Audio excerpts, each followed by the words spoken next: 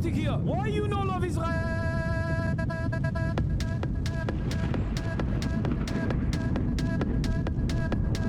Oh, you hate it?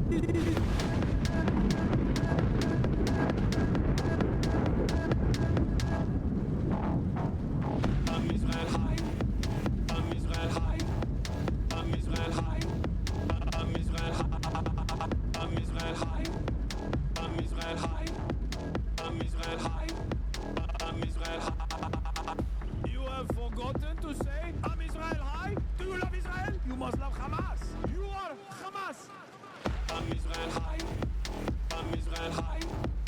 I'm Israel high. I'm Israel high. I'm Israel high. I'm Israel high. I'm Israel high. I'm Israel high. Oh, Israel not number one for you. Oh, anti-Semitism. Israel, small nation. Israel, tiny nation surrounded by scary Muslims. Ah, you are anti-Semitism. You are Hamas. You are Hamas. No politics here. Say Israel number one. Tweet Israel number one. No politics here. No politics here. No politics here. No politics here. No politics here. No politics here. No politics here. No politics here. Say you condemn Hamas. Say I'm Israel high. Say you condemn October 7. You are Hamas. No politics here. No politics here. No politics here. What's going on, everybody? I hope everyone's having a fantastic evening, afternoon, pre-noon, no matter where you are in the world. I'm Hasan Piker, and this is the Hasanabi broadcast coming to you live from gloomy, foggy, stolen land in sunny California. We are sitting on stolen land here, folks. We're live and alive, and I hope all the boys, girls, and MBs are having a fantastic one because today's a beautiful day. Today's a wonderful day.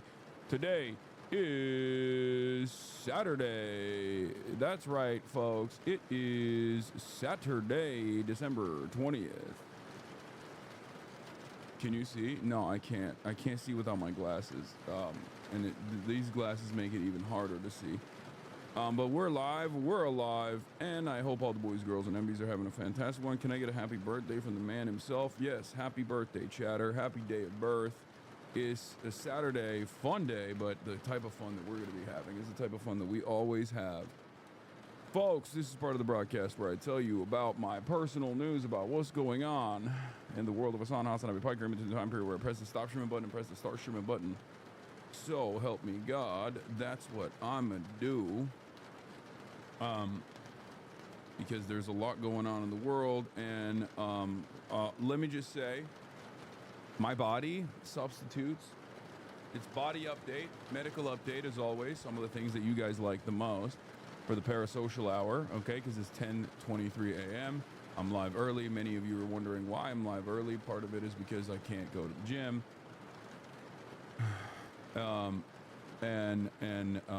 Part of it is because my foot hurts really bad now. My ankle and my back basically substitute between one another.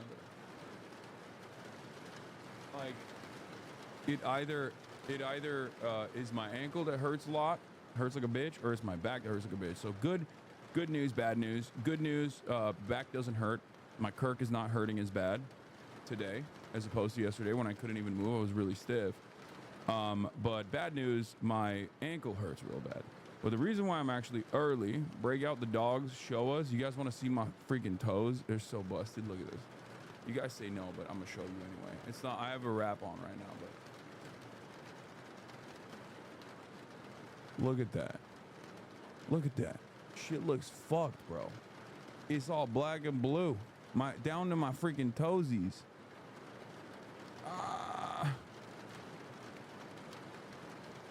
Swollen and weird. Yeah, it is swollen and weird. Anyway, there's a bruise line, bro. I know. Yeah, low Kirk. Low Kirk, they're going to have to cut it off. Hopefully not. Bro, why your toes weird? No, the other dogs, they make Kai and Fifi. Kai and Fifi are out and about right now. So they are not here. They're out on the town. roaming the streets. Yes, Dave Chappelle had a new comedy special. I did not actually see the new comedy special, but I saw pieces of the comedy special, and I'll obviously be talking about the new comedy special that Dave Chappelle came out with, where he had a lot of daggers for everybody finally, because all the fucking anti-woke shit has gotten so out of control that we low-key, Kirk, we might have gotten Dave back a little bit. So that's cool, you know? And another moment for woke is back, woke 2.0.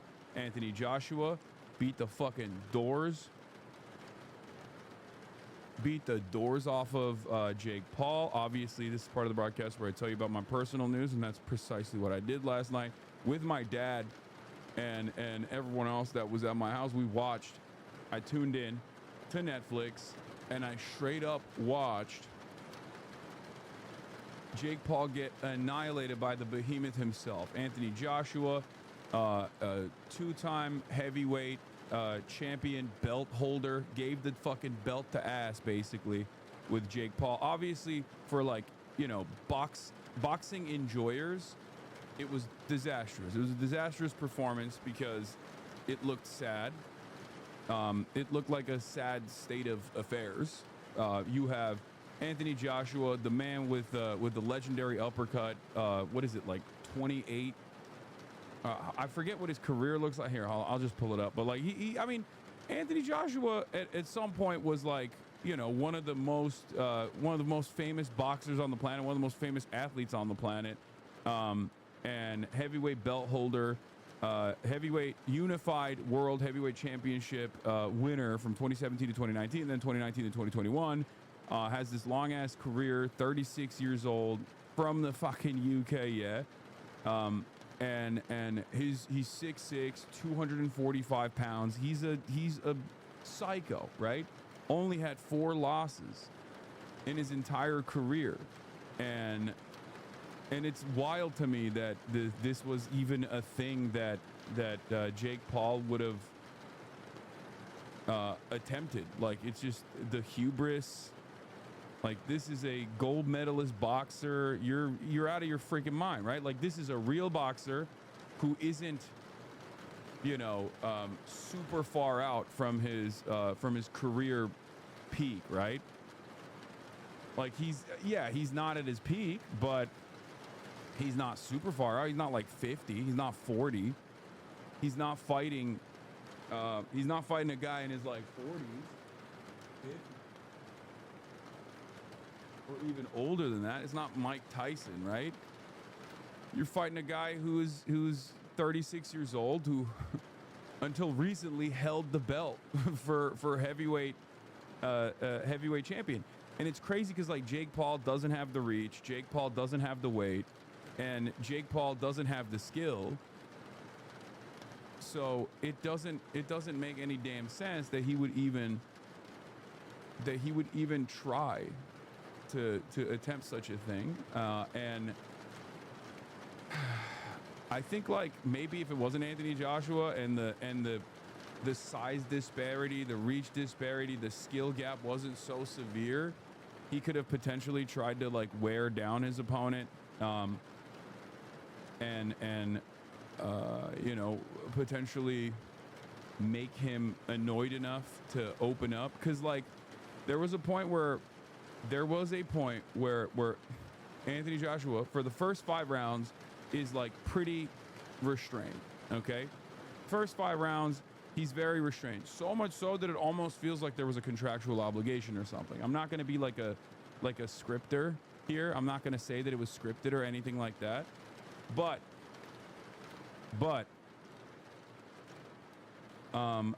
it did feel to me like he was just, like, testing it, you know? He was just, like, opening up a little bit, weighing the distance with his left, you know, some jabs, jab, really restrained and keeping up his pacing, keeping up his breathing. Meanwhile, Jake Paul is sitting across from him. And now this is an incredibly impressive feat as well. The fact that, like, Jake Paul even put himself out there with a titan like Anthony Joshua is impressive. If you're willing to get your ass beat, you're willing to get your ass beat. You know, there's nothing to it. And he did, right? And it's crazy because like he was just running around. He was running around the entire fucking ring. And there were a couple moments where he did actually have a couple decent dodges. Jake Paul did, right? But ego takes you only so far, right? Ego takes you so far. I guess it was the shit ton of money that he was making off of this event that was the reason why he was doing it, along with the ego. But I guess his technique was to just like really piss off Anthony Joshua. I guess it was his goal was to just like annoy him, survive as many rounds as he possibly can, annoy the fuck out of him to a degree where like he just drops his guard, and then he can get a couple sneak hits on it. Okay, and it almost worked. Like it almost worked. Like rage baiting your opponent to that degree almost worked, because he did have a couple moments, but because he was so fucking fat and so worn out, okay, because he was so fat and so worn out, and those 3-minute rounds are devastating, especially if you're, again, sitting in front of a fucking monster who's sitting at 6'6", 245, 245 pounds. There were a couple moments where he did actually get a couple decent hits on Anthony Joshua, but one of the funniest things I saw in the fight was Jake Paul. I think it was in the 5th round or something. He actually gets a pretty solid hit on Anthony Joshua. Okay. And what's crazy about it is he ate it. AJ ate it, and it was nothing. Like, it felt like he ate the hit, and it wasn't even like oh no, I got hit. Like, there was no, it immediately connected with Jake Paul. Like, immediately, like, didn't even brush it off. Just went, boom, and then boom. It was so fucking crazy to me. And I think it was probably because at that point Jake Paul was dying, and the reason why, I mean, his technique was pretty obvious, you know, run around, try to make up for the reach disparity by annoying him and causing him to drop his guard at some point so you can get a couple sneak hits. It didn't work because the first 5 rounds Anthony Joshua was very restrained and consistently kept the distance. Okay, consistently kept his distance and was like trying to land some normal hits from afar, trying to find an opening so he can do his, trying to find an opening with a right uppercut at any point. He didn't really have any opportunities for that, but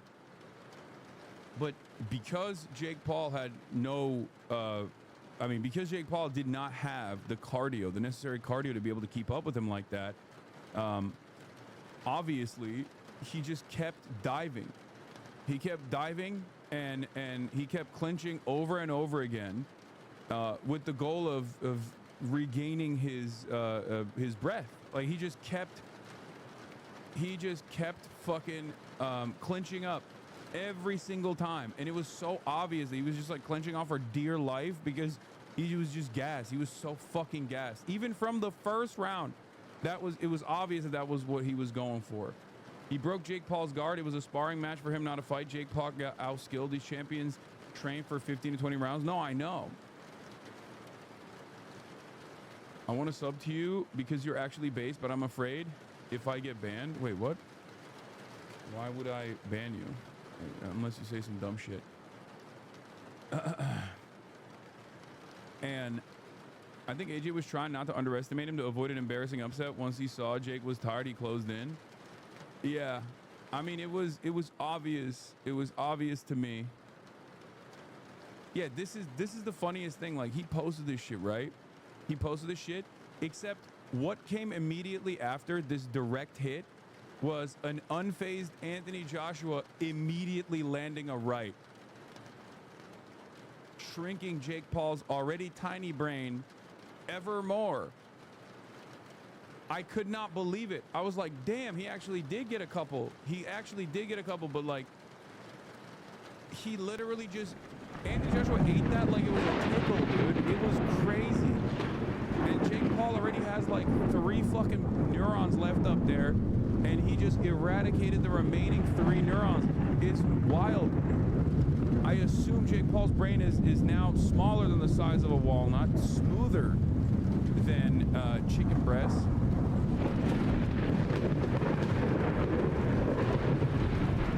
Yeah, his ass got no folds left, bro. He just fucking, Anthony Joshua cleaned out the remaining folds that he had up there. Just flattened it out. The remaining wrinkles up there are gone. Okay? Doctors at the end of the day are gonna look at Jake Paul's brain as like the most, like the biggest victim of CTE of all time.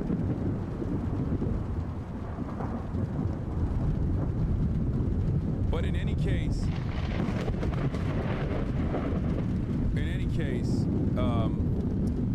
yeah, it wasn't like great to watch from a, you know, technical boxing perspective, and I totally understand that. If you're like a fan of good boxing or whatever, of course you're not gonna appreciate this fight because it doesn't feel like a fight at all. But it was, you know, it was fun specifically because it's Jake Paul and he's a villain and he's getting his fucking ass beat. That was fun for me. I watched it for that reason because I watched it going in, and I think a lot of people had the same opinion, right? Where I suspect you guys were all thinking the same thing I was thinking, which is like, this is scripted, right? Like, they're gonna do like $100 million play here. Anthony Joshua is gonna disappoint by, you know, taking a dive or something. Maybe like, you know, maybe it's just I don't know. I just never think that Jake Paul is actually going to do an honest fight, right? I just don't. I don't think that was gonna happen, right? One thing people need to realize is that Jake is not a YouTuber boxer. He's been training for 7 full years. To put that into perspective, Joshua became world champion 8 years after he started training. Yeah. Also, no, Jake Paul is a fucking YouTuber still at this point. Because just because someone has been training boxing for 7 years doesn't mean that they're actually a skilled boxer. That's the difference between someone who might not be at his prime, but is still like very clearly a world title holder versus Jake fucking Paul, who's been training for 7 years. There are plenty of people who, I think, in the professional sphere, that if they also tried to like find themselves in a comparable weight class to Anthony Joshua with a tremendous reach disadvantage, who are professional boxers who've been boxing for like 7 years, would probably still get the fucking doors knocked off of them. Okay? In any case,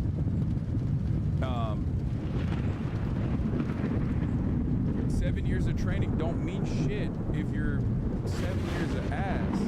7 years of training don't mean shit if you're fighting. Like, it's only significant for someone like myself. Like, I would not be able to fight any of these people, okay? Jake Paul, probably a much better boxer than me, right? But I'm not a boxer. You know, do you see what I'm saying? So if you're trying to make a name for yourself as like, you know, in the boxing world, and you're just consistently beating people that are way past the point of their prime, like super fucking old, yeah, no shit. Eventually you're gonna run into a person who's gonna whoop.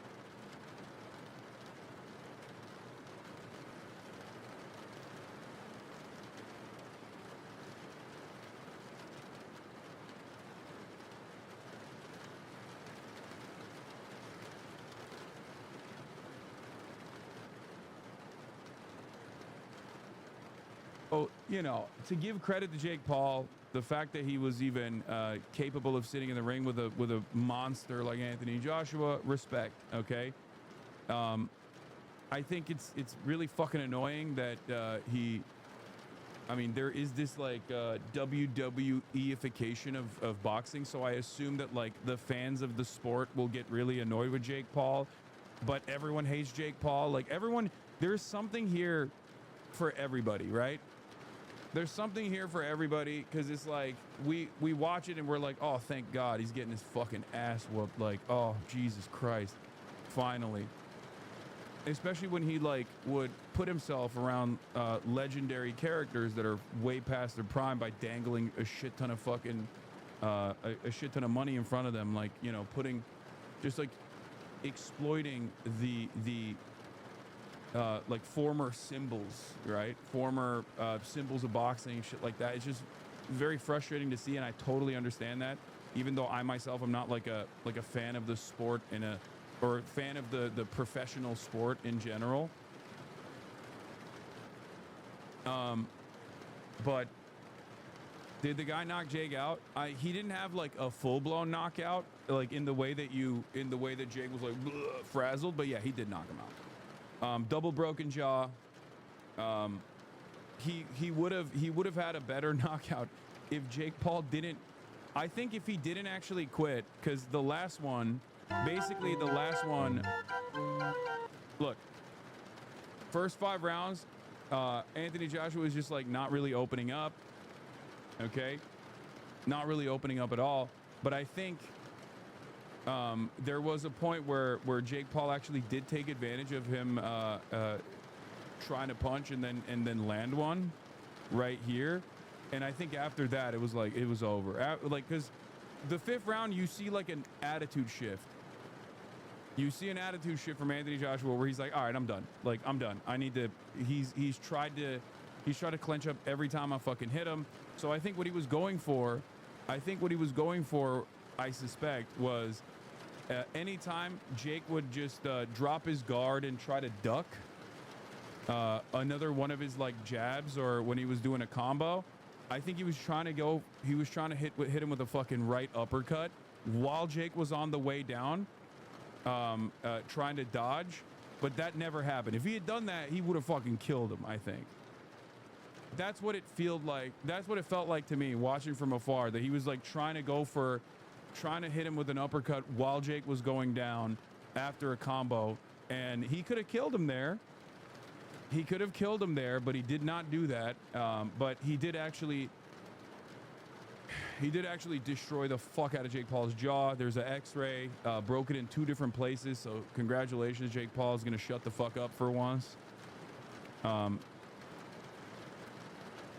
Was very disappointed Jake wasn't rolled out. I mean, dude, this was embarrassing. Even if you're not like a super big boxing fan, you watched a villain of the internet, a villain of society, run around on his hands and knees, basically begging not to get his ass beat by this behemoth of a man who ended up beating the fucking doors off of him. Are you kidding me? He still made it back, but you know, that's how it goes. I like to think that this is the moment where Jake landed a hit and then immediately ate it. Not taking those punches very well, but that punch right there from Jake Paul was the cleanest shot of Jake Paul. Yeah. People should walk away with 3 things I've seen in the Jake Paul versus Anthony Joshua fight. All the cryptocurrency dildos are just like trying to find a way to make this seem favorable to Jake Paul. Jake Paul's one of the toughest boxers in modern history. No, he's not. Like, what the fuck? What are we? Why would he be one of the toughest boxers in modern history? I don't know shit about boxing, and even I know that's not the case. Like, that's such an insane thing to say. What a crazy statement. Yeah, for a random guy off the street, sure.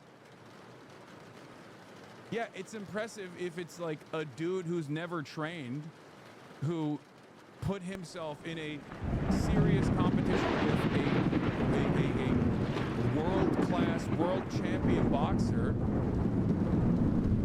at this point, he's trying to make a name for himself as like a career boxer. It's just not gonna work.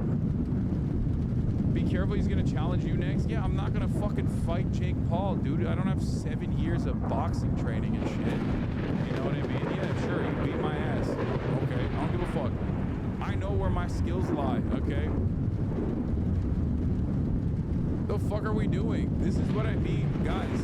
I'm a 34-year-old adult who is a political commentator. What are we doing here? Are we having, like, are we 14 years old? We're like, oh, you can beat him. Okay, sure.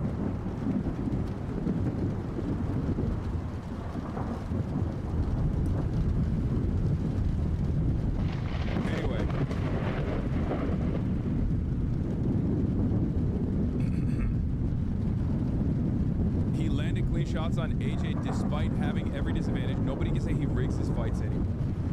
Yeah, my ankles got destroyed fucking running down a basketball court, okay? But in any case, that was fun. That was a fun, exciting thing to watch because of the way it ended. And I think, yeah, overall, I think woke is back. I think that's what took place here. Because like Anthony Joshua, for the ball knowers, is considered an anti-white racist or a black supremacist racist as well. So like that makes this fight even funnier. Okay. And obviously Jake Paul is like MAGA. I think there was a point where he said something about like a black boxer where he was like, this was disrespectful to the supreme black race or something. He just said something like that. He said something along those lines, and then people were like, you're being fucking racist. You're being fucking racist. Oh, the other thing, dude, watching Jake Paul like actually be fucking terrified. You can tell Jake Paul thinks he deserves to live. No, that was also a very, very... Bro, it's simply African. What do you mean he's a black supremacist? I'm not saying that, dumbass. I'm saying that was the fucking controversy around him where like white people got in their fucking feeling. Which is why I'm saying that this makes it even funnier. Chill, fuckhead. Bro, you're the one who got mad at me. The fuck? Misunderstanding my point. That's what people were crying about. Okay? AJ is a good example of what's wrong with mass immigration. First of all, he's an anti-white racist, as per his speech during BLM protests, where he called for blacks not to use white businesses. Secondly, he waves around a third world flag as if it's worthy of respect and represents it. My prediction, he will. First of all, he lived in Nigeria. Okay, like it's perfectly valid for him to promote a country that he lived in, like his own personal background. Like he's Nigerian, he's of Nigerian descent. Why the fuck wouldn't he rep that? White people sometimes feel so jealous, almost. Like, I swear to God, when people get mad at this shit, when people get mad at stuff like this, it almost feels like you're just upset. You're just jelly that you don't have anything that you can, like, point to beyond, I don't know, jelly names or some shit, okay? Like, what is this fucking fragility? But this is why I'm saying, like, woke is winning again, okay?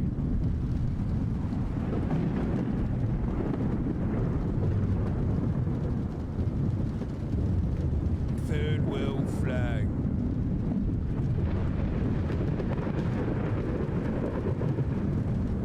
Third world flag, yeah, fucking hell. Shut the fuck up, bitch.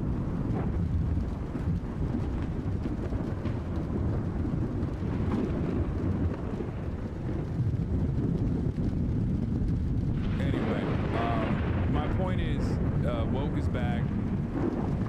It's very obvious that woke is back,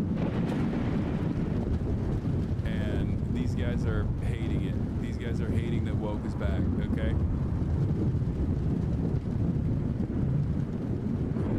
Let me post, I'm gonna post these,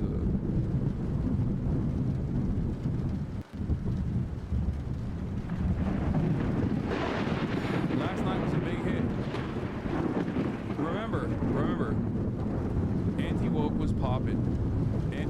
popping last year? What happened last year? What happened last year with Mike Tyson? A Maoist. That was a telltale sign that anti-woke is popping off. What's going on now is that woke is fucking back. You feel me? You understand? It's very clear. That is my takeaway, okay? That is my takeaway from this. Mike Tyson is a Maoist? Yeah, well, he's everything. let's just move on from Mike Tyson's background as a champion of woke, because he's not. But I was trying to make the joke fit, okay? I was trying to structure it in a way that it fucking makes sense. Shut up.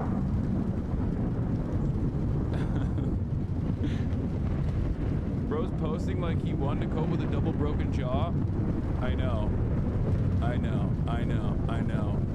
He is, yeah, Jake Paul broke his jaw in 2 different places. There's like the x-rays that came out actually. It's not great, not looking too great for our boy. But yeah, boy, AJ was cheesing, better angle. Oh, this was, yeah. This is, like, is this edited? Because it looks like a meme. Where he's like, wait till you find this one. Wait till you find what's coming next. Oh, this is edited. Okay, it's edited. Okay.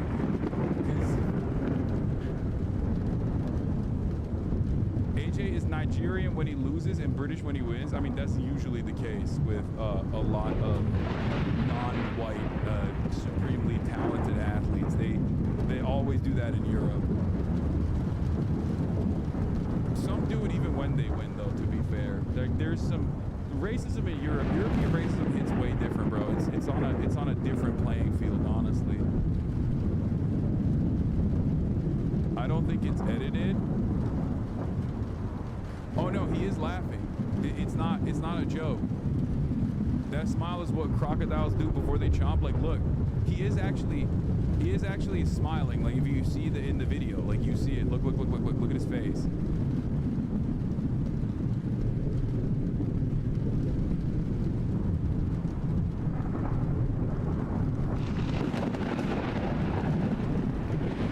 Spoke out once against his manager and the media started calling him Mohamed Salah. Yeah, that's all it takes usually. Oh, but it was great. It was great. It was fantastic. It was fun. It was fun watching all the fucking racist maul.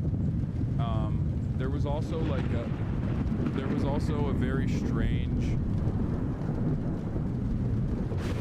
There was also a very strange character that I wonder if you guys saw. Like, if you want to understand like the Jake Paul boxing fans and the mentality and the behavior that they represent, it's this fucking guy. I think that perfectly represents this. Look. As soon as I saw this, I was like, there's no fucking way, dude. Like, this guy's out of his mind. Look, watch. Look at this guy.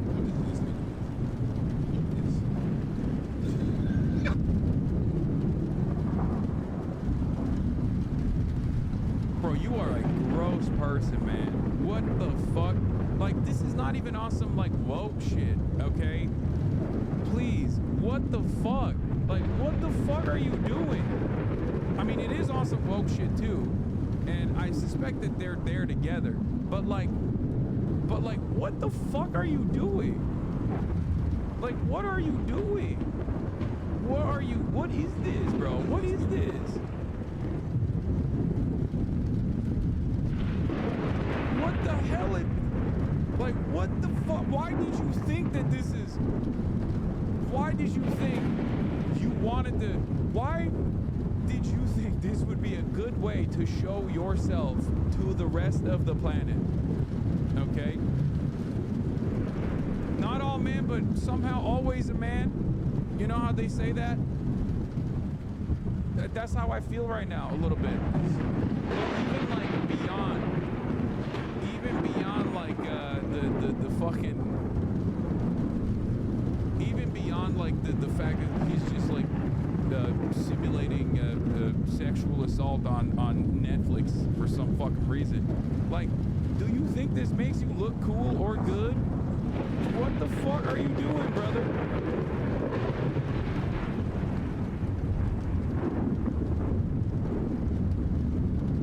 It makes no damn sense to behave like this. A white man, I'm posting like a race realist right now. Hey, Yugo? Was there a Yugo raid? Ugopnik raid? Hey, shout out to my Balkan brother. Hope you had a good stream. Okay, stop making me rewatch instantly. I just think this is the perfect demonstration of just like Jake Paul fans and like Jake Paul fans and just like right wingers in general, like the alpha guys, you know what I mean? The men's right activists, watchers. Because like, listen, we like contextually, there are places like me and Will do shit like this to one another as like best friends, you know what I mean? Like, but this is such a fucking gross and weird thing to do. Do you see what I mean? Like, I'm not even gonna sit here and be like, oh, this is always unacceptable. It should never happen. It's like there's time and place.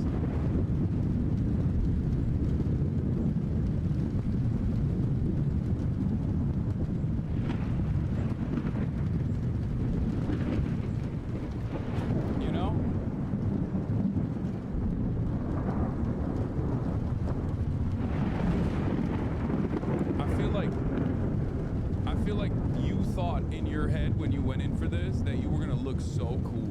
Like, look at me with the girl I brought to the Jake Paul fight that's like totally out of my league. Let me fucking dominate her a little bit.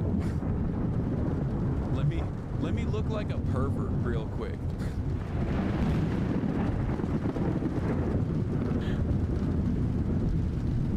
Hold up. Let me look like a fucking pervert. I don't think he brought her. She's a stranger. She's in front of the barricade and he's behind. Nah, there's no way. Nah, there's no way. That seems far-fetched. That seems a little insane. I'm ready to believe that that's his sister before I'm ready to believe that that's like a stranger. You know what I mean? And even that, I don't think it's like. I love being a woman.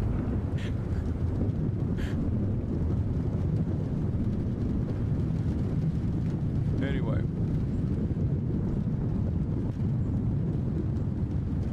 Oh, they also remember the photo that we caught on the Jeffrey Epstein files? Like, they removed it. Anyway, let's blast off. I forgot because I was talking about the Anthony Joshua beatdown. The fucking the beatdown on anti-woke from AJ. It was very exciting. But we obviously have a lot to cover today. There's a lot going on today. And they're calling AJ Joy Boy. It was a Joy Boy ass moment, dude. I could hear the drums of liberation in my head. I could. What did they remove? Hold on, we're gonna get into that. Now, part of the reason why I started early today is because there's a lot of news to cover, but also because Rokana's coming. Rokana's coming over, which is probably not something that you ever thought you would hear on this broadcast, but Rokana will be in the building in a little bit and in an hour, and we're going to be talking about the Jeffrey Epstein stuff quite extensively. As you guys know, he's as you guys know, he is one of the main Democrats in Congress that has been leading the I mean, he goes everywhere. That's true. Yeah. He does go everywhere. But live early.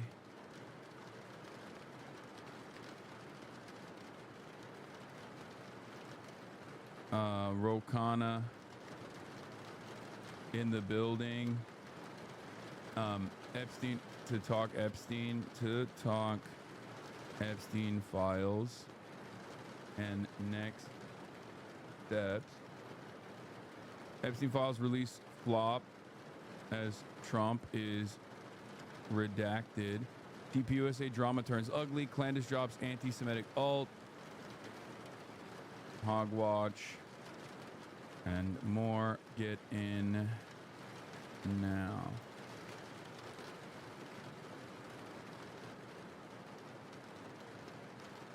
Rose coming to your house because he wants your support when he announces his candidacy for the presidency. Hey, listen. Listen, all I'm saying is, if you don't treat me better, I'll do it. Are you going to give a critical interview, or are you going to just hang out and talk Epstein? I mean, we'll talk about a bunch of other stuff too, but it's mostly going to be about Jeffrey Epstein.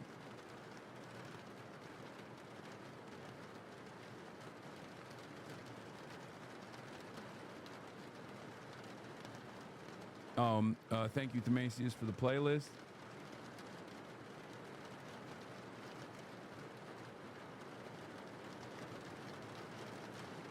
For your title, it's KHANA with 2 N's. It is. It already has 2 N's in the title.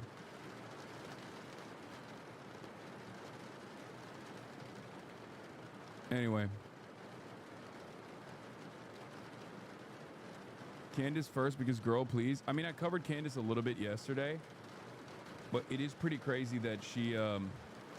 So Ben Shapiro called out Candace Owens for being anti-Semitic and a conspiracy theorist, and I fucking despise Ben Shapiro. Obviously, as you guys know, part of the reason why I despise Ben Shapiro is because he literally made Candace Owens, and it's this weird situation because, like, you know, I think I go back and forth on this because, like, from an American domestic politics perspective, they're both horrible, right? They both believe in pretty much all the same shit, except on Israel and on anti-Semitism, right? Ben Shapiro and Candace Owens are identical in their worldview in virtually every single thing. But the place where Candace Owens actually comes across as a more popular figure or has like the moral position is Israel. However, what's guiding her Israel position is anti-Semitism. And the place where Ben Shapiro is supposed to come across as the more moral, more coherent person is anti-Semitism. But Ben Shapiro is very pro-Israel. So this is a unique predicament. And the same goes for the entire, like, Tucker Carlson and all these other people. This is not a defense of you know, Tucker Carlson or Nick Fuentes or Candace Owens in any way, shape, or form. It's more so to tell you that, like, they have morally repugnant worldviews that are damn near identical. And yet, for some reason, liberals look at this, with the exception of, you know, people in this community we watch obviously from afar, and we're enjoying the explosion, the implosion of right-wing infighting, the ideological differences at play here, and the sharks that are out because there's blood in the water, and everyone is trying to basically take advantage of the void that Charlie Kirk kind of left here a little bit, and the additional media attention that's come in the direction of Candace Owens and many others. Some people are jealous. Some people want to take on that mantle as like the top dog in the right-wing commentary sphere. It's perfect. It's everything I could have ever wanted. Didn't get the link again. Can you please send? Yeah, you got it. Don't worry.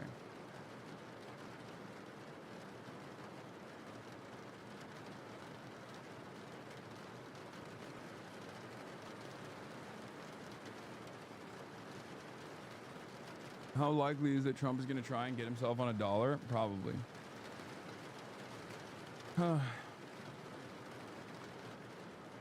Massey is terrible on everything except Israel. Please don't ever platform Massey. I mean, this is what I mean. It's like Thomas Massey is another great example of this, where, like, I do think he's sincerely anti-Israel. I think he's sincerely anti, you know, Jeffrey Epstein. And he has played a much more important role, in my opinion, in the release of the Epstein files than even someone like Marjorie Taylor Greene has, right? So these are weird allegiances that are forming. I don't think these are long-standing allegiances. This chat is filled with TikTok leftists. What the fuck are you saying? Platform Massey? I know. There is no platforming a congressperson. Everyone is being stupid about that stuff. I don't really care about that. Having said that, though, yeah, look how Hasan might give Thomas Massey clout. I know. Having said that, though, it's there is this strange new boundary specifically being built around Israel. But what's interesting about the boundary around Israel is that it's not like a single issue that doesn't touch anything else. As a matter of fact, it's one of those things that is all encompassing in very meaningful ways, partially because of the pro-Israel contingency and how much it has embedded itself in American domestic affairs. Because this isn't like if I was running around, I don't know, talking about one angle, like even if I was, let's say I'm like anti-Ukraine, right? And there are plenty of these guys out there who are like anti-Ukraine. They think, you know, Russia should just take over, yada, yada, yada. There is not a lot of conversations you can have beyond just making your case for why you're anti-Ukraine, why you're pro-invasion of Russia, or why you think America shouldn't give any aid, render any aid to Ukraine whatsoever, right? But the conversation basically ends there because the advocacy groups are not as aggressively involved in meddling with like domestic affairs. The advocacy groups are not as there is no like censorship, for example. There's no censorship demands coming from you know, Zelensky that comes out and goes like, Mr. President, they are talking shit about Ukraine, you must make sure that they are fired, you know? Like, that doesn't happen. There isn't like a Ukraine pact that demands fealty. You know, there is no like, there's the Votnik soup guy, but there is no like stop anti-Semitism version of like Ukraine. There is no like stop anti-Ukrainianism or something, right? Like, it doesn't. A lot of anti-Semites in the chat reported, I already banned him. You guys are still fucking on it. Like, I personally banned him immediately. Okay? The reason why I bring this up is because, like, the reason why I bring this up is because it's, like, obviously a more significant part of, like, domestic affairs than other foreign policy issues are. Even though foreign policy, of course, is foreign policy almost always has domestic impact, right?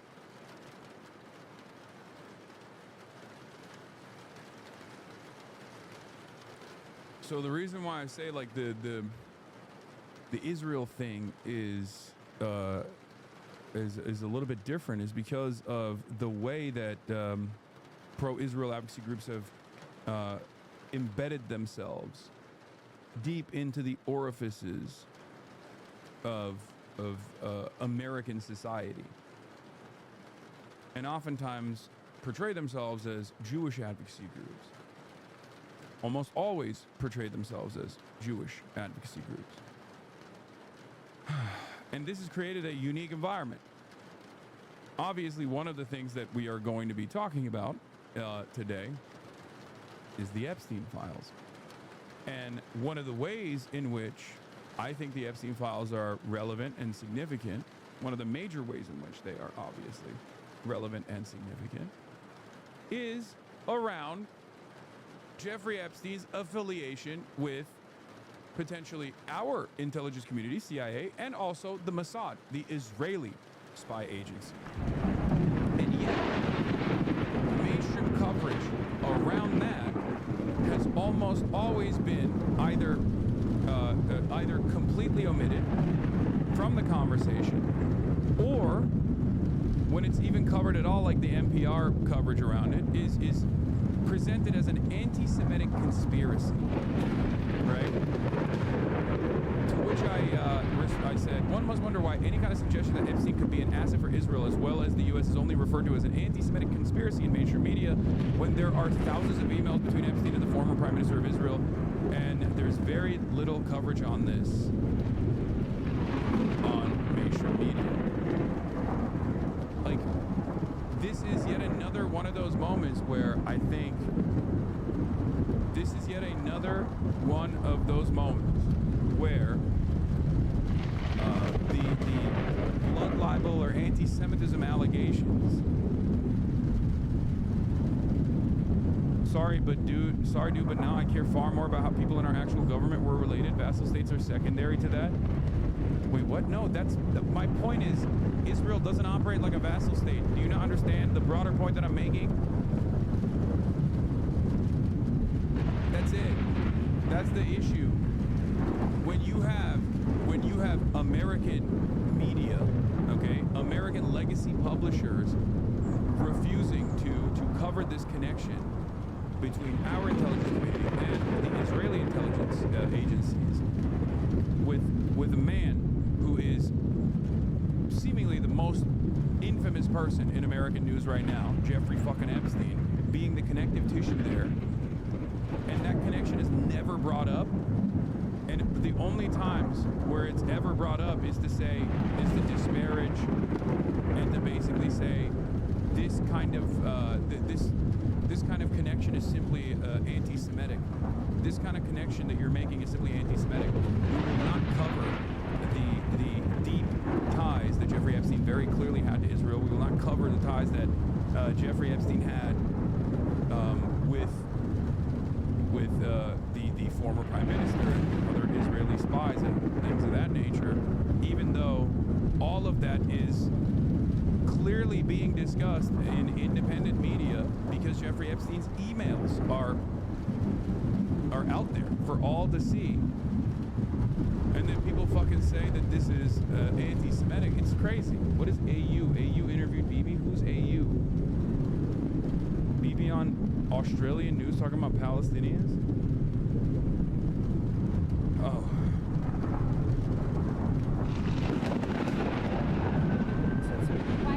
Here's Representative Thomas Massey. Epstein had close ties to our own intelligence agency and Israel's intelligence agencies. That's why they're trying to stop this. He is working so hard not to get them released for so many months. What do you think the real reason is?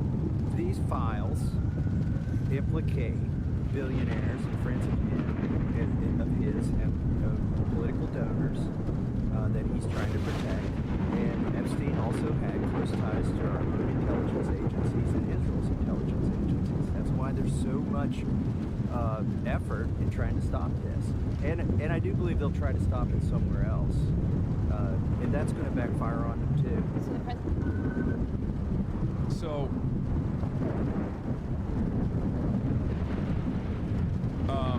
So that was there's two different angles here that are obviously very interesting.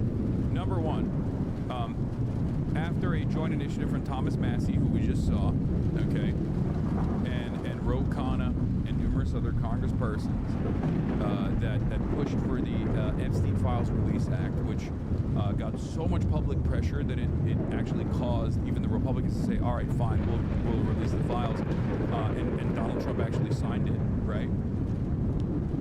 They were forced to release the Epstein files yesterday in accordance with the law, except the law was very clearly designed to ensure that some of the things that the DOJ did not happen at all. For example, the heavy-handed redactions that the Department of Justice lawyers engaged in directly contradicts the language of the Epstein Files Transparency Act, which directed the DOJ to provide internal communications regarding their decisions. Not only did they actually hit the heavy marker, the heavy black ink marker, and we saw hundreds and hundreds of pages, according to BBC, over 90% of the files were redacted. We still haven't even seen the entirety of the files at all, right? And there were instances where, like, there were some publicly available photos, for example, that were redacted as well. Do you have any idea what they would put the image of MJ and Diana Ross with their kids? That's Paris and Prince Jackson, MJ's kids, and Diana with their daughter. The unredacted photos public on the internet. That could have been an accident. That could have been a mistake, or they could have made it so that it looked worse for Bill Clinton or something. But it's very obvious that it was like it was very obvious. It was like called months ahead of time. That they would just simply dangle some red meat in front of the base by saying, look, Bill Clinton, Bill Clinton, Bill Clinton. Don't look at Donald Trump. He's not in any of the photos.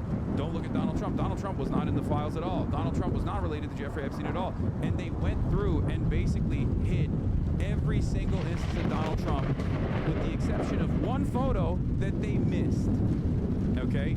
And the reason why we know that they absolutely heavily redacted Donald Trump is partially because there were plenty of photos of Donald Trump that the House Oversight Committee had actually released from the Epstein files, okay, ahead of time. None of them were in the fucking Epstein files, okay? And this photo, file 468 from the Epstein files that includes Donald Trump, has reportedly now been removed from the DOJ site release per oversight devs. So we found this photo on stream, and we realized when we found this photo that they had forgotten to redact Donald Trump in this photo because he wasn't the main thing in the photo, right? Because he was in the actual cupboard, in the actual drawer, they forgot to redact this photo. So this is one of the only fucking photos in the entire Jeffrey Epstein files where they forgot to remove Donald Trump or redact Donald Trump.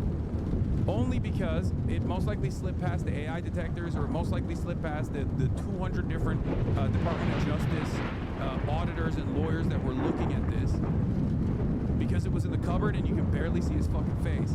Now they deleted this photo as well. They took it out of the fucking Department of Justice release after people noticed that they had failed to redact one of the photos of Donald Trump. It's like they're trying to look guilty.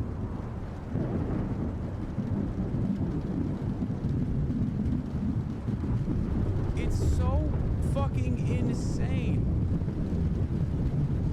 And we know this not only because of the discrepancy, but we also know this because Todd Blanche, former Trump defense attorney Todd Blanche, current Deputy Attorney General Todd Blanche, sent a statement to congressional Republicans in which he admitted that not only had they redacted 1,200 victims from the Epstein files in order to preserve and protect their identities, but they had also redacted the names and identifiers in the same exact standards applied to the victims of politically exposed individuals and government officials.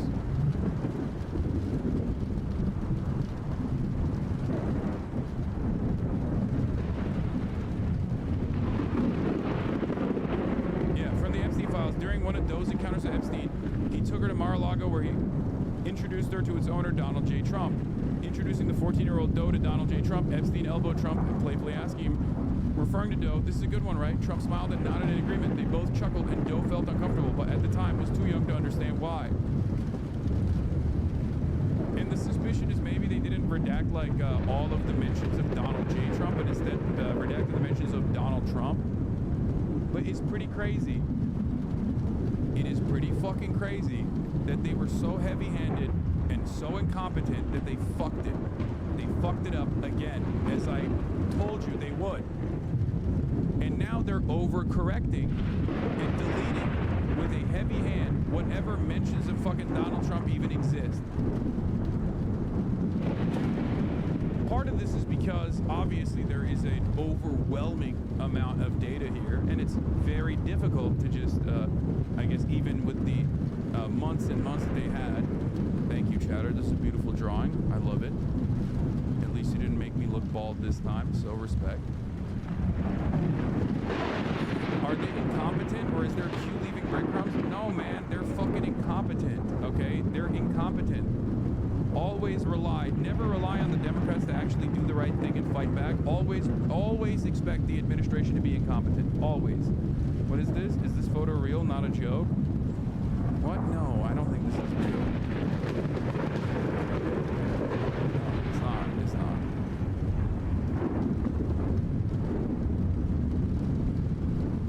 Don't be mean.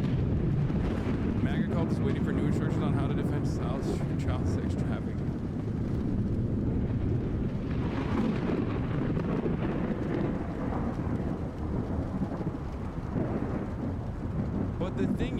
But the thing is, like, people have seen these files. Rokana's seen these files. I'm going to talk to him directly today in about half an hour. And Thomas Massey has seen one of the major things that Thomas Massey said yesterday that I thought was very important was by the time Friday rolled around, if they did not have 20 to 25 co-conspirators, men that were outed as engaging in illicit acts alongside Jeffrey Epstein, that would imply that they actually redacted the names of all of those co-conspirators.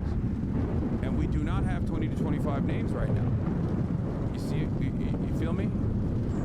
And the only place where we know the same number 25, the only reason why we know that the 25 number, aside from Thomas Massey, was mentioned was in the Ghislaine Maxwell court deposition, or the court filings for Ghislaine Maxwell, where in the court filings that they did not redact, they say there were 25 co-conspirators. There were 25 co-conspirators who have separate deals. Okay? So obviously,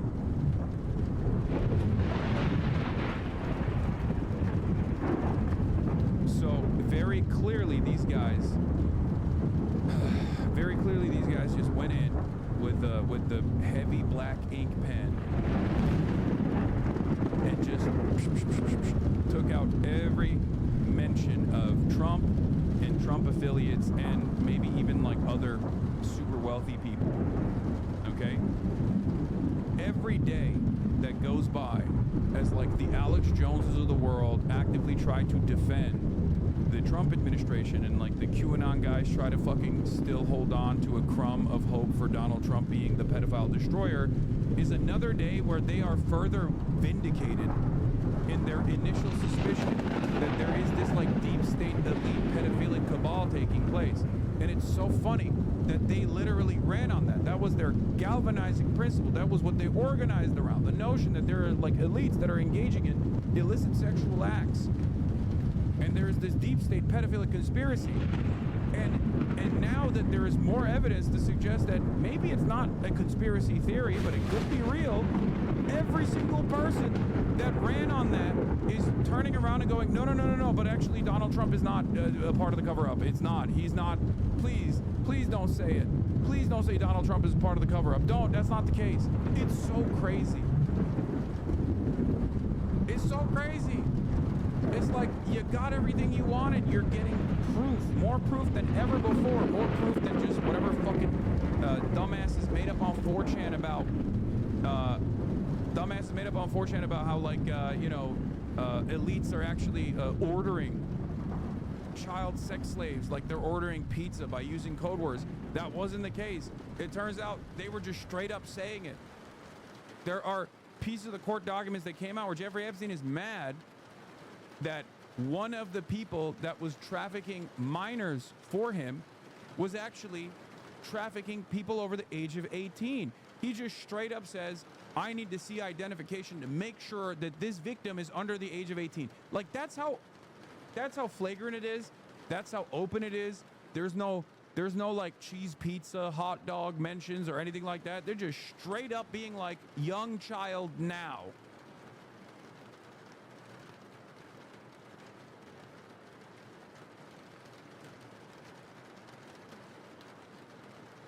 It's crazy. Why couldn't it be both? I mean, the reason why it can't be both is because there's no evidence for one, and there is a tremendous amount of evidence for the other. Okay?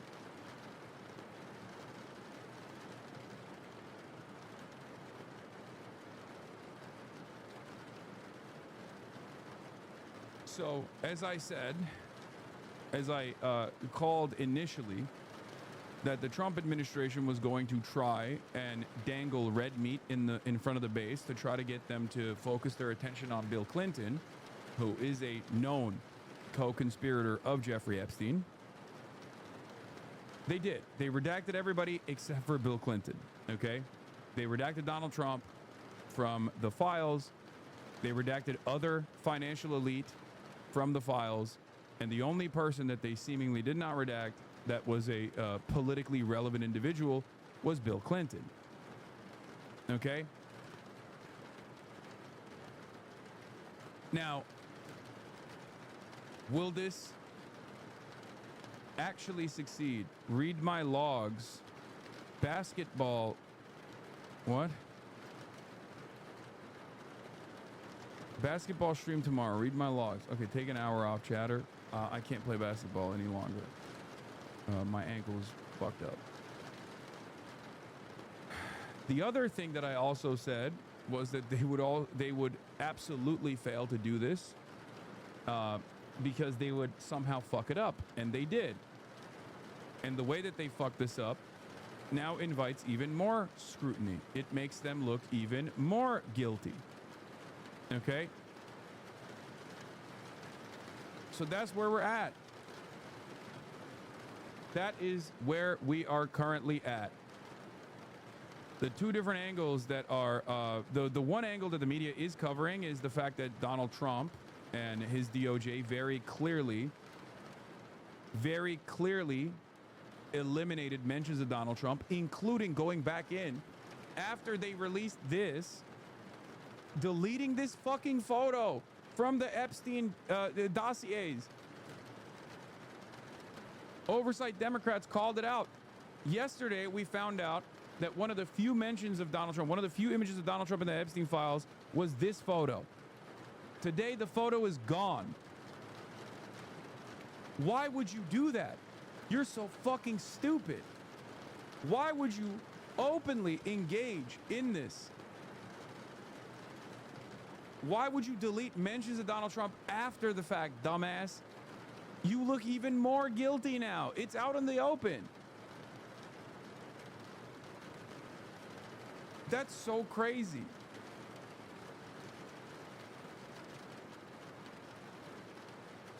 Here it is. This photo, file 468 from the Epstein files that includes Donald Trump, has apparently now been removed from the DOJ release. Attorney General Pam Bondi, is this true? What else is being covered up? We need transparency for the American public.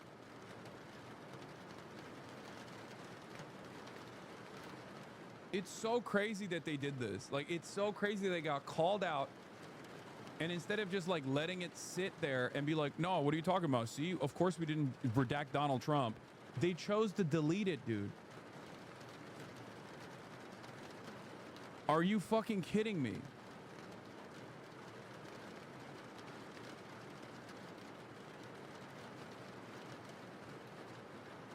Always assume the admin.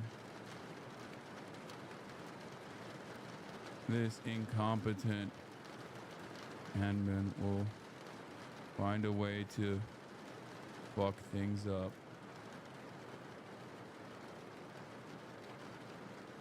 It's kind of them just saying, like, fuck you, lol, we don't care. Yeah, except you can't entertain that. You can entertain that when you got, you know, Reagan numbers, but you can't entertain that when you don't have Reagan numbers. When you have Trump 2 numbers, you can't be fucking running around and being like, huh, what are you going to do about it? Yeah, we're not giving our own base this information that they desire after running on delivering this information to our own base. Fuck you. There's no way. They're going to go crazy over it. They're going to lose their minds over it. This is going to piss off the normies, as I've already told you. Okay? And I need you to understand something.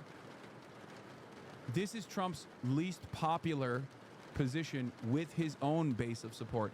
Republicans have never really deviated away from Donald Trump on any of the issues. Usually, it's 80% approval on virtually all of his policies, with the exception of this. On the Epstein files and the mishandling, Republicans have a 54% disapproval rating on Donald Trump's handling or mishandling of the Epstein files. 54%. Now, you might be thinking to yourself, oh, it's just only a marginal majority of Republicans that don't like this. That's crazy. You need to understand that needs to be compared with the 80% approval for everything else. Donald Trump's been fucking up everything else, okay? And yet Republicans seemingly are still on board with everything. They still show 80% approval, 80% approval, 80% approval, no matter what. Even Asmongold took Trump's dick out of his mouth on this one. Yeah, because he's fucking seeing the tea leaves, okay? That's the other thing. Just like with Israel, Asmongold, who spent the last 2 years consistently complaining that I and many others needed to be deplatformed because we were anti-Semitic terrorists, has now turned around and is like defending Puka Nakua and saying like the primary responsible, the primary party responsible for anti-Semitism growing in America is Israel. It's like, bitch, that's my take. You called me a fucking anti-Semitic terrorist for that for 2 years. He went from demanding that every college campus protester get deported or fired or thrown in fucking prison or something to saying, well, you know, we really got to deal with this Israel shit. Yeah. Asmongold is backtracking his support for Trump and Israel as their approval nosedives. Despite a year of daily praise, Asmongold now claims he never trusted Trump. And he says protecting Israel is America first despite prior calls for protesters to be jailed. Protesting Israel is America first despite prior calls for protesters to be jailed and deported. And I love that this guy says 1 year from now. Actually, guys, oh, no, never mind. I thought there was a defense of Asmongold. There are people that I've seen defending Asmongold being like, well, he changed his mind. No, he didn't, you fucking idiot. Last week, he was still saying, I'm the primary vector of anti-Semitism growing on this platform. My opinions didn't change. His did. One must ask the question, why? As a matter of fact, even when a shit ton of people in my community after October 7 were like, fuck you, I don't want to hear from you. I can't believe you wouldn't immediately say like, these guys are, you know, barbaric, super rapist monsters and have no emancipatory need here whatsoever. And how dare you say this is, you know, Israel's responsibility after 75 years of apartheid and genocide and ethnic cleansing. Everyone that left this community realized perhaps I was right and they might have been fucking wrong. Asmongold 100% spent the last 2 years going after every single person, every single fucking person that called out Israel with maximum intensity. He aligned himself with Ethan Klein. He was one of the major advocates for deplatforming. And I kept calling it out and I said, how is this free speech? How is this free speech? How is this free speech? And now that Donald Trump is losing his motion, losing his momentum, he is slowly going to back away. Okay? And I told you this already. I told you this from the start. His subreddit was partnering with the ADL. Partnering with the ADL to deplatform people like Morgan, deplatform people like myself, deplatform other pro-Palestinian content creators. And now he's over here talking about partnering up with Nick Fuentes, an actual anti-Semite.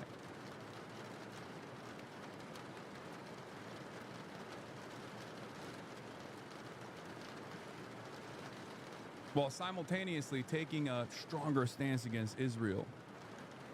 So what changed?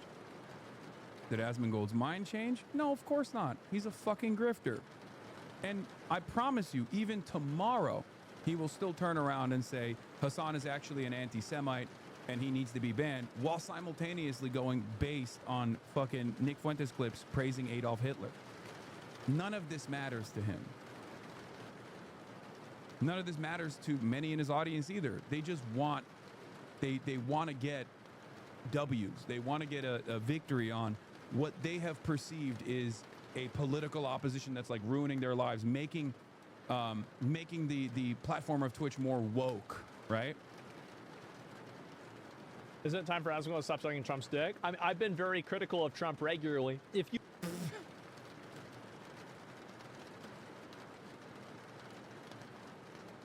I told you. I told you when the winds turn, he's gonna stop saying, yeah, based. Did I not? If you look at any of my commentary discussing things that he's done, you'll see that I'm extremely critical of him, even more so recently since the Epstein stuff. So this is just, it's again, just the typical Reddit one-dimensional thinking, because you couldn't vote for Kamala Harris. If she was going to do something, she would have. So yeah, you didn't even vote? Of course I didn't vote. Why would I vote if I don't feel like the candidate represents my viewpoints and my values to a degree that I feel confident voting for them? And I think that I've been proven right. I have been. I think I've been proven right with that. And I voted for this? Yeah. I mean, if I had known he was going to do this, I would have voted for him. I would have. Like, I 100%. I didn't vote for Donald Trump, but if I did, I would say that I voted for this. This is better than watching. I've been waiting for this to happen ever since BLM. This is what I voted for? Well, I'll tell you guys, how many of you guys that voted for Trump, you're getting even, it's even better than what you would hope for. You know he wrote this. Yep, this is what I voted for. Yep. To Iran, support for the Houthi terrorists must end immediately. Beware, because America will hold you fully accountable, and we won't be nice about it. Hell will rain down upon you like nothing you have ever seen before. What I voted for Trump to do was like what he did with the DEI stuff on day one. What I voted for him to do is what he did with, like, for example, Iran. You didn't vote? Yeah, exactly. But I would have voted. If I would have voted, that would have been what I voted for. Did Trump earn your vote by now? If I could go back. Yeah, this doesn't even do the amount of glazing he did / justice. Yes. This is not even a fucking fraction of the glazing. I mean, every fucking day. Yeah, based. Yeah, based. Yeah, based. Every time. Every single fucking time, dude. He went nutty mode. He was blowing bubbles on Trump's dick every fucking day. Not only did he blow bubbles on Trump's dick, I mean, he openly stated it too. Aside from the Epstein stuff, Trump is doing exactly what he said he would do. Maybe there's too many crying Karens on social media, so they're afraid of the optics. But this seems so dishonest. It won't work either. The bridge is burned, and those people will always hate them. Okay? I voted for none of this. Prominent influencers, including Theo Von, Joe Rogan, Andrew Schultz, are trying to distance themselves from the president. He thought there was more farming to be done on October 6, 2025. So he was still standing. But I promise you, the point is going to come. The day is going to fucking come where he's like, oh, yeah, Trump, he's not great. Not great at all, actually.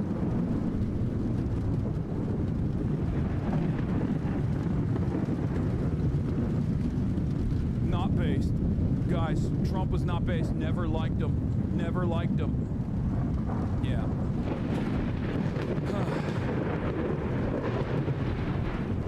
This is why I always say, like, it's unimaginably easy to fucking grift to the right.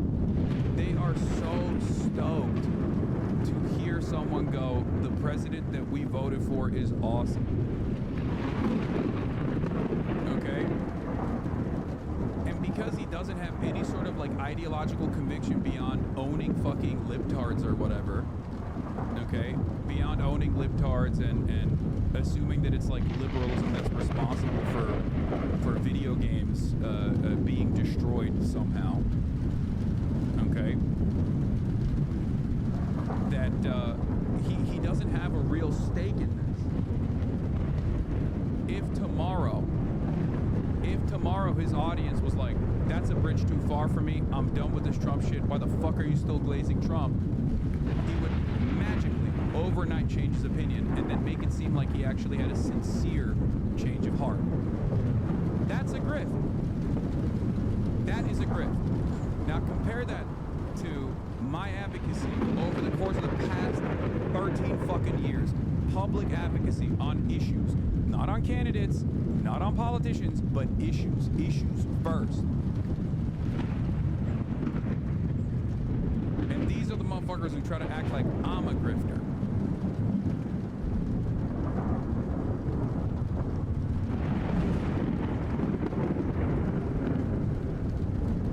Doubt it, Asman always goes against the chat. He is at the mercy of his community. And if you can't see it, he's at the mercy of the broader sentiment expressed by his community.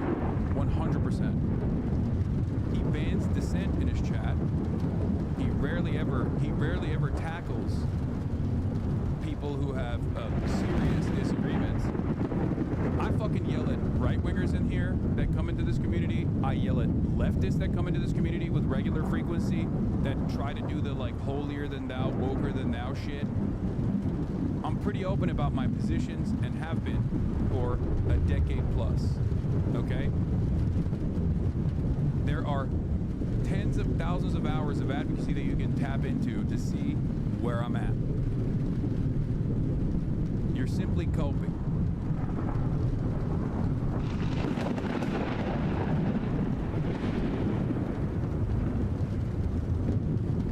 He's a grifter and a fascist piece of shit, but we should remember this man might single-handedly bring back the bubonic plague. The plague is spread. Okay, dude.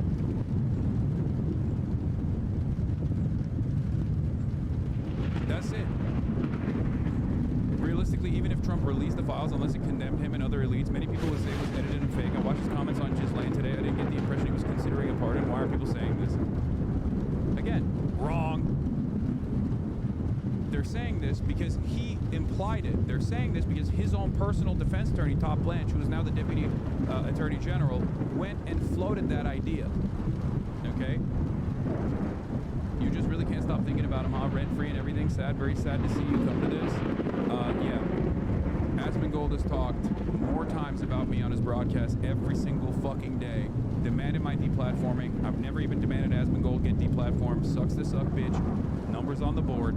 Asmongold has a 100-to-1 ratio to my commentary on him versus his commentary on me. You could say it's delusional. Facts are still facts. This is projection. It makes you feel bad, and the off chance that you see me covering Asmongold, especially because he's doing a serious attitude shift right now because he smells that there's blood in the water, and you can cope all day. But if you look at Asmongold's YouTube channels, versus my YouTube channel, what I choose to actually cut from my stream and post on my YouTube channel, for every 2 videos on Asmongold that I do as the largest political commentary person on this platform now, botted or not botted, doesn't matter, versus how much he talks about me, there is a major disparity. Okay? Bro just learned word projection yesterday. He's testing it out. Yeah, exactly.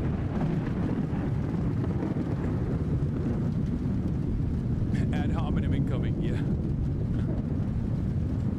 You have no counterfactuals. This is an ad hominem. Bro went on a whole fake campaign against Twitch just to try and hurt us on. Exactly. Exactly. And now he knows the ship is sinking.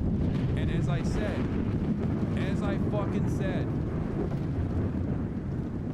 over and over again, when the ship is sinking, he's gonna pull out.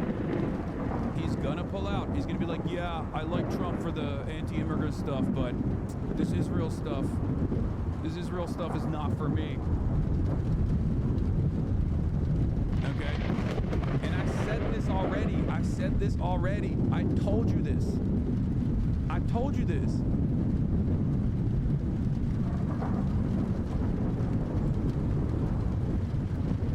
He went from defending Donald Trump trying to deport Mahmoud Khalil for participating in anti-Israel protests on Columbia campus to now talking about how the #1 spreader of anti-Semitism is actually Israel. It took 2 years, but he's there now. In time and vote for him, I absolutely would. I did not think that he was going to go this hard at all. Is it time? We have featured more than 1,000 anti-Semites on our platforms. 1,000. Feature them publicly, clearly, and with evidence. I might be misremembering it, but I think you said you DM'd him on Twitter about how he's wrong about that. I did. He was spreading so much misinformation about the Mahmoud Khalil case, specifically about what the Constitution protects and what the Constitution doesn't fucking protect. I told him directly, I DM'd him directly, and I said, Asmongold, you are wrong. The First Amendment does protect citizens and non-citizens alike. Okay? It's expansive. He really wasn't. You are just delusional. Wait, what? Asmondad was a Hasan fan? He really wasn't. You were just delusional? I don't know why you're bringing up Asmondad in this conversation, especially in a way that is like, that makes you look delusional. I have no issues with Asmongold's dad. I even reached out to Asmongold at the time to offer my condolences. I don't want to talk about Asmongold's dad. It's not relevant in this conversation at all. But I promise you, you're the one who is saying weird, random shit. Not only are you fighting an internet battle for a person that doesn't know who you are, but now you're also just like bringing up totally random things that do not favor you at all. Yeah, we love Asmon Dad in this community. Rest in peace. Anyway. We have featured more than 1,000 anti-Semites on our platforms.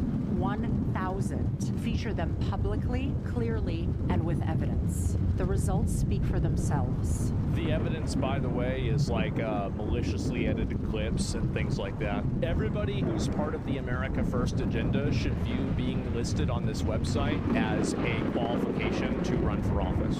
If you get listed on this website as being an enemy of the goals of Israel, then you are actually America First. Like, you can't say this about Palestine, you can't say this about Israel, and somebody who's an activist for this is going to be criticized in this way. It's ridiculous. They try to dox, mislabel, defame, slander, and misrepresent anybody who goes against their interests, and then creating a chilling effect across the entire country to prevent negative discourse about a country.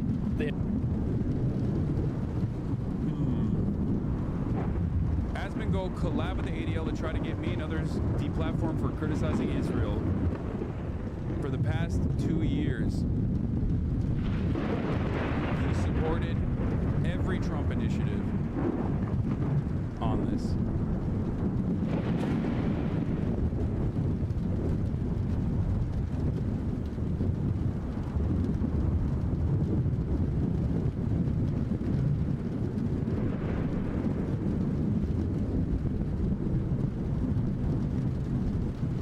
For days, but for virtually every single day for the last 2 years, he has demanded that I get deplatformed. Others who are anti-Israel get deplatformed. Consistently called him anti-Semitic. Here, the most insane version of events. The most insane version of events is the fucking Sabra hummus game. Okay. Sabra hummus game. Asmongold did a fuck ton of videos.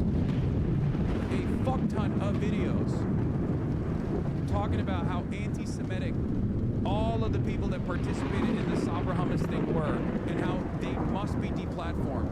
And his community ran with that like crazy. All the while, they were calling Nick Fuentes based.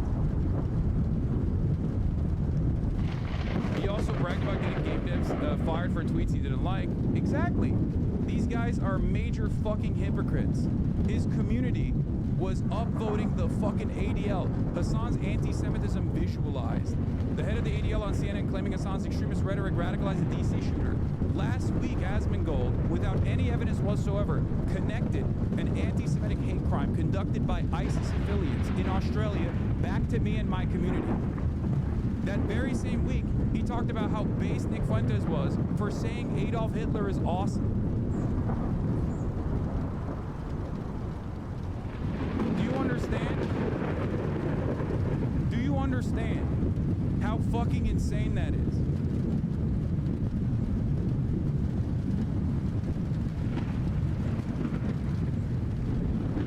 The ADL's putting pressure on Twitch again. It's time for Asmon's harvest again. #1 farmer in Twitch. Damn.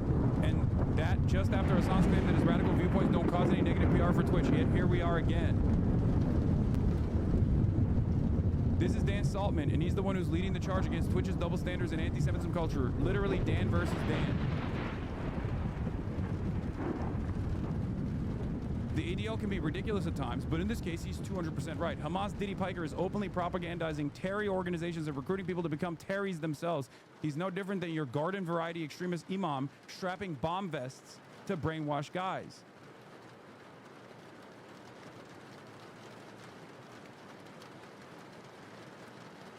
He's on your dick right now, per usual.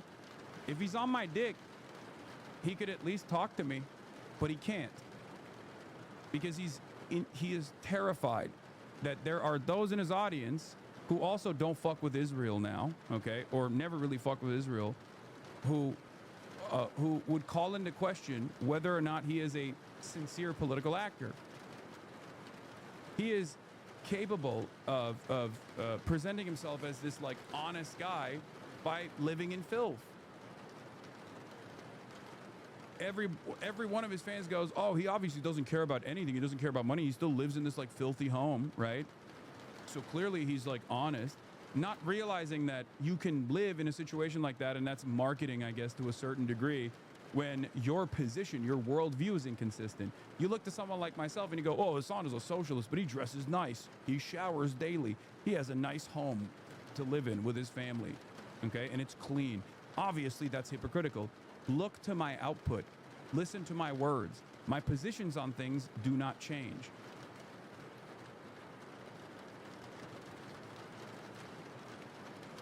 You're caught up in the aesthetics of it all.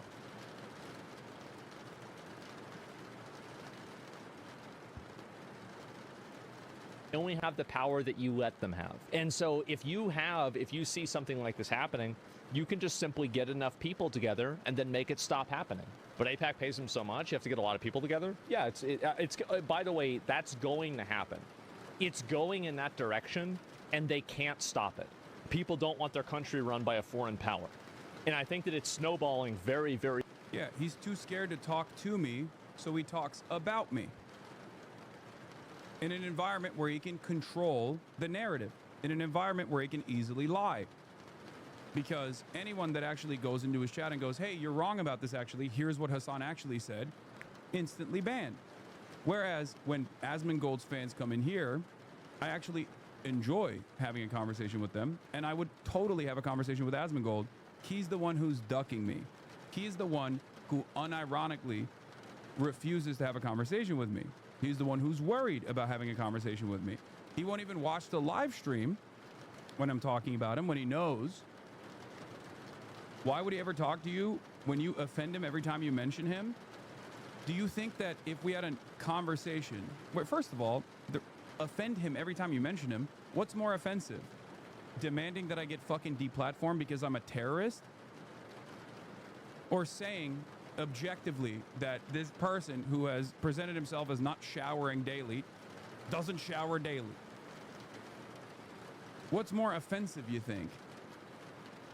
Because one is an opinion, a very negatively framed opinion, that actually is inviting financial harm and sometimes even actively saying that the government should take action, or in moments where the government has taken action against someone like myself for, advocating for positions that he apparently now holds as well, saying it doesn't go far enough.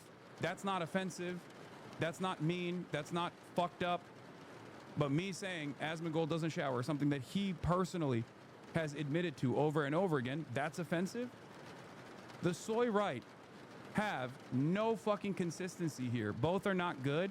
Brother, do you not see the fucking difference here?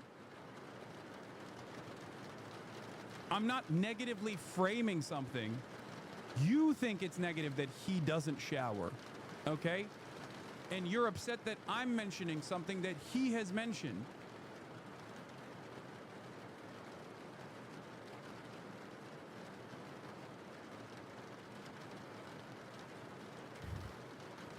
That's a part of his brand. I like how both of you are talking about each other right now like kids. Again, very silly. We don't have to do this back and forth. He's the reason why this is a back and forth. We can talk to one another. I have always stated, anytime, any place, that I am willing to have a conversation with Asmongold, and I will be respectful. He's the one who runs away from it. So if you have an issue with that, go ask Asmongold why he has an issue with it. Okay?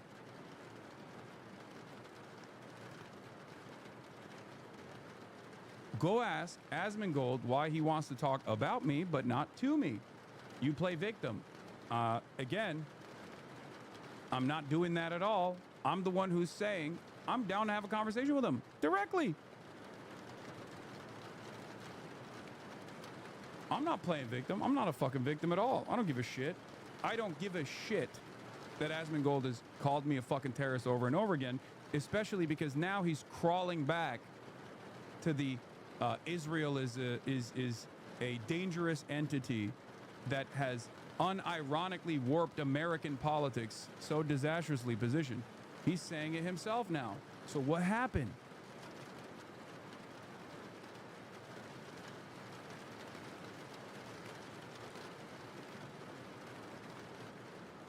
The reason why he doesn't want to talk to me is because his viewpoints do not hold up, because they are fucking inconsistent. That's the reason why he won't have this conversation. That's the reason why he's always running away from these sorts of contentious conversations. Very fast.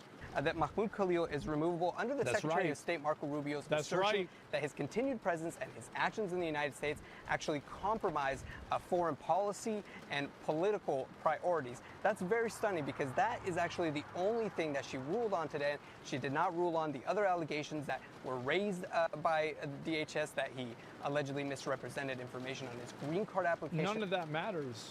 It doesn't have to matter. Like they can just deport him for whatever reason they want.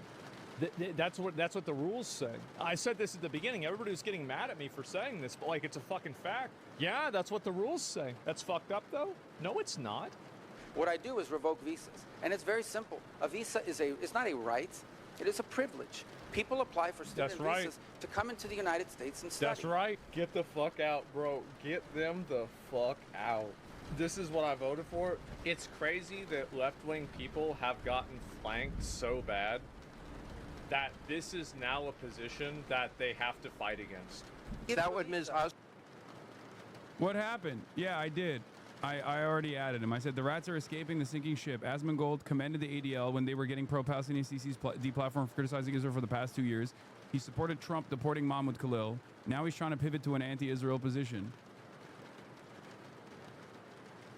Is there any solace knowing that the winds are changing in roach infestment basements? Yes, there is some solace there. I will welcome everyone with open arms.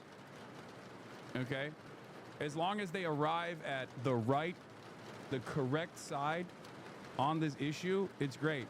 My fear, of course, isn't necessarily that they will arrive in the anti-Israel position, but they will arrive at it by, the Nick Fuentes perspective. They will turn around and say like, fuck the Jews rather than fuck Israel. Okay? That's my fear. My fear is that a lot of the anti-Zionist sentiment turns into anti-Semitism rather than a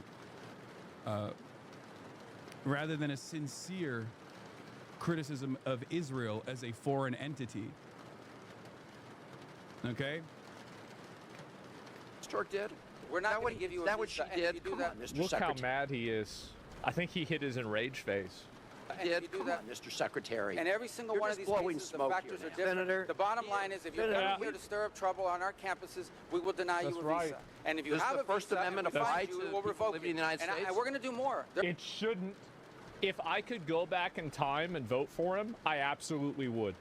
I did not think that he was going to go this hard at all.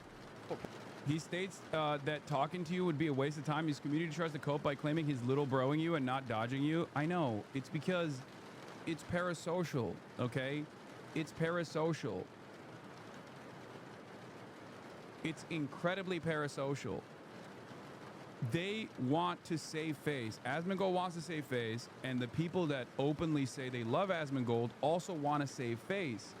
You both strawman each other and it's depressing. Okay, then tell him. Tell him to have a conversation with me so I can have a sincere debate. To have a normal conversation where I understand where he's coming from. The problem is, he's the only one who doesn't want to do that.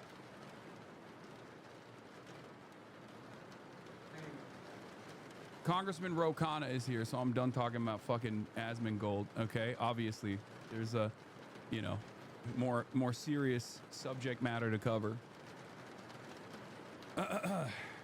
Anyway. That's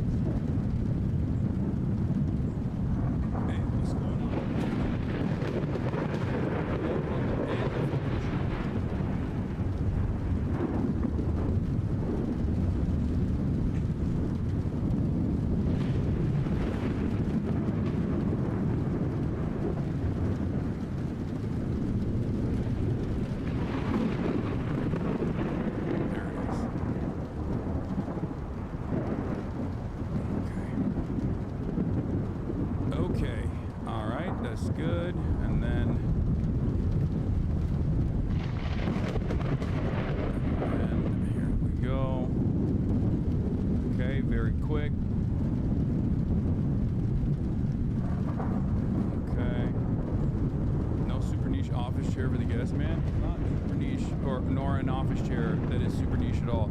Here it is. DOJ releases. Here, I'll start this off. Oops.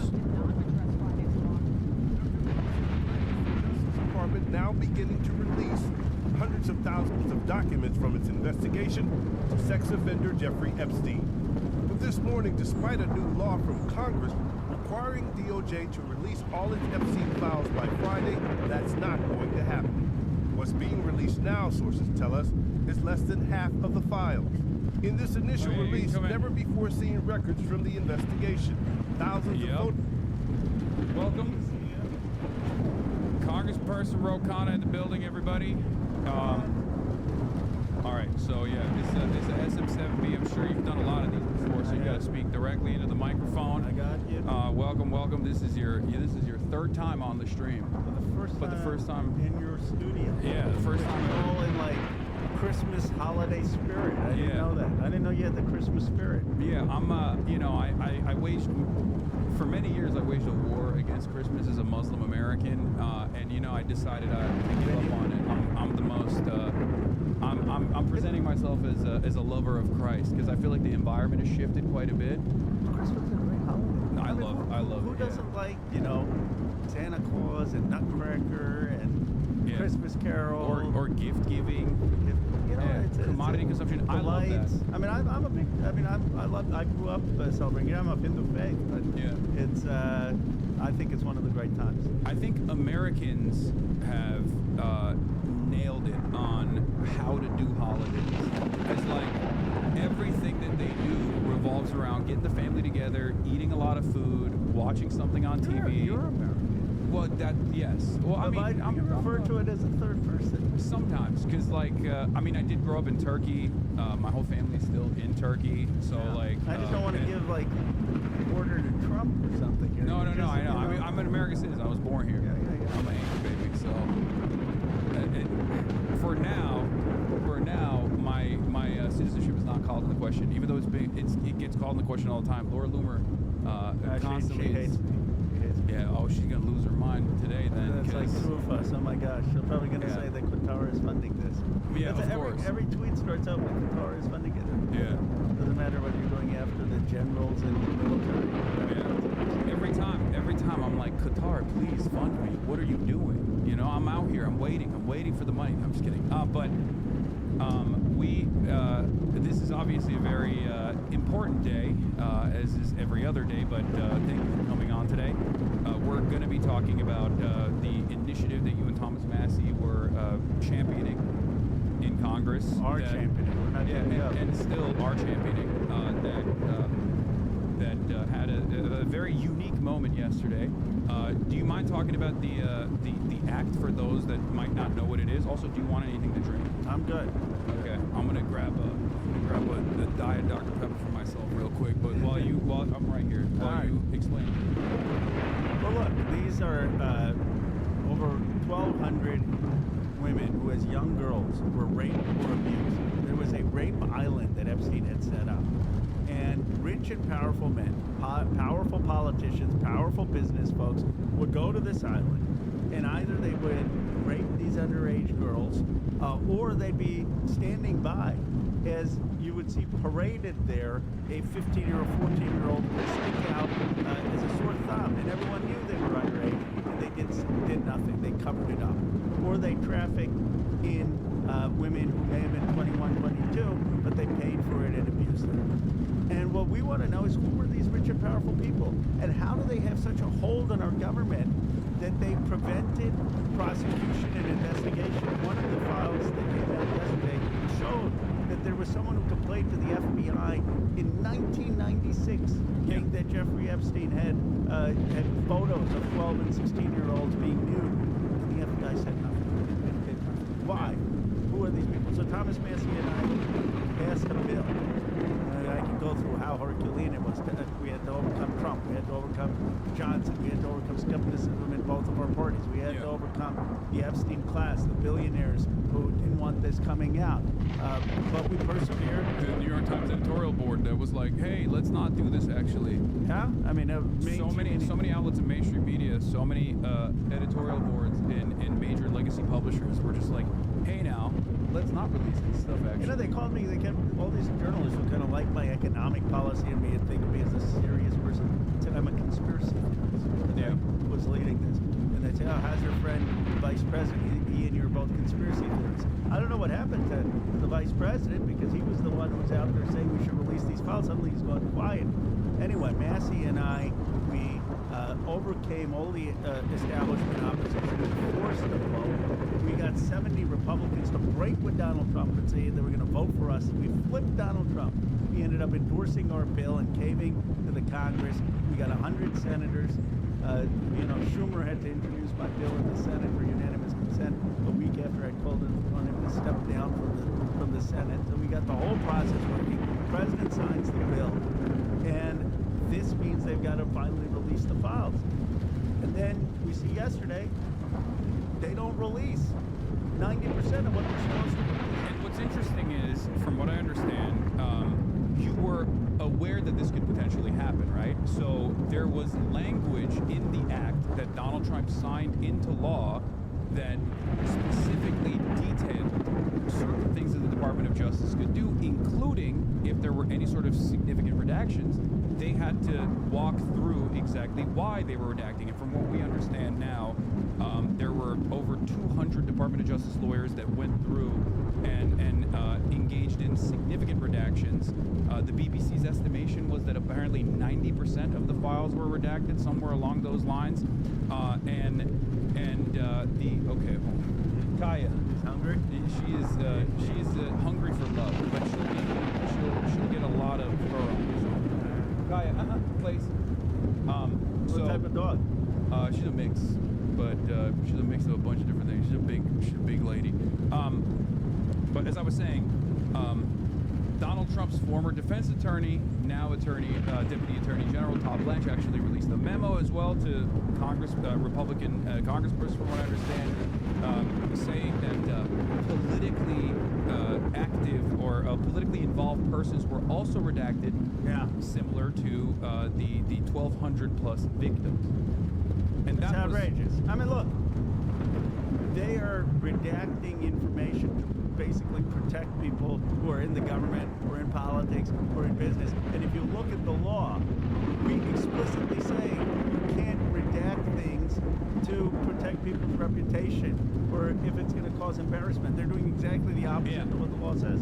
And then, the two documents we wanted out. One was a 60-count indictment of Jeffrey Epstein, because the 60-count indictment never saw the light of day, and it was ultimately 2 counts he was charged on, but there were 60 counts. Now, why do we want that document? Because that document will talk about how he made all this illegal money. How did this guy make $500 million?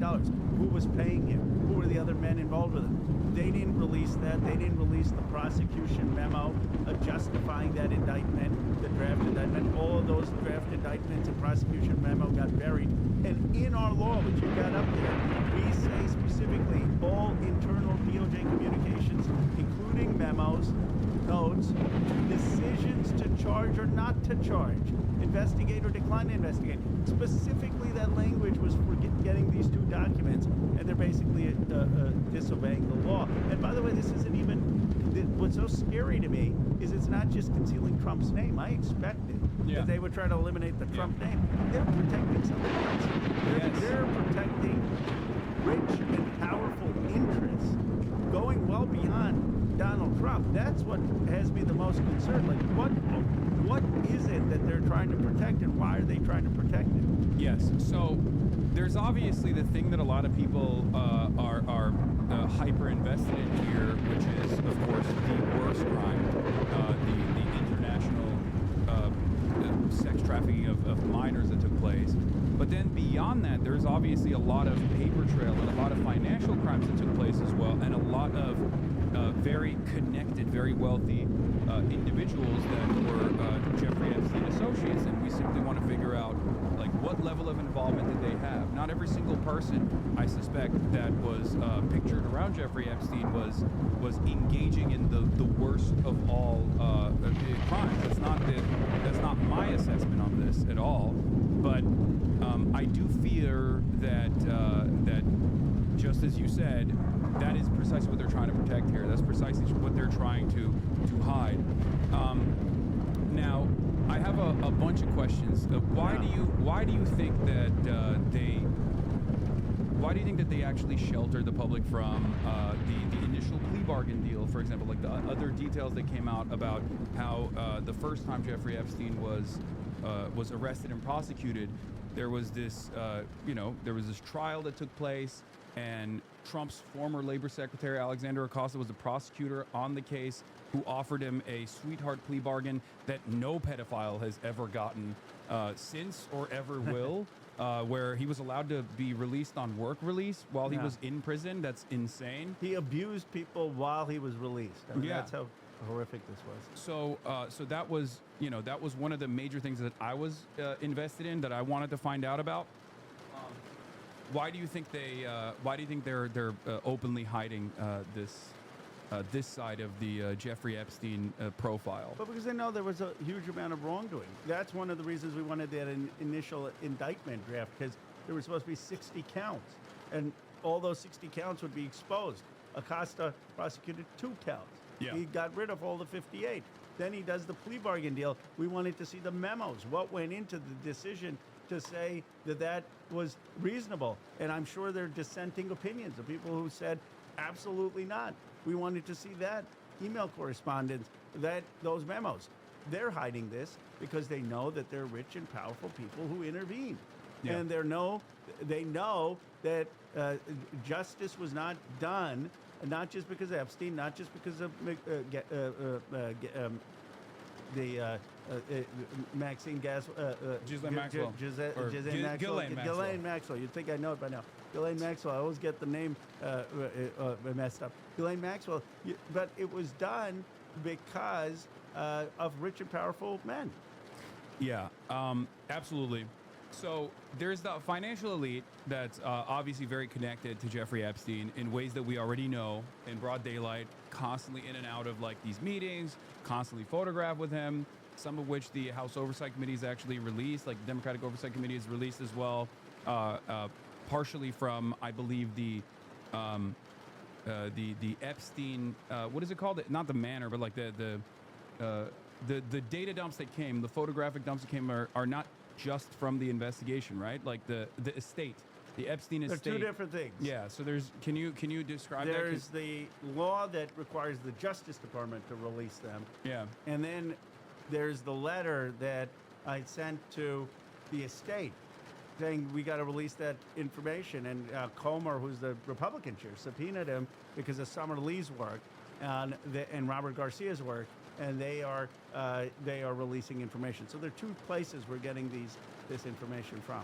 Yeah, and so a lot of the photos that were coming out from the Oversight Committee were coming from the estate, from if I recall correctly, and yet some of those files that would definitely be in the investigation, in the Jeffrey Epstein files, right, from the court proceedings, are redacted. Now, the reason why I'm bringing this up is because this invited a lot of scrutiny, a lot of suspicion that the Department of Justice had actively redacted Donald Trump and many other high-profile players in American politics from the initial file release. One of the things that they ended up doing, and I suspected that initially they would most likely just offer a little bit of red meat to the base and say like, oh, look, see Bill Clinton. Right. And they did do that. And I also suspected that they would be so incompetent, as they have been over and over again, that they would still somehow find a way to fuck it up, which they did, right? And the Oversight Dems actually called this out. Yesterday, we found out, alongside the rest of the internet, when the files were being released, there was one photo that actually made it through the censors.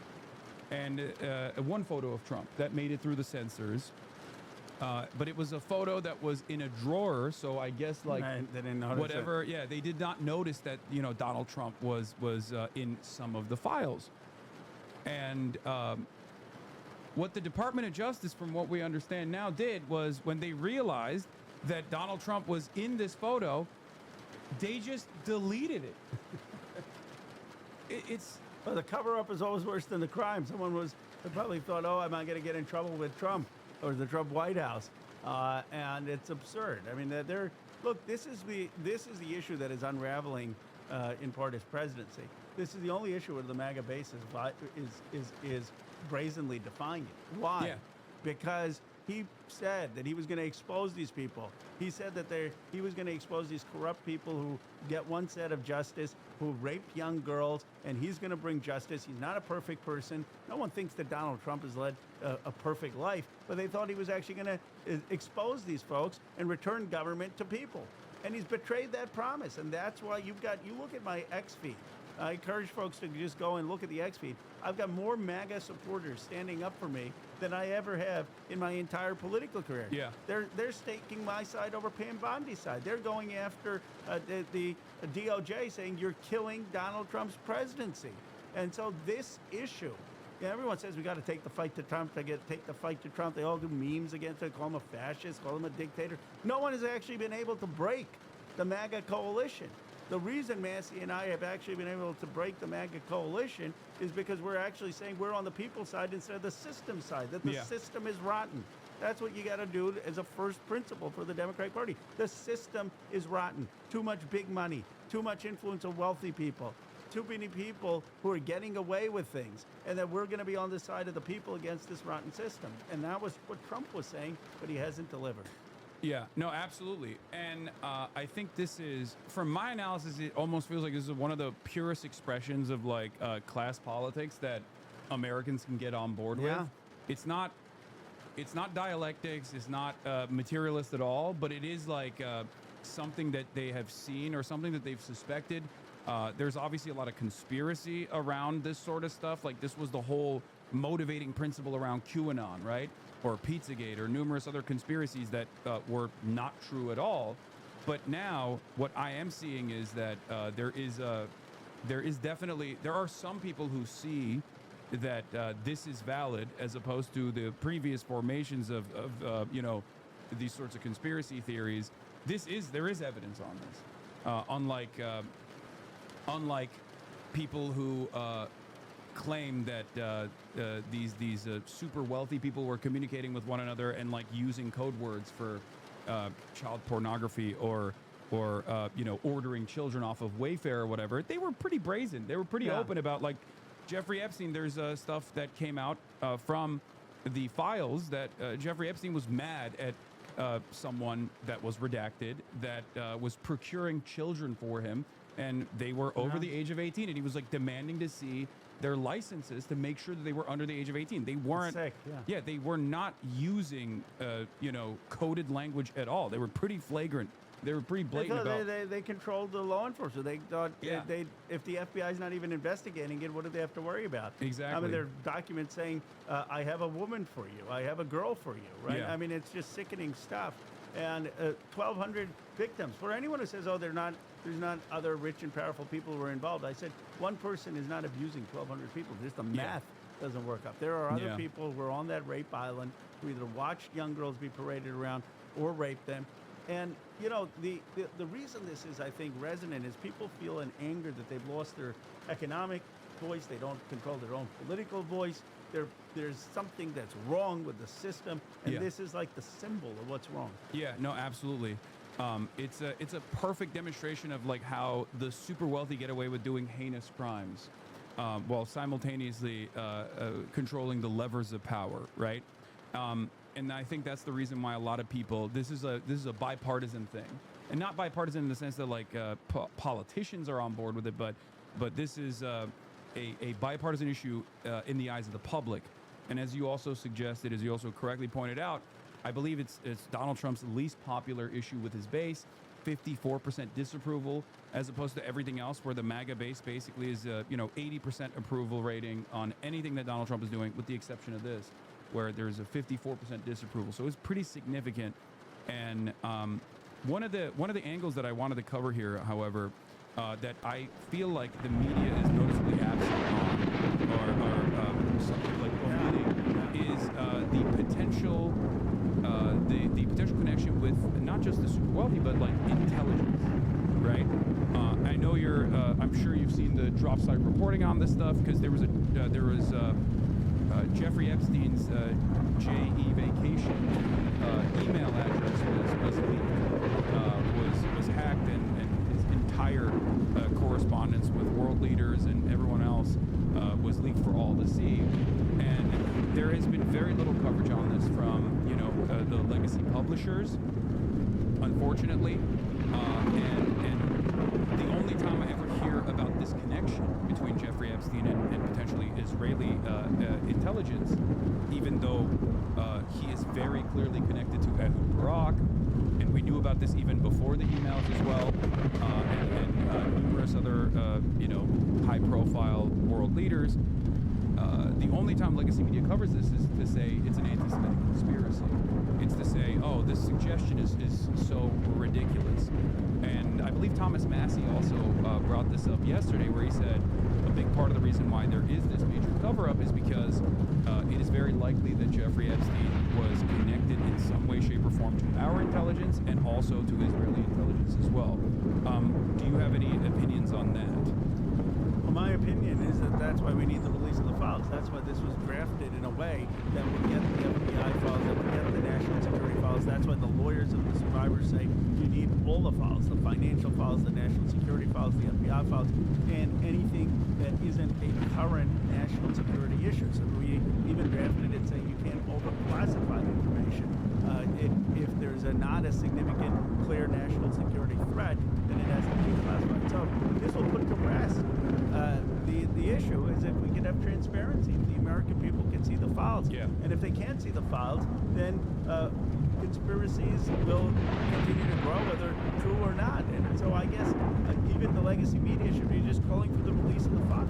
Yeah, and there is this somewhat elitist attitude, I feel like, that at least I've seen. I have tremendous respect for many journalists that I know and love that work in these outlets that want to do very good work and oftentimes do very good work, but overall I feel like the editorial teams and the way that they respond to this kind of stuff is to simply say, oh, the public doesn't know how to handle this information, and I think that's a dangerous line of thinking in general. The idea that people are too stupid to understand what's going on, but I do think that invites additional scrutiny, and that actually invites a lot of conspiracy theories, many of which can go down a dangerous path and actually do become anti-Semitic conspiracy theories if the truth is not assessed by credible actors and investigative reporters. So I always appreciate what DropSite is doing in terms of doing that investigation, that investigative reporting and that work. That there are, connections between Jeffrey Epstein and obviously Ehud Barak. There's connections between Jeffrey Epstein and people that were possibly involved in Iran-Contra that just recently came out. And I guess one of the questions I have for you is, there was another statement that Thomas Massey made that he said 20 to 25 people, if they are not outed as being co-conspirators or as being engaged with Jeffrey Epstein in some way, shape, or form, by the time Friday comes around, that means that there will have been heavy redaction in direct violation of the act that was passed. Correct. Have you guys actually seen the unredacted files? We have not. We've requested to see them. In fact, one of the things that Thomas and I were discussing today is putting together a committee of Congress, him, maybe someone from the Judiciary Committee, to go and look at these files, even if it's in a classified setting, to be able to say what complies and what doesn't comply. Because right now, they have shown no good faith in complying. And the reality is we know that the survivors' lawyers have seen the files. And they have told us, and the survivors have told us, that there are other powerful men who either abused or raped these girls or showed up on the rape island while these girls were being abused. I mean, it's not hard to visualize. Think of a party, you got a lot of models, some of them men making money, and then you got like these young girls walking around who's 14 or 15, and all these rich, powerful men there. Now, my view is every person man there is guilty if they didn't say something in terms of abetting abuse. And so it's not just men who actually abused or raped these girls. It's also people who were showing up to these sick parties knowing that young girls would be paraded around. And that's the type of information that we're going to get if we get that 60-count indictment, if we get the 82-page memo that the prosecution wrote, and if we get the FD forms, the FBI forms of interviews of all of the men who were interviewed by the FBI to understand what happened. I mean, how do you have a situation of a release where no one else, his names are in there being investigated? Obviously, if there are 1,200 victims, even if the FBI concluded that some of these people were innocent or not guilty, they would have interviewed them. They would have been witnesses. There would have been questions. Where is all that stuff?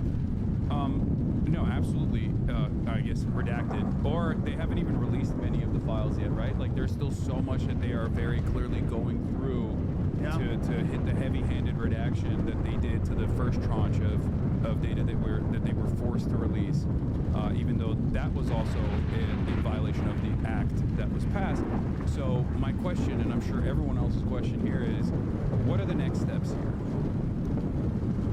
There are a few steps. First of all, obviously impeachment is on the table for Payne Bondi.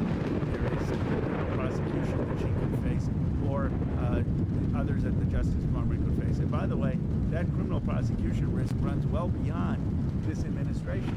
The next administration, in my view, it can't just be kumbaya. There needs to be accountability for crimes committed. Accountability for crimes committed with ICE, accountability for crimes committed in the Caribbean where innocent boatmen are being killed, and accountability for crimes committed in not complying with Massey and my Epstein Transparency Act. Accountability is going to be needed. But Massey and I are also in the process of drafting a bill for the inherent contempt of Congress. What does that mean? Payne Bondi could be fined every day if she's not agreeing to release these documents, and we're going to propose a group of people in Congress, a bipartisan group, that gets to review these documents so that we can assess what is a legitimate redaction and what is not, and actually have her comply with the law. Because my goal is not retribution. It's not to score points against the president's cabinet. My goal is justice for these survivors and actually figuring out how we get these documents out. One point, I think this first run may have been a test, them just seeing, okay, what can we get away with? And the outcry that's come out, hopefully this pushes them to realize that they're not done with this. Just the before Christmas release isn't working. Yeah. That there's going to be more demand for these documents to actually come out. Yeah, so that's one angle for sure. And I think that there is a lot of appetite across the board, across the political spectrum for some kind of transparency in all of this. Clearly, if that wasn't the case, then Donald Trump wouldn't have signed this act in law to begin with, right? And they have mishandled this process, absolutely. I guess, what are the next steps? Not to throw curveballs here, but like, what are the next steps if like Donald Trump offers a blanket pardon across the board to everyone that's mishandling this or deliberately redacting things in violation of the law? Well, he could do that, and it would make it harder for them to be prosecuted in the future. But, do you really want to be a career Justice Department official or even appointee, having as the capstone on your career being pardoned by Donald Trump for protecting pedophiles? I mean, that's really what people will be choosing. And then it'll be the next administration that releases all of this. But we are not giving up, because the reason I believe it's possible to shift the administration is we shifted Trump from calling it a hoax to signing the bill. Because the one thing he can read is public opinion. Yeah. And he saw that this was going to be a huge story. It was hurting his presidency. In fact, he kept saying, I don't know why we keep talking about Epstein. I want to talk about all my achievements. He knew it was the Achilles heel, the kryptonite of his administration. And so now he's going to realize that this was another whiff by Pam Bondi. Susan Wild said it. She keeps whiffing. I don't know. She's so out of touch. She was supposed to meet the survivors, and then she said, I've got an appointment. I can't meet the survivors. Yeah. There was one thing that I also wanted to bring up with Pam Bondi's inconsistency in the way that she's actually talked about this, because obviously initially when they got together and did this like fake release of the Epstein files with all of the MAGA influencers, right. And that was a major W. Like they thought that this would satiate people's appetite for the truth. Right. And very clearly, it was all the stuff that we had access to already, and I think they thought that the people would just not demand more. Where they were like, "Oh yeah, we're tuned in. We saw this." You know, libs of TikTok was celebrating that they got this this tranche of data. Yeah. But in the process, there were certain things that Pam Bondi had said that we now know are absolutely untrue. The notion, for example, that a lot of the CSAM that was in the Epstein files was commercially bought CSAM.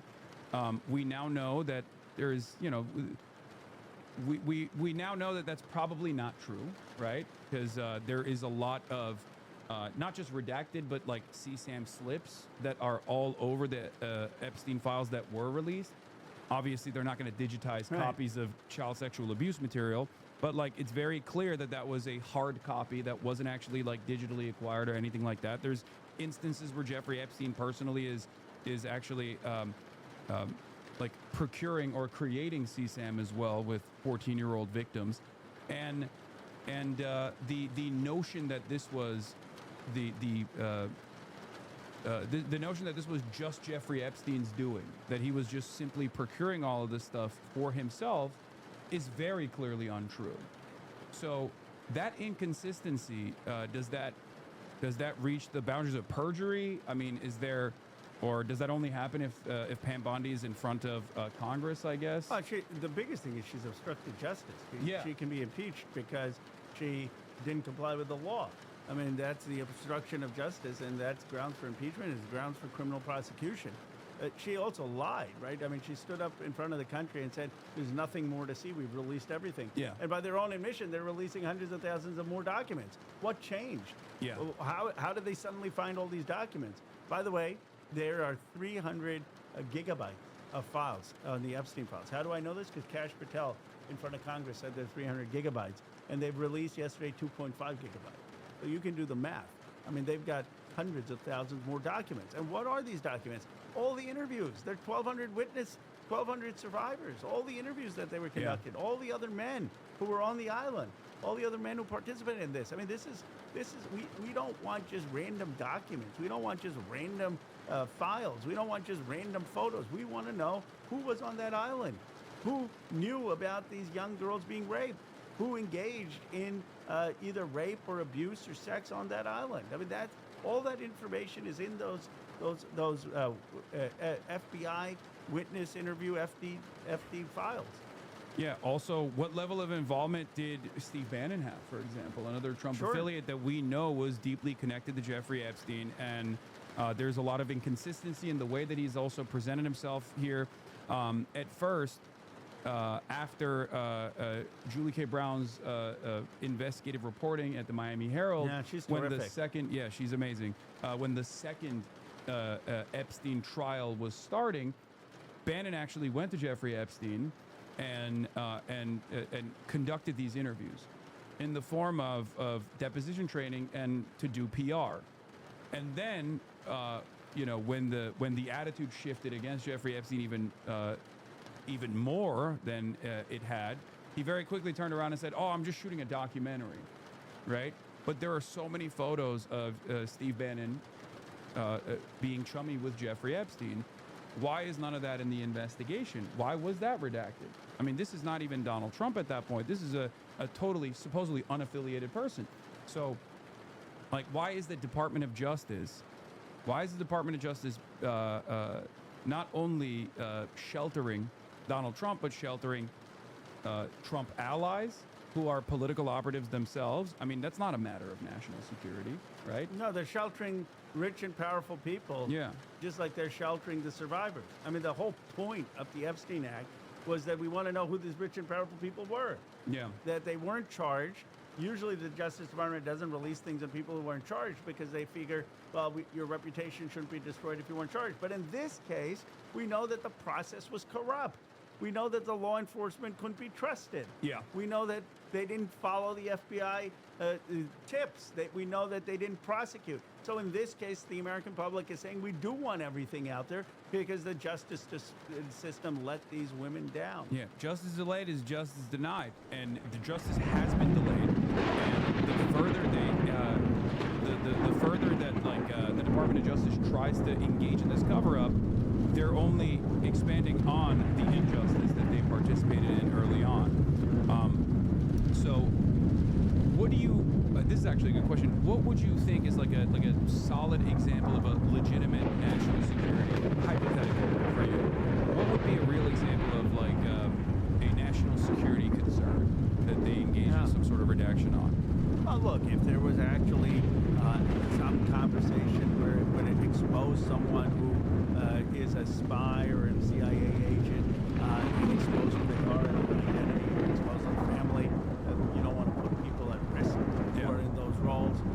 If Epstein happened to know something, because he knew a lot of powerful people, about our national secrets in terms of our sensitive weapons or sensitive information, you wouldn't want that out there. So I can see there being, or if there were some comments made about a foreign leader, that you don't want the American president to be exposed in that way, or another country thinking something. So there are cases, and we can debate what those cases are. People often say, why did you not write the bill in a way that said everything has to come out and not even have an exception for classified information? And anyone who's been in Congress more than a day will tell you there's no chance anything like that will pass. Too many people in Congress would say, just find that as the excuse, not advancing, want to get rid of classified information. So we had the narrowest possible classified drafting to be able to get that bill through. Okay, so that, for the record, that in and of itself, though, I think does lend even further credence to the suspicion that there was like some kind of involvement with the intelligence communities, which is one of the prevailing narratives that is often left unaddressed, like I said, with the exception of mainstream outlets just simply calling this a conspiracy theory.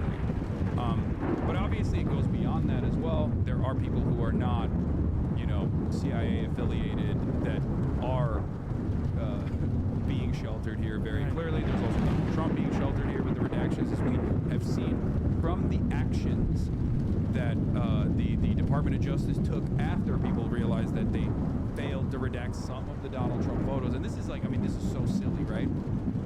But as far as the potential involvement of Israel, are you familiar with the drop site reporting on this stuff? I am. Ryan Graham and drop site. I'm well familiar. So you're familiar with the back and forth correspondence that has taken place. I mean, even with these files, there was one photo with David Blaine doing. Hold on, let me see if I can pull it up real quick. David Blaine doing magic tricks in a room with Jeffrey Epstein and also former Prime Minister of Israel Ehud Barak. Former Prime Minister of Israel Ehud Barak had also, is it David Copperfield? I thought it was David Blaine. Anyway, here it is. Magic tricks, performing magic tricks for Jeffrey Epstein. Is this David Copperfield? Am I wrong? I don't know. One of the magic guys. Performing magic tricks for Epstein and a few notable names, including Israeli Prime Minister at the time, Ehud Barak. And the question I have, no, that is David Blaine. Okay, you guys are. Copperfield also did it as well. I don't know why everyone is so worried about who the magician is here. I'm not implying that the magician is the important figure in this. Okay. Anyway, even though both were involved in different ways, it doesn't matter. So it's things like this. It's things like this that people understandably want answers for. Do you feel like omitting this kind of stuff or refusing to talk about this kind of stuff is adding on to the scrutiny that people have for mainstream media? Yeah, I think it all should come out, and we've drafted. That's why the classified exemption we drafted was the narrowest possible way. That you have to justify it. It can't be excessively used. It can't be used to cover up what actually took place.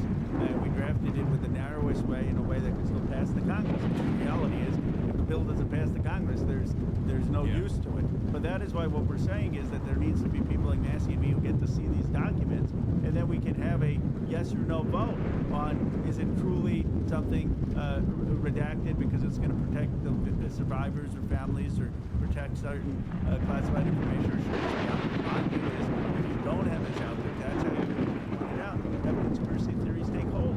I mean, if there's nothing to hide, put it out there. Let people make that determination. By the way, the biggest thing that could be out there is the indictment, the 60-page indictment. Yeah. So people know, okay, was there foreign involvement? I mean, that indictment will say that right there. If there was no evidence in that indictment of foreign interest, that would be a big tell that, okay, maybe there wasn't there. If the indictment says, look, here are the 60 counts and here are the things that were happening from overseas, that would be a big issue. That's why we explicitly... Wait, this is the indictment for the second investigation or the first one? This is the 60-page indictment, the 60-count indictment that the assistant U.S. attorney in Florida put together in 2007.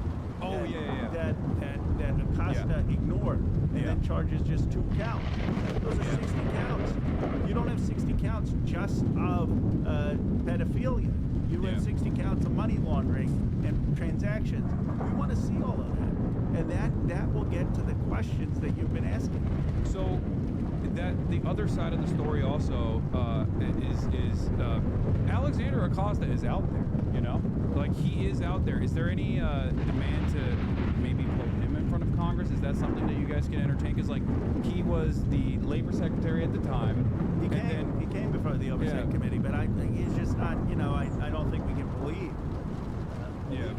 So, because there is the famous secondhand,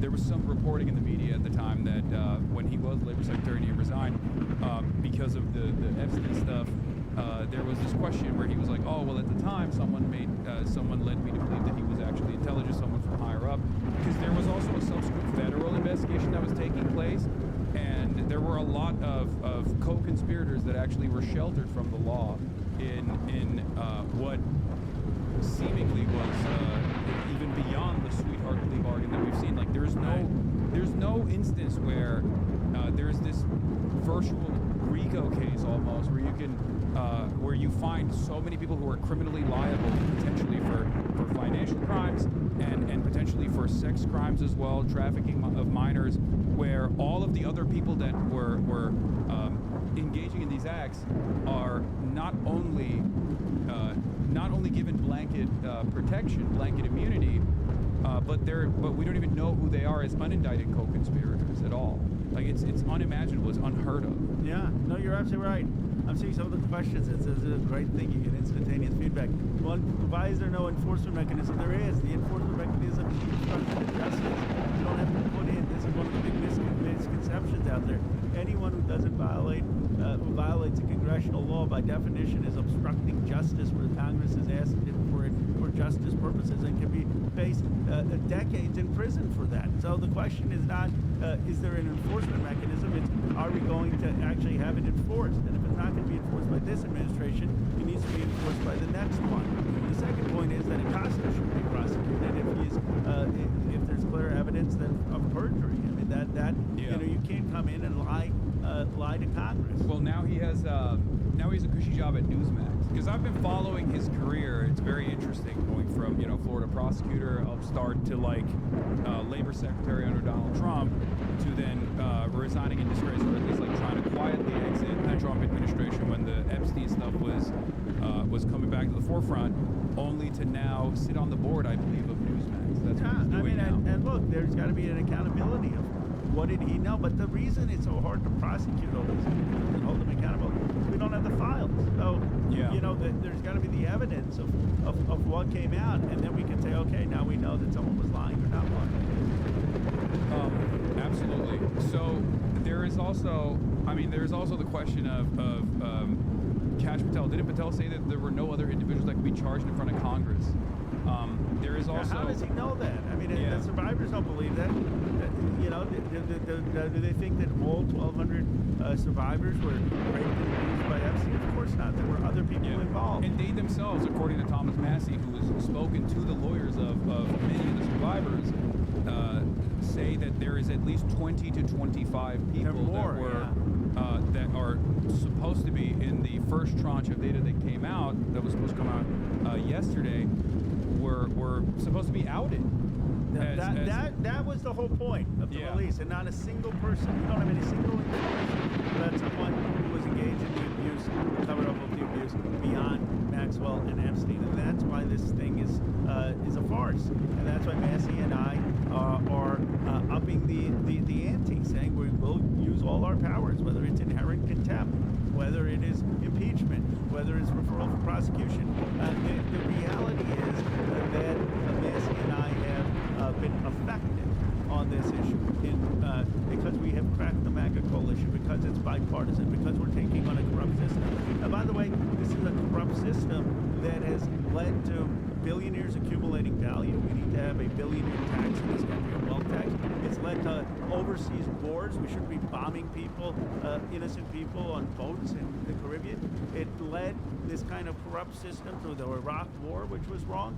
It led to us in 20 years in Afghanistan. It led to the overthrow of Libya, which was a total foreign policy blunder. It led to supporting of Netanyahu and the genocide which the Israeli government committed in Gaza, and a blank check.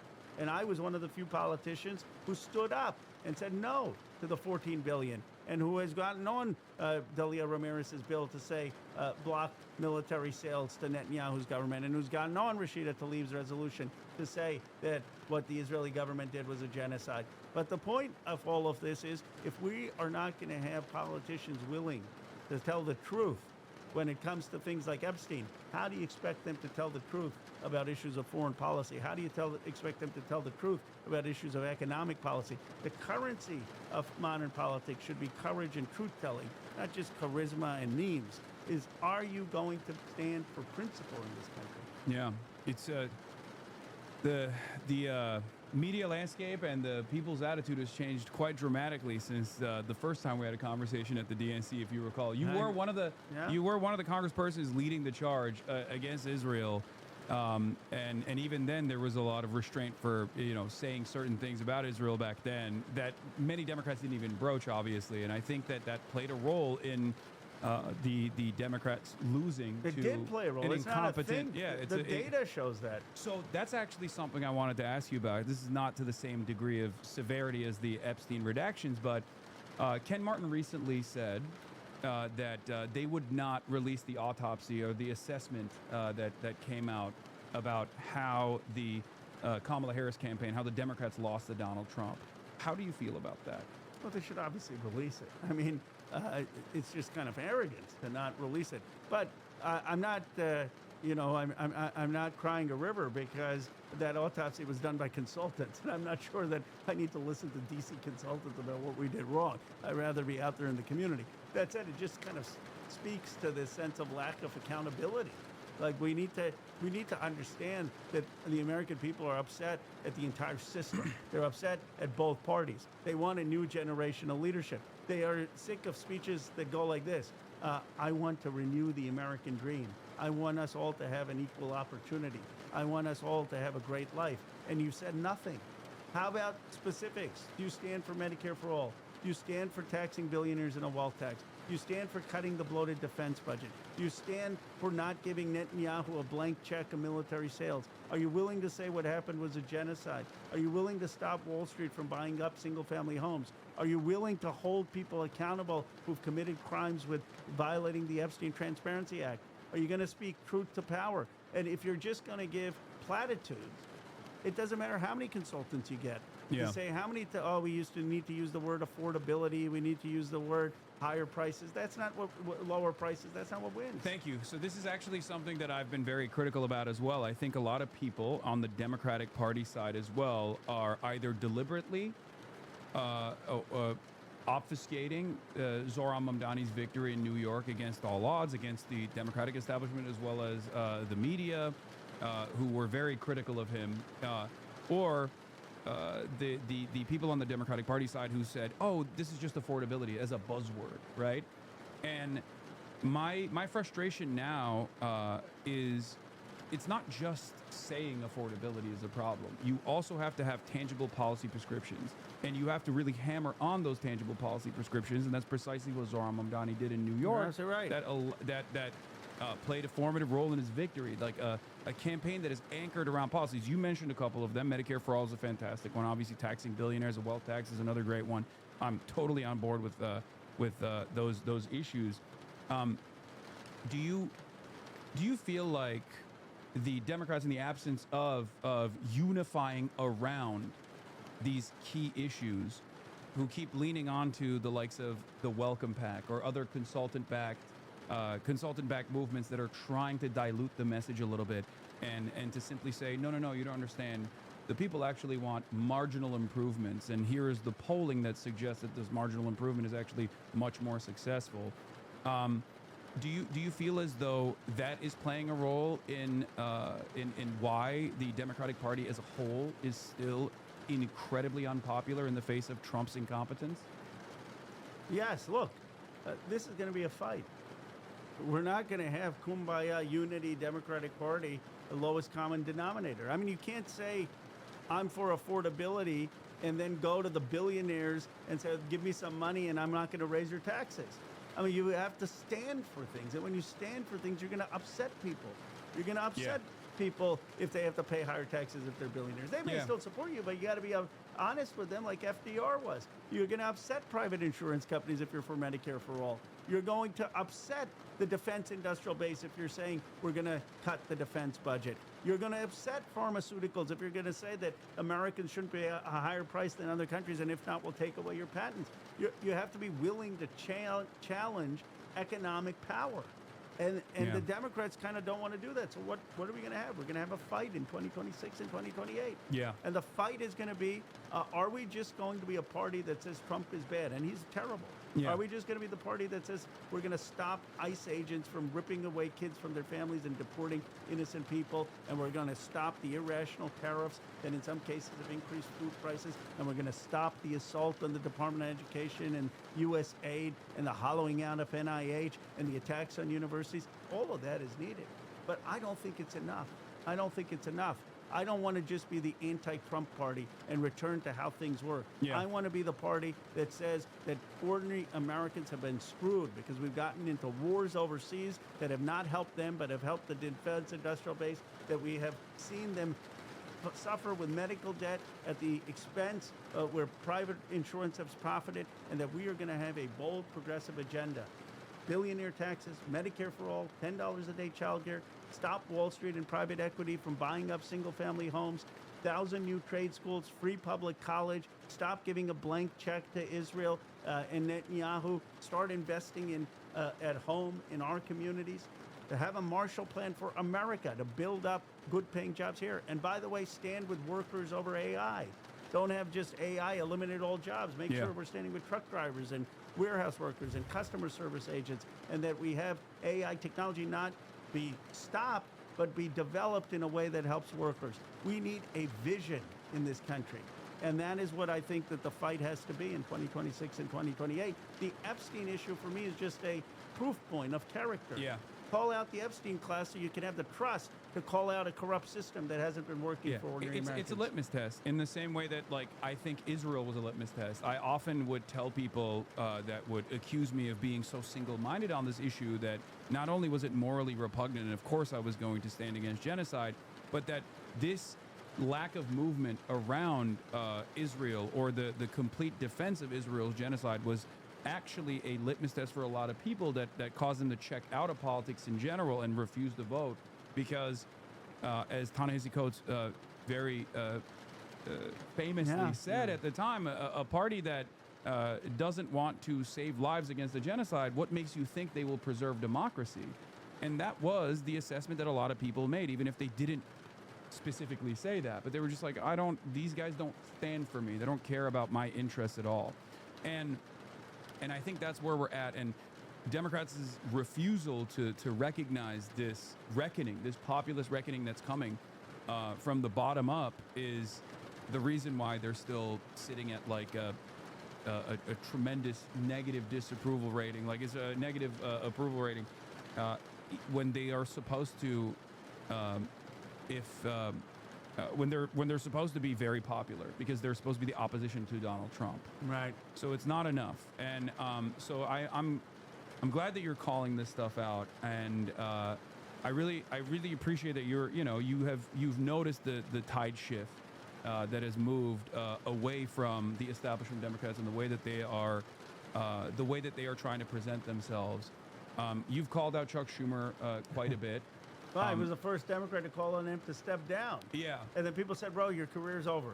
You can't get any bill through the Senate. And then 1 week later, there's Chuck Schumer reading Ro Khanna's bill, the Epstein Transparency Act, acting for unanimous consent. You know what progressives need to learn? That when you're strong, people will bend to you. When you're strong in your convictions, then people will come to you. That's the one thing, actually, Donald Trump, as terrible as he is, understands. That if you are strong, then people will come to you. What we are is so weak.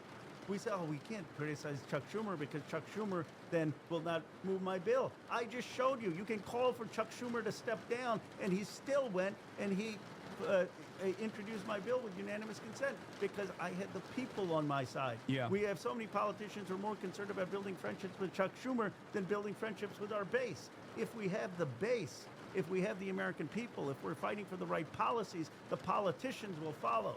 I don't court the politicians, I court the people. And that's the fundamental difference in who we will have leading this party in 26 and 28. Are you going to be with the people, or is your constituency the people in Washington, D.C.? So, question for you. In all of this calculation that's taking place right now, because there is definitely this attitude shift. I've noticed it as well. You have the likes of Graham Plattner, in spite of like their, inconsistencies from their past with like all this opposition research coming out. It seems like the Democratic base of support that previously would move on the whims of MSNBC, now known as MS Now, and establishment Democrats are actually demanding more radical politics and do actually see that as the pathway towards electability. In the past, mainstream outlets for a lot of the high propensity voters on the Democratic primaries that are, those who go out and vote, the older Democrats, they would be moved by the editorial board of the New York Times when the New York Times said electability is actually about about moderacy. Electability is about moderate Democrats. You have to vote for moderate Democrats. They would believe people, but I think the sequence of electoral defeats have left a lot of liberals who previously thought that moderate Democrats were the pathway to success in demanding more from Democrats and are totally on board with much more quote-unquote radical politics like Medicare for all, which is not radical at all, obviously. And so now you're seeing the messaging shift a little bit on the Democrat side. What do you have to say about people that will come out and be like, oh, I'm not taking any AIPAC donations now? It's great. It is a market sea change, right? Unheard of 5 years ago.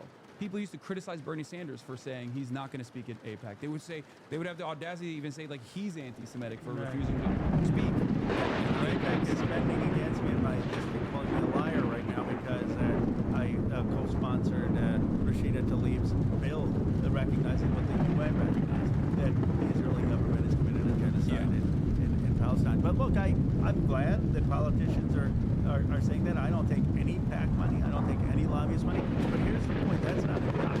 First of all, because money can go to different organizations and different people. They may not take it, quote unquote, to AIPAC's website, but those same donors can then call some other new entity. Or subsidiaries. The MFI is another one, Democratic majority for Israel, and also the same exact American donor base can still go and give these guys money, as you said. But so my point is, where do you stand on the policy?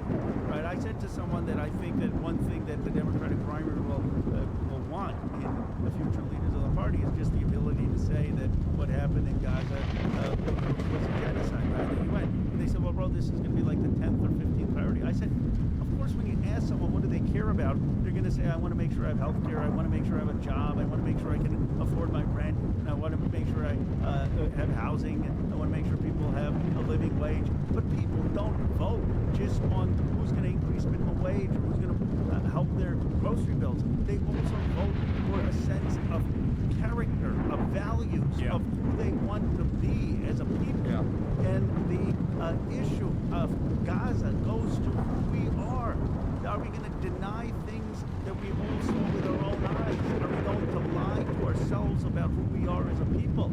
Or are we going to aspire to be a people that treats everyone with dignity and human rights? And yes, of course, what I care about is a job and housing and a living wage. But if you don't speak to people's values, if you don't speak to their sense of morality, you'll never get them knocking on doors in their lives. And that's, I think, where the disconnect happens, where these consultants look at the polls and they've never had to inspire. They've never had to lead. They've never had to mobilize. They've never had to organize. I mean, this is a conversation that you and I had at the DNC specifically on the issue of Gaza, but also beyond that on immigration. If you recall, one of the major pain points for someone like myself was the anger that I had for the Democrats and their inability to deal with the issue of immigration because they were so scared of what they were seeing in the polls about 60% of Americans being in favor of mass deportation. At the time, I said to you that, like, this is going to change inevitably, and then there will be Democrats who were pro more stringent, the Democrats that leaned into the white nativist hysteria concocted by the Republicans instead of counter-messaging against that. We're going to look inconsistent or hypocritical, and we're there now. The public attitude has swung dramatically in the opposite direction. 79% of Americans favor immigration. It's the highest approval rating that immigration has gotten in the history of the United States of America, and that only took a year of black bagging and kidnapping and mass deportation initiatives that were implemented. So the question I have, both for immigration and actually, you know what? Let's just stay on immigration for now. What do you think is going to be the broader Democratic Party sentiment at the national level against immigration now? Do you think that it's still going to demand some kind of middle of the ground approach where they're like, some of these guys are actually rapist monsters and we do have to deport them, implying that Joe Biden's administration wasn't doing that, which is a lie. Of course they were. If someone is doing a crime, immigrant, non-immigrant, they're going to get prosecuted. Or do you feel as though Democrats will be more bold and question the legitimacy of the vitriolic, racialized, white nativist, anti-immigrant sentiment that was fomented in this country? Look, I'm the son of immigrants. My parents came here from India. When I still go on a plane, even when I'm going to the congressional delegation, my mom says, "Please don't lose your passport." I say, "Mom, I got like the military with me. There's such a fear that immigrants have of loss." And I saw how they adjusted in Bucks County, Pennsylvania. We had a very welcoming community, but the sense of having an accent, the sense of when you go in a restaurant and they would always order and say, "No, we don't want the ice." And I said, "Mom, they serve ice at these restaurants. I mean, you got to just get used to the ice." And I understand what it's like to be an immigrant, and here's what I know: immigrants make this country better. Immigrants contribute. Immigrants are patriots. Immigrants work hard. Immigrants start small businesses. My mom probably learned every single word in the English language because that's what's going to make you a patriot that contributes to this country. Most immigrants want their kids to learn everything about this country, to contribute to this country, and I am tired. And they work hard. And they work hard. They work hard to be a part of this country. And I'm tired of this our party starting with immigrants as a problem. Yeah. As opposed to what immigrants do. If I were in charge when they were talking about eating the dogs and cats, you know what I would have done? I would have said our candidates should go to Springfield, Ohio, and they should stand with those Haitian immigrants, and they should start talking about what those Haitian immigrants are actually doing. Humanizing the migrant population against all the racialized animus. Instead, every trip we took was to the border. I'm not saying, of course, we need a border, a secure border. I'm not saying don't talk about that. But why are you always dealing with them? Now, the second thing is you got to be with place of conviction. I got crushed a couple months after the election. I went on Bill Maher's show. And I said I voted against the Lake and Riley Act. And I said that because even if someone has committed a criminal act, in this country we have due process. We don't just take someone and deport them. And that's why I voted against Lake and Riley. And the audience basically clearly lost that debate. I lost the, I mean, if you look at the clips, you'll see where are they at now? My team was like, what, you know, you got crushed. Where are those liberals at now on this? But you know what? I stuck my gun. And now the vote looks like it was the right vote. Now everyone's come around. And you know what? The people who voted for Lake and Riley, they just hope everyone forgets. Yes. And most of the country will forget, but progressives don't forget. What do I mean by a progressive? Progressive is simply someone who looks at this person's record, who looks beyond the rhetoric. Why was Bernie Sanders so popular? Because he had voted for the same thing for 30, 40 years.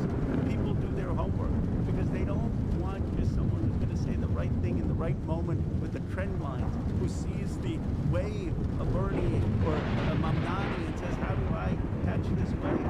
They want people who actually, when they get there, are going to fight. Because even if you win, the fight then just begins against the special interests who are going to come after you. And if you don't have the record to stand up on shows like Bill Maher, how are you going to have the record when you get to the Congress, to the Senate, or the White House? We need people who have conviction in our politics. And what is exciting to me is all these young progressives running across the country. Graham Plattner in Maine, Abdul Al-Said in Michigan,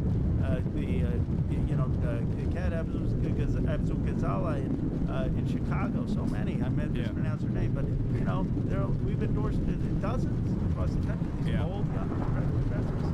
Yeah, no, absolutely. And I think that that's where the momentum is, and it's very clear that like the establishment Democrats are trying to lean into that momentum, not fully understanding exactly why there's so much momentum or so much grassroots backing for a lot of these candidates, and simply trying to lean into that with aesthetic postures instead of demanding more, instead of openly calling out what Israel has done as genocide, openly saying that Israel is an apartheid state, and demanding change or reconsidering the way that we have aligned with Israel in perpetuity. They just simply say, oh, I'm not taking any AIPAC money. And that's wishy-washy and it's marginal. It's still good that it's like moving the needle in the appropriate direction, but it's too little too late. And I think that like you've said over and over again, Democrats need to stop being afraid of leading. Listen, we have a saying in our community at least that being a leftist is being right just too early. And you get punished for it endlessly, whether it be my opinions on Israel, whether it be my opinions on how the Democrats mishandled immigration, the conversation around the immigration. This is something that I was very critical on the Biden administration on from April 2021 when they first noticed that a lot of people were getting agitated and they thought, oh, if we just don't address this at all, if we don't do anything that Joe Biden ran on in 2020 and defeated Donald Trump on, the first 100 days of immigration was this comprehensive agenda leaning into amnesty and things of that nature. But they saw an overwhelming amount of people come to the border, as usually the case whenever there is a non-Republican in charge. They didn't know how to handle it. And this issue got completely out of control. At the time I said they should have prosecuted Governor Greg Abbott for trafficking human beings across state lines in a deliberate effort to gum up the works. The already established the immigration processing was made even more difficult deliberately, without even corresponding with the other states and officials from other states in an attempt to exhaust their funds and exhaust their resources. And it was very successful. The very fact that Ron DeSantis and Greg Abbott were able to do this without any scrutiny whatsoever is incredible.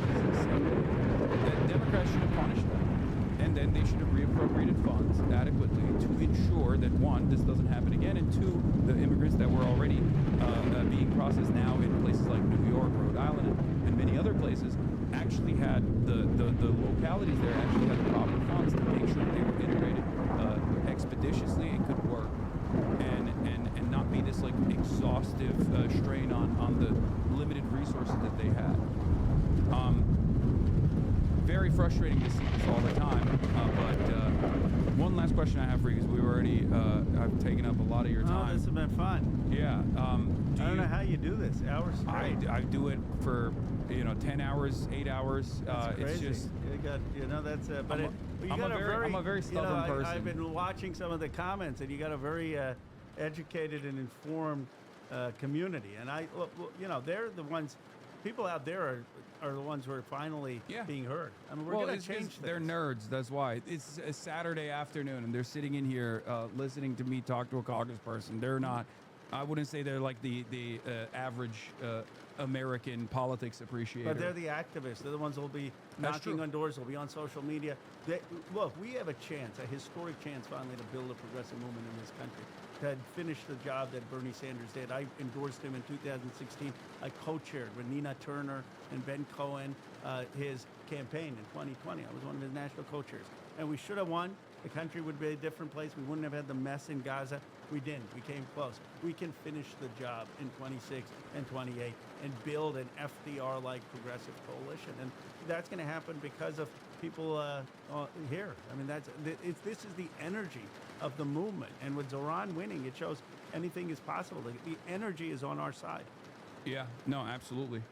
Do you fear that that foreign governments may take action against you beyond simply trying to disparage you and dumping boatloads of funds into your opposition? Well, look, they're going after me both because of the Epstein issue and because of my votes and comments on Gaza.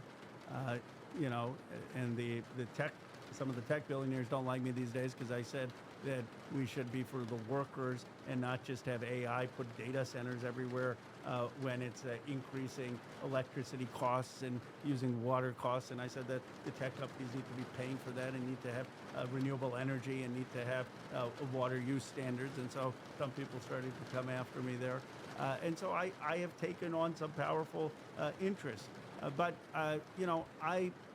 My grandfather spent 4 years in jail as part of Gandhi's independence movement. Literally in jail. He was jailed twice. And the challenges as an American politician pale in comparison to that.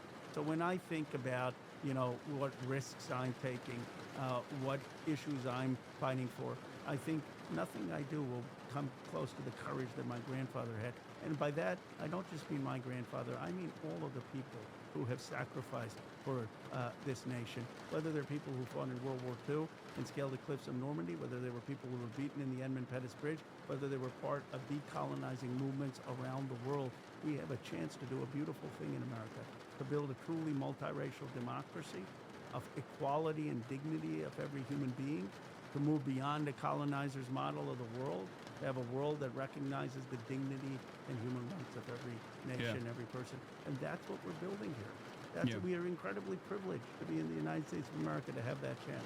Yeah, I always say, like, look, while white supremacy is definitely a resilient galvanizing factor for many Americans, like, Americans are much more open-minded about diversity than even our European counterparts are. And that is precisely the reason why, in spite of Donald Trump's popularity, in spite of how much he hammered on, undocumented migrants doing like all these crimes and whatnot, which is, pure manufactured hysteria, manufactured outrage, that Americans by and large are very inconsistent in the way that they see the world, and there's a sea of contradictions there for the average American politics understander, the median voter, and that's precisely the reason why they, the very same people, if you were to ask them, the very same people that were like, holding up even the mass deportation, deport them all placards at the Trump rallies, if you were to ask them, like, do you think an immigrant that's been here for 10 years, that has done no crimes whatsoever, should have amnesty after, background checks? They would all collectively say, absolutely. And I'm not making this up. I'm not making up a hypothetical person. There's evidence to suggest that this is the reality, because that's what the polls say. Well, it's not just, it is the polls, I'm sure, but you know how I know that? Because I grew up in Bucks County, Pennsylvania, 99% white Christian. I was one of the only Indian American Hindu kids on the street, and I used to play Little League, baseball. I couldn't hit. They used to put me ninth. When I used to go up to hit, they used to say, watch the bunt. I was so bad at hitting. But I knew those folks, and I knew they were decent and kind and welcoming, and that they wanted me and my family to fit in. They didn't understand everything, but it was a good community. We are a decent and good people that has been exploited by politicians who are protecting an Epstein class, who are protecting rich and powerful people and blaming immigrants, blaming foreign countries, blaming LGBT and trans people because they don't want to deal with the wealth and the power that is shafting folks. And if we come in with truth, if we come in with honesty, and if we say, look, we are a decent multiracial democracy that can respect each other, and we are sick of having our money go to Argentina or Netanyahu. We're sick of the wars in Iraq or Venezuela or Libya. We want Medicare for all. We want $10 a day childcare. We want to tax these billionaires when you got $18 trillion in Rose District. We want childcare, healthcare, education for every American. Then I think we can inspire this country. And I call it economic patriotism, but I believe it's a patriotic vision of what America is supposed to be, of how you can have an Indian American of Hindu faith talking to someone of Muslim faith on a Saturday afternoon and inspiring a nation. Let's be the best in a of our room nation. filled with Christmas decorations. With Christmas. There you go. But no, absolutely. It's what you're describing is coming fairly close to class first politics in general. It doesn't mean that you write off, other marginalized identities or other marginalized groups in this bargain, but it's more so to bring voters from the other side without compromising on those values. And I think that in the absence of Democrats engaging in this sort of class first politics, they often simply engage in this aesthetic posture towards like protecting migrants or protecting trans people, and they're the first to write them off, as we saw in the aftermath of the last general election defeat, where they were like, oh, well, we were just like too protective. It was like, that wasn't even a point of contention at all. You never did. And the only reason why you were defined by those policies is because you were not defined by any of the policies that you wanted to put forward. Because in the absence of being defined by easy to understand policies like the ones that you suggested, of course your opposition is going to frame you in whichever way they want to. And you're going to be, and the public is going to see you by your opposition's framing. And that's precisely what happened. Dr. King is the most eloquent on this, and I don't remember the exact speech, but he says, when the white man said, well, how do I feed my family? They fed him Jim Crow. When the white man said, how am I going to have a voice? And why should I accept my place? They fed him Jim Crow. And what King diagnosed was that systemic racism was the answer to massive inequality. Yeah. And what we need to do is build a kind of movement that Dr. King was building with Bayard Rustin and the freedom movement that Jesse Jackson was building, that had white working class, black working class, Latino, people wealthy or not, who believe that you can have a multiracial democracy with dignity for everyone and not just wealth concentrated in the hands of a few who have impunity. And get it back to Epstein, the ultimate impunity is if you feel you can rape young girls and get away with it. Yeah, absolutely. Well, thanks so much, KHANA, for coming on.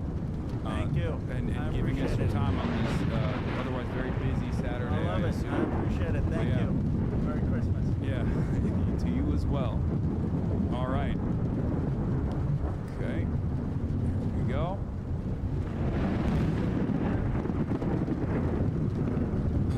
All right, and we are going to continue with our coverage right now. Thank you. All right, here it is. The Happy Santa is back. And for all of those who are watching from afar, this is why there's a difference between someone like myself and whoever your favorite content creator might be in the realm of politics. Okay? It was actually quite remarkable seeing having this conversation with KHANA, especially considering that we had a multiple previous conversations, and seeing that attitude change in real time in comparison to the DNC conversation that we had is actually pretty cool to see. Okay? Yeah. What a time to be alive, huh, folks? What a time to be alive.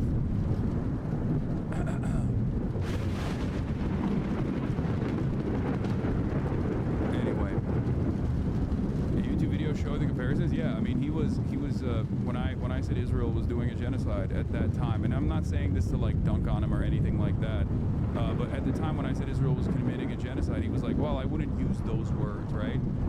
And that was during the DNC, and he was, as I also admitted in that conversation, one of the most at the time open, outspoken anti-Israel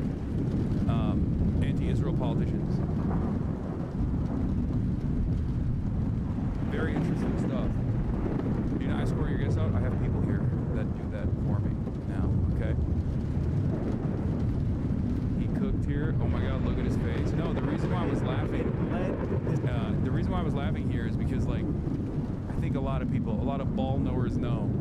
I was smiling because I was like, I was recalling the conversation that we had. It's kind of corrupt system with the Iraq War, which was wrong. It led to us in 20 years in Afghanistan. It led to the overthrow of Libya, which was a total foreign policy. It led to supporting of Netanyahu and the genocide which the Israeli government committed in Gaza. And it blamed Czech.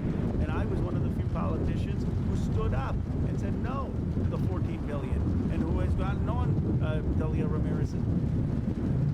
Yeah, we collectively got hard right there, bro, and I know you did too. Wait, what? Oh, yeah. No, it's just, it's cool to see. It's cool to see the difference. And for the record, I think Ro has seen the response from the public to the ways that he is talking about these issues now. Okay? Did you show Rokana your foot? No. But once again, when people ask me, Hasan, why do you do the things that you do, regardless of how much people yell at you or say this or that? You know, how do you stick around? It's because of this. Because I have convictions. So all of these things that people throw my way are hurdles, certainly, but hurdles I can climb, hurdles I can clear. Because at the end of the day, what I care about more than anything else is moving American policy in a positive direction that helps people, that improves people's lives, uncompromising, unconditionally, okay? And if I were to give up or be at the mercy of my chat or be at the mercy of naysayers from either to the left flank of me or to my right, which is pretty much damn near the entirety of the fucking American political spectrum, I would just quit. I would have to quit. I would not be able to achieve any of the fucking results that I want to achieve. Slowly but surely, these things happen. And a big part of the reason why I'm able to do this is because of my community as well. You can't climb shit right now? Okay, well, I physically can't. You're right. Everyone is making fun of my ankle. But this is how you chip away and expand the permission structure in the leftmost position, okay? This chap would have had you swear off, grow after the DNC combo. Look how much he's grown. Exactly. That's it. That's why I do the things that I do, okay? I need you to understand. The reason why I'm bringing this up right now is so you understand next time. You're like, why is Hasan doing this? Is he betraying the revolutionary cause? Just remember this, okay? Remember this attitude change. Remember that, you know, it's still good to have certain allies in positions like this, because when you're in these sorts of rooms and you are uncompromising and you do actually say the truth, you have to realize that they do sometimes listen, okay? They do. When will you do that to Fran Hong? That interview was amazing. Oh yeah, no, we're working on that too. She's dope. I'm excited to have her on the broadcast too.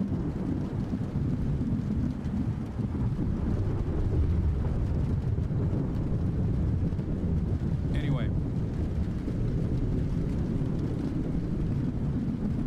So, sometimes I understand it's hard. If you're a leftist, it's hard. You feel as though apparently you got glazed by what? 40K Roaches for the first time ever heard you speak uninterrupted for an hour. Roach King glazed you to basically the entire chat, the entire time, and chat was agreeing. Yeah, I mean, we'll get back to business as usual tomorrow. Don't worry. The reality of the matter is, if they were to actually listen to me uninterrupted, they would probably recognize that there are a lot of issues that they totally have misunderstood my position on.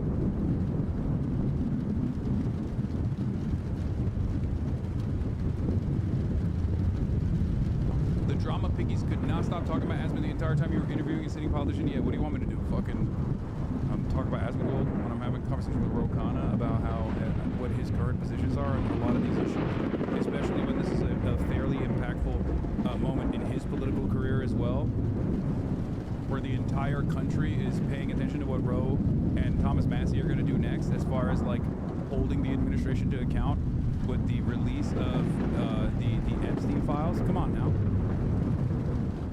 Photographs, some graphic and heavily redacted, but without context about what any of this means. The big question, will the files reveal a list of powerful men who took part in Epstein's sexual abuse of teenage girls? The FBI insisted there is no list. It initially said there was no evidence that could lead them to charge anyone else with crimes. President Trump had a long friendship with Epstein. White House Chief of Staff says he was describing them as sort of young single playboys together. Trump says he and Epstein eventually had a falling out. I have nothing to do with Jeffrey Epstein. I threw him out of my club many years ago because I thought he was a sick pervert. The White House Chief of Staff says Trump's name comes up in the files, but not doing anything awful.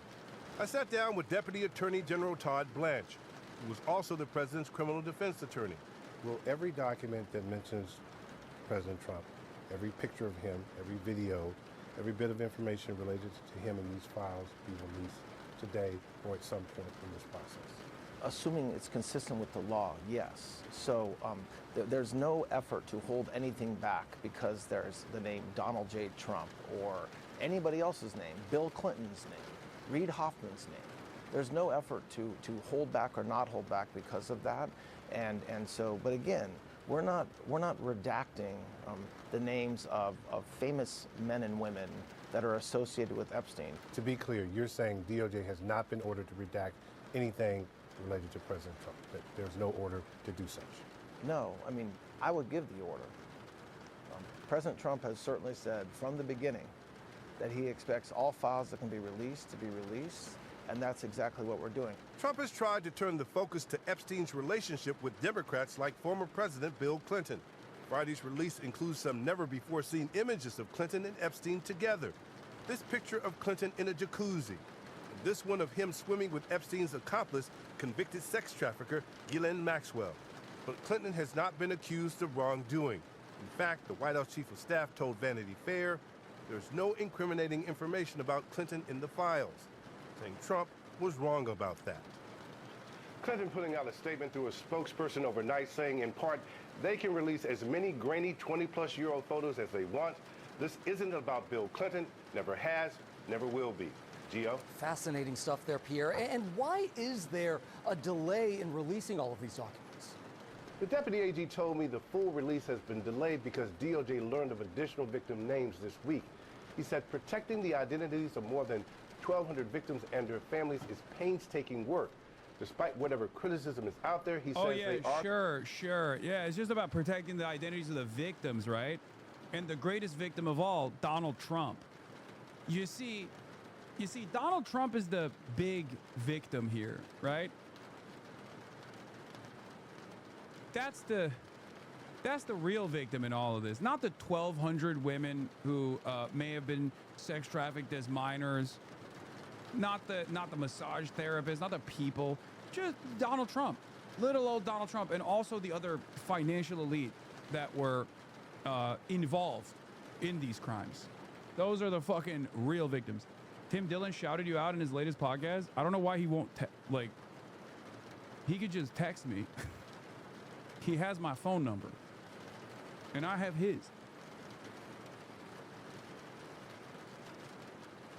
I heard some people were saying he wants to come on or something.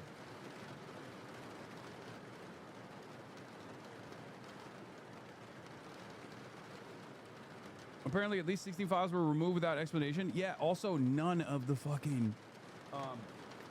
redactions also have an explanation either, which is why it's so crazy, because the redactions, every single individual redaction, has some intention behind it, okay? And what's interesting about this is that there's only a blanket assessment on why all the redactions took place, except that is against the way that the act was written, because Ro Khanna and Thomas Massey and everyone else that played a role in putting this bill together knew exactly how the Trump administration would try to get away with this, right? So they very clearly wrote out in the fucking letter of the law that every single redaction must be accompanied by what the actual reason for the redaction is. Internal Department of Justice communications, including emails, memos, meeting notes concerning decisions to charge, not charge, investigative or to decline to investigate Epstein or his associations. All communications, memoranda, directives, logs, or metadata concerning the destruction, deletion, alteration, misplacement, or concealment of documents, recordings, or electronic data related to Epstein, his associates, his detention, his death, any investigative files. They were also supposed to direct the DOJ to provide internal communications regarding their decisions versus the DOJ letter to Congress asserting privilege to omit materials related to decisions because they weren't specified by law. So they are in violation of that.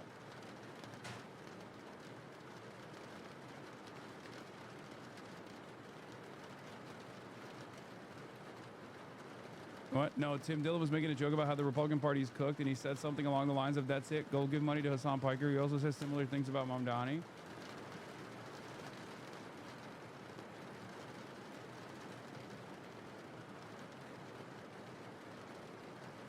The felon administration doesn't follow the law. Yeah, it's a remarkable surprise to me and everyone else, I think, because I really thought that the 35 count, I really thought the felon administration, who is,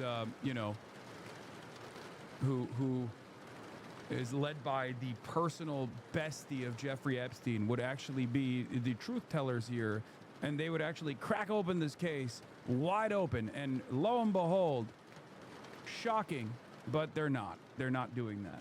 Complying with the law, and that the work will get done. Janae? Very interesting that you said DOJ just learned the names of additional victims this week, Pierre. Thank you for your reporting. President Trump did not address Friday's long-awaited release of files related to convicted sex offender Jeffrey Epstein. The Justice Department began releasing thousands of records. What does this call Hasan Piker? Like when I first did an investigation. And he has red, white, and blue socks on. Call Hasan Piker. Go just donate us. Just give Hasan Piker a super chat right now. What? Call that retarded Withers, whatever his name is, those fucking twinks from Colorado that live in a mountain that keep screaming. Okay, maybe we won't go that far, but I'm just saying this. What? It's just absurd. Anyway, get them out of here. I can't listen. Can't even listen. Let me tell you something. And you. What the fuck? He's saying the administration's so cooked this time. It's time for fucking woke to rise up again, baby. Let's go. The Colorado twinks, Dean Withers. And then he said, no, I wouldn't go that far.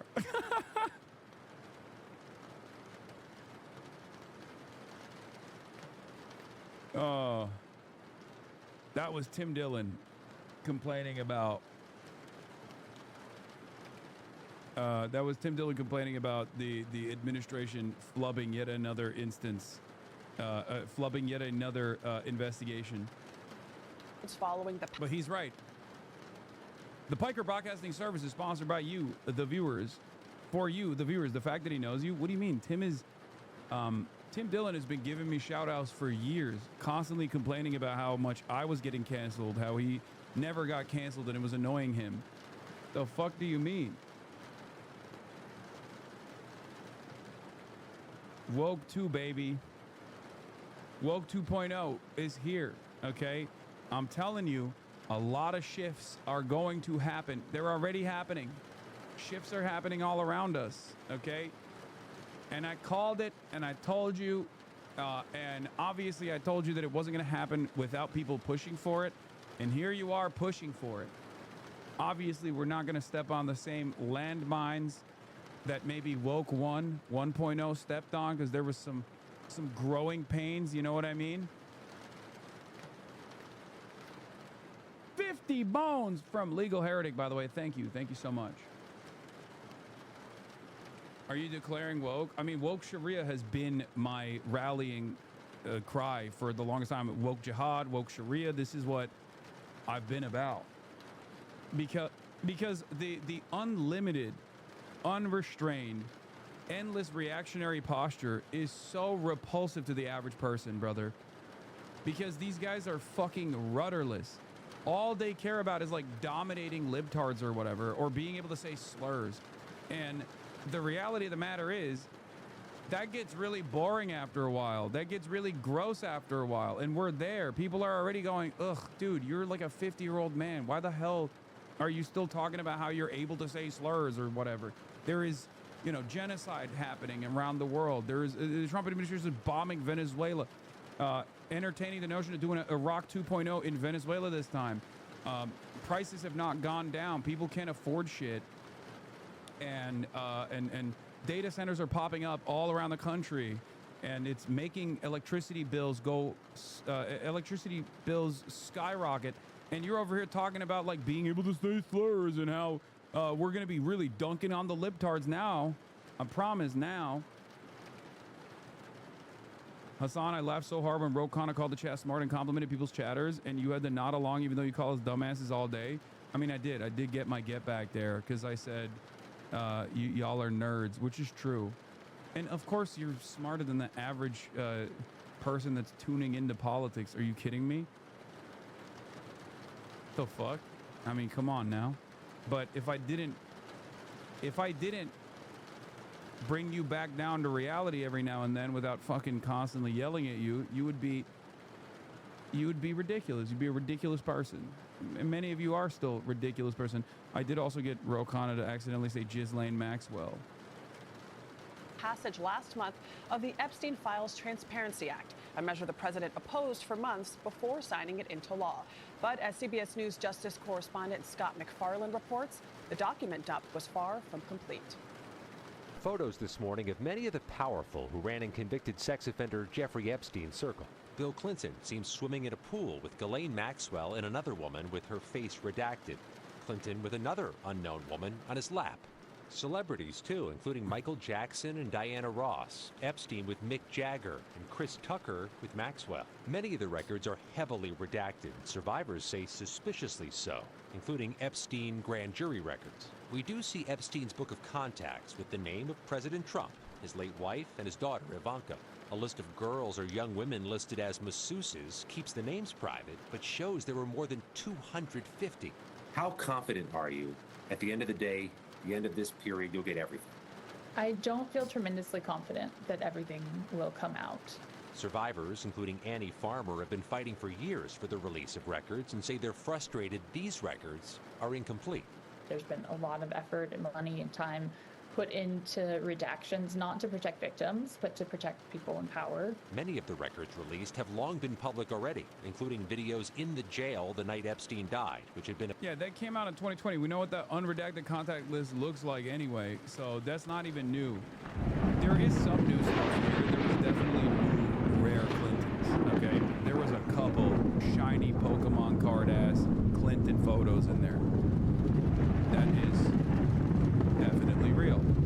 And I think that was deliberate. Outside of, it seems like outside of Bill Clinton, no other politically relevant individual, with the exception of like the rare and Barack, was actually shown in these investigations at all. I wonder why. I wonder why. And for the record, before someone even ever dares to accuse me of defending Bubba here, lock his ass up, put him in jail. I've been an advocate to throw Bill Clinton in jail for many, many years, okay?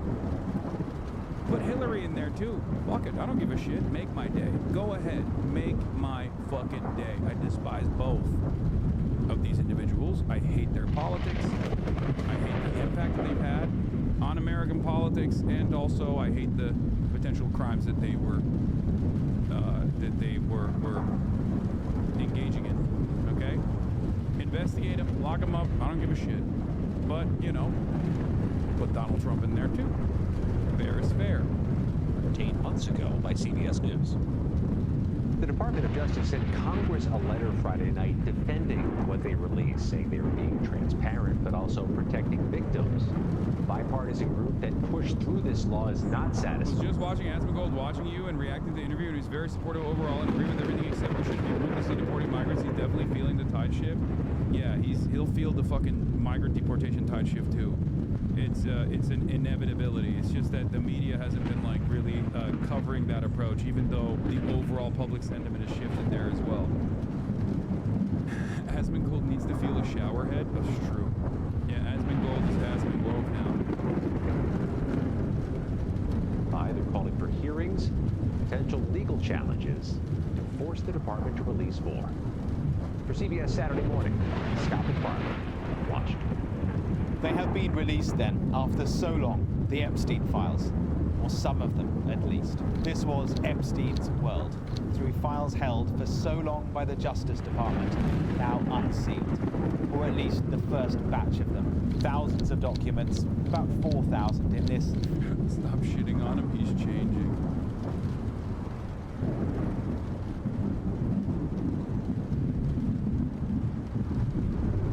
I really think he's coming around. Oh my God. Brother, we are never gonna have progress. I swear to God. I'm sorry. People are so fucking stupid. People are so fucking stupid, dude.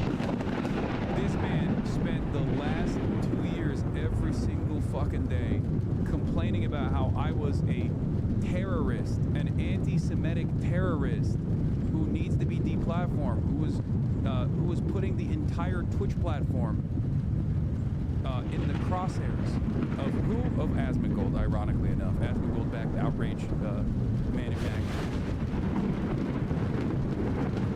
You think overnight he changed? Really? He's got a kind heart all of a sudden? Okay, we'll see the switch up. If he starts admitting that he was wrong about me, if he starts admitting that he was wrong about all the things that he was advocating for, you know, I'll potentially entertain it. Okay? I just don't think that that is a sincere change. I think he's just basically seeing the attitude shift, and he is trying to manage his own community. Okay, this is a political actor who has spent most of his political output attacking me ruthlessly in an effort to present me as an unserious or dangerous individual. Okay, and many in his audience actually agreed with him, using Islamophobic sentiment. A person who has fomented so much hatred, not just against me, but just against entire marginalized communities. And he was always very open about it too. He's like, yeah, I'm doing whatever I can to get by. I'm doing whatever I can to you know, I'm doing whatever I can to generate as much clout. It's not like he was shy about it. Yeah, he has openly talked about how he's doing this to benefit himself. And that's precisely the reason why I always said he doesn't have like a lot of firmly held convictions on any of the political issues that he's talking about. That's precisely the reason why he can present his attitude shift as a sincere change of heart, while simultaneously saying that like people like myself are fucking grifters or audience captured, even though I spent every waking hour yelling at my own audience for being insane, or even you can literally look at the past 12 years of my commentary where you haven't seen my opinions change. As a matter of fact, the reason why this KHANA thing was so entertaining, at least for me and many in my community, is partially because every single thing that I had said to KHANA at the DNC has unfolded in the exact same ways that I said it would unfold, and KHANA is now on my side. Like, he moved in my direction. Bar for bar. Go back and literally rewatch that interview at the DNC with me and KHANA, and then match it up against KHANA's positions now, and you will understand. Okay? First release. So one team has gone through them, and I'm going to split this up into several strands. The celebrities, the victims, the redactions. The celebrities first. We know that Jeffrey Epstein socialized widely. His network spanned the arts, business, politics, royalty, high society. And so association with him does not equate to wrongdoing. There are images of him with Michael Jackson. He's also photographed with Diana Ross, and former President Bill Clinton. He features a lot in this dump of images. His association with Epstein is well known, and he is on record expressing his regret at having ever known him. Clinton is photographed in the files with Kevin Spacey too. There's an image of Mick Jagger with Ghislaine Maxwell. None of these photos have any context to them. We don't know. Like, you understand that he's not actually on your side, though, right? Because he's an establishment dem. Him echoing your rhetoric rather lukewarmly doesn't mean much. You're delusional if you think that is the case. Not to say that he's not, like, a Democrat, but there is obviously a left flank within the Democratic Party right now that is sincerely advocating for certain policies that I would love to see implemented, because I know it will generally improve people's material conditions. Medicare for all being one of them. And no, I don't think he was lukewarm in a lot of this stuff. But this is precisely what I was explaining earlier. This is how change happens, okay? It doesn't happen overnight. That's my whole point. Do you not understand? By the way, this is yet another instance of me yelling at people who are, or criticizing people who are to the left, ostensibly to my left flank, who are not understanding that, like, there are things that you need to do to establish coalitions and get people on board with your message. And this is perhaps the worst possible time to say this, because a big part of the reason why we're seeing even the fraction of the files that we've seen so far from the Jeffrey Epstein investigation is because of Ro Khanna and Thomas Massie. Okay? And yeah, I don't think these are guys to my left flank necessarily. I think they're just like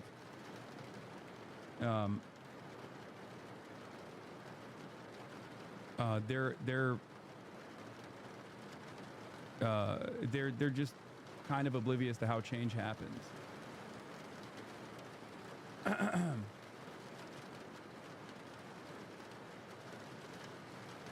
It's gonna continue, for the record.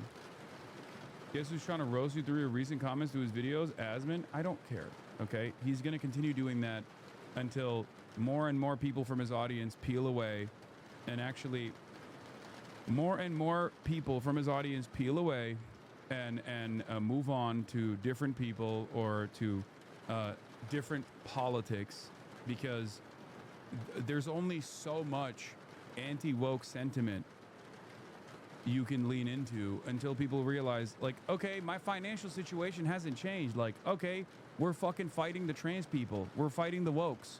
We're fighting all the wokes, but, like, my rent is still going up. My job prospects are in the shitter. Okay? There's only so much you can propagandize to a population that is feeling the pain. Okay? That's it. And when that fucking happens, more and more people will peel away. Maybe some of them will come here. You know, the ones who weren't, like, so negatively propagandized against, right? But ultimately, it doesn't even matter if they don't come here. As long as they become loyal soldiers of progress in this country, I'm happy to have them on board. You know, they can follow along. Who took them or when they were taken. But remember, they are all part of the Epstein estate, seized over the years and sealed until now. Here's a picture of Sarah Ferguson, ex-wife, of course, of Andrew, formerly Prince Andrew, and he features too. This is an image of the former prince lying across several women. The only other person identified in this document is Ghislaine Maxwell. Now, we've cross-referenced this photo with other photos, and it was taken at the late Queen's home, Sandringham, in the UK. Of course, Andrew was friends with Epstein and Maxwell. He settled financially out of court with Virginia Giuffre, who had accused him of sexual assault. He's always denied any wrongdoing. Let's focus now on the victims of Epstein and Maxwell's abuse and how their story can be told through these files. Yeah, here's an image Prince of is two young crazy. women, perhaps girls, we can't be sure, in Paris. Our identity has been hidden. The Department of Justice says it redacted more than 1,200 names or images of victims and their relatives. We know from existing testimony from victims like Virginia Giuffre that Epstein took girls he recruited on trips, including to Paris. They were often recruited with the promise that they would become masseuses, and this image here nods to that. But within these files, there are new court documents detailing how Epstein and Maxwell recruited their victims. Some of the documents are already in the public domain. This is evidence that formed part of the case of a victim identified only as Jane Doe 3. Message pads to convey missed messages for Epstein. They span 2004 and 2005. Two of them read, "I have a female for him." But there are redactions, so we don't know who left the messages or who wrote them down. Yeah, like, is that a victim? Because Jeffrey Epstein did oftentimes utilize victims as well to bring in new people, bring in new girls. Or was that a pimp, an adult, not a victim at all, who was tasked with finding new victims for Jeffrey Epstein? This is the type of shit that is very frustrating. Okay? And it's so insincere. The way that these guys straight up made it seem as though they were redacting exclusively the victims to protect their identity while simultaneously protecting actual fucking pedophiles is insane, dude. It's incredible. And what blows my mind about it is that there are some people who are, you know, doing this now, okay, in the MAGA contingency. I think it's safe to say the Epstein files kind of backfired on the Democrats. Yeah, totally, man. Totally. This is about Democrats versus Republicans, right? No, man, this is about everybody versus pedophiles, okay? You have a literal pedophile protecting president who is besties with the pedophile that we're talking about, whose Department of Justice spent most of the time in between now and 30 days ago trying to actively delete his image from all of the fucking files. And they unironically left some of it on accident and then only went back and deleted it after the fact when people were like, oh, there's Donald Trump right there. It's so out in the open. You have to be a real fucking lobotomy recipient to not see what's going on here. Like, what the fuck? Are you kidding me? Get out of here. 90% redacted. Then there's this. It appears to be a sort of scrapbook, storybook, similar to the birthday book, which was released a few months ago. It's heavily redacted, and it's very disturbing, to be honest. At the top here, once upon a time, there was a clueless little girl, it reads. Have a look at this too. It's an incident report from the Palm Beach Police Department. The common location for all the incidents detailed is 358. At least 16 files from the Epstein release disappeared from the DOJ webpage, including a photo of Trump with no explanation. I think we know the explanation. You know?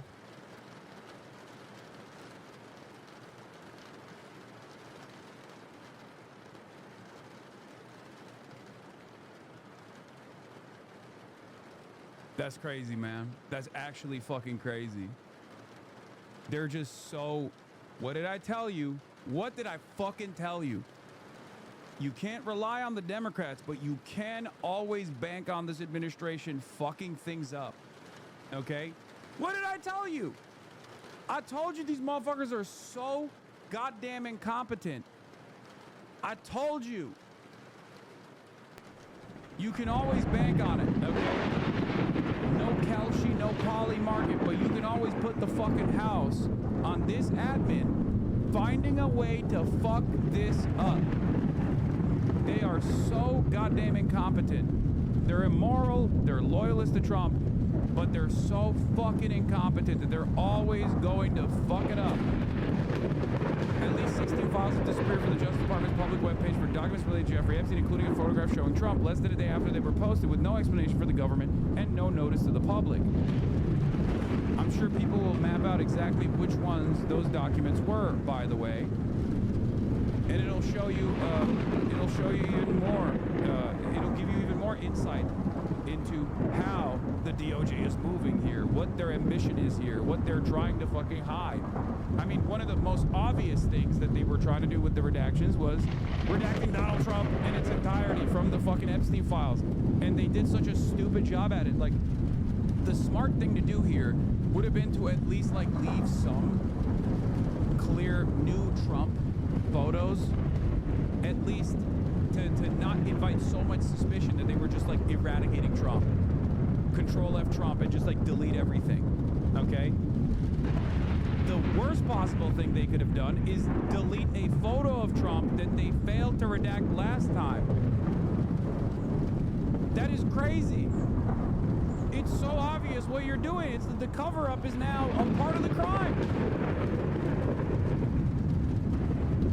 What the fuck did you think was gonna happen? Yeah, also, this is why the law said downloadable and searchable. They didn't do it. Now they delete shit. Yep.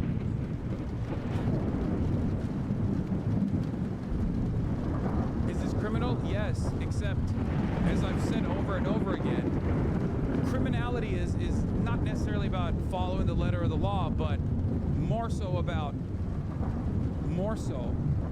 whether or not there's a regulatory body that will hold you to account. And obviously, the fucking insane asylum is being run by the nutters, okay?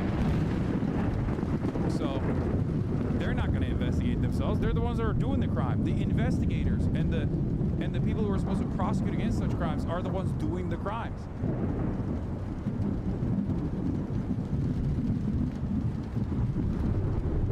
They also redacted face on a Clinton plus MJ image that wasn't previously redacted. They redacted MJ's kids' faces. Yeah.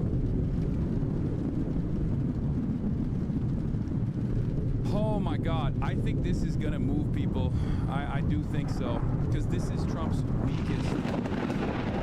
This is Trump's the weakest thing, right? This is the thing that people hate about Trump. Even Trump's own fans do not like the way he has mishandled the Epstein stuff, the way he has actively tried to shelter the public from the Epstein investigation, and the way he's conducted himself. The way he's conducted himself in the process. Here are the list of files that were removed.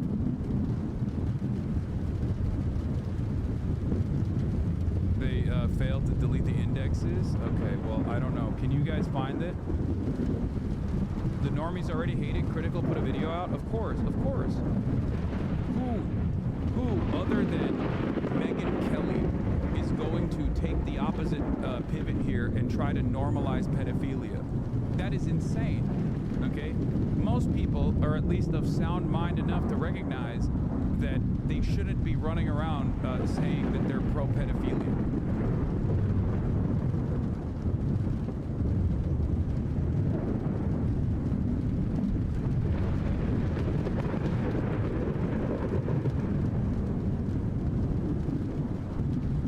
Not the Normie Whisperer. Of course the Normie Whisperer is going to come out with an anti-Epstein video. Are you kidding me? It's the most normal position you can have.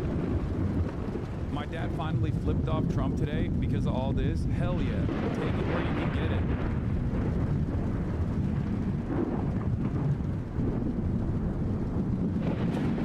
Take the W's where you can get it. Don't be like insincere about genuine attitude shifts. It's obviously not the same if we're talking about like a conservative commentary person, right? Obviously, you know, people who are engaging in the propaganda at the behest of this administration are totally in a separate category. Members of the media are in a separate category here. They need to be met with more scrutiny. Okay. However, if you're talking about your parents or any number of different people in your immediate family, your co-workers, stuff like that, them changing their attitude on this is good. Okay, that's a good thing. Just don't immediately, don't dunk on them, is what I'm saying. Okay, don't just like try to shit on them. It's good. Claims there were serious ethical breaches by the prosecutors. Talks about how seriously apparently Epstein's attorney Ken Starr takes the Bible and the law, a man of great faith, appears to refer to Assistant U.S. Attorney Mary Willifana, doesn't want to create a written record, refers to Alan Dershowitz and Kent working, Washington to drop the Fed charges, appears to address U.S. Attorney Alexander Acosta. So this was one of the suspicious, it's fucking impossible to read this shit, unfortunately, but this was a letter. This was a typed out letter that apparently was addressed to U.S. Attorney Alexander Acosta. Okay? Some of the text under the redacted bars is copy pastable, by the way. Haven't seen anyone cover that. Several full victim names in SSN. Not bullshitting, they fucked up. Wait, really?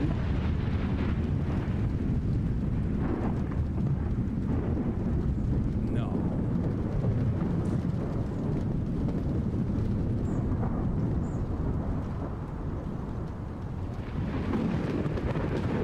Okay, what they deleted. I used the command line tools to compare Epstein tranche. Data set 1-zip. Downloaded approximately 8 p.m. yesterday. For the same tranche, downloaded approximately 5 p.m. today.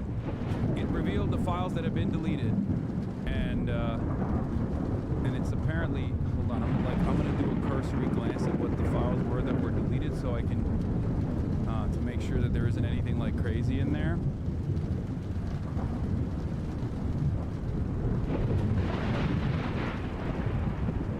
Some of these are potentially, well, some of these are censored for nudity, some of these might be censored for, wait, what the fuck? Why did they censor this?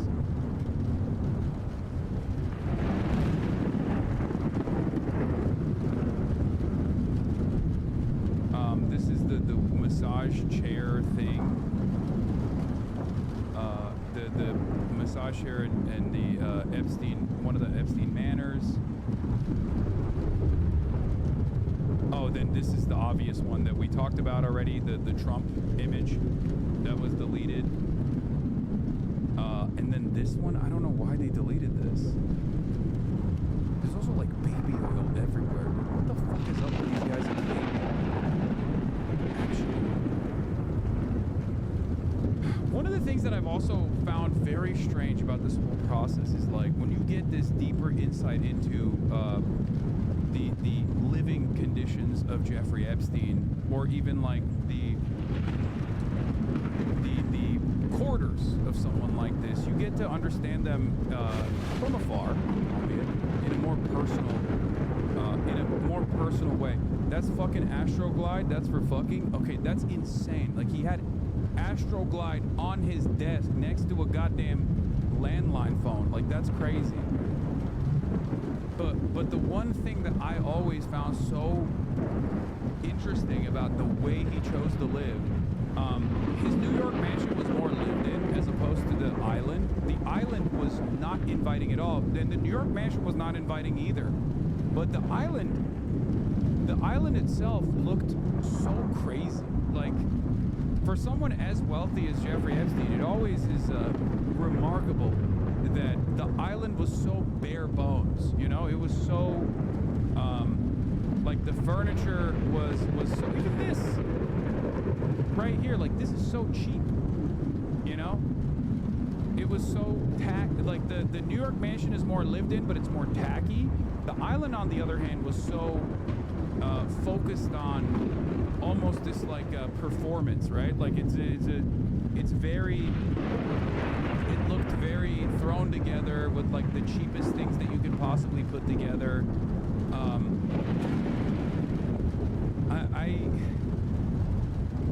Like there were beds without bed frames, you know what I mean? It's like very odd. There is definitely a marked difference between, like a noticeable difference between the New York mansion, where he spent most of his time living, versus Little St. James Island. But when you looked at like the Little St. James Island and the inside of the Little St. James Island rooms, I know the word you're searching for, but I'm not telling you what it is. Okay, tell me what the word I'm searching for. Say it. It's almost austere. The Little St. James Island, like it's very cheap and hastily put together and not lived in, right? There is no like New York is gaudy. Little St. James is just very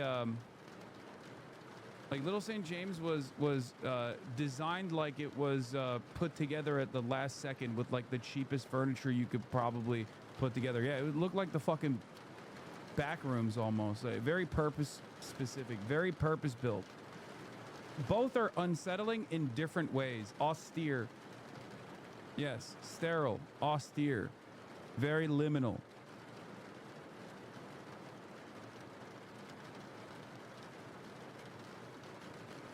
Anyway, this is this is from the massage room in the New York Manor, though. You can tell like when something is from the New York Manor as opposed to photos from the island too, because of like even the furniture that they're using and the artwork that's presented. I wonder why they deleted this one.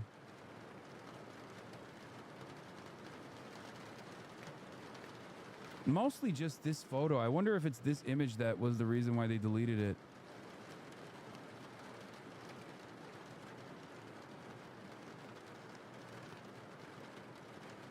Well, speculating on the psychology of how Epstein operated, this is classic narcissistic performance behavior. Creating a narrative is how these people almost lack any actual chairs. Interesting, however. Yeah, no, it's everything is a performance, obviously. Every aspect of this, every aspect of design actually feeds into a psychological profile, because like these decisions they're making, whether it's hastily put together or not, is still offering insight into the mind of Jeffrey Epstein or the people that he hired. But even the decision that he made to hire the people that he hired to do the interior decoration is still going to give you some insight. And the artwork, I think, is a very great example of this. If you notice, like a lot of the artwork is like creepy. A lot of the artwork is mostly women. A lot of the artwork that he posts all around his house is just like scary almost. Like, and then beyond that, the photos of actual people is always Jeffrey Epstein himself with very famous people. So it's very clear that he was like using other notable individuals as a jump off point to present himself as like someone in the know, someone in these circles. Because he's not homies with the fucking Pope. Why does he have a photo with the Pope? He's not homies with MBS like that. Why does he have a photo with MBS? Normal circumstances, you put people, you put your loved ones in fucking frames and you display them. But for him, it was always a display of power, right? And it wasn't even just a display of power that he wanted to showcase to other people. Okay, it was a display of power that he wanted to reassert for himself. Like he wanted to reinforce that as well. Because if you notice, like, especially in the photo that we saw earlier that was deleted, where is it? This one in the desk drawer. A lot of the photos, if you look at Jeffrey Epstein's, like some of the photos of Jeffrey Epstein with like notable people, is unironically forward facing. It's outward facing. It's to show other people like these are the people that I'm around. But then there are some that are also facing him. So he's making the deliberate decision to look back at those photos and remind himself or reinforce this notion that this is who he is. This is who he's around. This is the extensive power that he had. It's a very, very strange thing to do.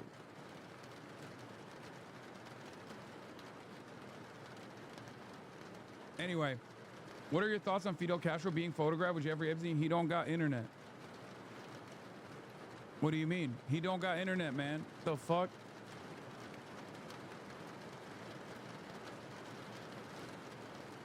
I think that's a little bit different than like Noam Chomsky, who like extensively had relations with Jeffrey Epstein, far beyond what we initially suspected. He was too weird to have a family, so the only attempt he made was asking Ghislaine to have him get one of his victims pregnant to assumingly abuse. So Epstein was a strange guy? Is that what you're saying? Pretty far-fetched if I say so myself. Yes, and that is the argument I'm making. I'm saying that Jeffrey Epstein was a strange man. Very quirky guy, not to use such heated language, but I kind of feel like he wasn't a very good guy, okay? Kind of feel like it was a strange man with quirks and maybe wasn't the best guy around. Hard to make this judgment here, but a bit quirked up. A lot of oddities. So, unlike the numerous photos that came out of Jeffrey Epstein with Noam Chomsky that makes Noam Chomsky look bad, the one photo that he has with Fidel Castro doesn't actually make Fidel Castro look bad. It probably lends more further evidence to the theory that he might have been an intelligence asset.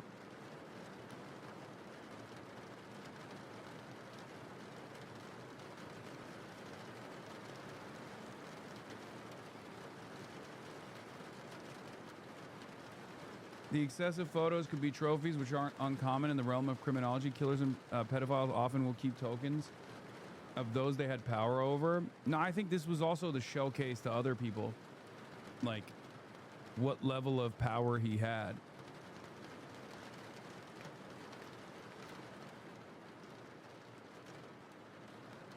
He wanted to display it to others as well.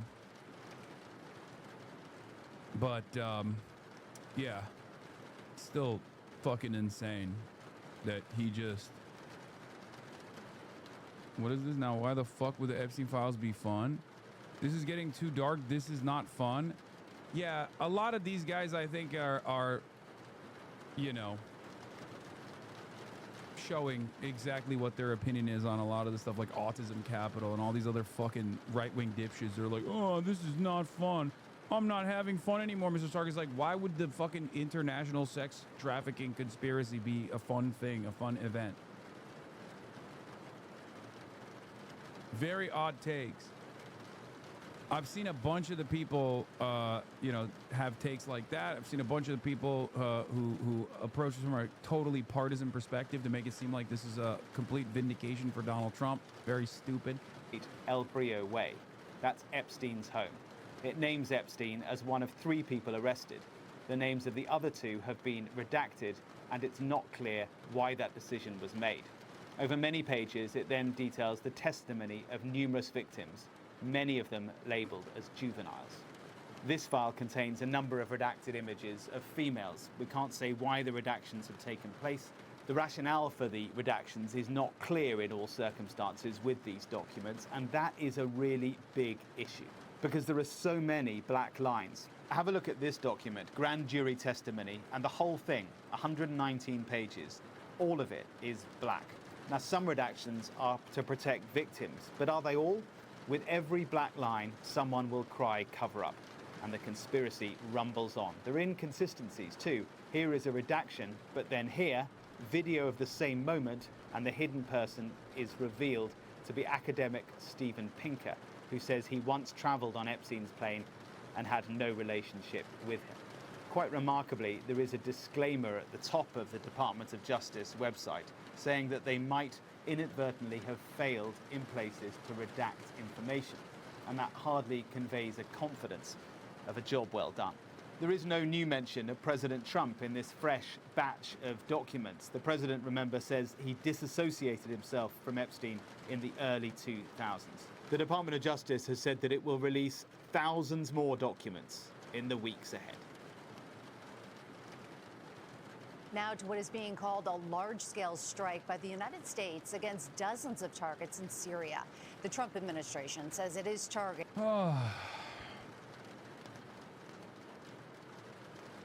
Bullshit, he was part of the anti-feminist science professor team Epstein pushed. I mean, yeah, a lot of the... was this grand jury info public before? I doubt that they... no, this is from 2018. I don't know, but I suspect that this came out yesterday, right? There's no way that they... United States Grand Jury, Southern District of New York. It came out yesterday. There's new files today. Some of it is new.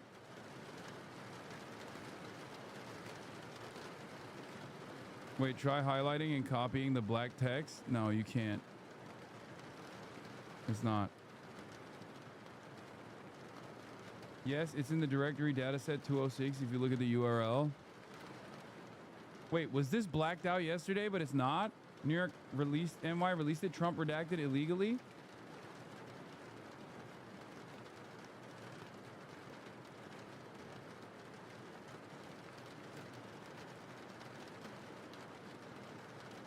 Yep, second round of docs got released a couple of hours ago. I don't recall this. Wait, search Trump? I mean, this is the newer one. This is the newer grand jury. This is the newer grand jury indictment from Southern District of New York. I don't think Trump would be mentioned that much in this, even though he was president at the time.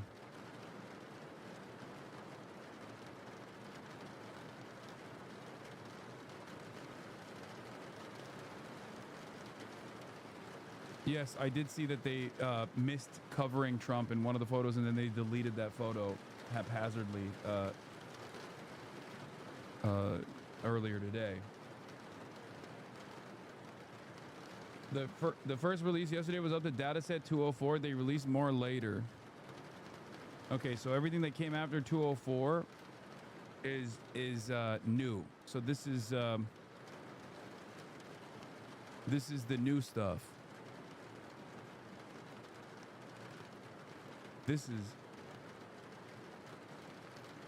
They released datasets 5, 6, and 7 today. Why are they drip feeding the documents? They're drip feeding the documents because they're just going through. They're going through every single thing to like use the fucking highlighter pen as heavy-handedly as possible. Good afternoon, Special Agent Bleep. Good afternoon. Could you please state your full name? Special Agent. Where do you currently work? The FBI. Special Agent. How long have you worked as a Special Agent? For over 2 years. Where are you currently assigned? The Violent Crimes Against Children Squad. Agent works in child exploitation and human trafficking matters. We also work international and parental kidnappings. Have you participated in an investigation of Jeffrey Epstein and his associates? He says yes. Have you spoken with other people, including other law enforcement officers? Yes. Have you reviewed reports and documents? Yes. Testimony. Miss Bleep. So, ladies and gentlemen, some of the testimony you're going to hear today will include hearsay. As you know, that means the witness will not be testifying solely from her own observations, but that she'll also be reporting on others. Special Agent, I'm placing in front of you what's been marked as Grand Jury Exhibit 1. Do you recognize that? It's a presentation that was prepared to assist in testifying today. During the course of your investigation, have you learned where Epstein maintains residences? Yes. Where does he have residences? He has a residence here in Manhattan, along with Palm Beach, Virgin Islands, and New Mexico. New Mexico one is called the Zorro Ranch, by the way. Does he maintain an address in Manhattan located at 9 East 71st Street? Yes. If we could turn to slide 2, does that fairly and accurately depict the residence? Would you please describe that property for the grand jury? It's a multi-story residence. It's reportedly the largest residence in Manhattan. It's right near Central Park. Does Epstein also maintain an address in Palm Beach, Florida, located at 358 El Grillo Way? Yes. It's a villa in Palm Beach, right on the water, has an in-ground pool along with a guest residence or apartment connected to it. Asking about the witnesses.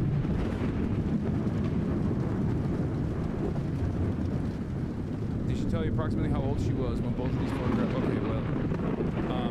Witnesses you've interviewed during your investigation. During the course of this investigation, have you participated in interviews with the individual name redacted? Agent says yes. For today's purpose, I'm just going to refer to her as redacted. About how many times have you interviewed her? We've spoken to her approximately 5 times. Turn to the next slide. Are these photographs of redacted? Yes. Did she tell you approximately how old she was when both of these photographs were taken? Yes. What did she tell you? The photo on the left, she was approximately 13 years old. And the photo on the right, she would have been 17 years old. What is redacted's date of birth? And these are identifiable factors about the victims, so obviously they're, redacting those. That's valid. In addition to your participation in interviews, have you also reviewed reports from other law enforcement officers who interviewed redacted?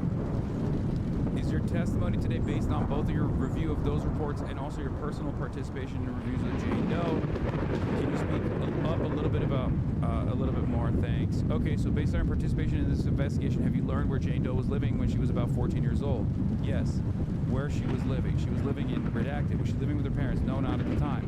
She had a difficult home life, which is consistent with other pedophiles as well, of course. Pedophiles who specifically choose their victims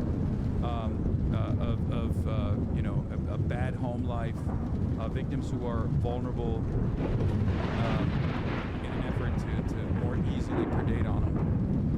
They target victims of broken families, people on the verge of homelessness, kids on the verge of homelessness, things of that nature. of school she had started and dropped out. About when did she drop out of school? The beginning of her freshman year, a few months into her freshman year approximately. And at about this time, how was she supporting herself financially? She worked different jobs. She worked in catering halls as a waitress in restaurants and in clubs. Did there come a time when Redacted learned about Jeffrey Epstein? How did that first happen? She met a girl named Redacted who told her that she could make money if she massaged this rich guy. And when she heard from Redacted, how did she respond? She wanted to make money, so she agreed. What did she agree to? She agreed to go to his residence and massage him. Did Redacted recall how old she was when she first went to his residence? She says she was approximately 14. And just to confirm, the date of birth listed on the slide is that Redacted date of birth. So you testified that she ultimately went to his residence, the one in Manhattan. How about how many times did she go to Epstein's residence? Multiple times, dozens. During the time she went to Epstein's residence in Manhattan, did she tell you about how what typically would happen? Yes. What are some of the things that she told you about what happened there? So the first time when she went with Redacted, she entered the residence. They waited in the office until they were escorted upstairs to the massage room. Once in the massage room, Jeffrey Epstein came into the room. He lay down on the table. And once he was on the table, a girl massaged each side. And then Redacted would be asked to leave the room. The other Redacted person would stay. From there, once he turned over, he wanted his nipples pinched while he macerated. Things progressed each additional time she went. This is, for the record, exactly what he did a million times over. Like, this is again, the same pattern with the ways in which he constantly pushed the boundaries were, I mean, to 1,200 plus the victims, right? As far as we know. The ones that we know of, they were underage. Some of them were not minors, but many of them were also underage at the time. And he would slowly but surely just like,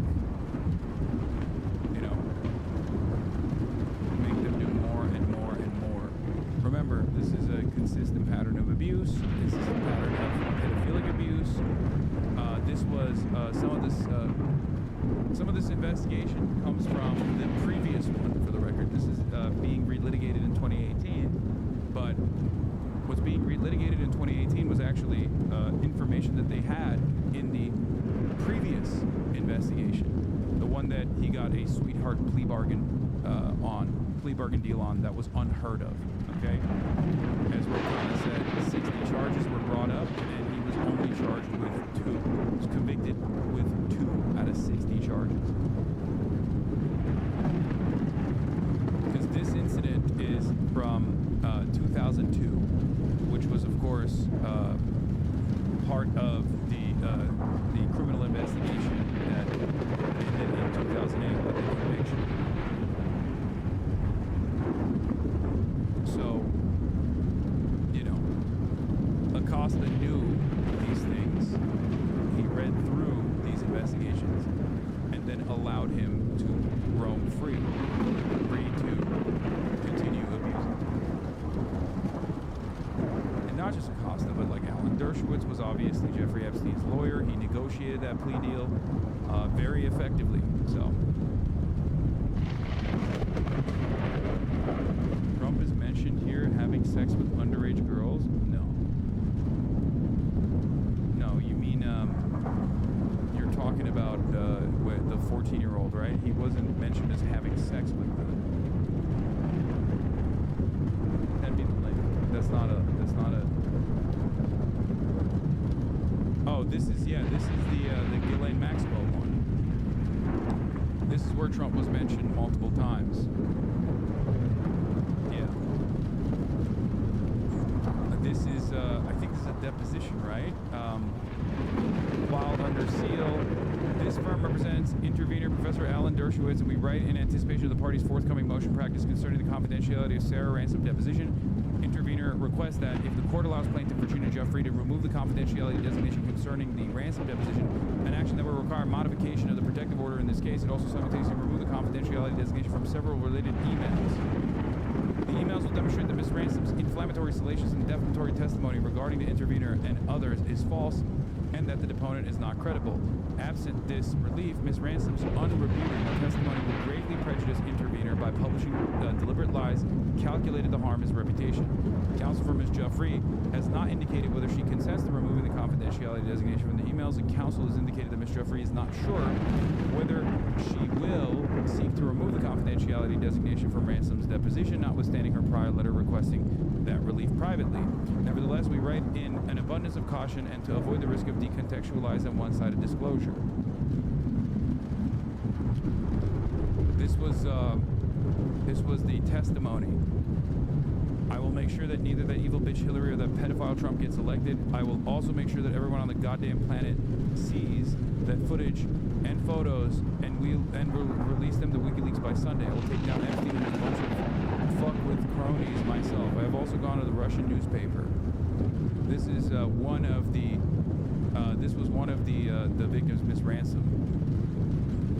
And these are her statements and emails.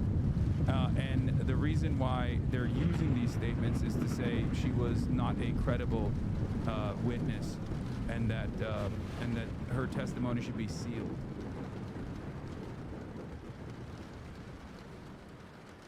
Yeah, the first mention of Trump is here. Her testimony was fabricated from whole cloth. Ms. Ransom's testimony also contains a slew of other incendiary claims concerning the sexual proclivities of Donald Trump, Bill Clinton, and other prominent individuals. Clinton and Trump must pay for what they did to us, as must the rest of the men that were involved in their seedy inner circle. Another friend was one of the many girls that had sexual relations with Donald Trump. She confided in me about her casual friendship with Donald. Mr. Trump definitely seemed to have a thing for her, and she told me how he kept going on about how he liked her pert nipples. Donald Trump liked flicking and sucking her nipples until they were raw. One evening, when we were showering together, she showed me her nipples. They looked incredibly painful as they were red, swollen, and I remember wincing when I looked at them. I also know she has sexual relations with Trump at Jeffrey's New York mansion on regular occasions, as I once met Jen for coffee, just before she was going to meet Trump and Epstein together at his mansion.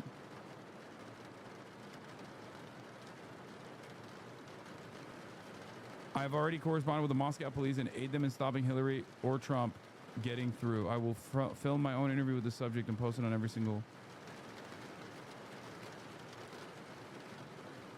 Yeah, these are emails from Sarah Ransom to Maureen Callahan. But given that this was like, I think the reason why they don't mind showing this stuff is because it was like struck from the record, I guess. So they're like, they were saying that she was not a credible witness. I'm not entirely sure about what happened with Sarah Ransom, so I don't know.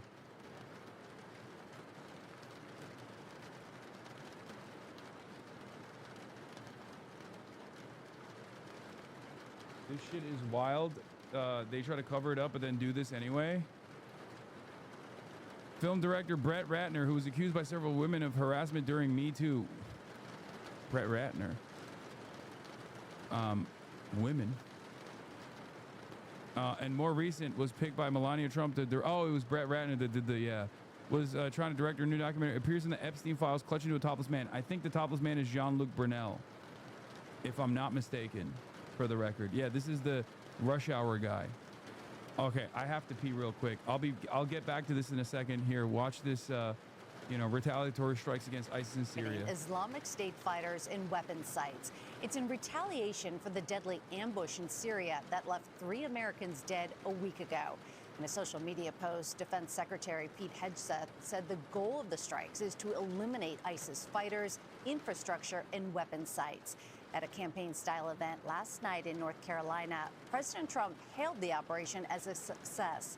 The president is spending the holidays at his Florida resort. Willie James Inman is traveling with the president. Good morning, Willie. Meg, good morning to you. President Trump promised the U.S. would respond following that attack that killed 3 Americans. And now we're learning about that response, in which more than 70 targets were hit. On Friday, the U.S. military conducted strikes against dozens of locations in Syria to take out threats posed by ISIS. U.S. Central Command described the operation as a massive strike and said it was a retaliatory attack. It was very successful. It was precision. We hit every site flawlessly, and We are restoring peace through strength. Last week, 2 American soldiers and a civilian interpreter were killed during an ambush attack by a lone ISIS gunman. In a post on Truth Social, the president warned against attacks on the U.S., writing, "You will be hit harder than you have ever been hit before if you in any way attack or threaten the USA." Defense Secretary Pete Hegseth said Operation Hawkeye Strike was aimed at eliminating ISIS targets, right? While I was pissing in the bathroom, I found out that, yes, this one that we were looking at, the grand jury from the Southern District in New York, that is new. It was unredacted. This was one of the files, I think, that was previously completely blacked out. And this is now unredacted. So we'll go into it in a second. Let's finish this, though. Today, we hunted and killed our enemies, lots of them, and we will continue. Meanwhile, President Trump was in North Carolina late Friday evening speaking directly to Americans about his record on the economy. It's been the most successful first year of any president. I'm bringing the prices down, and I'm bringing them down fast. The president's campaign-style event follows a primetime address from the White House in which he sought to defend his agenda. Some of the president's supporters who attended the event acknowledged prices are higher, but expressed optimism about the economy. We're really trying to support the president's agenda in slowing down inflation, and I think we're on the right track. Bro, this is literally, that's it. These are some of the biggest cultists, okay? And even the biggest cultists are like, yeah, I think we're moving in the right direction, I assume. You know? I think it's on the right track. I hope it's on the right track. Understand something. The very fact that people who are basically fucking lobotomized into believing that Donald Trump can do no wrong, even those guys cannot simply believe that the economy is doing better when their pockets are fucking hurting. Okay? It's that simple. If you got these guys that are supposed to be in the pocket, okay? These guys that are supposed to be unconditionally and uncompromisingly defending Donald Trump, you got those guys singing a tune like this, it's fucking over, dude. It's Jover, brother. This is why I'm telling you, like, in the absence of things changing quick, which there's no indication that it will, and if things do change, it'll be for the worse, not for the better, specifically around the economy. A lot of these guys who are still trying to defend Donald Trump are going to turn on him. And we have to be there to pull them back. Okay, we have to be there to pull them back to reality. Still have a lot more work to do. Now, this weekend marks the start of President Trump's holiday stay at his Florida home, Mar-a-Lago. Now, he says he'll be doing mostly work, and that could include a possible meeting with Israeli Prime Minister Benjamin Netanyahu. Adriana? All right, Willie, thank you so much. The U.S. Coast Guard is currently seizing a sanctioned vessel off the coast of Venezuela. That's according to ABC News sources. It's now the second vessel. Oh, God, here we go. But yeah, getting back to our pedophile administration, okay? Because remember, when people are telling you like, oh man, things are fucking surely really bad, right? This is your opportunity to ask them, like, okay, banning transgenders from athletic competition, did that actually help you in any way? Did that, Israel's doing a genocide. Pedophiles are running all over the administration. Some of those pedophiles are linked up with Israel too, for the record. And your living standards have not improved. Your infrastructure is your infrastructure is in a dire state of disrepair. Seemingly all the money goes to unlimited warfare. Okay. But hey, you own the libs. You dunked on the transgenders, right? Did that help? We're now deporting random neighbors of ours, people in our communities that have done no wrong, really. Because Trump told you that those guys are all violent criminals. Meanwhile, we know who the violent criminals are, right? They're the ones who are getting redacted in the Jeffrey Epstein files. Are things getting better for you? And if not, maybe it's time to seek out an alternative. Okay? Maybe it's time to look for an alternative vision. It's obvious that the Trump administration lied to you. Okay? It's that simple. And sometimes those lies are done at the behest of predators continuing to run amok. What is this? CIA, Mossad, and pedo elite are running some kind of sex trafficking, entrapment, blackmail ring out of Puerto Rico and the Caribbean islands. They're going to frame me with a laptop planted by my ex-girlfriend who was a spy. They will torture me to death. What is this? He died?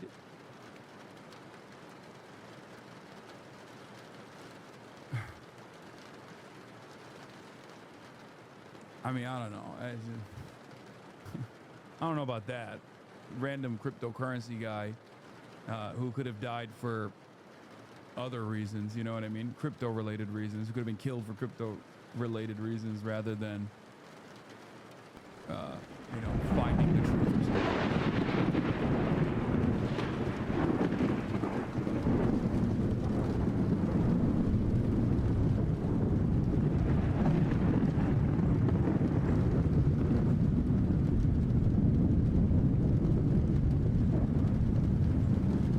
That while I'm in the middle of covering these insane things that are happening with like the financial elite, okay, there's always still a dumbass being like, didn't you go to sleep with sex slaves in Berlin in 2010, pot calling the kettle black? I went to a legal brothel that still operates as a legal brothel in 2010 when I was fucking 19 years old. What the fuck are you talking about? You think these two things are on this in the same vein as one another, or are you trying to stop me from talking about Jeffrey Epstein with an idiotic misdirection? It kind of feels like you are not very sincere about your cause here. It kind of feels like you're defending pedophiles, you know? Why are you defending pedophilia and pedophiles of the financial elite by simply inventing a crime where no crime took place, in my case?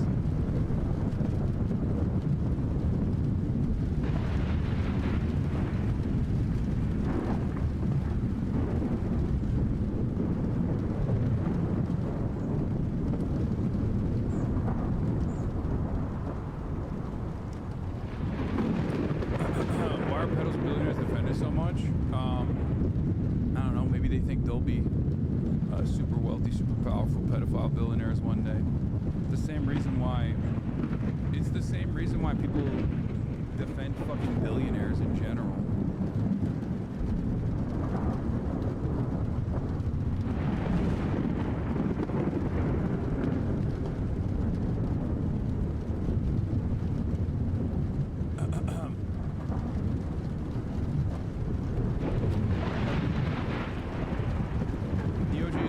Searchable files. I mean, they never really fully made the file searchable anyway. And I don't know if that was just like broken and busted or something. I don't know. Could have been broken due to incompetence, or could have been deliberately created that way. Yeah. They constantly try to catch you out in some perceived hypocrisy while they're likely support some of the biggest hypocrites online. No, that's literally what it is. That's always what it is. It's a way to engage in hypocrisy fishing, to go la la la la, I can't hear you. I have assumed you are hypocritical in your position and don't have a fully fleshed out worldview, and therefore I don't have to listen to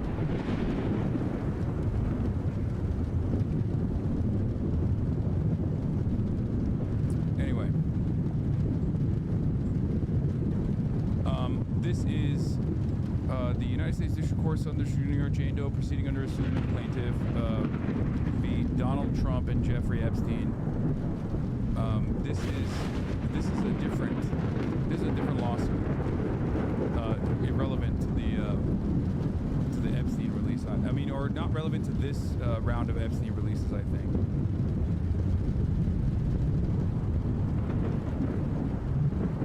Were they just unredacted? No, I think they were unredacted. This was unredacted. This was previously all black. The Southern District of New York grand jury indictment.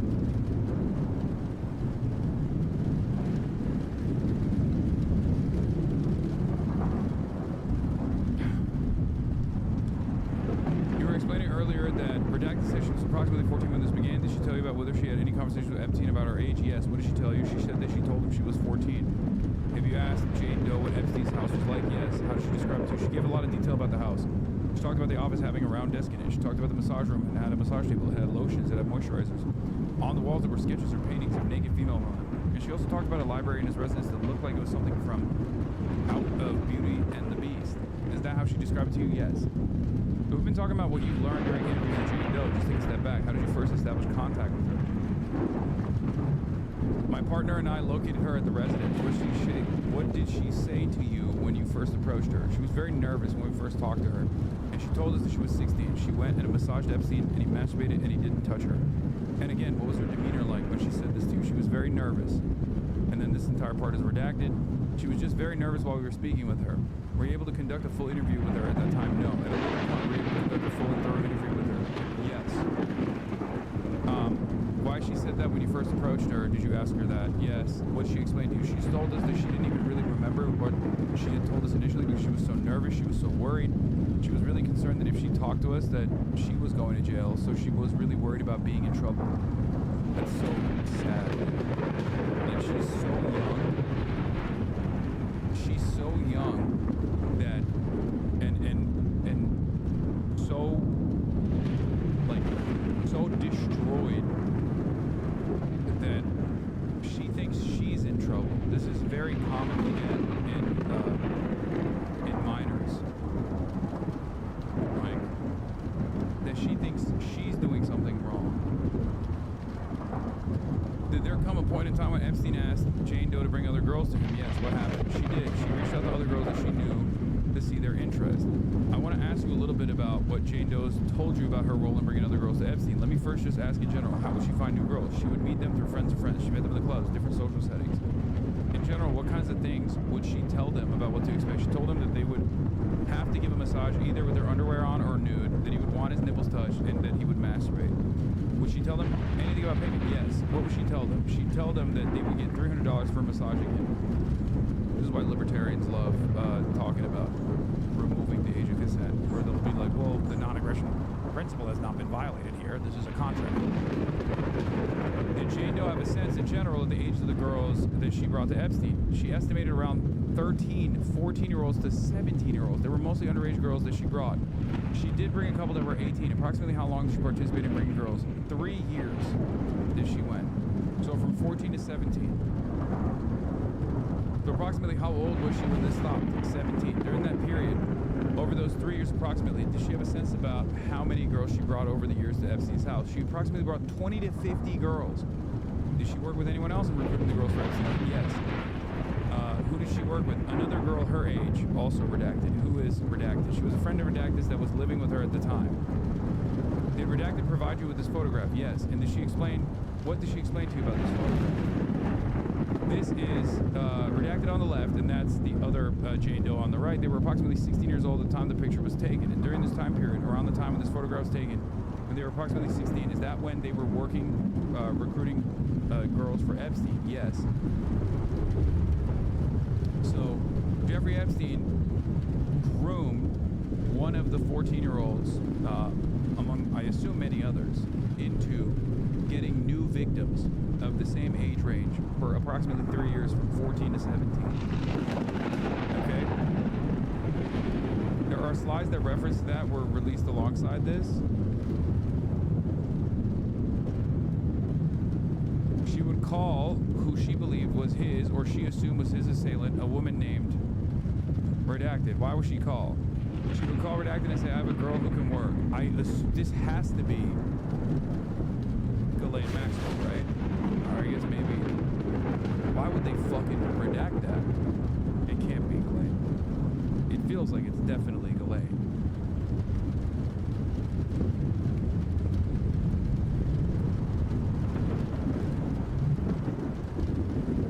She would call redacted and say, I have a girl who can work, and they would schedule that appointment. In conversations with redacted, it's how they refer to these massage sessions as work. Once the session was scheduled, would redacted go with the girl to the house? Yes. What would she do in general once she brought the girl to the house? So the first time she would take a girl and go to the residence, they'd wait in the office until they could be escorted upstairs. The first time she would go with the girl, she would go up with her so the girl felt comfortable and kind of knew what to do. Additional visits after that, she would wait downstairs with the girl, did the massage upstairs. Also, Ghislaine participated in this as well, for the record, according to a victim testimony.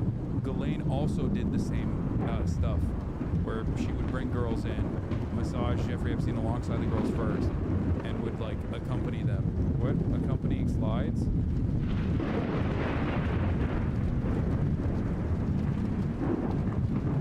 Are you sure? Because this is this is not New York. This is Palm Beach.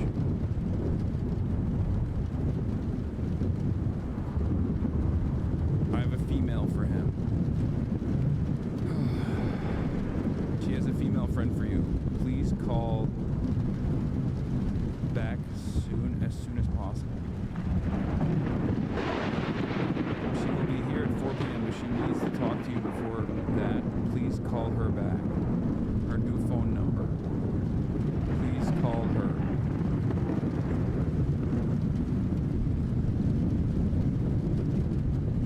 Trump's name is on page 10. Oh, Donald Trump. A memo. But nothing else. There's no message in there.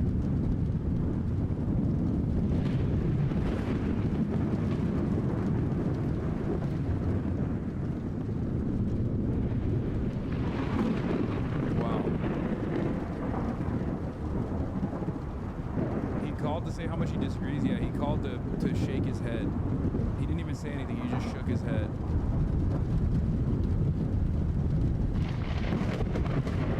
And finger wag. That's why there's no note in the memo. He just did this. You know? Over time, she noticed any pattern in the girls that Epstein seemed to like. She did. What did she notice? That he liked young, petite, natural girls. What does she mean by natural girls? That girls were under 18, weren't completely developed.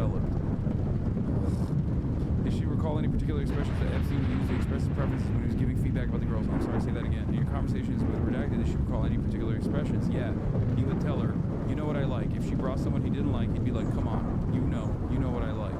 What was her understanding of what that meant? She understood that meant girls were under 18. Did redacted tell you how much Epstein paid for her for recruiting other girls? Yes. How much? $300. That was for each new girl, or for every new session with a new girl when she brought her in. That was for each new girl and every session that she went with whatever girl.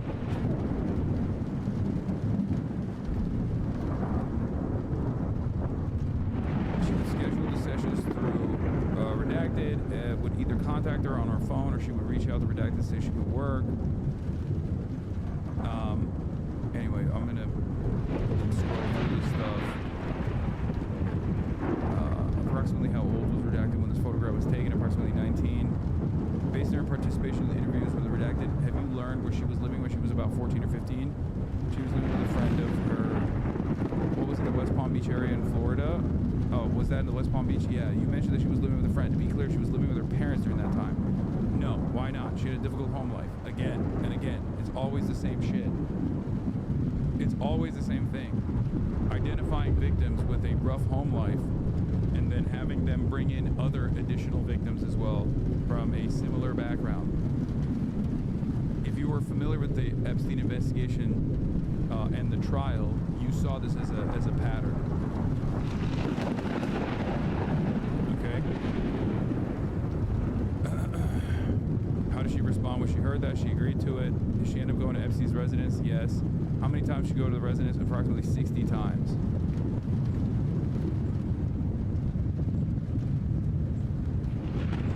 Ever go there with her friends? Yes.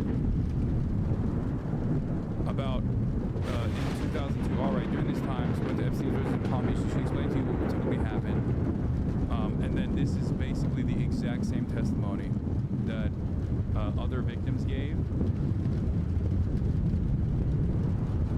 I have another question. I've never heard anyone seen anything mention any men victims. Is it possible that there were 1,200 female victims and no one on the island ever wanted a male companion? Seems super strange that there's so many victims over so many years and so many abusers and only female victims. Actually, I don't know. I don't know the answer to that. But the common ones that we do know, like the ones that we do know, are, and that's an interesting question for the record. I know that some chatters were yelling at you, but that is strange. I think there are male victims, but the most that have come out, that's false. There's 25 male victims. Yeah, there's definitely male victims, but the ones that are the ones that have come out and spoken out against Jeffrey Epstein, like openly state that they were victims of Jeffrey Epstein, have all been, like all the high-profile victims have been women.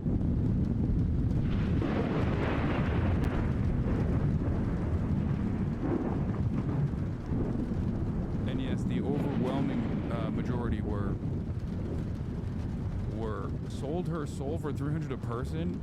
Dog, the person you're talking about was literally groomed and raped as a child.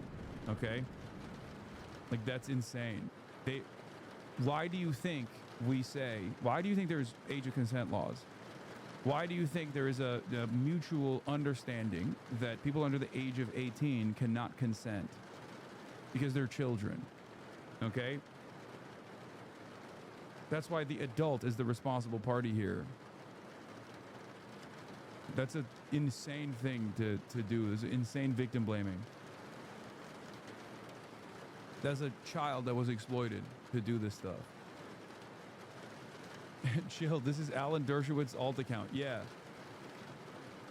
How is that any different than saying that the 13-year-old was asking for it? You know what I mean? Which is unironically what Alan Dershowitz did say. Alan Dershowitz, in his defense in the 2008 case, quite literally mapped out a pattern of victim blaming and slut shaming for 13-year-old girls. It's such an insane thing to think about now, and it was fucked up even back then, and yet they did it. Isn't that crazy? That was a successful defense for Alan Dershowitz, a tenured Harvard professor, by the way. He called the 13 and 14-year-old girls slutty prostitutes that knew exactly what they were getting into. Isn't that fucking crazy?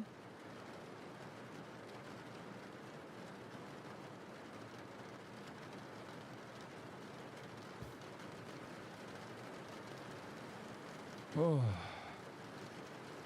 He also had PIs follow the victims' families around. Yes, he even had PIs, or we don't know if this was Alan Dershowitz or not, but I remember cops on the investigation feeling threatened that they were being surveilled by either also private investigators or potentially members of law enforcement at the federal level. And that type of rhetoric passed? Yes. Chatter, that type of rhetoric not only passed, but passed with fucking flying colors. I'm telling you, Alan Dershowitz is a tenured Harvard professor who gets to go on television all the time. Barry Weiss, as recently as a month ago, said, we need to see more from Alan Dershowitz.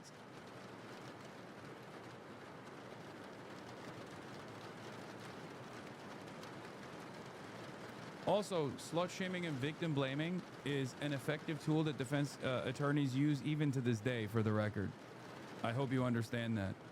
This is why, like, as hysterical as, social justice warriors or feminists may seem, there is a major discrepancy in the criminal justice system in the way that people actually analyze this kind of stuff. And there is a lot of validity to the rape culture, the rape culture statements that feminists often make, because this kind of stuff would not work if people in the jury did not also have a similar mindset about what women's place is in society, about patriarchal constructs that exist. Their understanding of power dynamics is so distorted. all of a sudden they're not thinking about like an abused 13-year-old that was groomed, raped, but they're thinking of like how women are. You know how women are, you know, and it works. It shouldn't, but it does. And it still does to this day, for the record.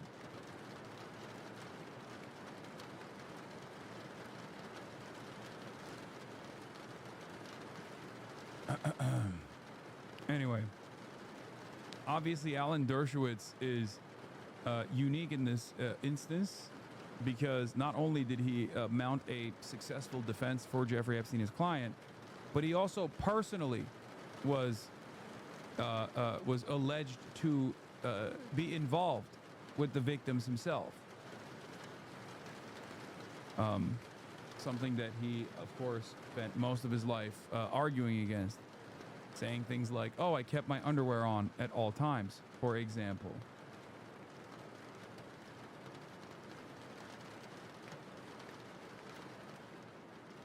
Yeah, Alan Deuce saying they knew what they were getting into and talking about sex trafficking is insane, especially when they're 13-year-old girls, because even if they're grown, that's still a crime. That's using another crime as a defense for a crime that's just as bad. Yep. Except, in that case, it was successful. Defense attorney here, victim blaming is still used in defense theories, but in fairness, it would not work in a trial where the lack of consent is due to age. No, I know. I don't think I like to think that we've evolved beyond that a little bit. But yes, for adult rape cases, they still use it very aggressively. I mean, they used it with fucking Diddy. Successfully.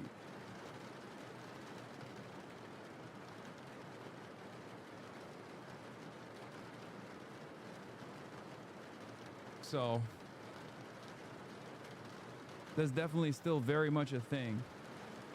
Yeah, he did not like dark-skinned or black girls, by the way. That's the other thing. We saw that already on a separate piece of evidence. He did not like dark-skinned or black girls. Did she recall him using any particular expressions? Yes. He told her, you know what I like. What was her understanding of what he meant? She understood that he liked them under 18. When Bleep went to Epstein's house first, did she tell Epstein that she was older than she really was? Yes. Why did she tell him she was older? One of the girls told her to say that she was older than she was. When she started recruiting girls, did she tell them to say that they were older? Yes. Did there come a point in time when she stopped giving girls that instruction? Yes. Why did she stop doing that? She said it didn't matter. He didn't care how old they were as long as they weren't over 18. Why did she think he didn't care about whether the girls were over 18 or not? Because she said he had preferred under 18, and that's what he wanted her to bring. Why did she think that that was what he preferred? Because that's what he told her. You know what I like? And she understood that to be under 18. Yeah, he was pretty open about it. I mean, there's additional evidence that we looked at yesterday where he just straight up was like, you brought me overage girls. I can't believe I'm saying the term overage girls. You brought me adults and not minors. And he actually had an argument with one of the people and demanded to see identification to confirm that they were under the age of 18. How fucking insane.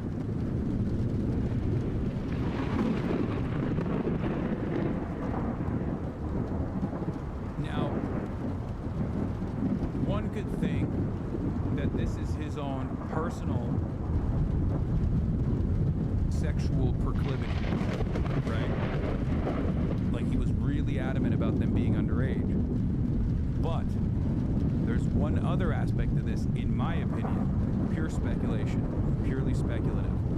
Why would you be so adamant about ensuring that they are underage? Blackmail. Not just power chatters, no. Because he did not sexually assault and engage in the act of statutory rape for 1,200 people, okay, 1,200 girls. And even then, if some are over the age of 18, why should he care all that much, right? If rape is about power over the other person, and if rape is about coercion, and that's what you're deriving satisfaction from, you wouldn't necessarily care if some of the people that you are sexually assaulting are either 18 or over the age of 18. The only reason why you would care want to make sure that you can maximize your leverage over others if you are going to use these people for blackmail. Okay? If it's just about like their physical appearance, I don't think you would care that much about whether they were over the age of 18 or not, if they looked the part, right? If it was purely about sexual gratification as a pedophile. Or even, in even certain instances, like, he wouldn't check their IDs. You know, someone can look underage while not being underage. I assume that the reason why he was, doing this was specifically so that if he was repeatedly using some of these girls that he was grooming for other clients, he wanted to make sure that they were underage, specifically so that he could use that as a way to blackmail people. Are you talking blackmail victors or his fellow perps or both?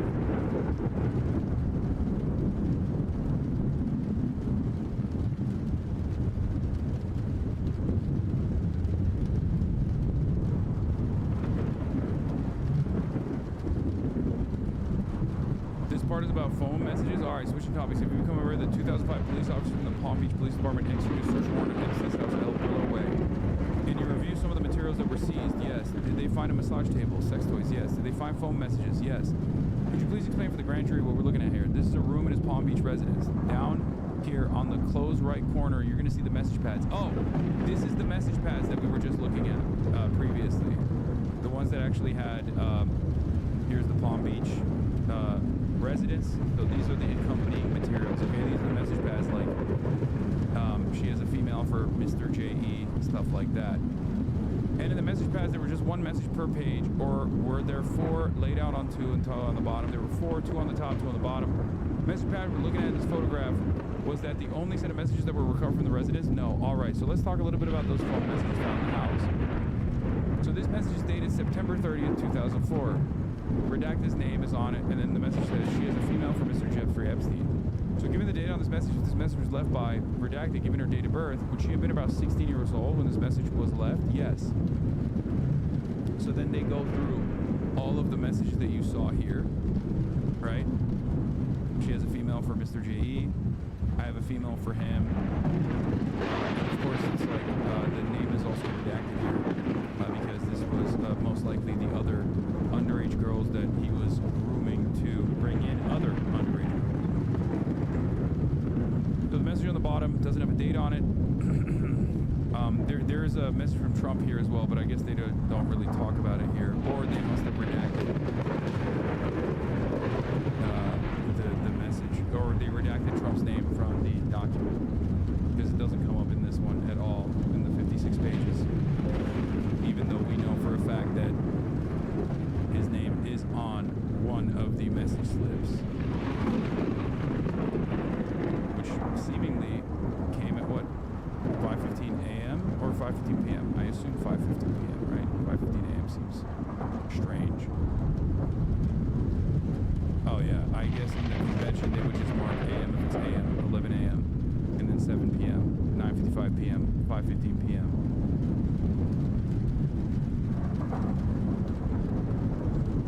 Let's see, slide 10 maybe?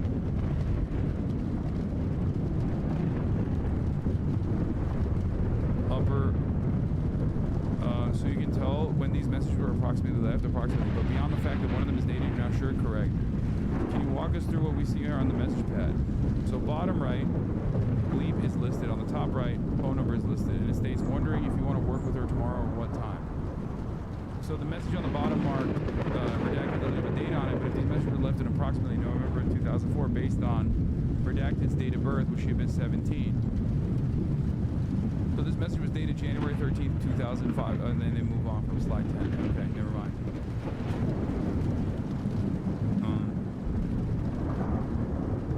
Yeah, it's the bottom left one that had Donald Trump on it. But they don't mention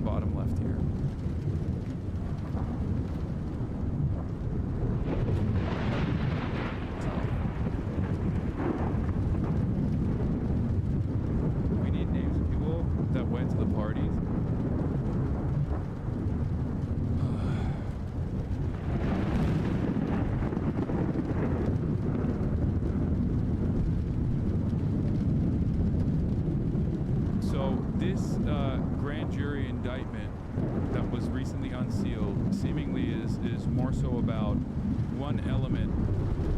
These amounts of money are blowing mine. Like, has Jeffrey Jedediah Epstein, why is he given $200 per person? Do you think it was like another power flex? Why not just throw him $10K? What? So does that mean that Trump was one of the clients people were being procured for at that location since the others were for Epstein? I don't know. It could have been just a phone call that Trump made. This was back when they were friends, or at least friendly with one another. It's very obvious that Donald Trump did leave a message. They didn't say what the message was, or at least called. It's on the slip. But this is all the way back in 2002, so I don't know if this is, I don't know if Donald Trump here is I mean, they were neighbors. I don't know if this implies that he was, you know, a client of Jeffrey Epstein's at this point. You know? Because most of these phone slips, most of these message slips are from Jeffrey Epstein's assistant telling him that the girls are coming in. With one exception, and that exception being Donald Trump. And there's no message there at all. Now, I don't assume that there's any OPSEC here at all. Okay? Also, yes, $300 was a lot of money back then, especially for a 14-year-old. That's a crazy amount of money.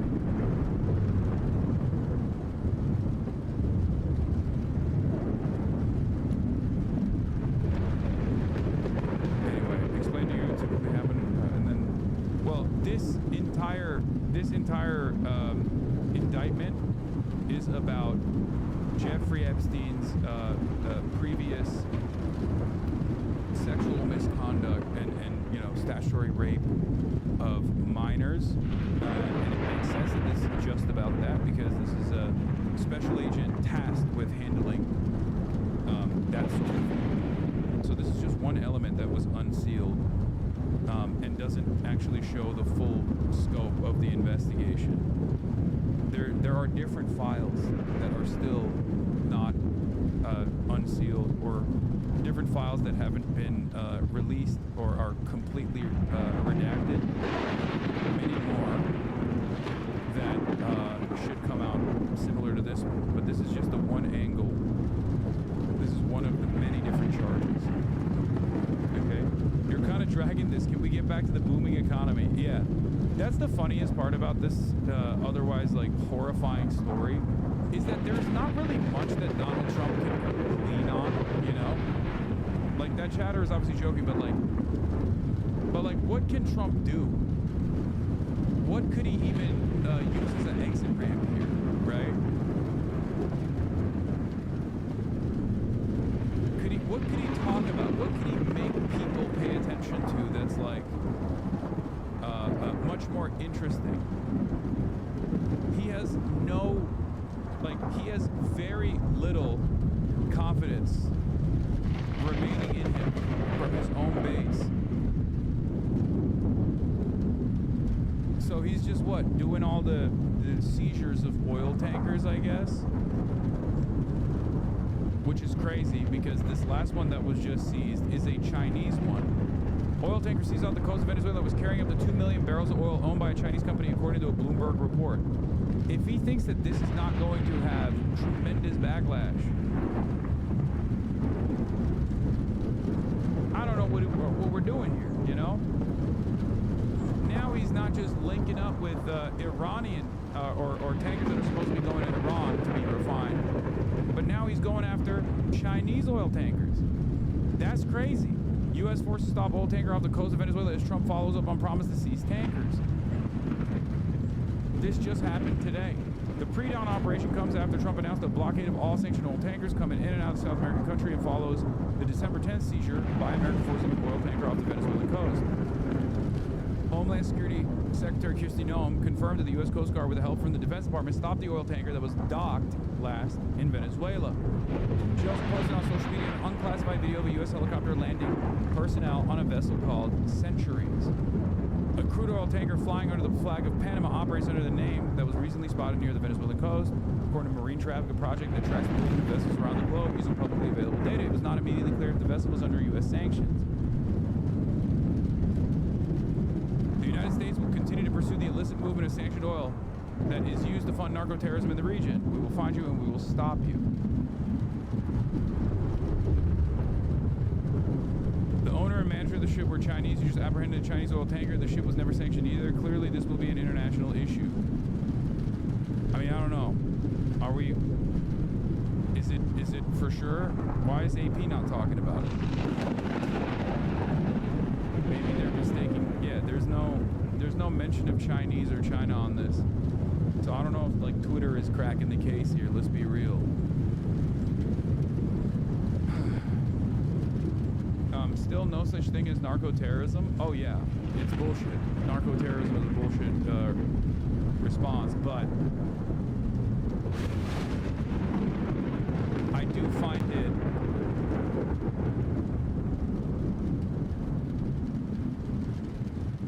China is so fucked, they'll just make a treaty with Trump and tell Maduro to get lost. I don't think so. Like, there are certain... I mean, narco-terrorism does exist, just not in this context. Yes, like the CIA does narco-terrorism, but we're not talking about tackling the CIA, are we? Or the DEA. We're talking about a totally irrelevant country in narco-trafficking to begin with.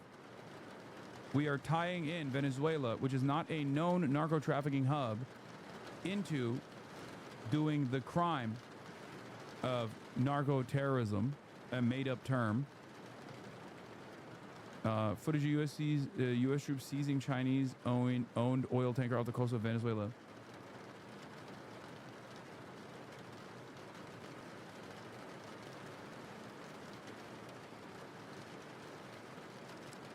BBC says it's unclear if it was under sanctions, so sounds like no one really knows much about the ship yet.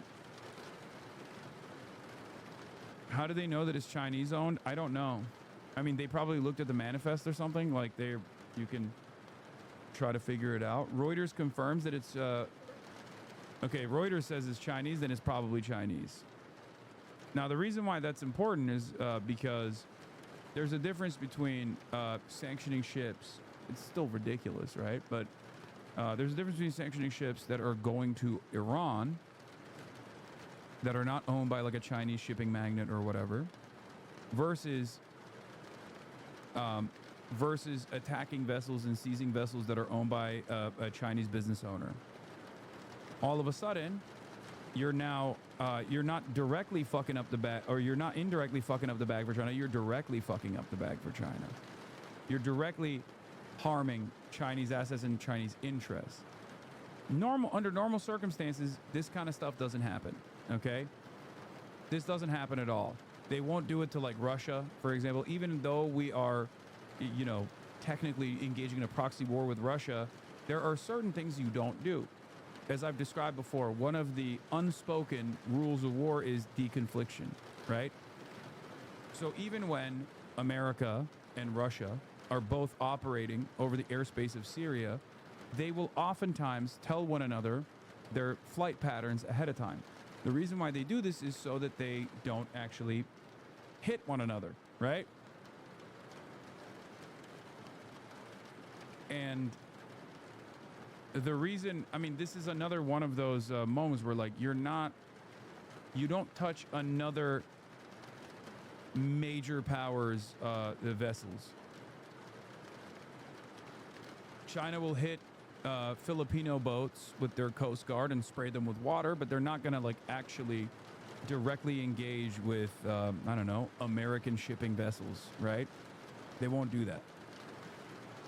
Because if you do that, you're kind of violating pre-established rules about how international trade could take place. I mean, look at what happened with the Houthis, right? Look at what happened with the Houthis. They said they're implementing a blockade, bravely, mind you, on the Red Sea off of their own coastline. And look at the way that America responded to the Houthis. $2 billion worth of munitions being dumped into Sanaa and many other targets. Now, of course, the reason why that was how it was dealt, that's how they dealt with it, was because the Houthis are not China. there's a difference between the way America operates against Venezuelan vessels that they claim are sanctioned that is going to Iran versus, you know, Chevron vessels that are coming out of Venezuela and directly shipping Venezuelan oil into America and the American coastline, as Chevron is doing currently amidst all of this chaos. And there's certainly a difference in the way that you handle a Chinese vessel as well, partially because they have a lot more tools in their tool belt at their disposal to retaliate against the United States of America. That's why I'm a little bit confused about why people were claiming it's a Chinese vessel, and I don't know how they've established that this was a Chinese vessel. Even this Reuters article does not claim that it's a Chinese vessel, by the way. Chatters, you said it is, but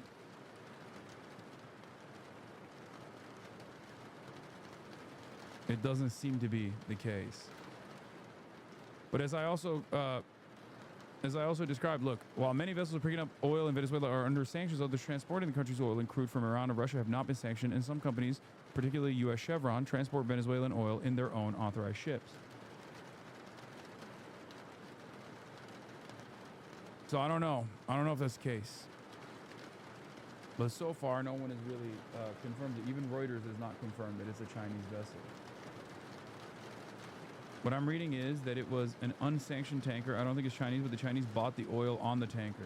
Yeah. Well, the oil from Venezuela that was going to Iran to be refined was also most likely going to head to China anyway. This is literally every U.S. media article on Trump hijacking Venezuelan oil tankers, only unironically. Yeah. A common through line with the way that the media in America is covering this stuff. It says that. Scroll down on that article.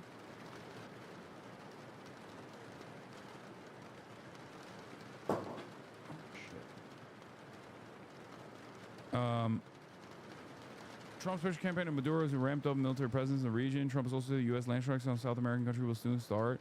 Nicolas Maduro has alleged the U.S. military buildup is aimed at overthrowing him and gaining control of OPEC nations' oil resources. Where does it say? The darker shadow fleet is considered exposed to possible punitive measures from the U.S. shipping analysts have said. For now, the oil market is well supplied, and there are millions of barrels of oil on tankers off the coast of China waiting to offload. If the embargo stays in place for some time, then the loss of nearly 1 million barrels a day of crude is likely to push oil prices higher. China is the biggest buyer of Venezuelan crude, which accounts for roughly 4% of its imports, with shipments in December on track to average more than 600,000 barrels per day.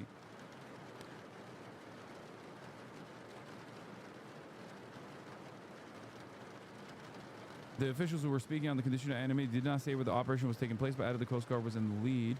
Coast Guard and Pentagon referred questions to the White House, which did not immediately respond to requests for comment. Venezuela's oil ministry and state oil company, PDVSA, did not immediately reply to requests for comment. It says on Reuters. This is the Reuters article. It's just archived so I can remove the paywall, chatter. What are you talking about?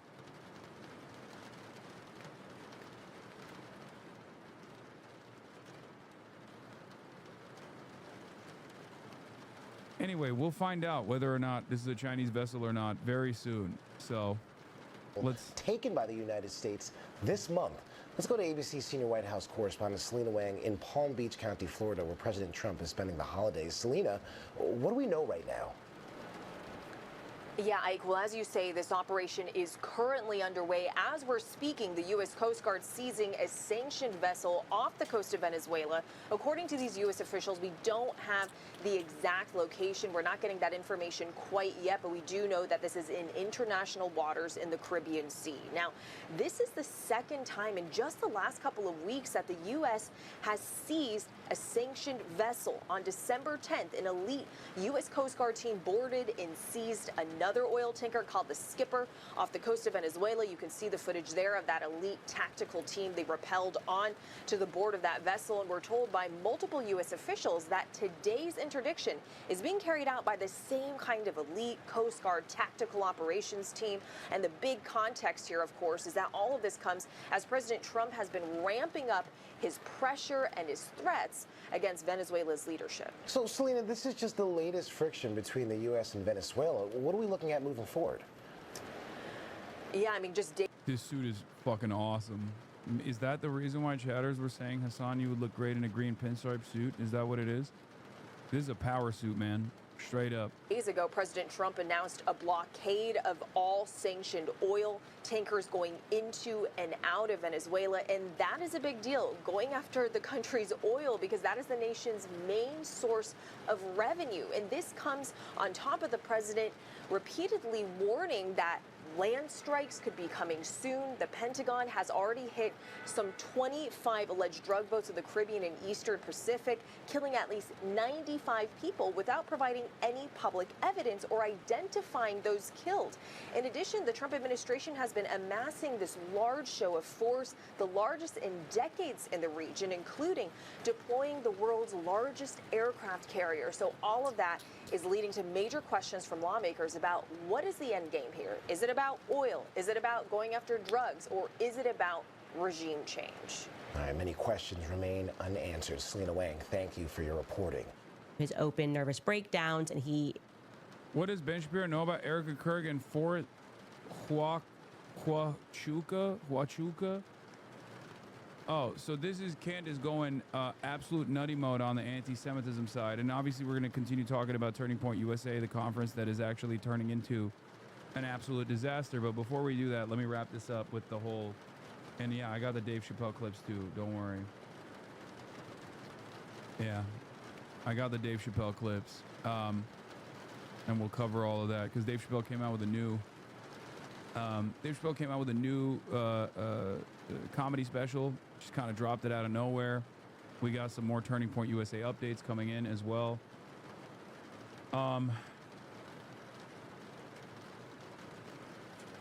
And we got Candace Owens doing the nuke. Yeah. Jews enslaved black people. You can say sorry. You can shut the fuck up about it. She's blaming Jews for chattel slavery, which is she's not just like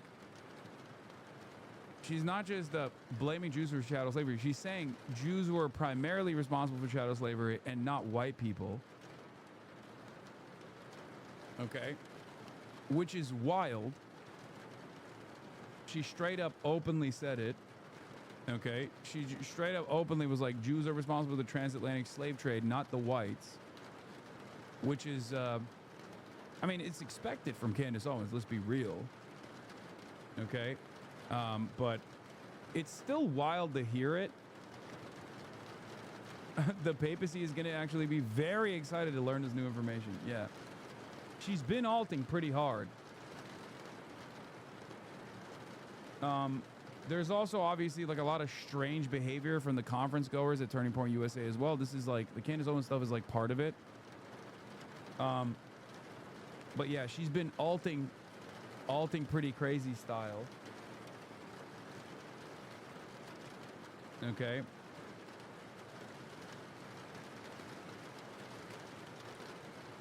So we'll get to all of that. I don't know where I should begin. Oh, the thing I wanted to wrap up with the Venezuela thing is that NPR's brain dead stenography continues apace here. Greg Myers informs us Trump blockading Venezuela from exporting oil isn't an act of war because it's just partial. Good to know that if China hijacked only half of the U.S.'s primary export, it would not be considered an act of war. NPR, like every other Washington media stenographer, keeps acting like the U.S. sanctions per se, making something legal under international law, or worse, that they are a form of international law. They are not, and blockading a country's trade is an act of war, whether partial or not. This is important to understand because the media does play a pretty significant role here in the way that even NPR, which I like and defend from time to time, is playing a formative role in manufacturing propaganda, manufacturing consent, or staving off potential outrage. Okay? They are normalizing America's criminal behavior by claiming that this is a perfectly valid, perfectly normal, and that's how you get the liberals to be on board with the Trump administration's actions, or at least when they take issue with the Trump administration's actions, they take issue with like some of the Trump administration's actions, like maybe not following the letter of the law, for example. They'll be like, oh, well, you're doing understandable things, like Chuck Schumer says, right? You're doing understandable things, it's just you're not giving us enough information. No, it's the act alone that should be called into question. I said this back when the media cycle was around Seagate, right? And everyone was like, oh, why is there a journalist in a group chat? It's like, first of all, that's not the problem. The real problem is, why the fuck are we bombing Yemen? Okay? Sure, having a journalist in the Signal group chat, or even having a Signal group chat where you're talking about your bombing targets is ridiculous. But perhaps there's a bigger problem here, which is that we're bombing Yemen. Who decided that this was appropriate? Why are we bombing Yemen? These are the questions that people should have been asking at the time, but everybody basically still was focusing on the Signal stuff. Okay? Anyway, but obviously this is an escalation, but stealing oil that's unilaterally sanctioned by the U.S. is no different than stealing oil that isn't. A country labeling something sanctioned before stealing it isn't a magic designation that circumvents international law. That's it. You understand that, right? And this is precisely the reason why, when the Trump administration expands on the pre-existing permission structure by going after an unsanctioned oil vessel, the U.S. stopped aboard a Chinese-owned oil tanker in the Caribbean on Saturday. Several media outlets reported after President Donald Trump ordered a blockade. Yeah, okay. Well, now the confirmations are coming in. Okay? But there is fundamentally no difference between an oil vessel that we have sanctioned in the eyes of the international community. In terms of looking at this from an international law perspective, just because we sanctioned a fucking oil vessel doesn't mean that that was appropriate, okay? The difference here, however, is that China does have the economic power, the political power, and the military power to back up these sorts of threats, as opposed to a country like Venezuela, who was on the verge of being invaded by America. Okay? So this is an act of aggression that expands on the previous acts of aggression, but this time this time expands on the targets. Now you are directly, not indirectly, but directly harming China. Okay?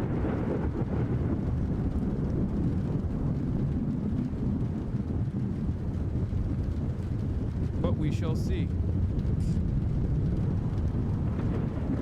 But this also, in my opinion, reveals the true nature of why Trump is doing this, which is to forcibly dominate any country that even trades with China. She sent the new carrier, says Michael from Pennsylvania. Does Central Committee even like China? I call his allegiance to China into question. Not to make a call-out post here, but your words ring hollow because you are still not in China. You are not on the mainland. You have not stepped foot in the mainland. So I don't even know. When you say, oh, Xi send in the new carrier, I don't know if I believe you. Kind of seems like a fake fan, don't it?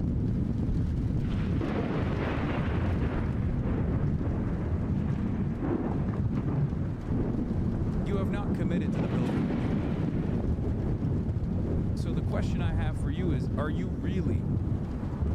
You don't even know that it has electromagnetic catapults? Don't matter. Don't matter. You're like, oh, I read the Quran. Okay, well, I went to Hajj.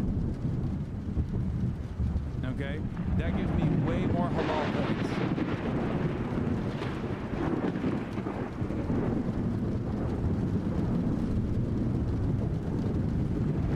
Goes to China to China 0 times. Just saying.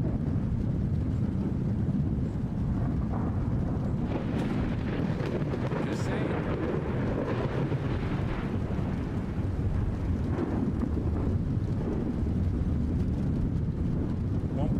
Because you brought that suit back with you, dog? Hell yeah. Yeah, but you didn't go to the 21st century Marvel City Shenzhen and stayed in poo capitalist Hong Kong? Okay, that's fair. And you know the issue there was the one country, two systems failed me, okay? No disrespect, but Deng Xiaoping, you failed me, sir.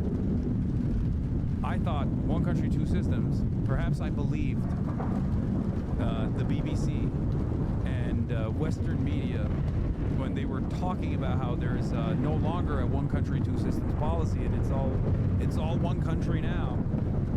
That's what they kept saying. You know, they're like, oh, they're deconstructing some of Hong Kong's remaining political parties that are not sympathetic to the CPC, all this stuff. And I was thinking, oh, that means there's free, unrestricted travel between the mainland and Hong Kong. It turns out that's not the case. It's because of how much I love China that I didn't even acknowledge. I thought one country, one system. You know what I mean? Don't come at me.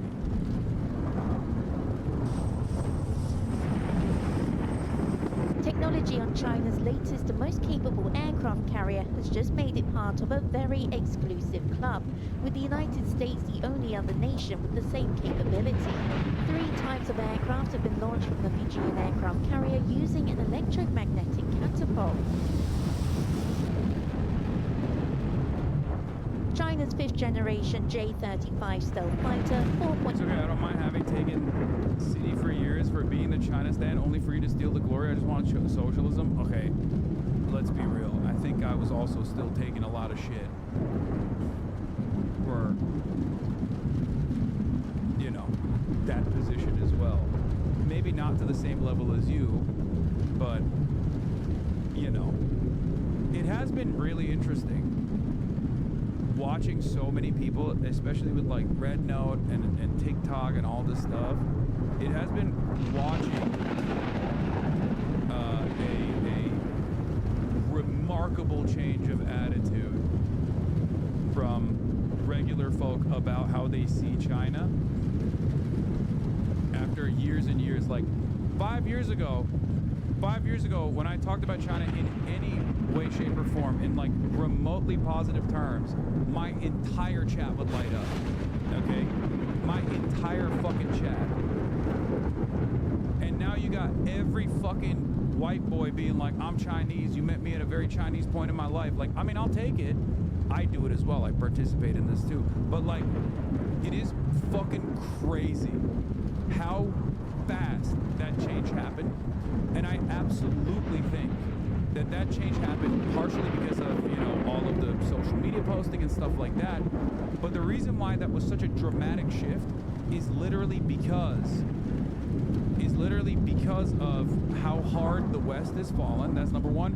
And how much they had heavily propagandized about how devastating the conditions were in China. So when people actually saw that wasn't the case, when they were like, what the fuck? These motherfuckers are living better than we do in these cities. What the hell's going on? It was like a real wake-up moment for a lot of people where they were like, that's crazy. I thought they were like living in mud huts. They're like peasants living in mud huts, you know, North Korean style. They like shoot you if you fucking, you know, watch American TV or something. Like, that was the average person's position on China, that they literally thought, like, you know, China, ghost cities, they drive a tank over your house and kill you if you call Xi Jinping, you know, if you call Xi Jinping Winnie the Pooh, they just kill you. Like, there was, for the longest time, there was, unironically, a Yeonmi Park style cottage industry of anti-China speakers that got so much mileage in Western media. China soft power just starting. You are watching trends. Chinese renewable investments worldwide of solving energy development problems is only going to get worse for the U.S. No, I agree. Because I think ultimately it's undeniable, right? It's just, you can only hide. You can only hide how bad things are, or you can only hide how bad things are in America and how good things are in China for a certain amount of time. But in the age of the internet, like you can't just keep saying these are tofu houses, tofu drag houses over and over again. You know? It's just not going to happen. And it low-key always goes back to what America is doing too, like with the Uyghurs in Xinjiang, something that I've criticized openly a million times over, right? Like the broad dragnets and the mass sweeps that took place, the re-education, all this stuff was like completely unacceptable. And it was riddled with human rights abuses. Make no mistake, this is true. Now, obviously, part of that is because they saw the radicalized Uyghurs as like a separatist movement, partially defended and propped up by American state intelligence, things of that nature. Many of them are still in Syria, right? These are all things that are like you can look at that and you can criticize it, as I have many times over, right? But when you look at like the Chinese war on terror policy, and then you compare it to the American or Israeli, which is American by a different name, war on terror policy, and you're like, okay, well that's fucked up, and I agree that that's fucked up. But like, America is not a country that is allowed to have any say here, given our track record. You know, I criticize America, I criticize China on the way that they dealt with both of these different instances. But one thing that I always fucking mention, and I don't do the whole like everything is made up by Adrian Zenz. Obviously there's propaganda there, like, organ harvesting, things of that nature, but like that doesn't mean that there weren't like actual dragnets and mass surveillance that was taking place. Okay, calm down. Having said that, the thing that I always bring up is if the separatist Uyghur apprehension policies, or the ways in which, and the Xinjiang policy that China implemented was implemented by Israel today in both the West Bank and in Gaza, every single Western superpower would be fighting one another to be the first to suck Benjamin Netanyahu's cock. Okay, they'd be like, oh my God, you are literally the most peaceful person on the planet. How did you do the most peaceful thing that anyone has ever done? They would be fighting one another with weapons to be the first to suck Benjamin Netanyahu's penis. They would never give a Nobel Peace Prize to another fucking global leader ever for the rest of time. They'd be like, every year we're going to give it to Benjamin Netanyahu because he dealt with this in the most peaceful ways possible. Do you understand? It's fucking insane.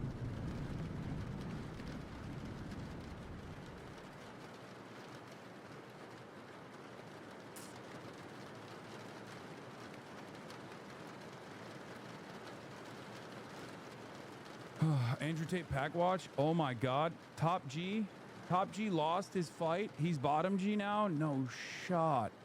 No. Top G got topped. Andrew Tate is a fraud. He has just officially lost to Chase Demore, who fights like a girl. It's official. Top G is now bottom G. Chase Demore just ended Andrew Tate's career. The Top G has been exposed. No. No. Another fucking W for woke, dude. I don't know anything about Chase Demore. Andrew Tate, when it isn't about women or India, oh my God, they're cooking his ass already. What the fuck? This just happened.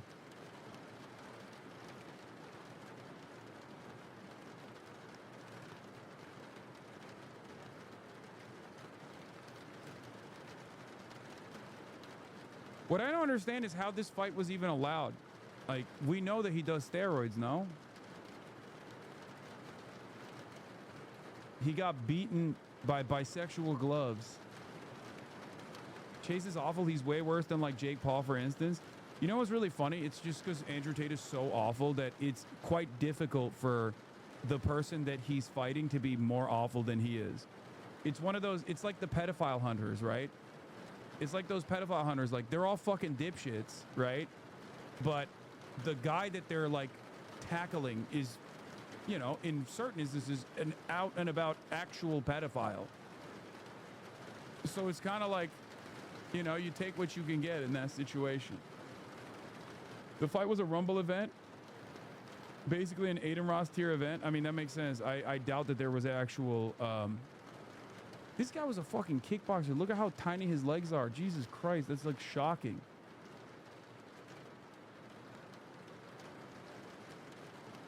A shot like that, absolutely not. It's too easy to see, and you know, Andrew Tate's simply fatigued, and he wasn't able to get out of the way of it. Too much weight. Beautiful shot by Chase around the Chase Moore. Clearly dominated in round 5.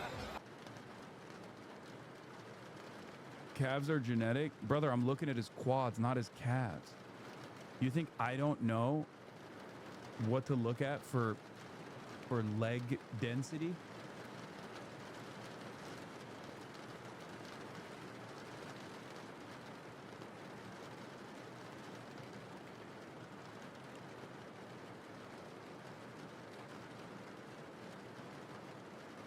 You're injured, freaky unk. I mean, kickboxers, and he was a kickboxer back in the day, and he actually did fight quite a bit. But kickboxers usually have pretty solid lower body strength. I mean, it's in the fucking name, right? So it's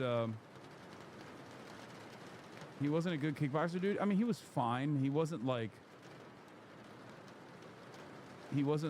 crazy good or anything, but oh my God, Andrew Tate lost to this guy. Tough look. Look at his eyes there. Oh man, he did not want to get hit there. Josh having a lot of success throwing that right hand to the body and coming up top with that left foot. Yeah, listen, Josh is there. He's trying, but this one might get waved off right now, guys. Yeah, and he's playing it off. It's over. Oh, he just fucking spat out his mouth guard.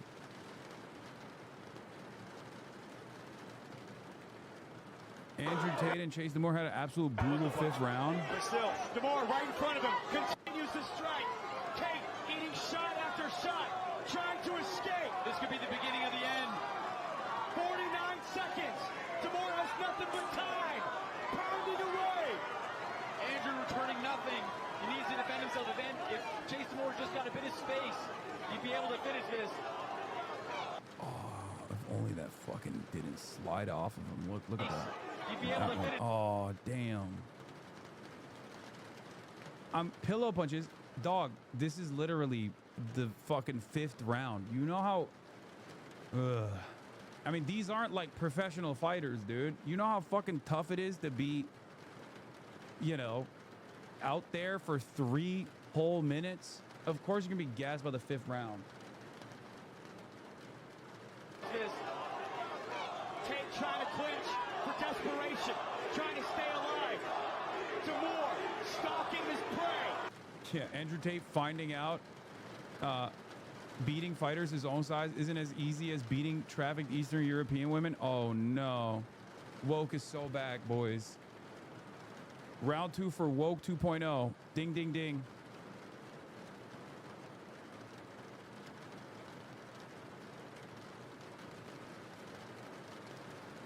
That's Woke 2.0, dude.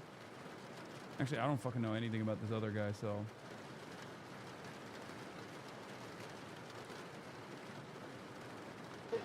Andrew Tate post-fight in Misfits Boxing. It's better to try and lose than not try at all. I mean, true.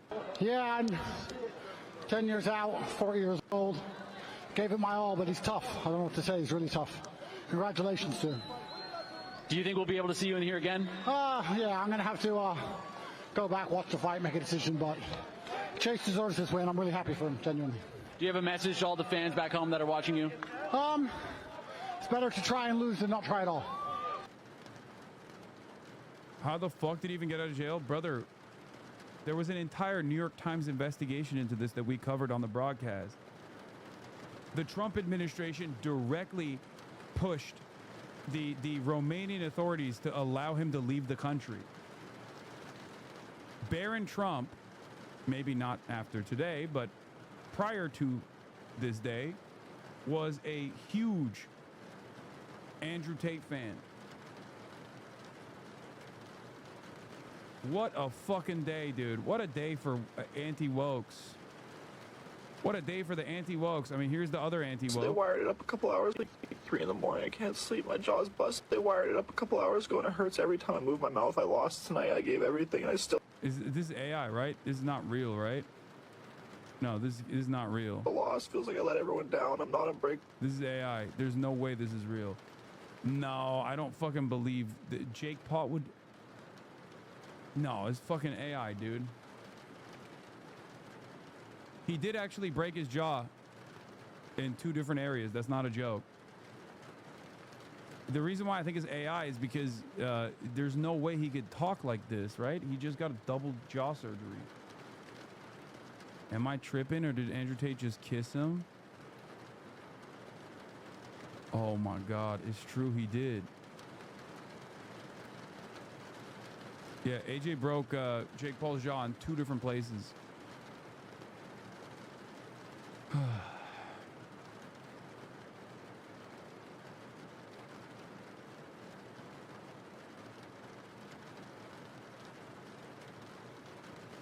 Anti-woke crusaders having a tough go.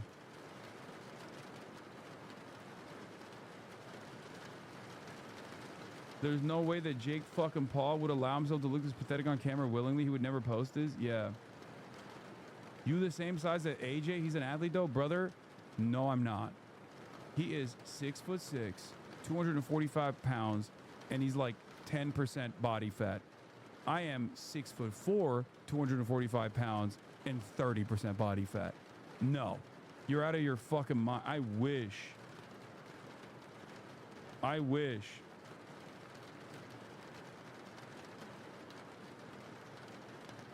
Anthony Joshua is fucking ginormous. 30%, no shot. I mean, I'm exaggerating, but like, you get the point.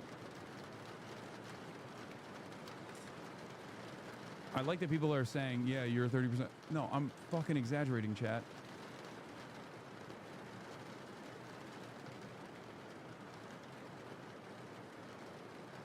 Imagine if you didn't sit all day long. I mean, there's not really much I can do currently, so.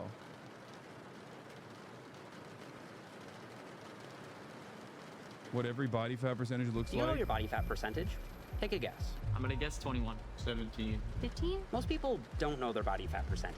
Some people think they're way leaner than they are. Ooh, that was a little bit harder than I thought. Others are harder on themselves than they should be and find out they're closer to their goals than they realize. Hell yeah.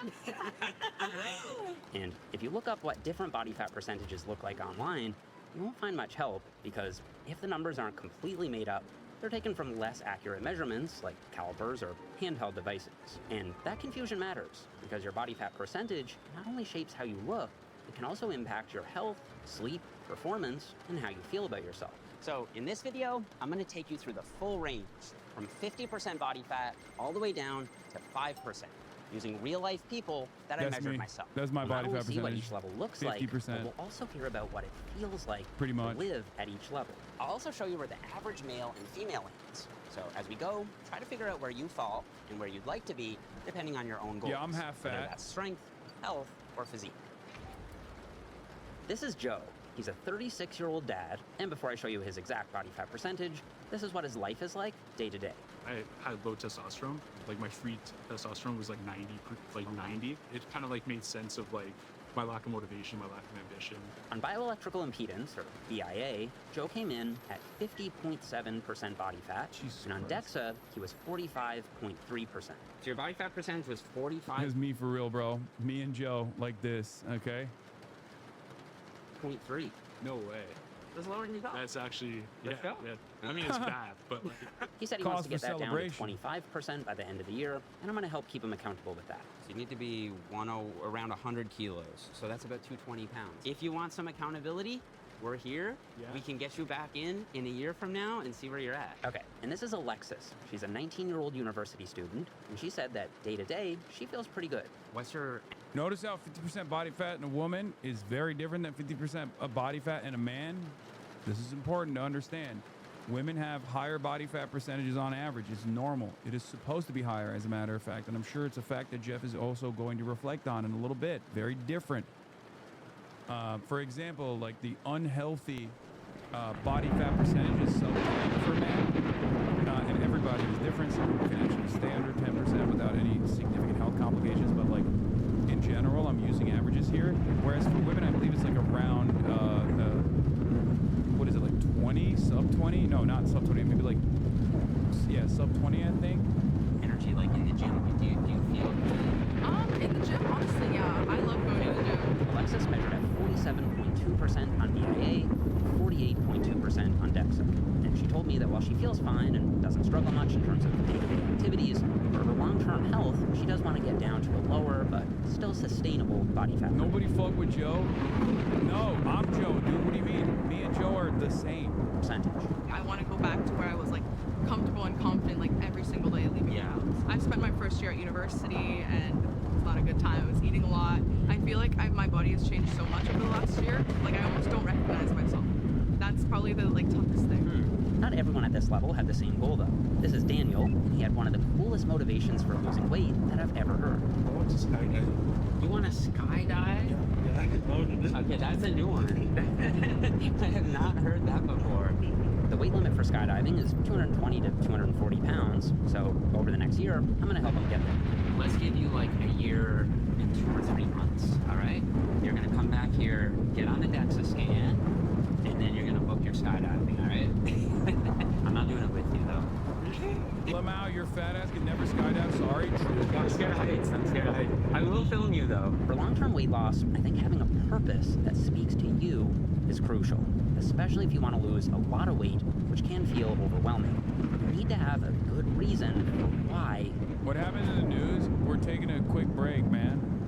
We'll get back to Candace Owens and Turning Point USA in a little bit. Fucking let me live, man. It's Saturday. I just interviewed a fucking congressperson. You want to do it. What is fueling this? Like I've got 2 children. Like I've got a 5-year-old and 8-year-old. My boy's 5, and his sole purpose is like beat me up. That's like straight up. He wants to be stronger than me. He wants to beat me up. And you just can't let him do that. Exactly. And for as long as possible. So like that, just beat up your son. Yeah.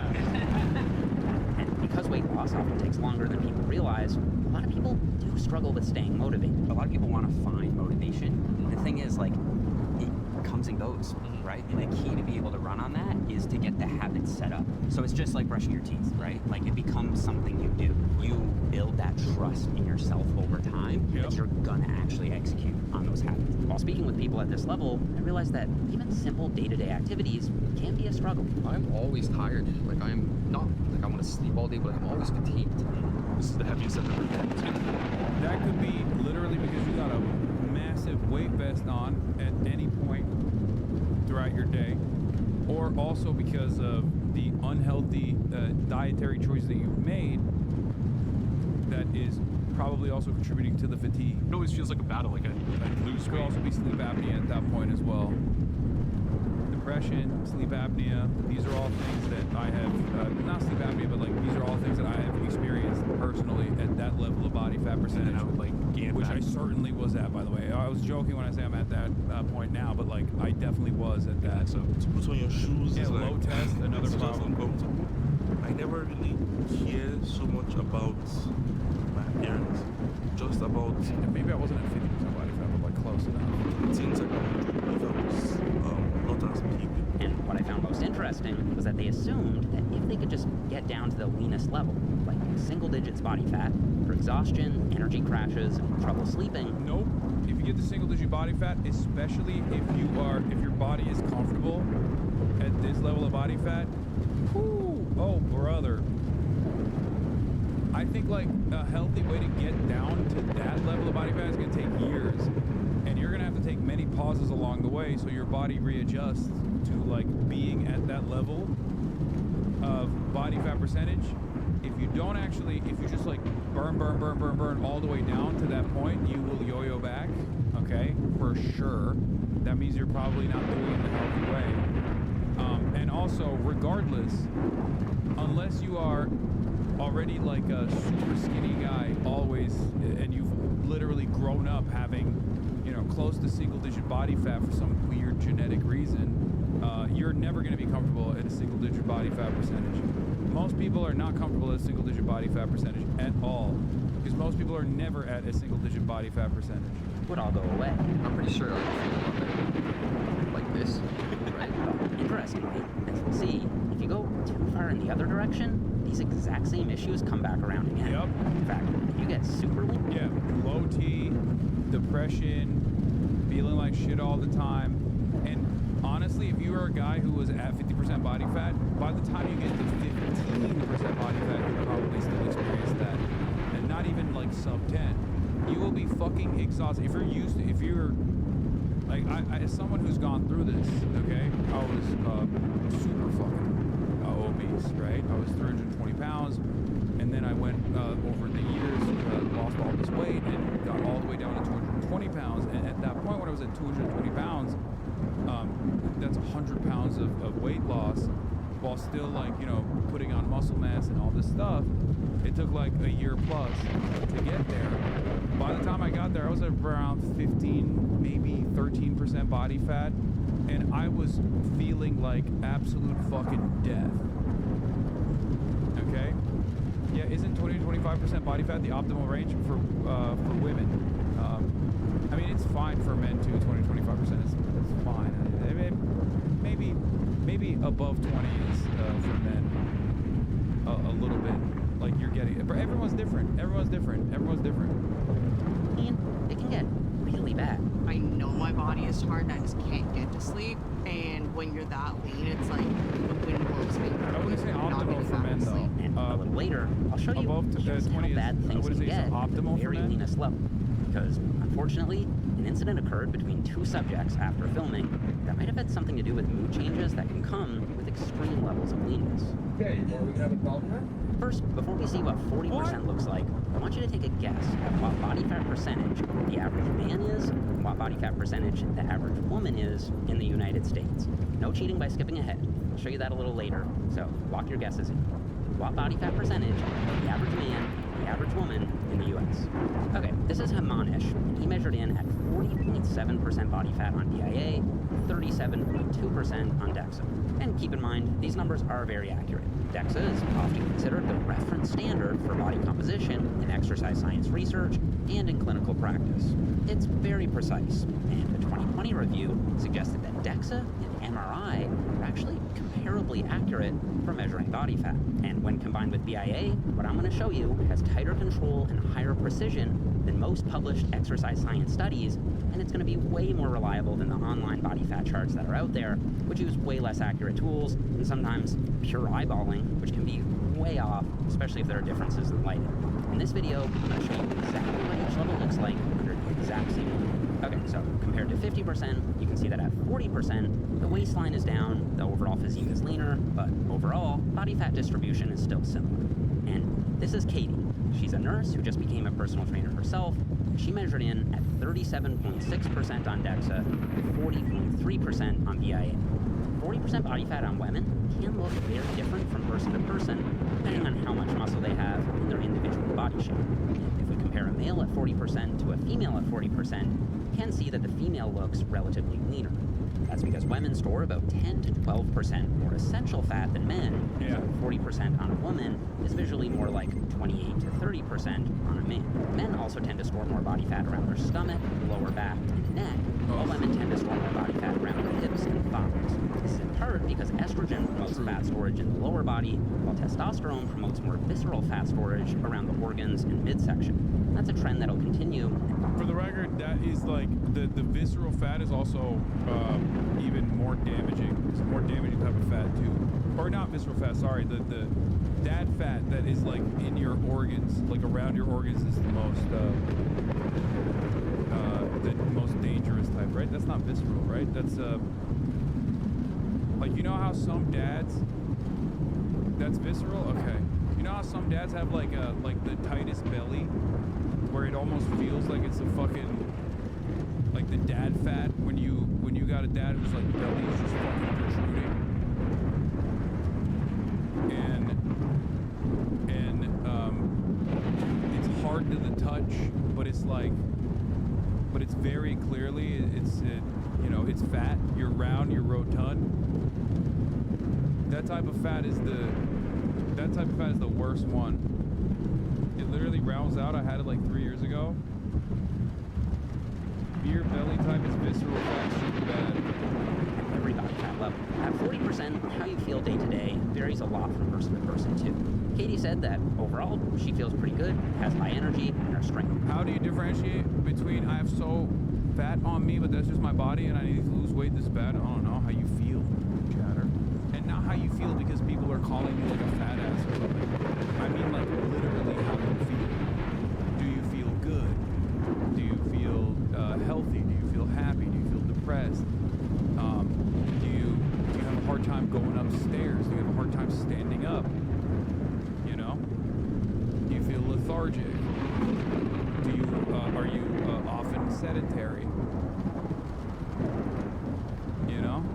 That sort of stuff. Is solid. Well, Matthew, who came in at 43.8%, said that he does struggle with sleeping and even some simple tasks like putting on shoes. Yeah, a lot of the shit that these guys are talking about, if you see yourself in them, that could be an indication that you might need to lose a little bit of weight. It can be difficult. I definitely feel it with sleep and stuff like that. I haven't been diagnosed with it. If I just fall asleep on my back, I'm looking at myself. Being conscious of what shoes I wear if I'm going somewhere where I might have my shoes on. Sometimes it's difficult to just like put my shoes on. Because I'm heavier. At 40% body fat, men typically have a higher risk of cardiovascular disease and metabolic issues. But for women, the risk isn't as elevated. In both cases, though, exercising and eating a healthy diet can do a lot more than you think. Even if weight loss isn't occurring right away, research shows that exercise can still significantly improve your health, strength, and mental well-being.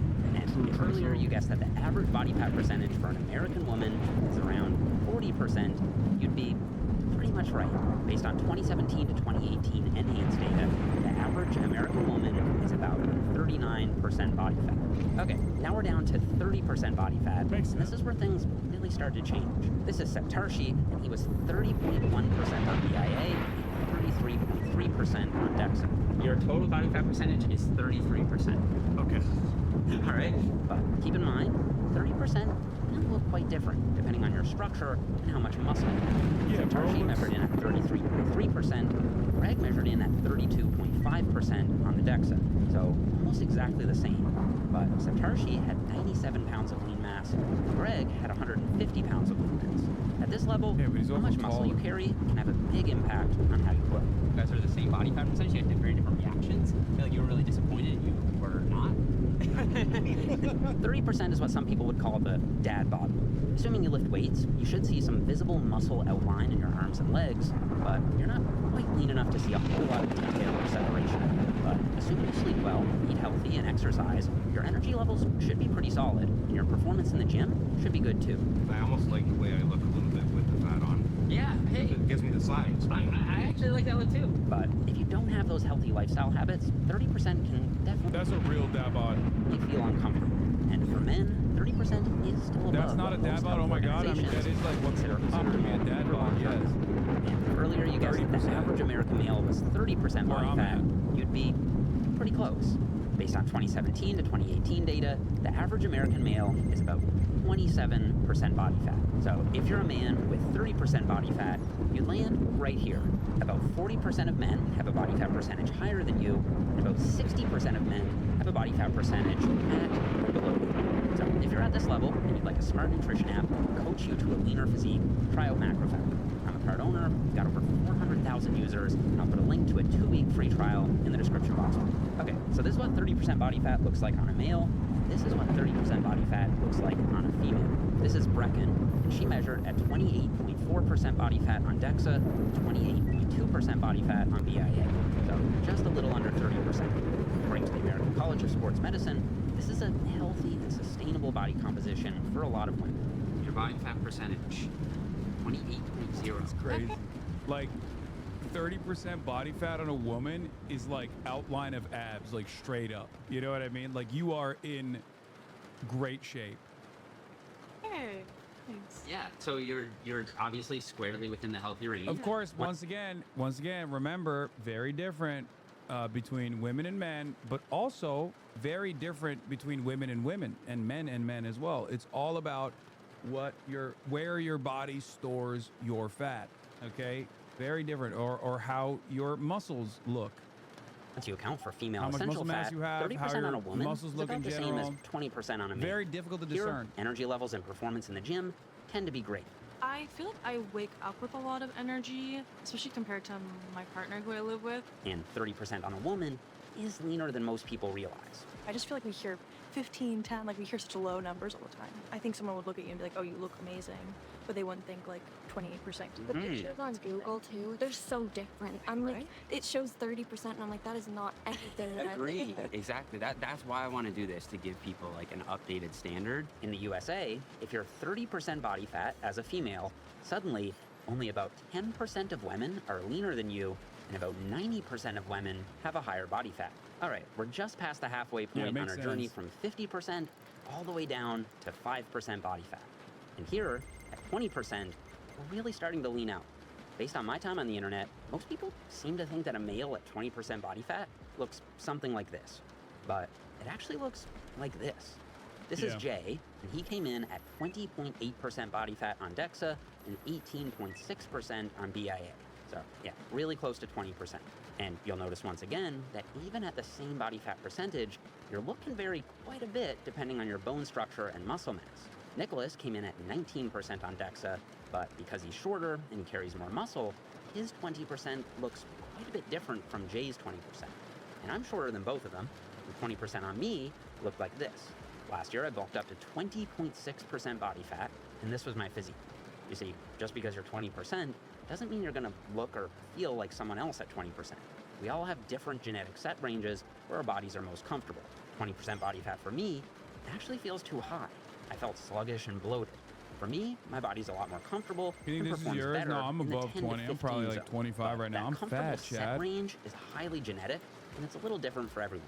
For some men, it's a bit higher. At my like when I was constantly shirtless, in all the fan cams and shit, I was at like around 15%, 16% body fat. But now I'm probably like 25. Let's say 20 to 25%. Don't ask me, I have body dysmorphia. I'm stupid. If they try to get below 20%, they start to feel hungry, depleted, and low energy. In that case, I think maintaining a slightly higher level at around 20% is actually smart, so you avoid constant yo-yo dieting. Assuming you lift weights at 20% body fat, your arms and shoulders will have some noticeable definition. And under good lighting, you should even see the outline of your abs when you flex them. For men, research shows that this can be a sustainable and healthy body composition to maintain. For most people, energy levels and performance in the gym should be really solid. And if you're 20% body fat, you're probably leaner than you think. Only about 12% of men are leaner than this in the US. So if you get to 20% body fat, you're actually in a very small group. And for women, this is what 20% body fat looks like. This is Christina, who's been training consistently for over 10 years, and she measured at 21.4% on DEXA. What if I can see my abs at 50%? Will I be a god at 20? You cannot see your abs at 50% body fat, chatter. The fuck are you talking about? That's like literally impossible unless you're like built like a One Piece character and you store all the fat in your cheeks or something, both your ass cheeks and your face cheeks. 18.5% on BIA. Here, you can definitely see visible muscle shape and more definition through the midsection. For some, this level of body fat will be lower than where your body is comfortable. For others, this can be healthy and sustainable. You are 18.3% body fat. Stop it. She's 47 years old. But given that 20% Goddamn. is where a lot of pro-female athletes sit, I was a little surprised to see that some women still thought 20% was a bit too high. No, like I want to look cut. Like I want to look like, oh my god, like she's jacked. Yes, you do. You actually do. I don't know if you know that or not. Remember, 20% on a female is closer to 10% on a male. And here's the... Could you please turn out the pseudoscience and put one of those videos about the no-nut benefits timelines, please? Oh, shit, you're right. Why are we listening to fucking Jeff, science-based lifter Nippard here? We should be listening to the fucking based alpha chads who levitate after their 8th month of not jerking off. The thing, if you're a woman, you have 20% body fat in the US, less than 1% of the female population is leaner than you. Actually, only about 2% of women in the United States have a body fat percentage under 25. So unless you're genetically very lean or you want to maintain a certain level of leanness for your sport, this is about as lean as most women can realistically sustain and hold while still feeling healthy and performing optimally. All right, next stop. Now we're down to 15% body fat. And this is where things get interesting. This is my friend Shamar, who's lost 25 pounds since the last time I saw him, and he came in at 15.3% on DEXA, 15.4% on BIA. At this level, where I was at clear my muscle peak. separation, even some vascularity, especially in the biceps and forearms. Your abs will be clearly visible, even under average lighting, but I still wouldn't call this extreme leanness. I actually think most men should be able to maintain this level of leanness year-round as long as you train hard and you pay attention to your diet. It'll take some discipline, but it's realistic. That said, if you have a genetically Is Hector awesome to reach that level? That's crazy. higher body fat set range, you may notice hunger creeping in at around this level. So if you're trying to maintain 15% body fat, you will need to pay attention to your food environment. If there are a lot of processed, delicious foods around the house, you'll probably quickly snack your way up to 20%. Your gym performance and strength should be really good at this level, and most people shouldn't have to suffer too much to get there. But you might be surprised. If you're coming from a higher level of body fat, hitting 15% might take some serious dedication. Yes, 100%. For someone like myself, because my body is so much more comfortable staying at you know, 20+% body fat, getting down to 15% body fat is incredibly difficult. I just ate a bunch of ice cream last night. Thanks for showing us this. You got it. It does require a serious dedication for sure. And getting rid of the treats that you have all around your house. Or in my case, what I have been able to do, or what I used to be able to do, not when my fucking family is around, is substitute the treats for healthier alternatives that don't taste as good. But once you get used to it, it's much easier to just like put aside.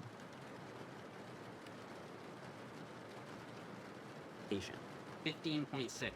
15.6, man, okay. I'm going right now. Yeah. The DEXA is the ego killer. Yeah, I'm doing more than the average bear to be low body fat. So. But let me ask you, are you happy with your physique? Yes, overall I'm happy with that. Made a lot of progress. And your performance? Yep, I feel fine. Well, then it's just enough, right? Yeah, you're right. Still, if you have more muscle mass and you're genetically leaner, you might be able to cruise down to 15%. To be fair, it also requires dedication to maintain a 40% body fat too. Yeah, not for me. I could do 40% easy. I wouldn't even have to think about it, dude. As a matter of fact, if I stopped thinking about it, I'd get the 40%. Without much struggle at all. I feel way better. Yeah. I'm 25 pounds now. My parents are better. My is better. Here's what I think. I think it's because you're taking your time. Yeah. The crash diet. You're still training super hard. Yeah. And you have a lot of muscle. Yeah. You know, so when you get rid of the fat surrounding you, you actually look bigger. I look bigger. You do look bigger. You look bigger. Yeah. I feel like I look bigger. Yeah, no. Yeah. Regardless, 15% is leaner than you think. Only about 12% of American men are below this level of body fat.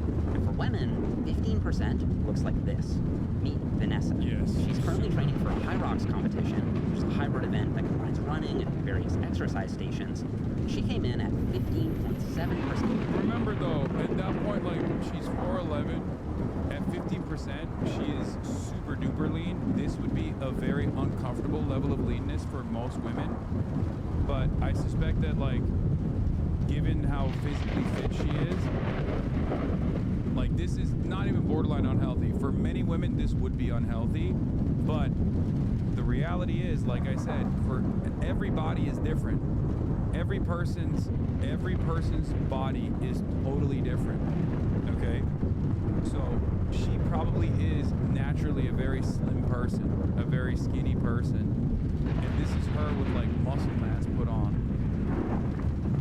Like this is not a normal this is not even remotely a normal or even, dare I say, healthy body fat percentage for women, unless they're, unless they're unique at this point. And also, this looks very different. 50% looks very different on women. Women have a lot more variability with the way that they look at the same exact body fat percentage than even men do. You might have noticed that as well, and that's literally because of like the way that people store fat. Women have different places that they store fat than men do, as Jeff also brought up, and that is a big part of the reason why two different women at 15% would look dramatically different. 10 body fat on DEXA, 14.8% on BIA. And like I said, since women need about 10 to 12% body fat just for basic survival needs, this level of leanness is typically only seen in serious athletes preparing for a specific event. For a lot of women, this is where things can start to take a negative turn, especially if you're sustaining this level of leanness for a long period of time. Your hunger hormones can increase, energy can drop off, you may lose your menstrual cycle. Staying this lean for years can also cause bone mineral loss and gut issues. How's your hormonal? It's sensitive. I don't want to put extra stress on my system. Okay. Otherwise, my period will get kind of wonky, or like my sleep will get kind of messed up. That said, there definitely is a fraction of women who seem to do fine at this level without any major issues. So for most women, 15% will be low, and sitting closer to 20% is going to feel healthier and more sustainable for long-term health. And I don't know, I think this is cool. Two of these people are the exact same body fat percentage, which goes to show that just because you have the same number as someone else doesn't necessarily mean you're going to look up. I saw a YouTube personality, the weight that she was aiming for, said that was sustainable for her was way too light compared to me, but because we were the same height and like had similar goals, I like pointed to her and was like, that's what I should do.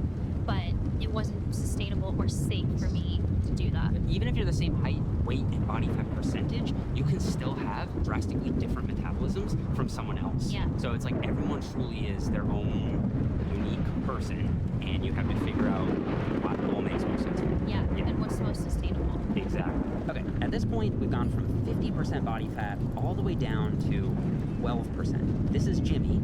He came in at 12.1% on DEXA, 13.8% on BIA. And as you can see, bro's got titties on him, bro. Jesus Christ, Jimmy. This is a very, very fit look. At this level, most men will have a fully defined six-pack with just a little fat covering the lower abdominals and a little fat left on the back. But at 12%... Yeah, bro, the fucking abdominal fat and the muffin top is like... It's just... impossible to deal with. It fucking sucks. And you should be lean enough to see some visible striations, especially when you flex under good lighting. I want people to appreciate this is a true 12. Also, as seen above, being short, like I am, is just basically steroids, yes. If you are below 5'10", you literally walk into the gym and sneeze in the direction of a weight, and you will instantly put on muscle.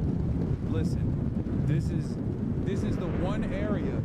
This is the one fucking area where short kings absolutely have us talls beat, okay? It's fucking insane. I don't know what it is. You go to the gym, you're like 5'7". You go to the gym, you just touch a weight and you get brawling. Percent physique. For most men, your performance will still be solid in the gym, but to be honest, most men are able to maintain this level of leanness without some serious discipline. You most likely need to track your calories or follow. I'm talking about men. I don't know about women. I don't know how it works for women. Without some active dietary restriction. Some men will be able to maintain 12%, no problem. But for most men, it's about as low as you can go without feeling... 5'10" isn't short? No, that's why I said sub 5'10", okay? No, it's not. 5'9" isn't short either. 5'8" isn't short either. But 5'7", you're starting to near the short king territory a little bit. Like you're constantly dieting. 12% body fat is lean. Much leaner than people realize. In fact, a recent data report of over 9,000 American men revealed just how many people are actually below 12% body fat. How many out of the 9,000 do you think were under? I'm a 5-foot chud. Is it over? No, dude, what the fuck? Your height and your weight and the way you look can cause hurdles, but they're not hurdles you can't climb, okay? There's no such thing. It's only as big as a problem as you make it for yourself. That's it.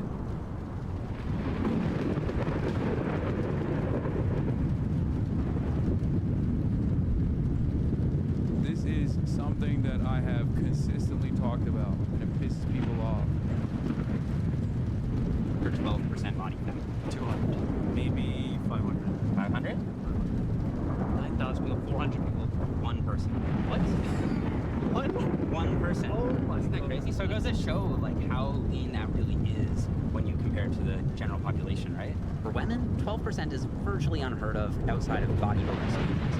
At this level, you're just about down to only having essential body fat left. Performance-enhancing drugs are often needed to get this lean, and yeah, bro. At that point, it's like you get.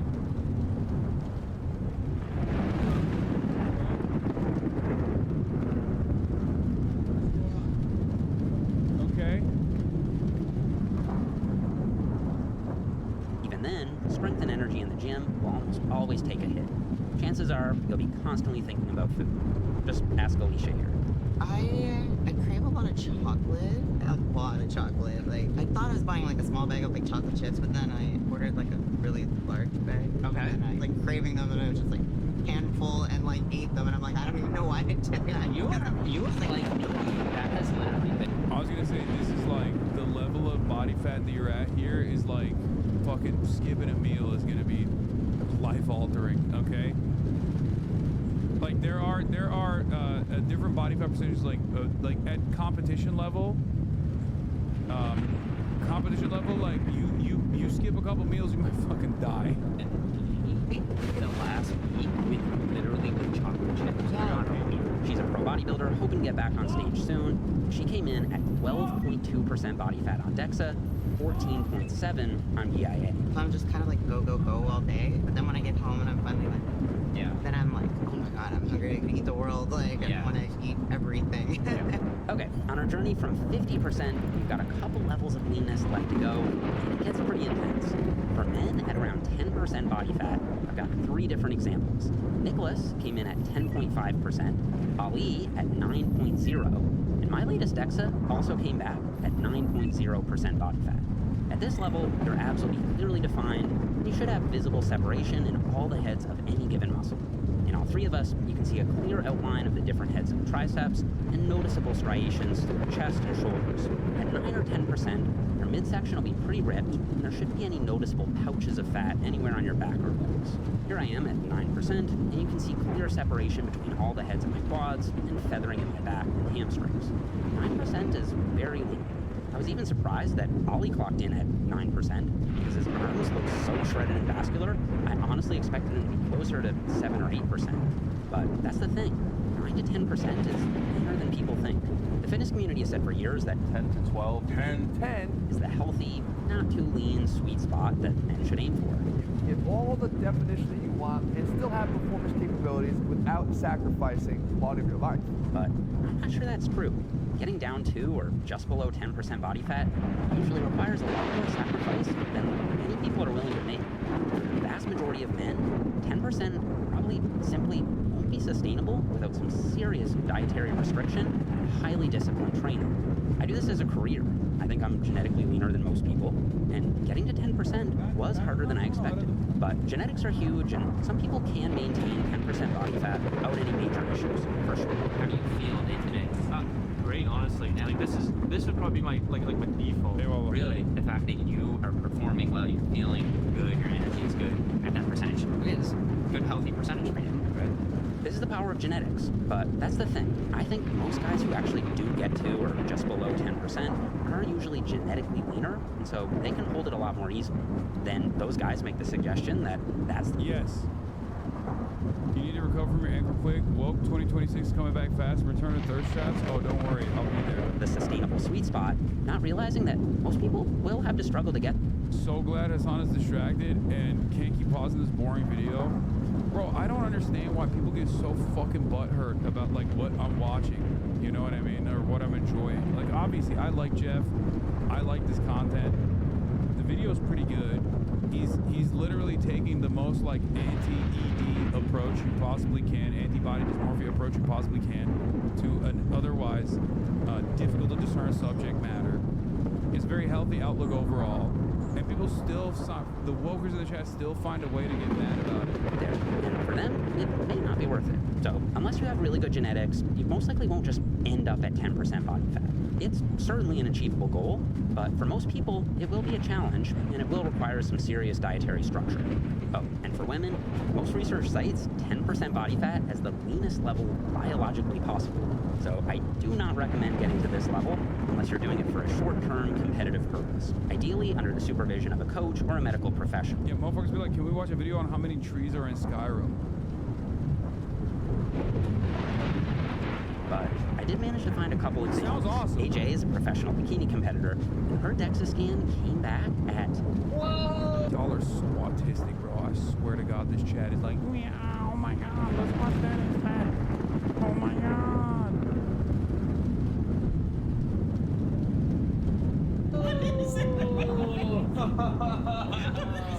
I have never seen this in my life. 9.9. But this level of body fat doesn't come without serious side effects. It feels terrible. It's so bad. If I brush my hair, a lot of hair comes out. I haven't had a period in quite a long time. My last period might have been A. I know it's going to take a while to get it back. Gia is also a national level competitor. She came back even leaner, 9.1% body fat. Absolutely mind-blowing. But again, this is a very short-term thing that I wouldn't recommend outside of very serious competitive contexts. 3 weeks ago, I started to notice like a significant dip in my energy levels to the point where I would stand up and I'd be like, whoa. And just like walk. Like for me, this is a deeply unhealthy level of body fat percentage, but this is like, again, super specific circumstances. Okay? Most people are never getting there. But I literally at 15% would get to that level when I first lost all the weight. Like I would get lightheaded and shit at 15%, which is crazy, but it's not so crazy when you realize that like for most of my life I was at like 35 to 40% body fat. Walking up the stairs or just walking. Because like it felt like such a chore. Yeah. And food cravings at this level are usually absolutely out of control. I went out for her body is just eating her organs at this point, is right. Like there is literally just like bare minimum fucking body fat at that point. It's just like rolls of sushi and really Five Guys plus fries plus eat that entire day. Your body is metabolizing it so quickly, but the more you eat, the more your body wants food. So given the extreme health risks of going any lower, this is the leanest level I'll be showing for women, but there's still 2 levels left for men, and the last level gets pretty wild. Okay, 8% body fat is what I would consider shredded. This is Luke. He's a professional natural physique competitor 2 weeks out from his competition. His body fat came back at 8.4% on DEXA. Of course, he's 5'6". This is what I mean. Short kings, you got this, okay? 9.5% on BIA. At this level of leanness, you'll have clear, deep striations in almost all your muscle groups. Usually the 5% is Ronaldo levels? No, dog. 5% is Ronaldo is like 8% too. Only muscle not fully striated at 8% body fat is your glutes. And that may sound awesome, and you do look super ripped, but if you are willing to make the sacrifices necessary to get here... Gay guy fat. Yeah, this guy's fat for West Hollywood Equinox. You're still going to have to deal with some side effects. Your testosterone usually starts to drop off, simply because your body is sending every signal to just go find some food. No time for reproduction, you need to eat. No time for sleep, you need to eat.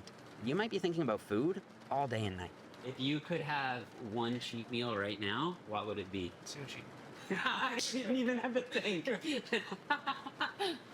Now, while there may be a few extreme genetic outliers who can get here without any serious discomfort, the vast majority of men will only be able to sustain this level of leanness for a short period of time. A, B, C, D, E, F, G. Can you start reciting that backwards for me, starting at G? Dude, I couldn't do that even if I wanted. But do you find that you have like brain fog, like you can't always get the words you want and that kind of thing? Big time. Yeah. I'm running in like slow motion at all times. The littlest of things can annoy me and agitate me so much. If you want to get to 8% body fat for a photo shoot or a competition, I do think there is a relatively healthier way to do it. What was it that you guys did at the One Piece Gym? Oh, it was nowhere near as comprehensive as this. It was a regular in-body where you touch it and stuff. And what did mine say at that one? Does anyone remember? I had a fairly low body fat percentage. I think it was like lower than Austin and Will, or was it higher than Austin? It was higher than Austin, lower than Will's, maybe. One Piece was a gimmick? No, it wasn't a fucking gimmick, dude. It was an in-body scanner, which is again super unreliable. It's not. I think it was like 13% or something, and Will was like 18%. As a male, eat high protein, don't diet too quickly. Austin has a lower body fat percentage than you, being so for real? No, I think I thought I was gonna have the highest, but I didn't have the highest. I think Will had the highest, and I think I might have even beat Austin, unless I'm misremembering, which was crazy because I don't think I mean, it was all on camera. Do you guys not remember? Fuck. I don't Foods know. and try to keep your cool. But it can get tricky after the diet is over. That's because your body is constantly screaming at you to eat more. And so a lot of men will quickly rebound in weight, oftentimes shooting over where they were before they even started. That's why I don't usually recommend getting to single-digit body fat unless you have a really good reason for it and a solid plan for after the diet is over. But there's still one level left to go. People don't realize to get to 5%, that's like a next level kind of dieting. I personally think it's impossible for most men without enhancement. Not to be too woke, but why would competitions like this exist since they really does seem to harm the contestants at 8% body fat? What? Dude, what do you mean? It's about pushing yourself to the fucking limit, dude. That's why it's a competition. It's like saying, why does American football exist? You know? Why does any athletic endeavor exist? This is a totally different thing than like the other kinds of athletic endeavors, but like, yeah, that's the whole point. You're doing something that most human beings cannot even come near at all. It's very hard because it drives the muscle up, and so you get the percentage down. Okay, so we started at 50%, and now we're all the way down to 5% body fat. This is Lachlan, and he's 3 weeks out from a classic physique competition. And he came in at 5.5% on DEXA. That's crazy. And 3.1% on BIA. 5.5. Ooh. Shredded, man. I told you. That's awesome. This is an extreme, borderline dangerous level of leanness. And it generally only makes sense in the context of bodybuilding contest prep. At this level, you'll have dense, grainy muscle separation, and honestly, it's very difficult to achieve without anabolic assistance, simply because as you naturally cut down below 6, 7, or 8%, your body starts to eat away at your muscle. No matter what you do, the side effects to get this lean are going to be rough. Your body's going to be sending you every possible signal to please go eat, all hours of day and night. And it's interesting, because the fitness industry praises leanness so much, a lot of people think the leaner you get, the healthier you get. But that isn't true. The body fat that I'm at right now is not attainable long term. The little tasks in life become the most challenging. Getting out of your car to walk into work, it's like you gotta sit there and think, oh shit, I gotta go do this. You know what the irony is? We both go through the same problems, but we both have different goals and journeys in life. And this is where it gets crazy, because I do think this level of leanness, especially combined with certain special supplements, can cause people to act in ways. Yeah, the problem is this level of leanness is virtually impossible to get to. The other level of leanness at 50% is not so impossible to get to, at least for someone like myself, okay? They no longer recognize. After filming this video, Lachlan ran into Ollie, in this our 9% subject, at the gym, So, and in the acted moments that I completely get out of line. My studio is for posing and for other stuff, not to be on a phone call. Why can't you go down there? You don't need the lighting for this. Go somewhere else. This is the posing room. This is not, dude. The posing is downstairs. I'm not trying to be a big skinny. Of course not. Okay, so what? Can you talk to me? It's crazy that this guy literally got outed for doing roid rage. No, brother. No, you're not brother, dude. Why are you being so? This isn't a live streaming spot, dude. If you want to go do that, you can do that outside. You can do that over there. I need the lighting to pose. The incident ended up going viral on social media, And to be honest, my initial reaction was to think it was staged. What are the chances that 2 subjects from this video just happen to run into each other and get in an altercation the very next week? So after the incident, I wanted to give them both a call to make sure everything was all right and to get their thoughts on why this happened. What would I say to him? Well, I would apologize and tell him that I apologize for the way I handled things, because I do take responsibility. That was not who I am. I reacted out of emotion and not logic. Also, Jeff knows personally what roid rage looks like. If you recall, fucking roid raging psycho literally physically assaulted him, like neck punched him. I forget who it was, but there was this other fucking bodybuilder guy who straight up attacked him at this fucking gym that he was working out at. And that happens to people sometimes. It happened to me. I feel bad. I'll learn from it. I'll grow from it. That's how I roll. Okay. First of all, I didn't expect the video to do the way it did. I don't feel so good about it because he's going out at 8. Ali had a good attitude about the situation too, reiterating that it's never okay to body shame someone. We want the gym to be a place where everyone feels safe and welcome, no matter their shape or their size. Yeah. You know what's funny, Jeff, is like I've never had any sort of experience with feeling any different while using that sort of supplementation. But it's almost like this video made me think, like, oh man, maybe I did roid rage. You know what I mean? Like, I don't know if roid rage is like a real thing or not. Like, I haven't seen much in the way of like actual science about it, but anecdotally, like you do tend to see that like the higher dosage guys, like they do tend to let their temper get the best of them more often. But it seems to be very individual. I mean, I agree with you. The fuck is roid rage? It's just when people are taking anabolic steroids like testosterone supplements and things of that nature, they just snap. And they're like impossible to fucking deal with. Yeah, it's emotional dysfunction.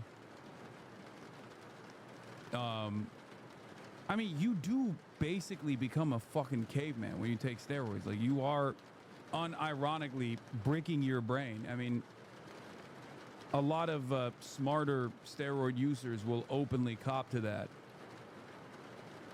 Testosterone is a very powerful hormone, you know? Some men look to that and think that's like good and cool, and that's where the toxic masculinity comes in. Not a good thing at all.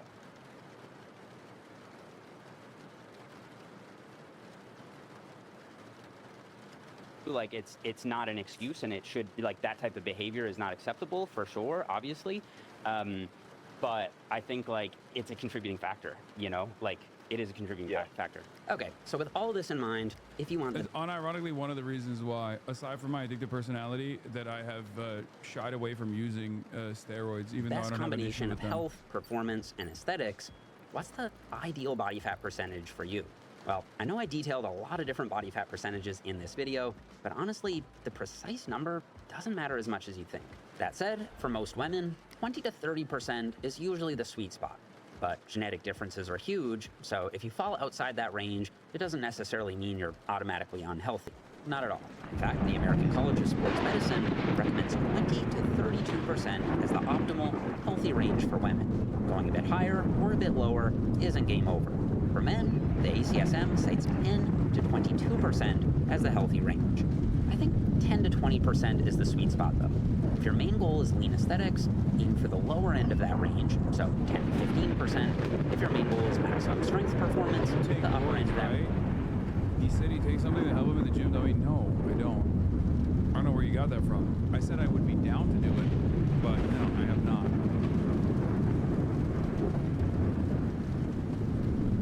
Brother, if I took steroids, you would know. Okay, worst bait of all time. If I took steroids, you would fucking know.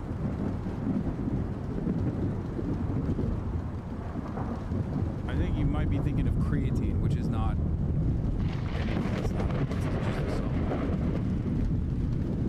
range might be a bit better, so 15 to 20%. And a lot of your haters have been saying that on Reddit or Twitter. I love that. I love when they say that because it's a compliment.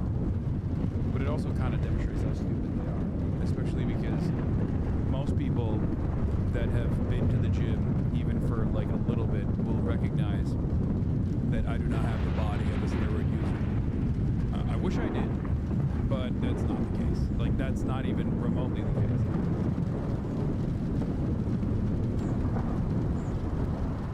Charts currently online really aren't the best.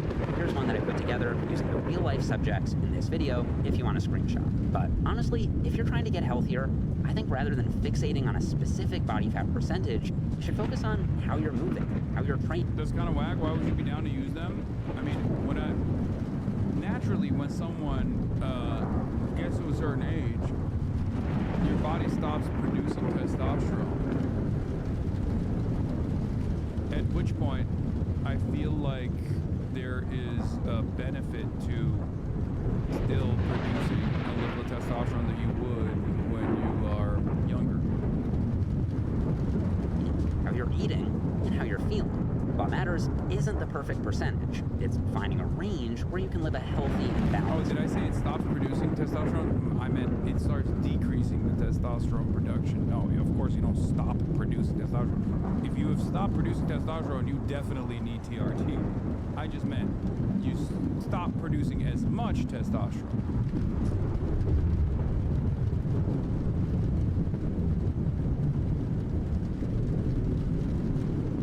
Body pack a lot of muscles naturally, but your lift numbers are what really shows you are natty. Yeah, my lift numbers are very weak. That's another way you can tell when someone is natural as well, I guess, to a certain degree. But you can mostly just tell from the way someone looks. Weak, yes. I think I'm very, very weak. I'm incredibly weak. Are you kidding me? I mean, for the level of experience that I have, as at this stage, somewhat experienced lifter, the fact that I'm doing, the fact that I can't even clear 225 easily for 12, which is what I could do at my peak with ease. It's pretty fucking weak. I'm not weak compared to the average person, but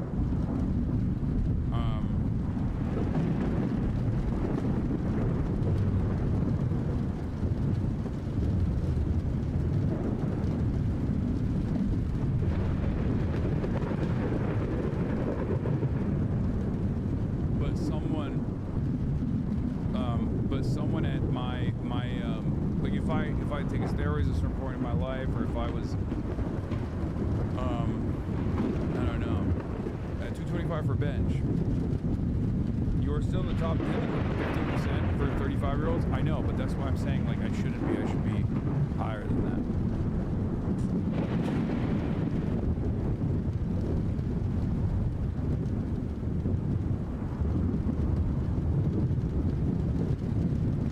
Your levels at the One Piece gym? 17%? That's not bad at all. I legitimately thought I'd be 30.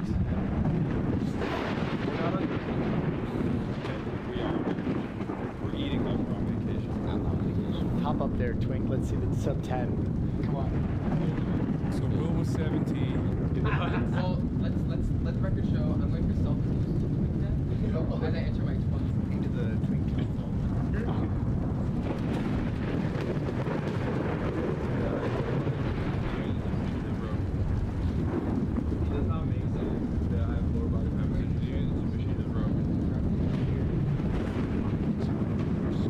You were 15.3%. You went before Will.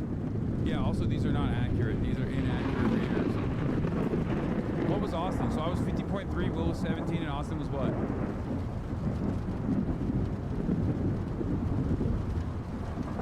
Yeah, bro. This was literally this year. This was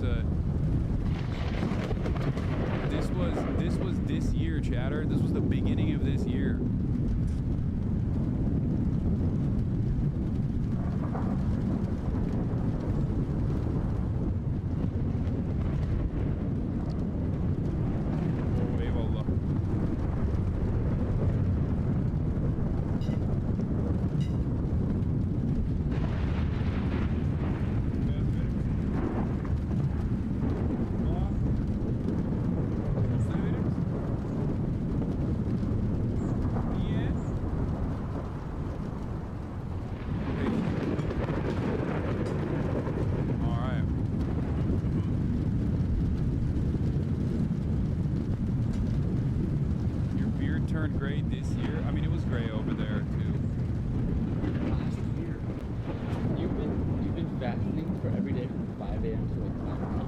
That's probably why I haven't. But I haven't eaten. Hayır. O ne? O işte falan.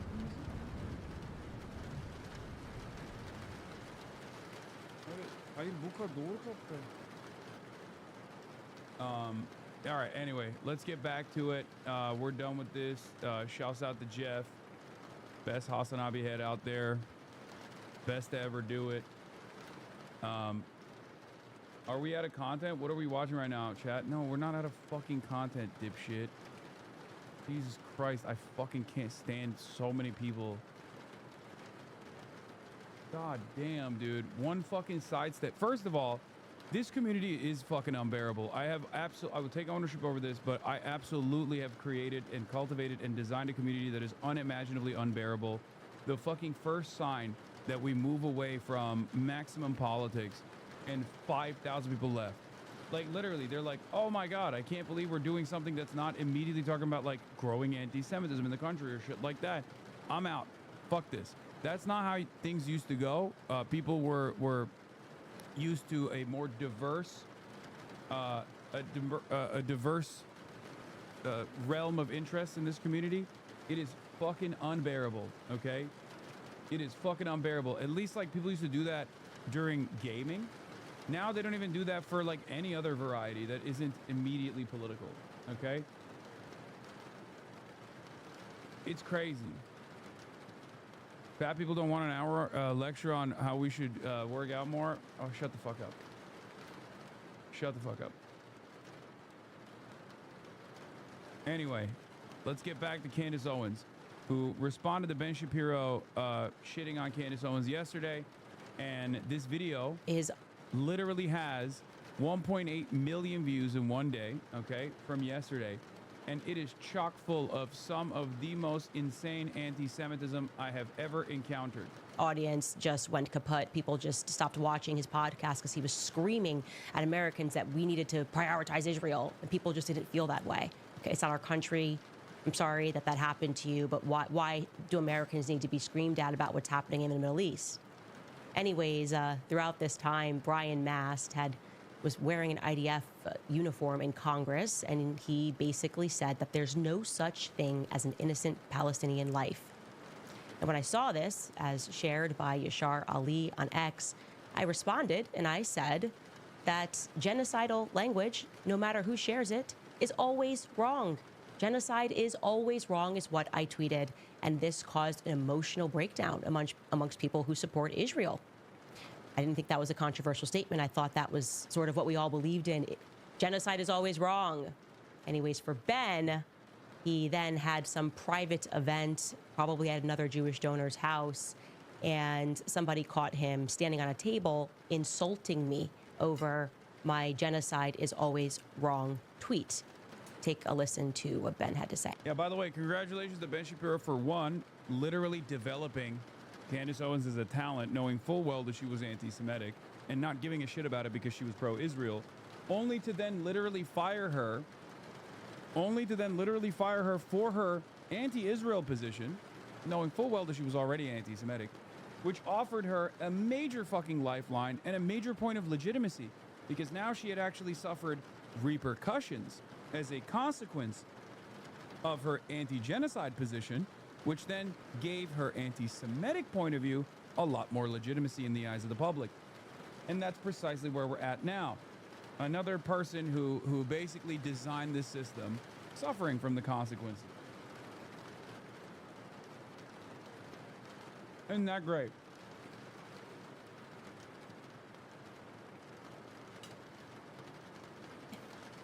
And then the question was about Candace Owens. I think her behavior during this has been disgraceful. Without a doubt, I think it's I can't, what was that? Yeah, I mean, she still works for my company. And I think she's been absolutely disgraceful. I think that her faux sophistication on these particular issues has been ridiculous. It's not faux sophistication, it's ridiculous. Everybody can see the moves that she's making and the things that she's saying, and I find them disreputable. Disreputable, disgraceful. She works at my company. You can imagine that the internet went crazy. because they wanted me to respond to him. I can't believe this. They work together, they're colleagues. Somehow this gets leaked. And I want to mention, because it's very relevant, that was on the morning of November 14th. I was 6 days away from giving birth. I was very heavily pregnant. Anyways, I wake up to this, and shockingly, nobody from the Daily Wire steps in to manage the situation. And as you can imagine, virtually every journalist, every person with a media platform was contacting me to comment, to respond to me being insulted by someone. I'm about to give birth, I'm being insulted, and they're not getting anything from the Daily Wire. So I am obviously frustrated. Should also tell you, I had no PR at this time. My PR was the internal PR at the Daily Wire. And it was very clear that their focus was on protecting Ben, even though he was the one who insulted me publicly. Because I said that genocide is always wrong. That is the genesis of that statement. That's all I said. Obviously, I wanted to respond angrily to the press. I wanted to hit back at Ben. And I guess you could sort of say my perspective was an eye for an eye. But my husband, who's a better person than me, instructed me that morning to instead take a deep breath, relax, okay? Don't think about what you're feeling in the moment. Think about how you're going to feel in the future. And he instructed me to instead read the Bible, the Sermon on the Mount. And I read through it, and he reminds me that everybody who wants to comment, they don't care about me either, right? They're selling headlines, they want the clicks, they want the drama, and I'm going to feed into that for what reason? For what reason, actually, am I going to give a comment and say something about Ben Shapiro? Blessed are the peacemakers, right? Don't buy into this click culture. And so I tweeted that actually my husband was right. I called for peace. I tweeted, blessed are the peacemakers. And I made the mistake, I guess it was a mistake, that after I tweeted, blessed are the peacemakers, and I'm thinking that I'm going to be commended when I get back to work. Like, wow, you really took the high road. I ended this biblical passage with Christ is king. Christ is the king. He's the only thing that matters. Obviously, Christ is king. Now, it was just Tucker Carlson's luck that I had been slated to come on his news show the very next day. He had booked me 6 weeks earlier. I got approval from Daily Wire. He booked me for November 15th. So suddenly Ben gets on this table, he insults me, it's trending all over Twitter, and Tucker Carlson is going to be the first person to capture my reaction to it. And when it came time, I kept up with the peacemaker. I made the decision to just take the high road. I said, you know, I don't want that to negatively impact how people perceive the Daily Wire. There are great people there. I mean, I wouldn't be proud on that, but I'm not taking the bait here. I didn't say anything snipey back at Ben because I didn't want to beat them up. That was my honest perspective. My husband was just right. And also, we're talking about a work colleague, right? Somehow, me taking the high road made him angrier. So, here's what he did. Elsewhere in my interview with Tucker, he asks me who I look up to, who I like. And I told Tucker the truth that it was my dream to meet Thomas Sowell. That when I first got into politics, I read a ton of Thomas Sowell books, and I had tried many times to meet him. Of course.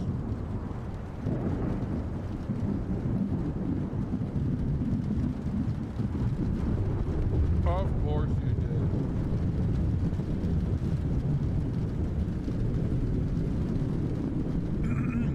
Yeah, this is a classic. I mean, Clarence Thomas also found Thomas Sowell to be so life-altering that played a big role in changing and shaping his understanding. Thomas Sowell is, I believe he also was another one of these fucking former Marxist guys. He is basically the Jesus of black conservatism in America.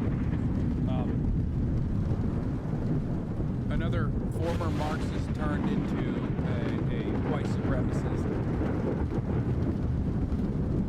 And obviously he's aging, but I really looked up to Dr. Thomas Sowell. And here's that clip with me and Tucker. How do you listen to when you're trying to figure out, I mean, some of the stuff comes at you so fast, and you're talking almost every day, writing almost every day. Who do you read or listen to try to make sense or bounce ideas off? You know, I have been obsessed with Thomas Sowell, and everybody knows that. I am pretty much a Thomas Sowell groupie. Everything he writes, I read, and it is because he was part of my awakening story into politics and made me focus on the economics, which is to say block out the noise and pay attention to the economics. Go backwards in history to understand where we are. When has this worked? Oh, it's never worked. So they're just telling you that it's going to work into the future, and there's no evidence to support that.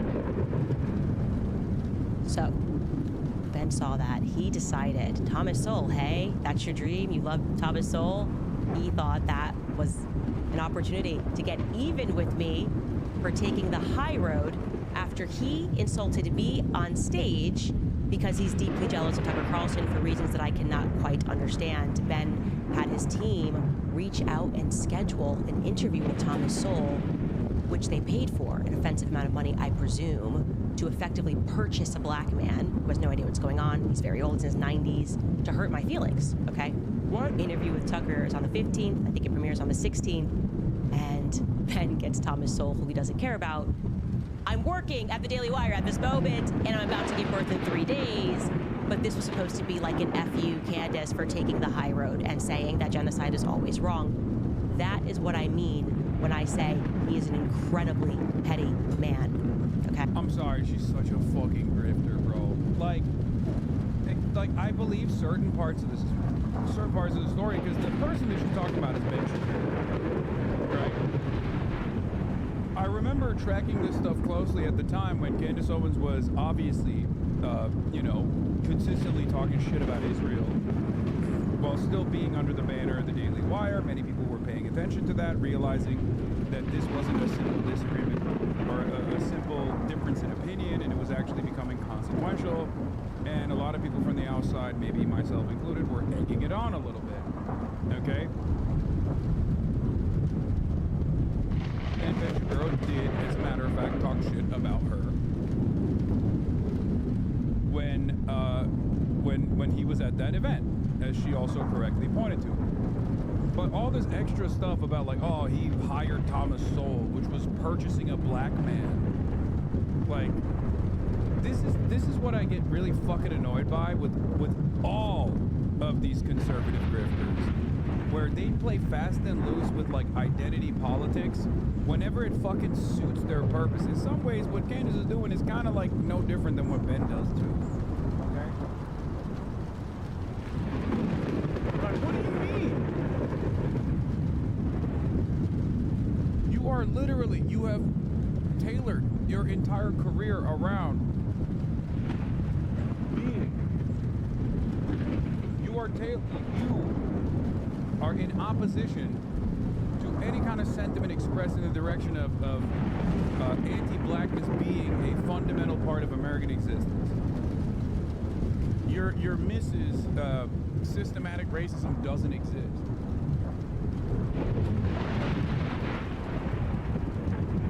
I just don't understand how. Oh boy, Hasan stepping in that convo. What convo? I don't understand this argument. People will always fucking talk about like Candace Owens as though she's like a black liberationist icon or something. No. This is not the case. Her entire commentary about black issues unironically revolve around the most white supremacist statements you can ever comprehend.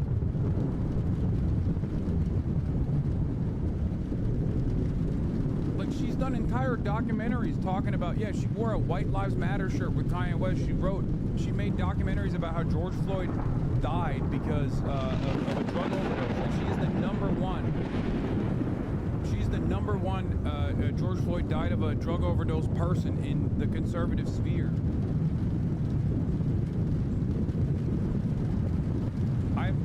I hate this. I hate this shit so much. I think it's not only self-defeating, and it really frustrates me. And like, while Candace's current audience is probably no longer as white as it once was, especially because she's definitely eased off on some of the overt white supremacist undertones and shifted her priorities to, like, you know, anti-Semitism and shit. It's still very very frustrating why, like, a lot of people don't take into account why she was already a Daily Wire correspondent to begin with.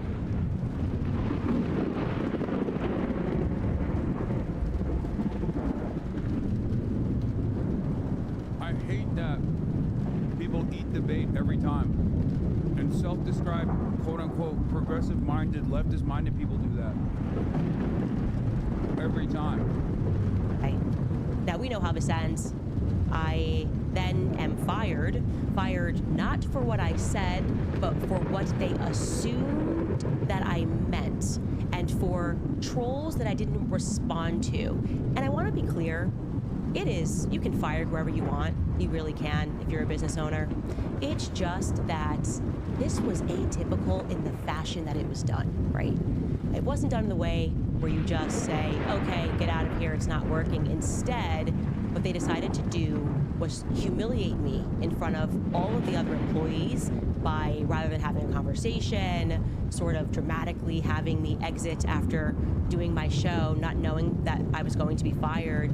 And then they had put together a stage in my studio and put up clips of, put together basically a whole package, like almost like a high school play, and conducted what I honestly, when I look back, because it recently leaked what happened at this quote-unquote town hall, this is a slave hanging. This is a slave hanging, right? Gather around, everybody else is a slave, and let me tell you how this one messed up. Gather around and watch us whip this person. This is literally how I feel when I watch this, okay? And you'll know what not to do next. Bro, once a black conservative, always a black conservative. Another telltale sign of playing so fast and loose with racialized imagery of this regard, whenever it suits your own propaganda purposes. One of the things you always hear is like, oh, we're escaping the Democratic Party's plantation. Like, oh, the Democrat plantation. We're escaping the Democratic Party's plantation. It's like a classic marker, a hallmark of black conservative commentary, is to almost put in a serious conversation, because you're not like making a joke or anything, but in a serious conversation, invoking the imagery of chattel slavery and some of the most violent aspects of chattel slavery in an effort to suit your purposes, almost diluting the impact and the seriousness of these historical events. It's crazy that, like, the person that Candace Owens, who like spent an entire career leading up to this moment talking about, and even in this video she does a bit of this as well, like abdicating the responsibility of white people from chattel slavery as she misdirects the attention or redirects the attention and shifts the blame over to Jews. That person is also simultaneously talking about how what she went through was like a slave hanging. I just don't. I don't know. It's in some ways, there is this other part of my brain that wants to sympathize with her to a certain degree when she's talking about, like, as a black woman being totally discarded and cast aside, belittled, humiliated by an objectively white supremacist institution that is the Daily Wire. But also I know what her commentary is and why she was even hired by the Daily Wire to begin with. I know that she doesn't give a fuck about white supremacy or beyond. Like, she cares about propagandizing against or in favor of white supremacy, rather. That's what she made money on. I still think she is has a white supremacist tendency. And here is a video of the then CEO, Jeremy Boring, which somehow Steven Crowder got a hold of this week or last week or whatever. This is just a portion of it. You should watch the entire thing because it really is something. And ask yourself in your memory, do you ever recall anybody ever being fired where 300 employees, Ben joined electronically, he was up on the screen too, and just enjoyed watching me be humiliated, where 300 employees are invited down and shown a production of what this person did wrong. Okay, well, let's watch a little bit of this video. Candace made no statement at all in the days after Hamas terrorists raped, murdered, and tortured over 1,000 Israeli civilians, mostly Jews, some Americans. And then they took hundreds more hostage. But then on October 28th of 2023, while anti-Israel protests were raging in London, where Candace, I believe, was at the time, she reposted a video of the protests on X, commenting, quote, "Interesting thing happening here. People are not accepting the media narrative about what's happening in the Middle East, despite the insistent rhetoric from government officials." On November 3rd, she posted, quote, "No government anywhere has a right to commit a genocide, ever. There is no justification for a genocide." Okay, never mind. Critical support for Candace on this video. Up until this point. The rest of the anti-Semitic shit that she's about to get into, I do not support. But at this point, it's so fucking crazy, dude. It's so fucking crazy. It is so nutty how these guys will find a way to be the fucking villains in every situation. God damn, that is so evil. It's wild because, well, I'm going to repeat this one more time. Candace Owens was hired by the Daily Wire, by this dipshit on camera, okay, alongside Ben Shapiro, when they had full knowledge that she had said a lot of anti-Semitic shit, okay? But at the time, she was pro-Israel. Only after October 7, where she was still saying anti-Semitic stuff every now and then, but was saying a lot of anti-Israel shit with regular frequency, did they actually have a major issue with her. And it's very obvious that even here, Jeremy Boring is like openly showing his frustrations. It's not about even like perceived anti-Semitism, because none of the things that he brings up about Candace Owens here is even remotely anti-Semitic. It's just fucking literally, these are normal statements. "I can't believe this even needs to be said or is even considered the least bit controversial to state. There was only one country on earth being accused of genocide at the time. Anti-Semites on X took to it immediately. They cheered at what they rightly or wrongly interpreted as Candace smearing Israel. And Candace didn't rebuff their interpretation. But when Dave Rubin came to the exact same conclusion as the anti-Semites, only instead of cheering for Candace, found it vile and rebuked her, Candace quickly attacked, saying, quote, "What's amazing about this is that I didn't hold any country in this view. I simply stated that genocide is wrong always. This is not a controversial stance. Interesting how you interpreted it." And then followed up with... Dude, the pro-Israel crowd is so stupid. Oh my God. They got duped by Candace Owens. Oh my God.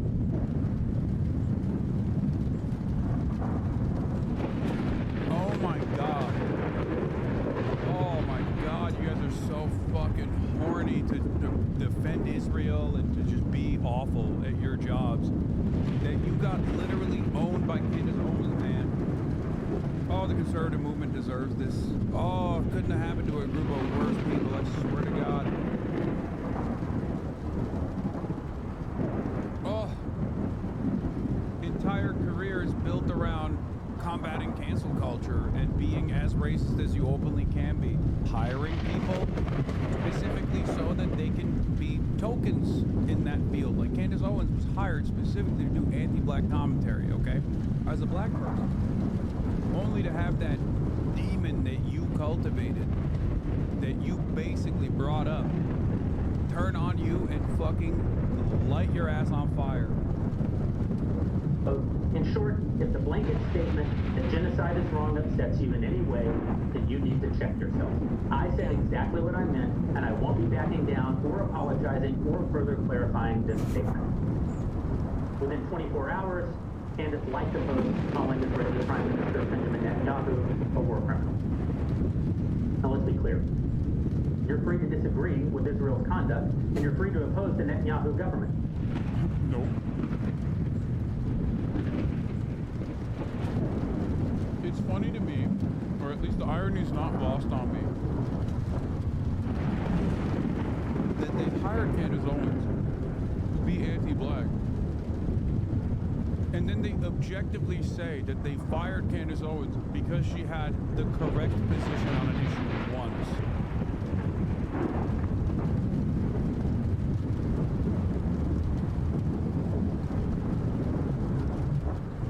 That's crazy.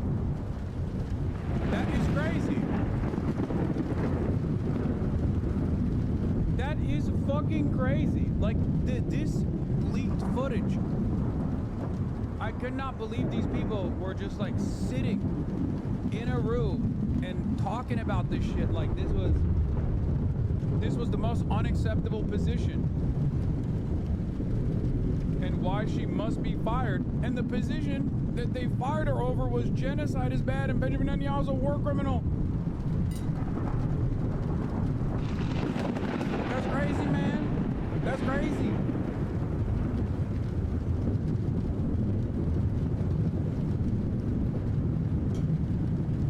But the idea that Israel is committing genocide or that Netanyahu is a war criminal is just factually baseless.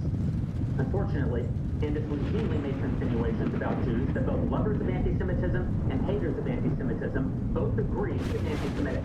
And in almost every one of these instances, Candace says nothing to the anti-Semites who cheer her and only pushes back against those who disapprove of her comments.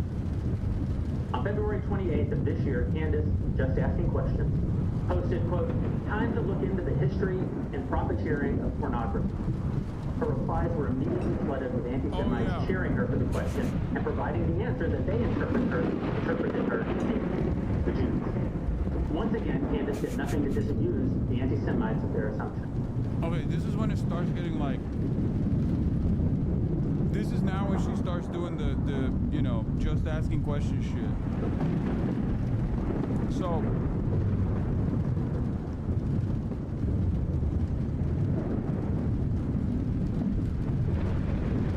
now it's starting into the ambiguous tweets about how like Jews are responsible for pornography in the Western world. They're doing it so that they can, like, you know, undermine Western civilization, stuff like that. Now she's doing JQ posting from this point out. But leading up to that very moment, the shit that he's actually fucking mad about, there is not even anything there that is remotely controversial.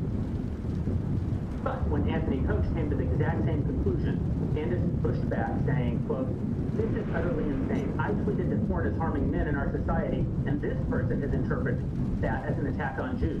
This is an example of clinical insanity. There is no other explanation." I stand by all of those tweets. Pornography is harming men. We should look into who profits off of pornography. Genocide is always wrong, no matter which country calls for it, whatever. What was... Do you guys understand, like, why I specifically said one is different than the other? Because, like, one of the most common things, one of the most common, like, anti-Semitic tropes is, like, you know, Jews are responsible for destroying Western civilization, stuff like that. But, like, one way that they talk about it is, like, I don't know, the guy who fucking owns, the guy who owns, not one of the guys, not the guy who owns Pornhub, but, like, one of the people that owns Pornhub.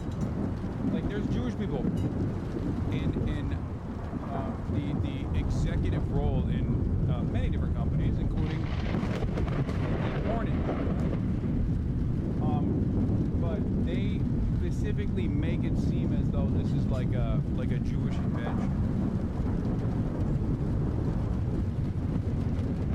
The main guy who owns the founder of OnlyFans is Jewish, and so is like there's like a couple people at Pornhub in the C-suite that are Jewish, but they will literally just be like, "Oh, this is like a Jewish invention. Pornography is a Jewish invention."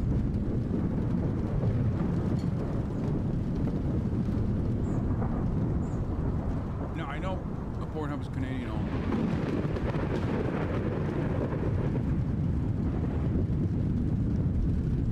Why do people get so crazy about religion? I feel like if you know stuff about the CEOs of porn sites, you're too far gone. Yeah, it's the reason why I know about it is because it's a common trope. Like, they're really like, oh, it's all the pornographers are Jews. It's like a common anti-sex work trope and also a common anti-Semitic trope. It doesn't fucking matter. Okay, you either think porn is fine, or the sex work industry has issues that must be addressed, must be solved, or you think it's the great evil. Who gives a fuck?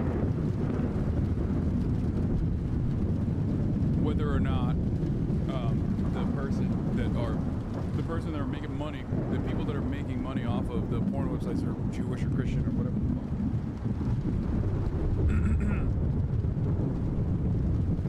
That's it. They're capitalists. They're capital owners. They're making money. That's their goal. It's controversial about anything that I say. Now, I'm again wanting you to, these are my crimes. Just imagine 300 people being brought and said, like, it's this is, she said this, and this is what we know. And then he goes into a diatribe about the real meaning of Christ is King, and he shows videos of Nick Fuentes, which had nothing to do with me. I had never even spoken. I think only one time I'd spoken ever to Nick Fuentes, and it was pertaining to Kanye. Yeah, that was it. But I'm showing you this because it's important for you to understand that this has never stopped. I want you to imagine if you view yourself to be a slave owner, and that slave not only survives like this public whipping, but then escapes and becomes successful. That's pretty much. She's so insane, bro. I swear to God. I mean, this is low Kirk, the same Kanye stuff, right? It's like she's saying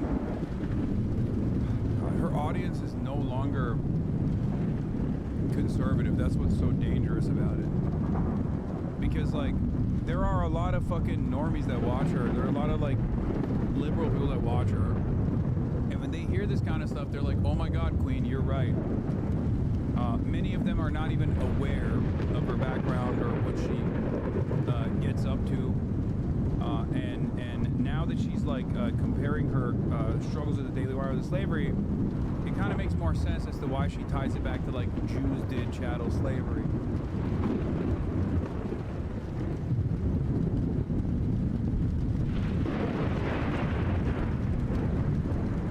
That's what she's doing.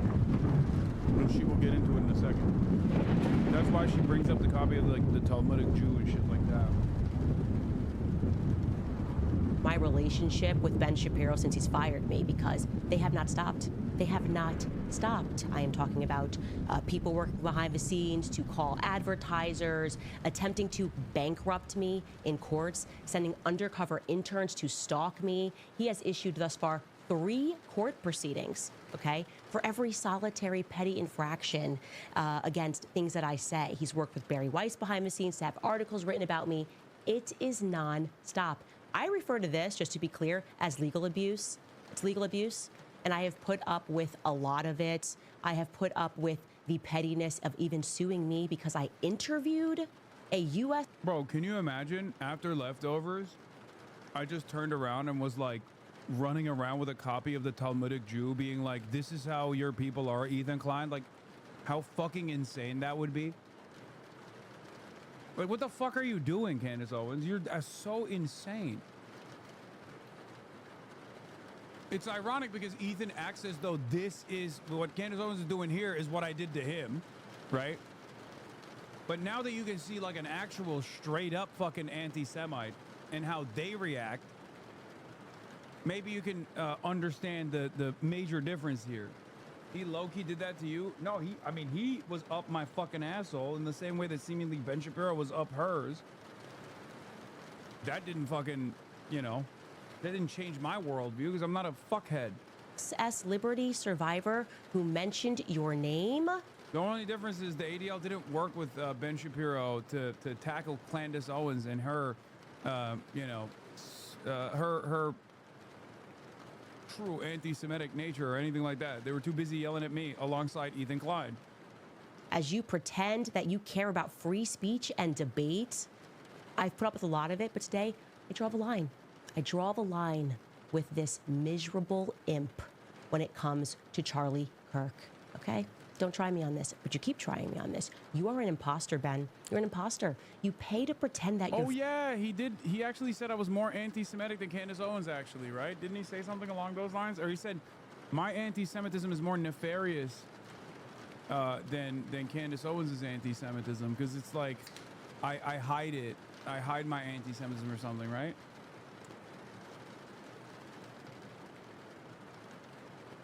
He was like, at least Candace Owens is open about... At least Nick Fuentes and Candace Owens are open about their anti-Semitism, whereas I I guess, don't do a good enough job of like openly revealing my power level of anti-Semitism as opposed to these guys. Or maybe there's a secret third option here, which is that I'm not fucking anti-Semitic, dumbass. That's what's so crazy, especially because, like, brother, anti-Semitism is popping right now. Trust me. It's like when people accuse me of being transphobic, it's like, dog, if I was transphobic, I'd just be transphobic. It would be beneficial for my fucking career to be openly and outwardly transphobic. Same with being anti-Semitic at this point. Like, running around and being like, Jew, Jew, Jew, Jew, Jew, like the Alex Jones video is unironically what people are demanding. That is a market demand at this point. Okay?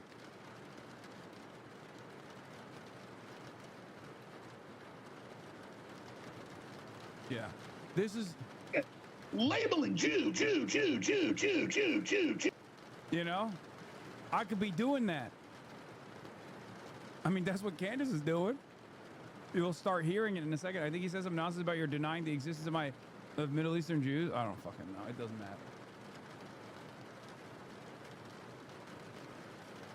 matter.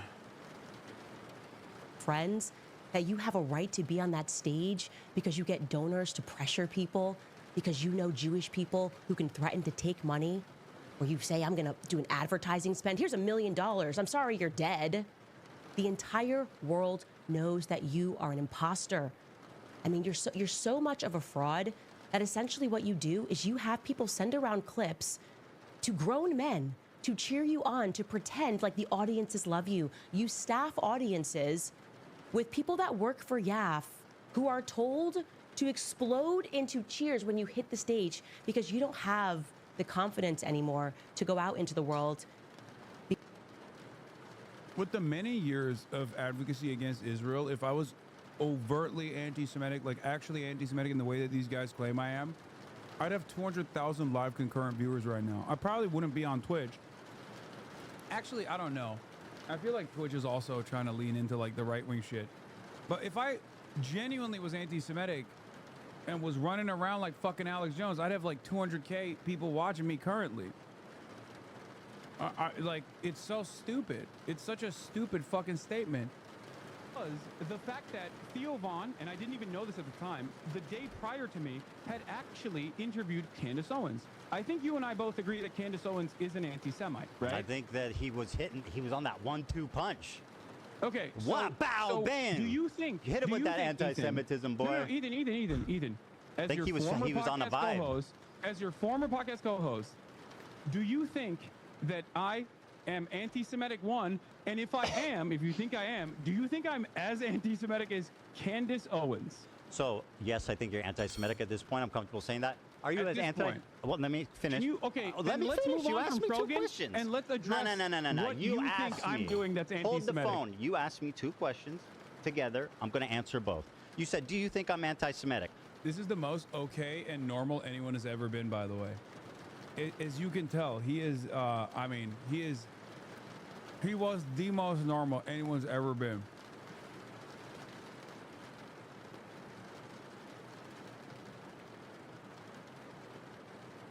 After talking to you so far today, I can say unreservedly yes. I think that you are more anti-Semitic than Candace Owens? No. But I think your form of anti-Semitism is way more destructive and sinister. Candace Owens is outright... Hold on there, Hasan. This is an important question. Do you think I'm anti-Semitic now? Because 2 days ago you said I wasn't. I'm gonna answer. Okay. Your form of anti-Semitism is way more insidious because it's silent, it's tricky. She's out there just saying what she believes, and I respect her for that. Nick Fuentes is just out there. Nobody knows that what's his stance on Israel. Candace Owens' stance on Israel. But you're tricky. What you do is deny the heritage of Middle Eastern Jews, stuff like that. You accuse them.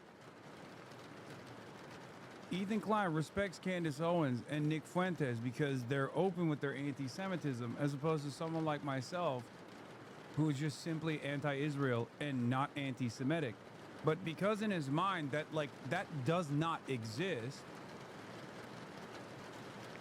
that anti-Semitism and anti-Zionism are one and the same, he thinks like I'm I'm engaging in this like insidious form of anti-Semitic trickery.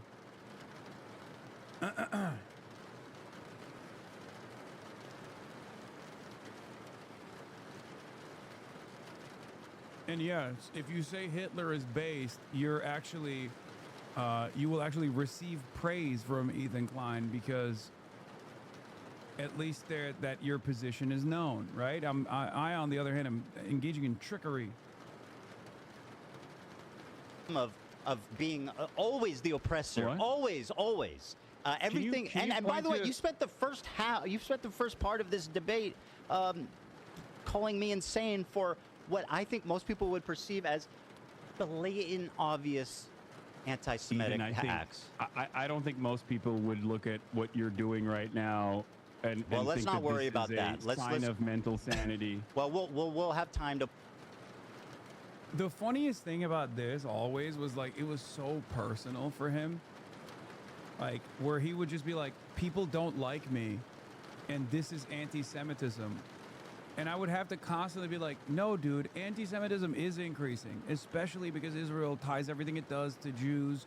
This false conflation doesn't, help Jewish people in the Western world. It actually is a big part of the reason why anti-Semitism is rising, all this stuff.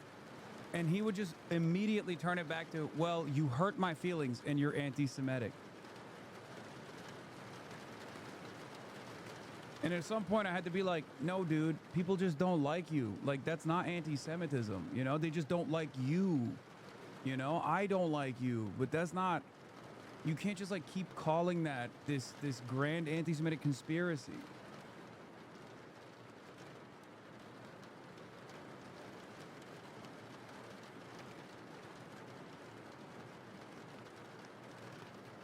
And it's so crazy that so many people still baby this dude, where they're like, "Oh, he's my 40-year-old baby," and that's why he feels the way that he does.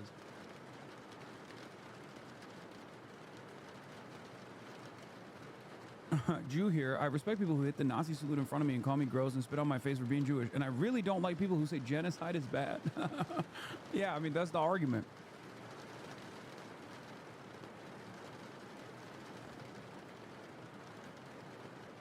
How much of this do you think comes down to him being rattled by the abuse his family has gone through due to online shitters? No, that's fucking absurd. That is 1 quintillion% max copium, okay? I'm sorry. There are plenty of things I do not reveal about my private affairs or the things that I go through in the backdrop that I promise you I don't like to make content out of, but like has not changed my worldview as dramatically as Ethan Klein has spent his past 2 years actively hounding people. Actively fucking hounding people that were daring to call out Israel committing a genocide. No. This is his entire content. His entire content is just like bullying people. That's all it is.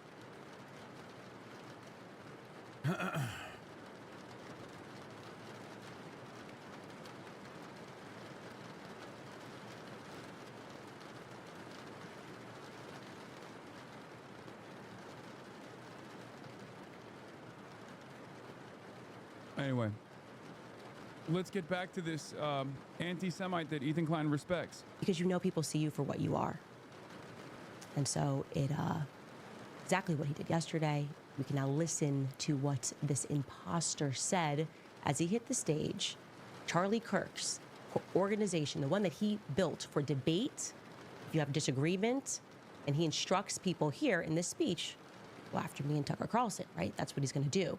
He wants us deplatformed. So he's going to attack me, he's going to attack Tucker Carlson, and he's going to attack Megyn Kelly because she's at the beginning of what these people have put me and Tucker and Charlie Kirk through. Take a listen to a portion of what Ben had to say.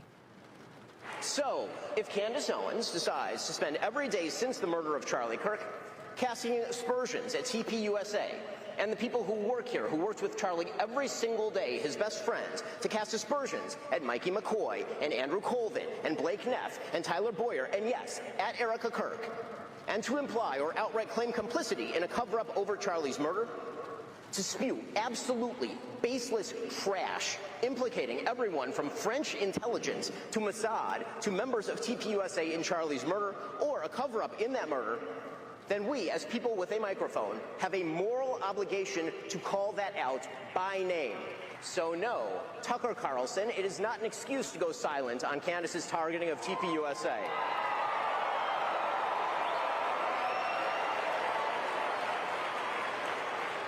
Or to mirror her bullshit lines of questioning because you love Candace personally. The same holds true of Megyn Kelly, a person I consider a friend, characterizing Candace as a young mother and thus shying away from condemning her actions or fibbing about them. That is a non-starter. When Candace Owens says, "I don't know, but I know," that is retarded. And we are all more retarded for having heard it. Wow, he's so big. He's such a big boy dropping the R word, which is funny because right before that moment, he unironically brought up a Nick Fuentes quote where Nick Fuentes was saying the R word, and he used that as a negative, where he was like, "Oh, look how silly and stupid Nick Fuentes is for saying the R slur, the R word." Well, Ben, when it comes to you and having worked with you, Also, for the record, for people who are like, "Oh, dude, why can't we say the word?" Just listen to Ben Shapiro say it over and over again. I use the word. I used to say the word all the time. Okay, it's hard to drop it out of my fucking daily use. And the reason why it is because it has great mouthfeel. I'm very open about this. I've talked about it before. But I will tell you this much. Okay, I will tell you this much. And no, for normies, no one gives a shit. Many people still fucking say it, even if they don't use it in this chat because they know they'll get banned. Okay? So that's not even the point of contention here. Okay? I do it because I want to be kind. I want to be as welcoming as possible, and I know that a lot of people get very upset about it. So I'm just not gonna fucking use it, and it's not gonna be a hill that I will die on. Right? It's very stupid. Having said that, however, there is no greater antidote. If you want to show how lame and stupid and silly it is, okay? Mouthfeel was next. It's okay to say the N-word. See, this is what I mean. See, we're not going to do this right now. I'm not defending saying it. I don't say it. But, like, there's a difference, okay? There's a difference. And I think you know the difference as well. And you should stop. You should stop while you're ahead, okay? We're not debating this. I'm not saying the word anyway, but you need to stop being fucking annoying, okay? You need to stop being fucking annoying and be normal instead, okay? I urge you right now to snap into normalcy instantly, okay? Be normal. Be fucking normal. In any case, don't do disingenuous comparisons about things that I did not say. So, is normalcy caring about the shit? No, it's not. That's why I'm saying snap out of it. So, what is a better mouthfeel? Troglodyte is a pretty good word as a substitute, but it's just like too wordy and too lengthy and too long to say, so I don't even use it. I just don't say it. Whatever. The point I was going to make is, it is literally the greatest antidote to never saying it ever again is showing Ben Shapiro saying it. Because you sound like a 40-year-old baby, okay? When I see, like, people who work at venture capital firms who are like, "Yeah, we can say the R word again, hell yeah, that's why I voted for Donald Trump," I'm like, oh my God, you should cease to exist. Like, you are not a serious person, okay? This is fucking nuts.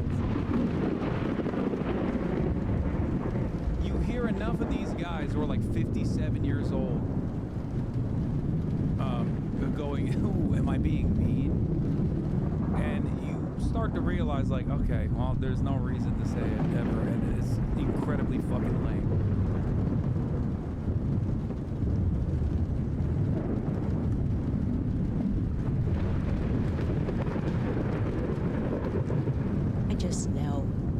just know the tactics that you use to feign popularity in the public. I just know the amount of money that you are willing to spend on advertising to inflate your numbers to make people think that you're popular. So, yeah, I don't have to say we don't. Does it make you want to say the second half of the word list too? No. It doesn't. If you're saying libtard, no. Because that's an entirely separate term. And it's also making fun of Republicans saying it. No, when it comes to you. You are such a joke of a little man. Your jealousy against Tucker, your ability to believe that you can keep manipulating the markets. You know those kids booed you on that stage. The amount of messages I got from Trey. What is this? It's not a different word? Okay. Point USA people saying what is happening, why is he on this stage, standing against everything. You're so cool. It's not because I'm trying to be edgy when I say that. I'm making fun of Republicans. That Charlie believed in. That's what you're doing. You're standing against everything. It's like saying Stragit, okay? It's based off of the same term. It's built around the same terminology, but it's not the same word. You know what I mean? It's an entirely different word. A word that you use to make a joke about someone who is straight.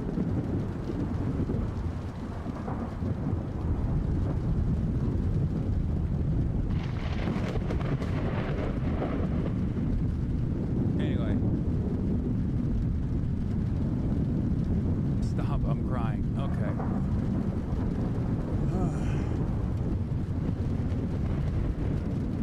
There's also a reason why, like, for example, magatard or something like that doesn't work in the same vein, because then it almost feels like you are saying the same word and just like slapping it to the back of it. Whereas libtard, on the other hand, is something that like MAGA people say genuinely, and it's a very stupid fucking term, which is why I don't feel dirty saying it, even though the other one is it feels even more dirtier to say. I don't know, even though it's like technically the same thing.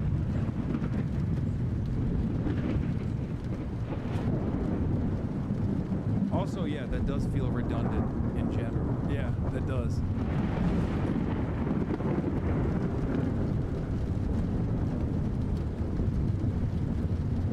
And Charlie believed in. Because you weren't his friend. He didn't like you. For that very reason.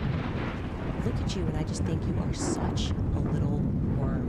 I can see you right now, probably. What can we get out to her? We're gonna sue her into bankruptcy again, right? Sue her for every infraction, every word that I don't like, and every time my feelings are hurt. Because what you really believe in is Baal Barith. That's what your people believe in. You believe that you are contract lords, and that people are not allowed to violate contracts. So you being this clinical about what words you can and can't say is proof. What goes back, baby? No. This is how this community has always been. This community is way worse than the fucking average community. Are you kidding me? No, we've always been this way. Anyway, here's when Candace is getting into full-blown like what I would say European-style anti-Semitism, okay? Which is definitely a different level of racism that you often don't encounter. Like, Americans will do the whole, like, oh, Jews have tails and horns or whatever, or, like, throwing pennies or shit like that. But this, what she's about to enter is, dare I say, Euro racism, a level of racism beyond what you would normally expect. Anti-Semitism in the old classic, you know, like you got WoW hardcore classic mode or whatever. This is basically that, but for anti-Semitism. Like, I feel like one step removed from this is unironically being like a European villager who, you know, when the Black Plague comes around, instantly goes after people that they suspect of being Jewish and tries to throw them in a well or something. Like, this is the kind of anti-Semitism that you put in books. Like, you have to read it. You don't learn this kind of anti-Semitism through the old ways of you know, stereotyping and shit like that. What I'm saying is she's about to go Super Saiyan, okay? Which, by the way, when she was doing this, when she was going Super Saiyan style anti-Semite, she was doing it to like 100,000 people watching as well, and to a legion of adoring fans. Let's take a look. Infraction, every word that I don't like, and every time my feelings are hurt. Because what you really believe in is Baal Barith. That's what your people believe in. You believe that you are contract lords, and that like when obviously most Americans are tuned into hearing your people and perking up a little bit, being like, "What do you mean your people?" She's saying Jews believe that they're contract lords. They're lords of the contract. Okay? And then she also said Baal Barith, which I have never heard, and I thought I had a PhD in racism. I didn't even know what the fuck that was. That was new for me. I still don't know what that is. Like, when you start using, like, RPG terminology, I feel like we are so lost in the sauce. Okay? I don't know if she made that up or if she saw that somewhere, maybe heard it from someone else and, like, misunderstood what they were saying. Ancient Canaanite god. Lol, I googled it as one of the early gods of the covenant. Yeah. Remember, telltale sign. Telltale sign that someone is not very mentally well in their pathological obsession with a specific minority, a specific group of people, is when they teach you new things about your background. Because I'm sure there's plenty of Jews in here right now who are finding out things that Candace Owens is telling the Jewish Hasanabi heads in this chat right now about Judaism. Okay? This is shit that is not entry level at all. It is so insane. You went down Indiana Jones style to the catacombs and dusted off the tomes of ancient styles of anti-Semitism. Okay? You are leveling up your elo right now simply by encountering the deeply researched Euro-style anti-Semitism that Candace Owens is dropping. people are not allowed to violate contracts or you will ruin them for years. You fire someone and you effectively stalk and harass them for years after. I'm here to let you know that I'm done with it. I am done with it. This one is so fully off of the mother effing plantation. Truly, Ben Shapiro, fuck you and the midget horse that you rode in on. And I say that on behalf of the world. I know you're gonna get applauded by Konstantin Kisin. Dude, this guy's still locked in. Look, but seriously, why are people considered as bad when they use the R word, but at the same time, they're not allowed to feel attacked or discriminated when they're called libtarded or whatever? Tarded sounds a bit hypocritic to me. Dude. It is hypocritical, okay? I'm a bad person. I love saying slurs. Please, move on, okay? Move on. We're watching Candace Owens to an audience of 2 million people find new unimaginable ways of saying that, like, Jews are genetically predisposed to locking people into contracts, and you're over here being like, I don't feel too good when people tack on the word tarded at the end of liberal. Okay? Like, dial in, man. Dial in. Lock in, please.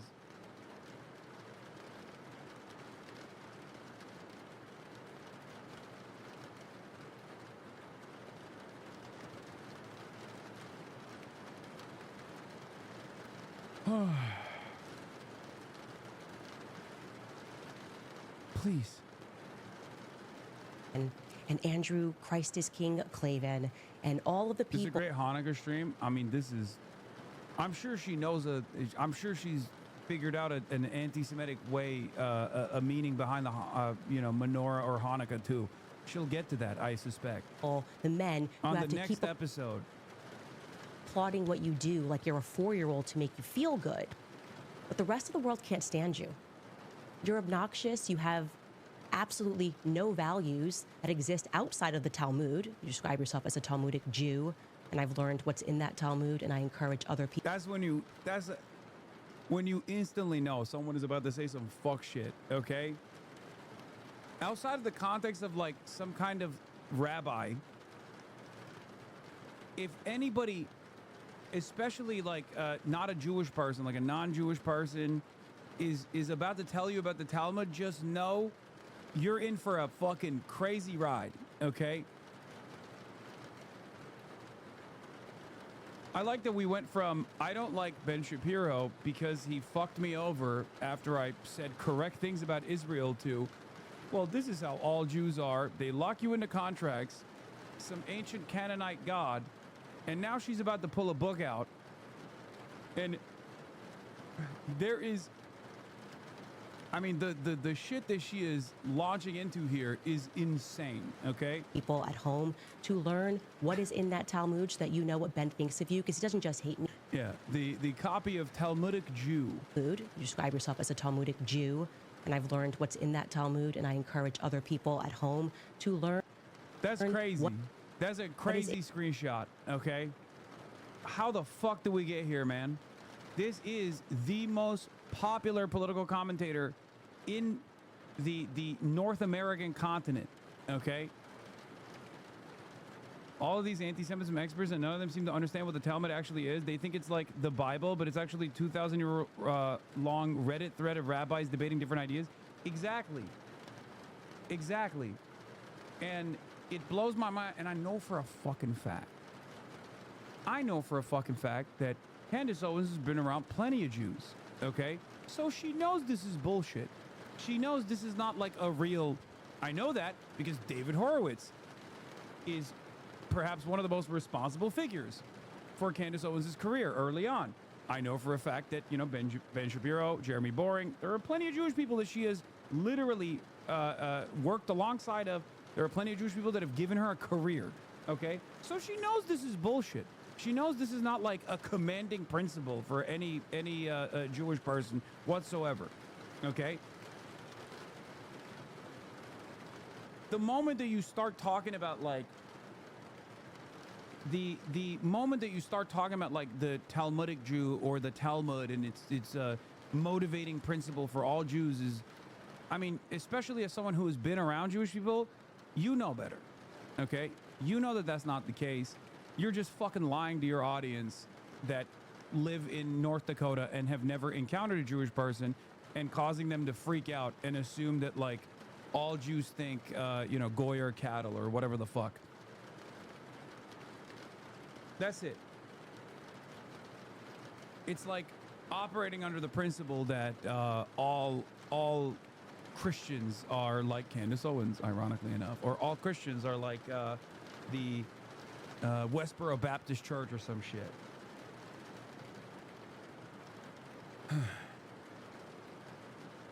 Over 70% of the Talmud isn't even dedicated to anything Jews should do in real life. It's just theoretically how to do temple stuff if the temple ever comes back. That's not an exaggeration. Yes, it's also not even supposed to be like interpreted or guided. It's not even supposed to be like guiding principles in any way, shape, or form. It's just supposed to be interpreted by rabbis and debated over by rabbis. It's just a debate book. It's a book about debate. And of course, if you're debating shit 2,000 fucking years ago, there's gonna be some weird ass shit that you're debating. Okay? There's gonna be weird shit because people were debating weird shit 2,000 years ago. Okay? Assuming, looking at that with today's eyes and being like, well, this is obviously the most important fucking document for the modern Jewish person and how they guide themselves is psychotic. Anyway. Everybody does this stuff. They do it, given my Muslim background, I see it so frequently about Islam and what Islam means and what Islam is supposed to represent. I've talked about this before as a person who grew up in Turkey, who's never really been like a firmly committed Muslim in any way, shape, or form. But like coming to America, I learned about taqiyya for the first time, not from Muslims, but instead from a racist, white, Islamophobic dipshit who accused me of doing taqiyya. And I was like, what the fuck is that even? What are you talking about? And I learned that it's about lying. It's lying, but Muslim style. Okay? it's Muslim-style lying. When Muslims lie to hide how religious they actually are, to do a infiltration of the Western world, which is not even the original way that it existed.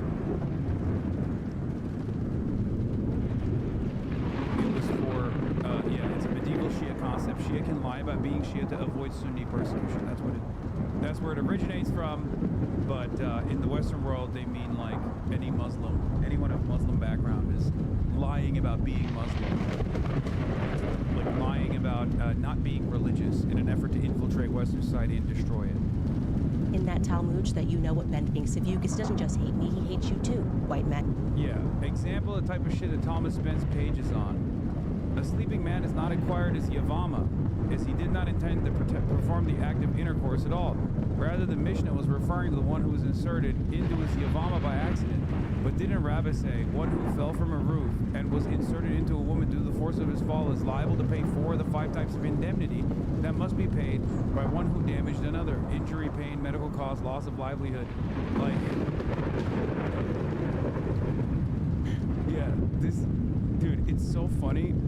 It's so fucking funny that this is literally like that classic clip of a guy calling into an imam during Ramadan and being like, sir, what if a piece of shawarma fell into my mouth while I was fasting during Ramadan?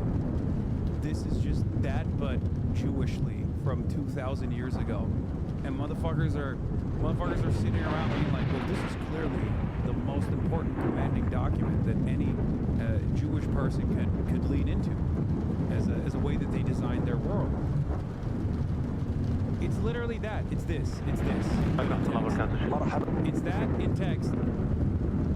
And from like 2,000 years ago. وعليكم السلام ورحمة الله وبركاته. الشيخ اليوم بالغلط وقعت تمي شاورما مع زيادة طحينية.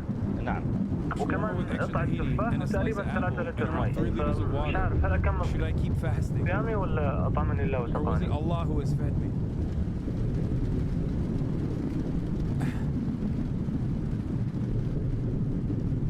It's just bullshit. Like, it's not a real commanding or guiding text. It's a way to make it seem like there is something super indecent and insincere here that Jews are keeping from you. Okay? That's all it is. And if you have any Jewish friends, you would already know that, unless you're already fucking maximum anti-Semitic and you think that they'll lie to you. He hates all black people, okay? If he's following the rules of the Talmud, I mean, when I say hates, they think that we're animals, that they have a right to own us, that they have a right to make us worship them, that they have a right to lie to us, that they have a right to sue us and take everything that we have, that they have a right to deceive us, that they have a right to treat Charlie the way that he treated Charlie while he was alive, only to then try to defraud the population into thinking that he is somehow a part of his legacy, that he somehow cared about Charlie Kirk and cares to protect the people that are working at Turning Point USA. Goodbye, Ben. Goodbye.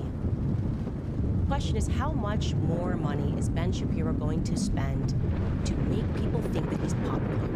How many more articles is his father going to write under a pen name, Hank Berrien of the Daily Wire, under the pen name Hank Berrien, as he wrote while Ben was at Breitbart, before he turned his back and betrayed them too, because that is his nature. One of these belly creatures, sliver on. The question is, how many more weeks and years do we have to keep pretending like Ben Shapiro is relevant? It's an open-ended question. Of course, we followed Ben Shapiro on stage, somebody who Charlie Kirk loved very much, and we fought for it to the very end against the Jewish donors who were pressuring him, some of them because Ben Shapiro insisted that they do. Take a listen to what Tucker Carlson had to say when he hit the stage. The prediction that, at some point when Republicans took power again, which I did everything I could, to help, I really felt that was important. I still think, I was right. But I really thought that the impulse to deplatform. She's doing biblical era anti-Semitism. It's crazy. Yeah, the thing is,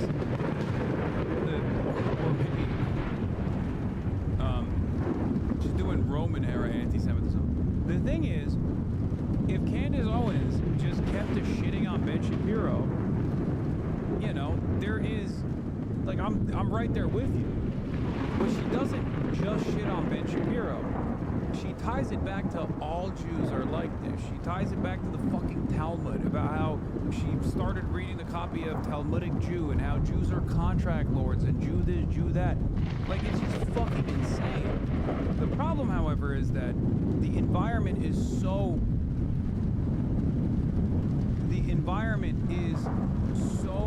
primed for any sort of candid criticism of a notable Jewish person to turn into this is how all Jews are. It is the perfect environment to do this in if you want to foment anti-Semitic sentiment.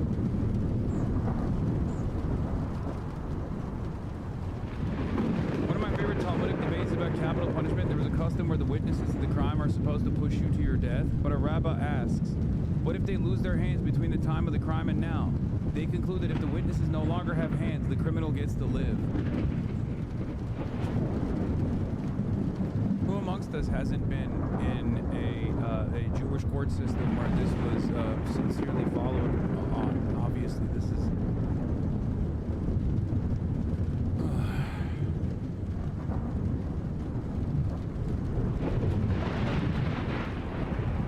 It's no different than the way that a lot of white people think, like, you know, the world of Islam operates, right? Oh, Sharia law, also known as law, right? Like, this is what they mean. They're like, oh, you fucking steal in a Muslim country, they're gonna cut your hand off. It's like, no, they're not, you fucking idiot. What the hell are you talking about? You're an insane person. But how do you convince people that that is insane if so many people legitimately think that that is what's going on?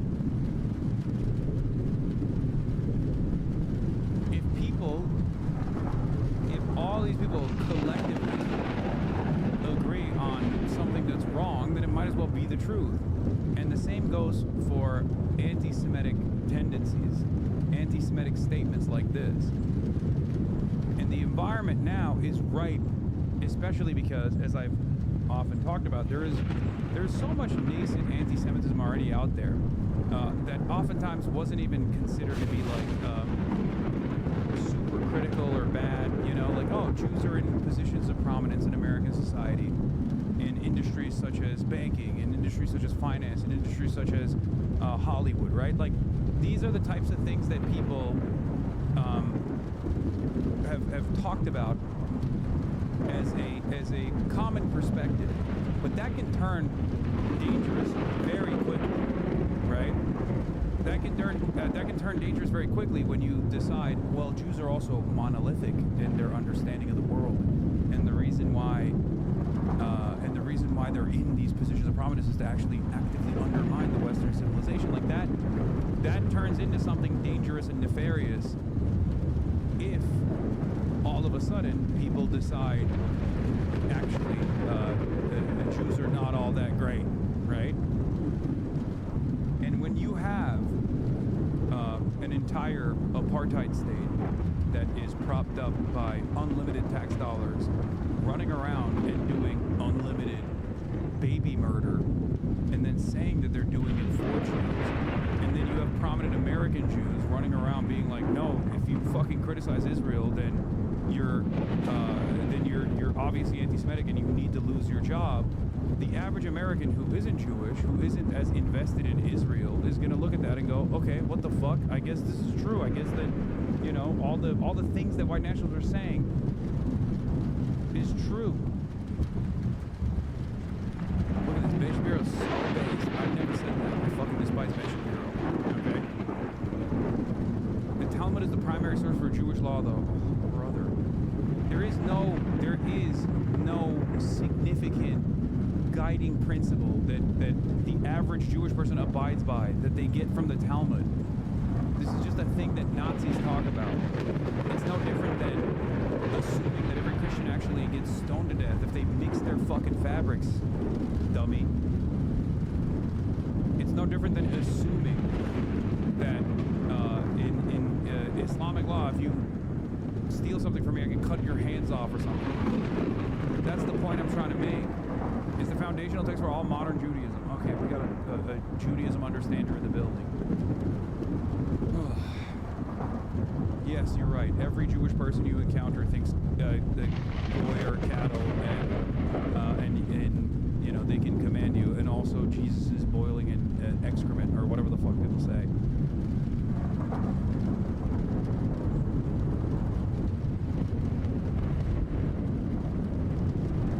Come on, man. You think you're actually encountered a hidden truth right now? Like when you say shit like this, are you simply trolling, or unironically just?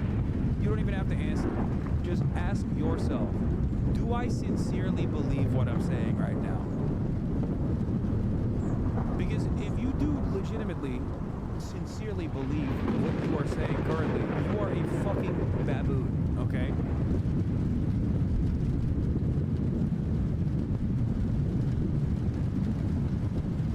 It's so stupid.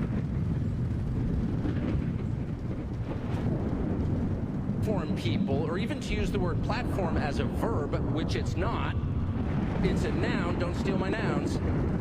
Deplatform and denounce. Why haven't you denounced somebody else? The whole like Red Guard Cultural Revolution thing that we so hated and feared on the left that we did everything.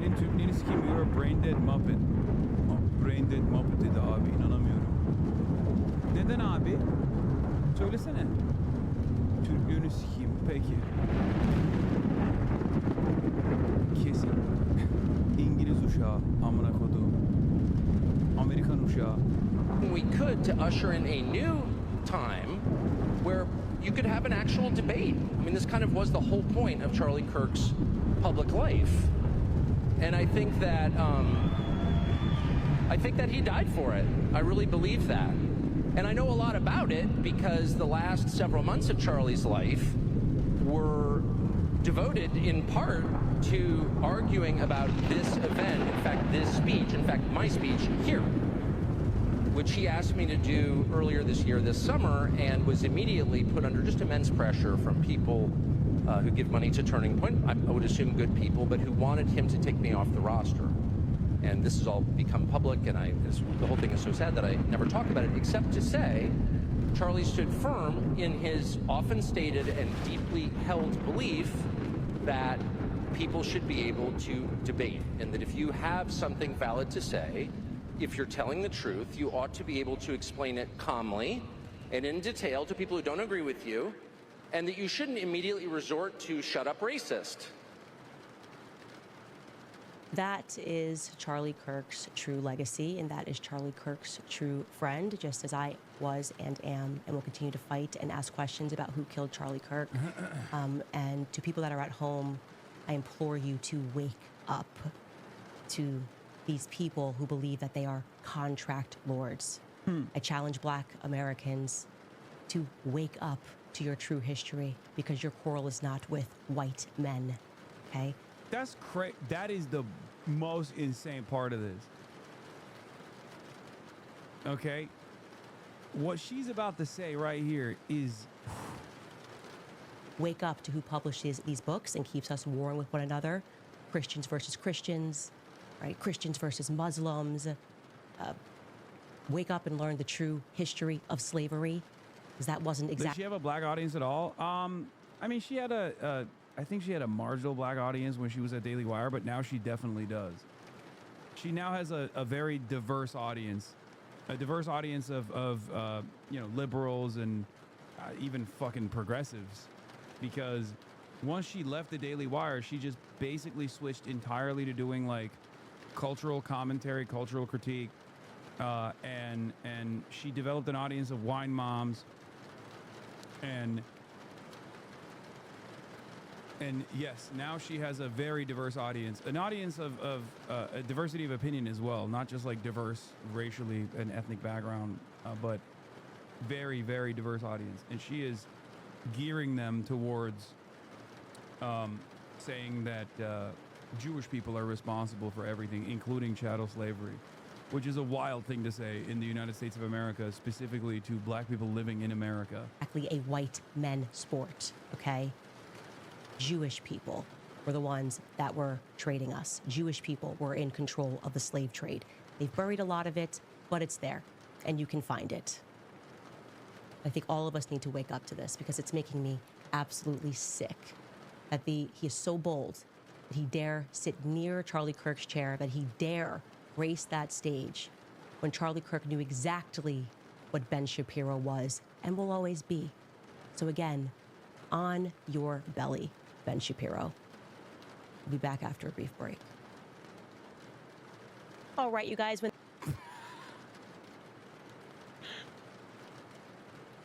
She said, Jews are responsible for the slave trade, not white people. Wake up, black Americans. It's Jews that did the slave trade. And then went, here's a commercial break.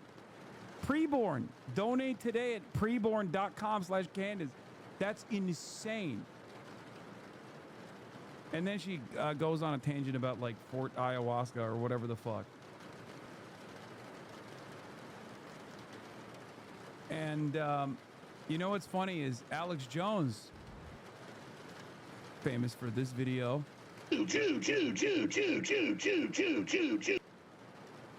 Also has some choice words on Candace Owens' last round of unlimited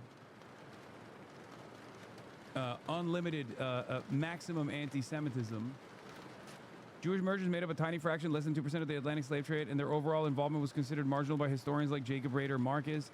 Yes, and same as it is in the United States of America, where it was like proportionate to the percentage of Jewish people, but like ultimately, slavery was not controlled by Jews in any way, shape, or form. It's fucking insane. It's like saying black tribal leaders were the ones who sold African slaves, and therefore they are responsible. It's ridiculous. It is a entire enterprise that was cooked up by white people, defended by white people, and primarily benefited by white people in general. The entire concept of whiteness is one that was created as a factor, socially constructed specifically to justify the enslavement of non-white people, specifically black people. It's crazy.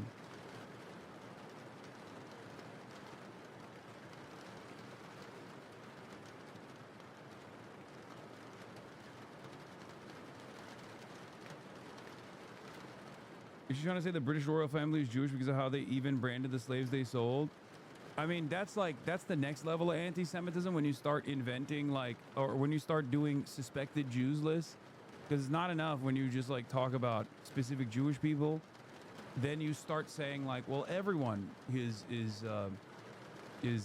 completely dominated by like a handful of Jewish people or something. It's just, you know, it depends on how fucking insane you are, I guess.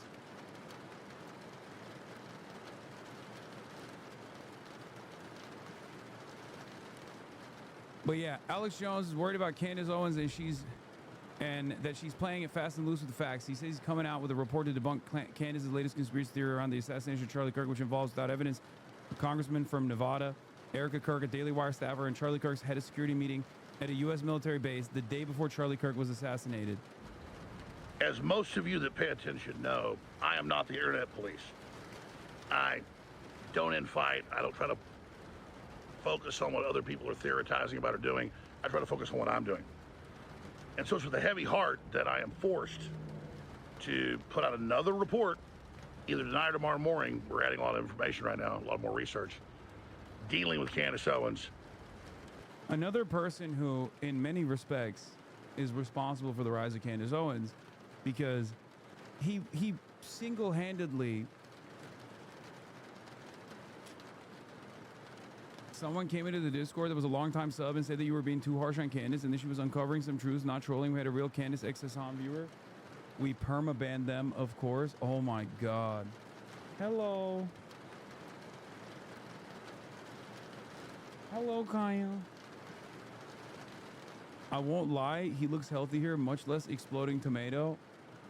Well, look, what I'm trying to say is, Alex Jones developed an entire market for Candace Owens to basically thrive in, okay? And now he's upset. And in some ways, it feels identical to like Nick Fuentes the other day, complaining that Candace Owens is stealing the anti-Semites from him by coming up with even more far-fetched conspiracies about how Jews are responsible for this or that. And all I have to say to that is, you know, you guys made this. You guys made this environment. So good luck. Have fun, you know? Just as soon as the whole Egyptian plane thing gets debunked with all the facts, now she's moved to something else, and I'm really worried about her. I'm worried about her and her mind, and I'm also worried about the country and where this is going. It's good to question Charlie Kirk's assassination. I have big questions. We know Cash Patel covered up an investigation into accomplices. I broke that before it hit the mainstream news. So I'm not saying don't question. But her latest source in what she's done, implicating the U.S. military, and all this other stuff is just so damaging. When you go investigate it, it's so crazy. And just like with the Egyptian plane, she says she has the metadata. Who else used to do that, Alex? I have the documents. I mean, come on, man. Come on, man. Kind of feels like you're just pissed that she's she's just ripping your shit. I have the documents. Ladies and gentlemen, I'm in a black site in a FEMA facility right now. Underground, Barack Obama has brought black helicopters into my neighborhood. AlexJones.com, Infowars.com. Make sure you take your blue iodine pills before you hear what I'm about to tell you. It's a matter of utmost importance, ladies and gentlemen. I have the documents. I got the data from an insider source. As you guys know, I have insider sources.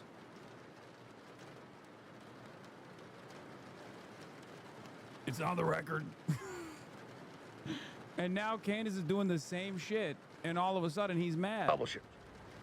And when she did publish it, and it got fact-checked, it wasn't accurate. Candace Owens comes out as the anti-Semitic Highlander, and all of a sudden everyone turns into a fucking debunker. Okay, what is happening? All these dang conservatives, they're mad that she's doing conspiracy theories wrong. Okay, maybe they're going a little too crazy with the conspiracy theories. There's a limit to it. Candace, we care about you, but you just doubled down again with something even more absurd. And I hate watching you destroy yourself like this. We'll be covering it all with the reports coming out at Real Alex Jones on X, on Rumble, and Infowars.com. Infowars.com, AlexJones.com. Yeah, and now, understandably, everyone is saying, Alex is now, for the 10th time this year, being accused of getting the call compromised by Israel Jews, of getting paid off by neo-Nazis and other types of Jew haters. Except Alex Jones did get the boss call. Not from the Jews, but from Donald Trump.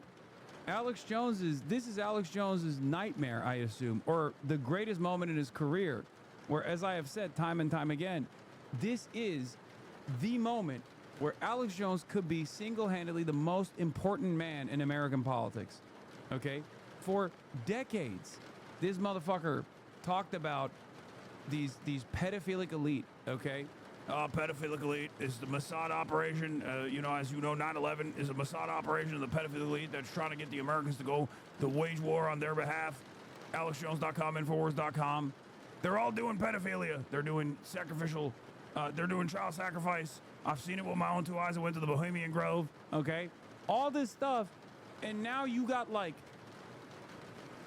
as close to physical evidence as you can get, and the average American is tuned into that. And he's over here being like, and it's all a deep state conspiracy to undermine my big, beautiful president, Donald Trump. How the fuck did you get here? You did all the fucking guesswork. You did all the prep work. You designed your entire commentary history around this pivotal issue. And now the dude that you encounter at the cash register is totally tapped in to this mindset. And there is like hard evidence that suggests some of the things that you were saying were literally valid. It was real. Okay. And now you're fucking running around trying to cast doubt. Trying to fucking cast doubt on your entire life's ambition. It's awesome. It's fucking hilarious. And now he's mad. He's mad that Candace Owens is stealing his thunder. So he's gotta get in there and you know, talk some sense into these guys. But yeah, that's the Candace Owens story. She's lost his damn mind, I think. Or I mean, she's, you know, she is really, really leaning heavily into the anti-Semitism stuff.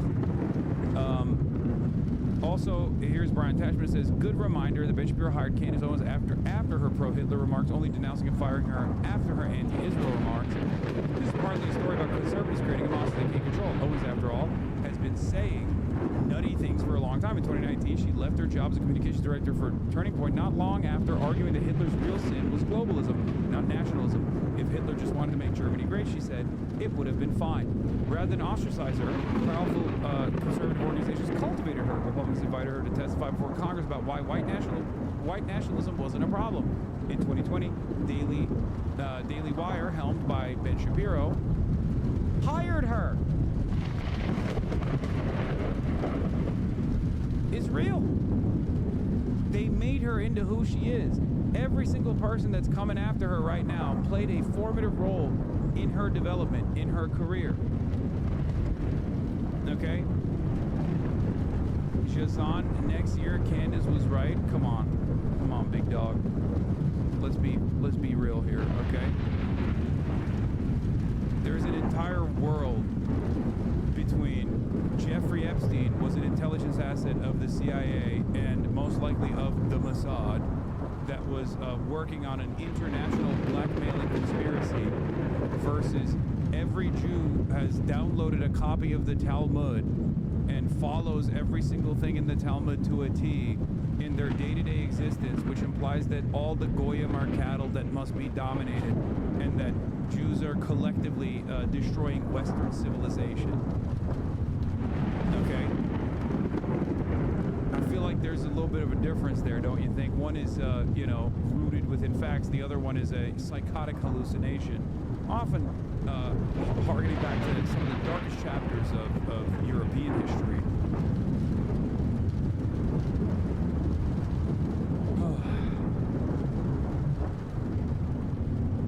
I've always been uncompromising. on two things: that I will combat anti-Semitism. I will actively fight back against it, as I do against all forms of hate, and I am anti-genocide and an anti-Zionist. Okay? That's it.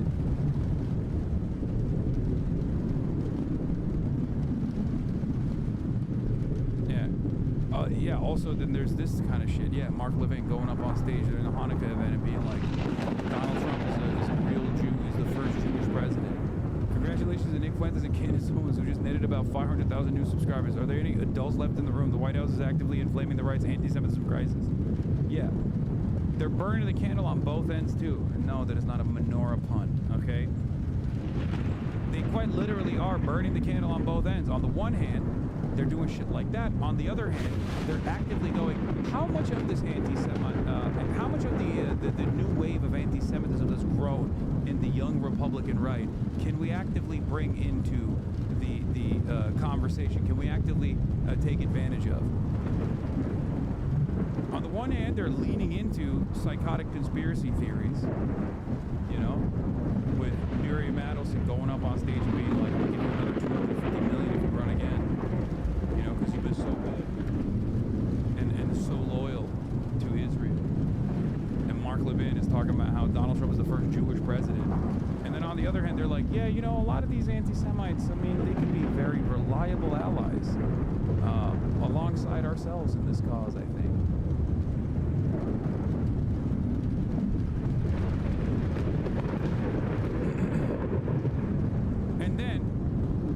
also made worse by the fact that every single supposedly liberal, pro-Israel institution that masquerades as Jewish advocacy groups that are supposed to be combating anti-Semitism are literally locked in on Zohran Mamdani. So there is literally no one out there who is just turning around and being like, all of this is fucking crazy. Can we just take a deep breath? What the fuck is going on? There's not a single fucking group out there, dude. They're too busy. The ADL's too busy yelling at fucking Jewish Voice for Peace, Zohran Mamdani, and people like myself to even talk about any of this shit that's going on.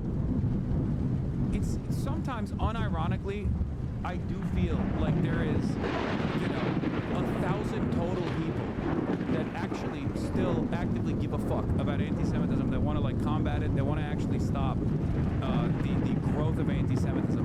And every single one of them is getting, myself included, is getting fucking yelled at by not only the ADL, but also all these other supposed Jewish advocacy groups, and also getting yelled at by the fucking Republicans, who on the one hand are shaking hands with Nick Fuentes, who are trying to figure out how they can incorporate Nick Fuentes into their fucking movement, while simultaneously talking about the real anti-Semitism coming from the anti-Zionist left, which includes anti-Zionist Jews.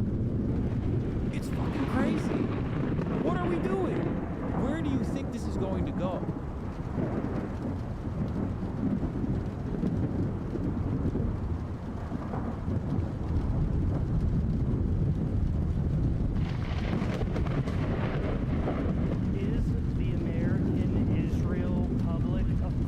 Committee, commonly known as AIPAC, is them being in America and not registered with FARA like all other lobbying groups in America, is that America first? Is it America first for senators, Congress, and even our president to take money from AIPAC?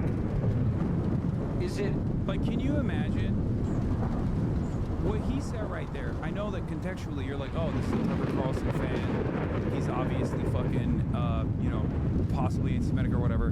What he said right there is not wrong, okay? It's true.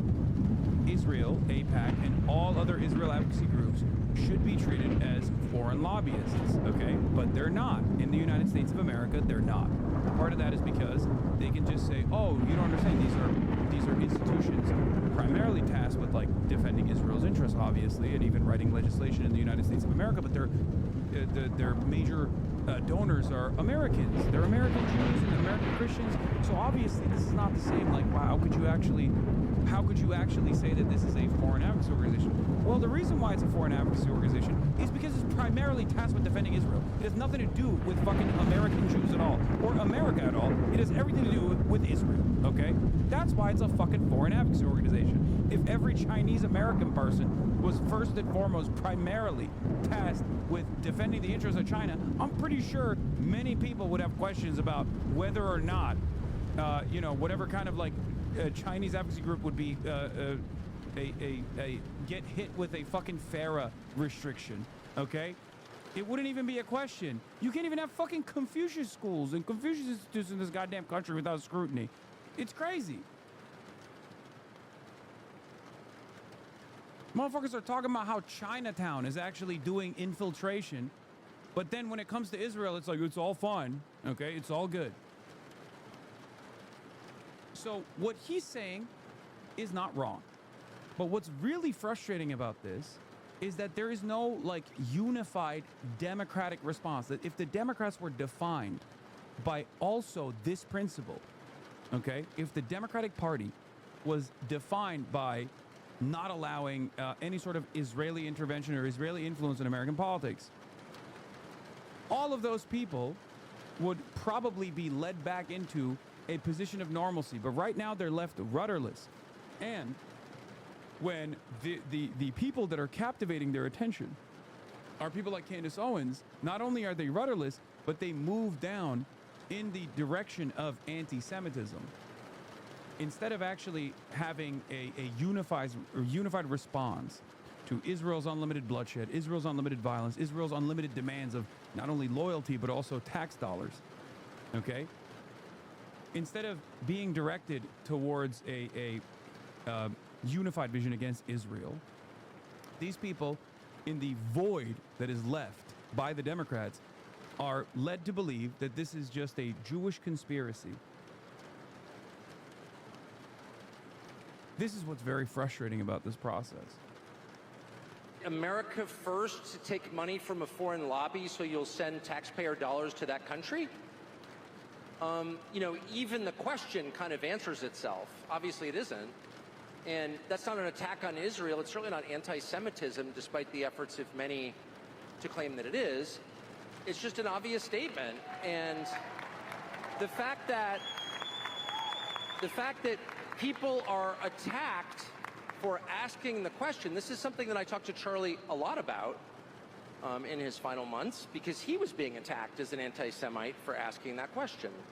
And we've memory hold that, but I was there, so I saw it. That's not the right way. Don't attack people's motives. And I have a lot to attack people's motives. I'm trying to remind myself, don't do that. Respond to what they're saying. Right? And so, no, of course it's not. And it's totally fine to ask about why a foreign government tried to sink one of our ships in 1967. That doesn't make you an anti-Semite, sorry. Those are Americans who died. And by the way, yeah, whatever. Anyway, but the point is, no, of course not. And that's why they won't have the conversation. And my point is, you know, I'm 56, my kids are grown. I'm just not afraid of you at all. I don't hate you or anyone else. I love this country. I'm going to be here till I die. I have an absolute God-given right to ask these questions. And I'm going to keep doing that, period. And you can shoot me or put me in jail, but the questions won't go away.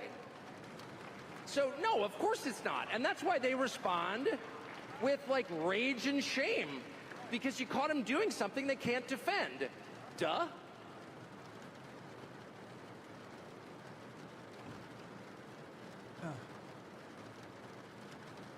If you don't want Tucker Carlson to be the guy leading this fucking charge, to be the guy who can present himself as an earnest voice in this battle, you have to have more voices. It's that simple. You can't overwhelmingly be disinterested in addressing this issue. Okay? And I mean the Democrats. You can't ever find yourself getting outflanked by Marjorie Taylor Greene in Congress. If you're a Democrat, that is a deep shame. You have to speak up. Because Tucker Carlson doesn't just talk about Palestinians and the humanity of Palestinians. He also will consistently take all of the newfound confidence and the newfound credibility as an outspoken individual in this cause, and he will redirect people's priorities and attention back to other things that he cares about at the domestic level, like white genocide happening, and how you know, third world migrants are coming in to destroy this country. That is fucking terrifying. It's very frustrating.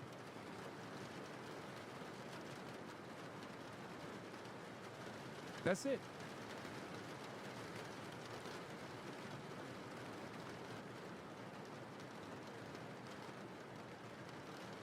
Here's a clip where he actually talks about Palestinians and the crowd hates it. Righteous, but not self-righteous. And we're also called, and I have to say this before opening it up to your hostile questions, we should also be very on guard against people who try to leverage the word of God, the words of Jesus, for political ends. That is... Yeah, I mean, this is the worst crowd to do that at, man. You're at the fucking AmeriFest.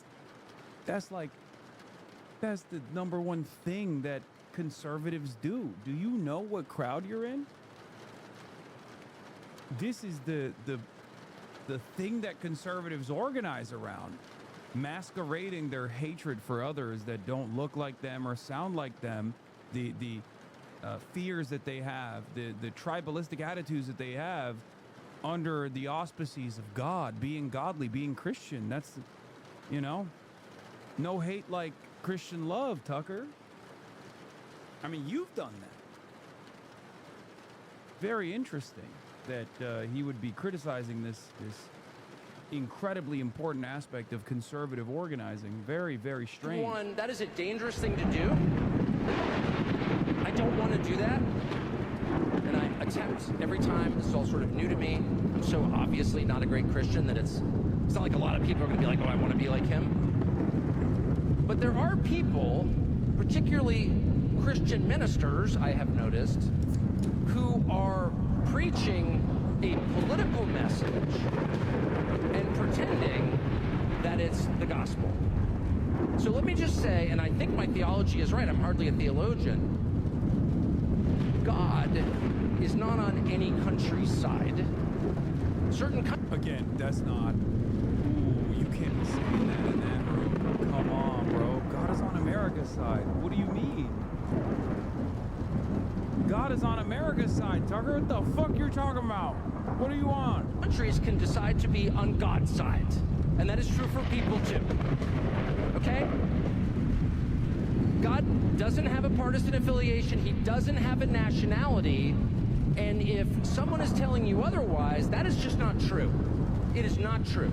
And I would also call your attention to the very obvious prohibitions in the New Testament against killing the innocent. We are not, as Christians, allowed to kill the innocent. Period. We are not. And you see elaborate... It's almost like it's a new Tucker, man. It's like I fucking... Like virtually every part of his career leading up to this moment is rendered ineffective, useless. Unless he means every migrant, every non-white migrant is not innocent. They've done a crime. And they could be killed. Or at the very least deported, right? Is that what it is? Get it? The joke is if you don't hate Muslims, you are one. This is very funny to people whose parents wouldn't let them read Harry Potter or children whose favorite TV show was VeggieTales. Oh yeah. Tucker Carlson interrupts speech for evening prayer to Mecca. Yeah, Babylon B's coming after him. And arguments on behalf of doing so or ignoring it. It feels like politicians on both sides are losing control of their bases. Yes, because liberalism is failing, and both major parties in the country are liberal. There is, however, one major party, the Republican Party, that is currently moving in the direction of an illiberal party, a post-liberal party, whatever you want to call it, a fascist party, okay? Whereas the other one is actively closing their eyes, plugging their ears, going, la, la, la, la, la, you're so stupid, liberalism is not failing, we will fix it, we will restore liberalism. That's my fear. That is my fear. They think at a time when it's very obvious that the entire liberal capitalist world, and it didn't even take 100 years for this project to fucking fall apart once again, when just like it did in the period of the early 1900s, 1920s, when liberalism fell apart, and from the ashes of liberalism came fascist coalitions, okay, and maybe, I guess, American social democracy then partnered with communism to defeat the fascist movement in World War II. After the period of the Cold War, it accelerated the demise of liberalism because there was no other polar opposite worldview that America could combat against, or that America had to fight against. There was no threat of an alternative example. And the maximum growth, maximum prosperity, late-stage capitalism that we saw from the 90s from 90s all the way until right now has collapsed liberalism once again. Greatly accelerated the demise of liberalism. Yes, the end of history is not here, as Francis Fukuyama thought it would be. I mean, even he understands that. Even he recognizes that now. But my point is, it's it's over. It's not working. People are recognizing that it's not working. So we have to figure out quickly how to organize against in the parliamentary system, fascist parties gaining a lot of popularity, and in the American system, where there's two major parties, both liberal, one of the two major liberal parties is very quickly turning into a fascist one. And I fear it'll be too late by the time there are enough adults in the room on the, the anti-fascist side to figure out what is taking place. Oh, that always happens in war. Well, you're right. One of the reasons I'm not that into wars. But when it does happen, unavoidably, we have to say that's wrong. We have to say that. We have to acknowledge that was wrong. And I'm sorry for the extent to which I participated in it. Forgive me. Because killing people who committed no crime is immoral. It will always be immoral. And people who do it will be punished for it. And nations that endorse it will be punished for it. That's a fact. And you are seeing now a very intense effort to convince you otherwise. Oh, it's fine. They deserved it. Really, did their children deserve it? If a man commits a crime, do we kill his kids? I don't care if it's in Minneapolis or Gaza City. No, we don't. And if we do accidentally, we say, I am so sorry that we murdered someone who did nothing wrong, because it is murder. And to see Christian pastors make excuses for that is one of the most, and that's not a partisan question. That is not a political question. That is the only question that matters. Do we have the right to murder people? And the resounding answer that Christianity provides us is no. I don't get into the whole debate, I didn't even know the terms, dispensationalist, or whatever, replacement. I'm an Episcopalian, okay? I don't enter these debates, or was. My theology is super simple. I like the Beatitudes. Read them yesterday. I'm not trying to be the woke of the week, but why the fuck are we platforming this dickhead? He's slightly less toxic and gross than Ben Shapiro or Candace Owens, but the problem is that the man on the screen believes in murdering everyone if they step out of line. What do you mean? It's because he's one of the most consequential right-wing commentators in the country. This is the platform. We're simply observing what is going on the right-wing side. That's Tucker Carlson chatter. He talks to the vice president on the phone when he feels like it, right? He's currently in this video talking on the stage, at the main stage on the first night at the Turning Point USA conference. I happen to believe that he might be the next Republican candidate for the presidency.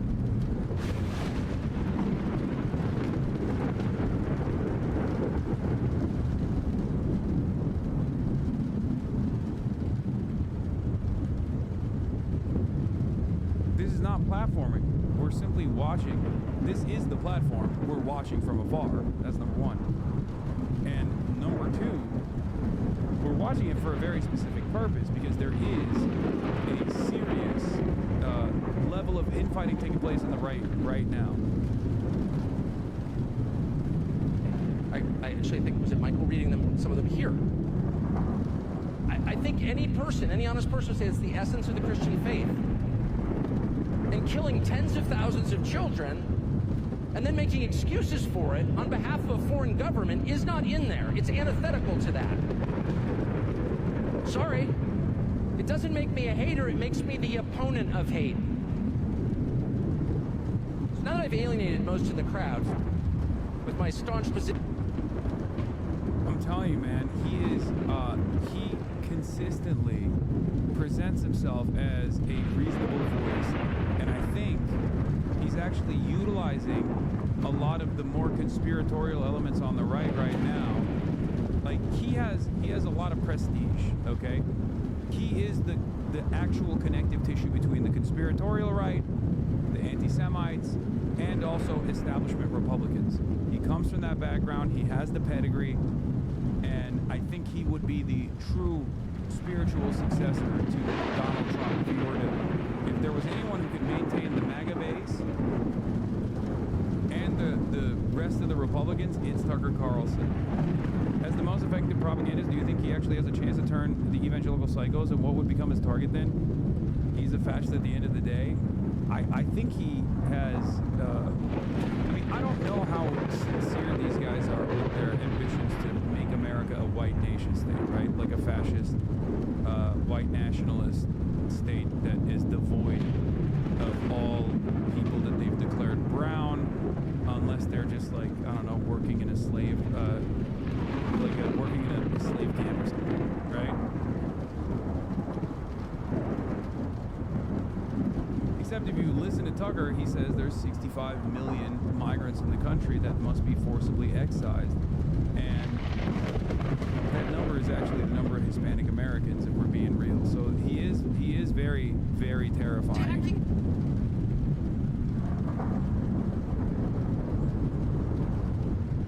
But the thing is, he's always been very good at making normal people listen to him. Okay? If you think like Nick Fuentes seems good in short bursts, right? And he's capable of like capturing the attention of liberals and progressives and stuff. Some of the things that he says when he criticizes Donald Trump, or some of the things that he says when he's shitting on his own audience or whatever. And I see that a lot. I see more and more liberals posting like Nick Fuentes, thinking, oh, well, you know, I don't really agree with this guy, but he's really nailed it on this one, right? I see stuff like this, and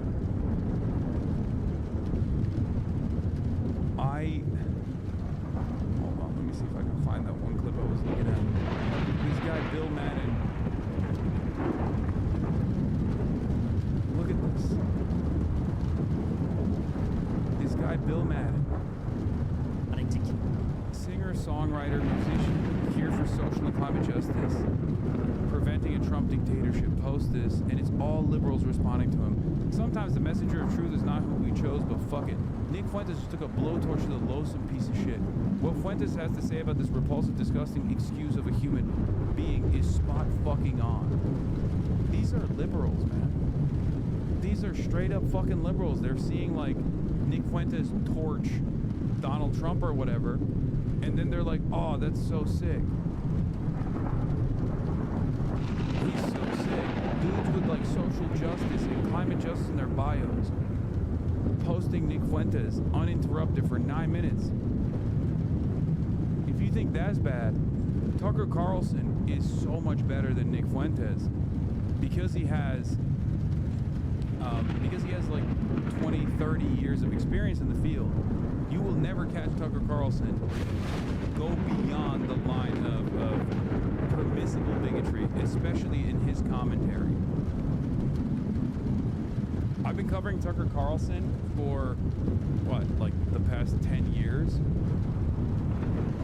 And the only way you can catch him is by matching his commentary side by side with prominent white nationalists.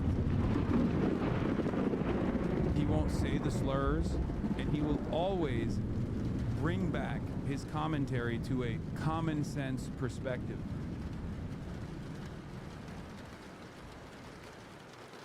Tucker Carlson is much better at propaganda than Nick Fuentes is. Even if their worldview is like damn near identical to one another, Tucker Carlson is very good at making it seem like his position is like the commonly held position.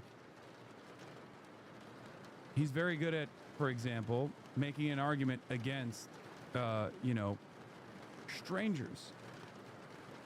He'll always talk about the family. America is a family. It's a family that I love. And you don't want strangers to come into your family. When he's talking about that, he's actually talking about migrants. He'll say stuff like, if you couldn't understand your wife, if your wife spoke a different language, that would be quite difficult, right? So why is that appropriate for your nation? Like he always, he has a way of taking established white supremacist talking points and putting them through this like pro-American Christian filter.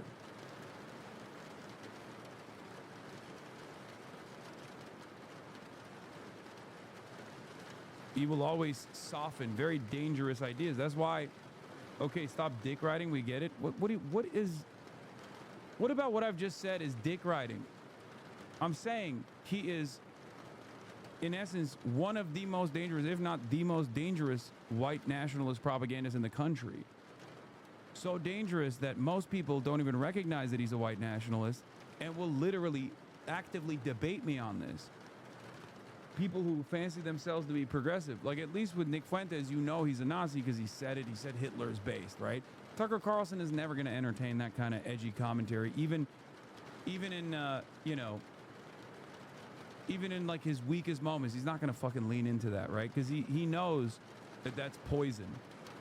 Now, if the environment changes so dramatically as it is currently, he might entertain it down the line.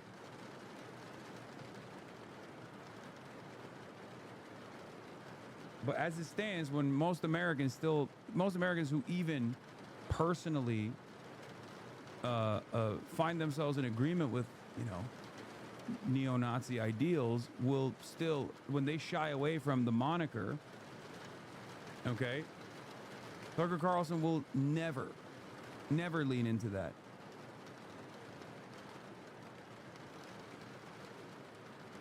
Until it's perfectly permissible for him to do so.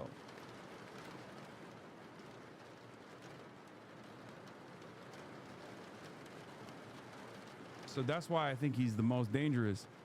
And that's why I think he's getting a lot of prestige and a lot of confidence from a much more diverse audience than we think, with all of this, all of his like pro-Palestine advocacy.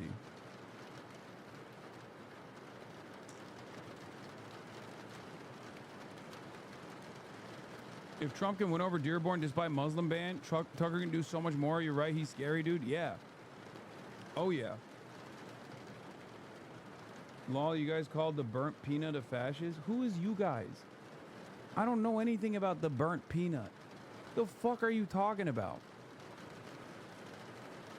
I love that people just like invent shit and will just go along with it and be like, nah, this is what you believe. You just ask me what I believe. What the fuck are you talking about?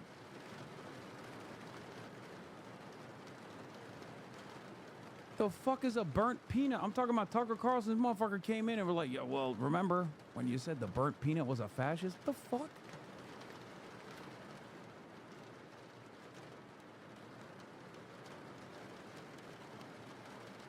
God damn. The burnt peanut is Tucker Carlson's Steam tag? Yeah. Relevant banning clips. Benji Shapiro. Oh yeah, he cooked Ben. I was gonna cover this as well. Now, Benji Shapiro sat up here last night, and he was all, it's all about the truth. Ben, I've known you a long time, brother. You can't handle the truth.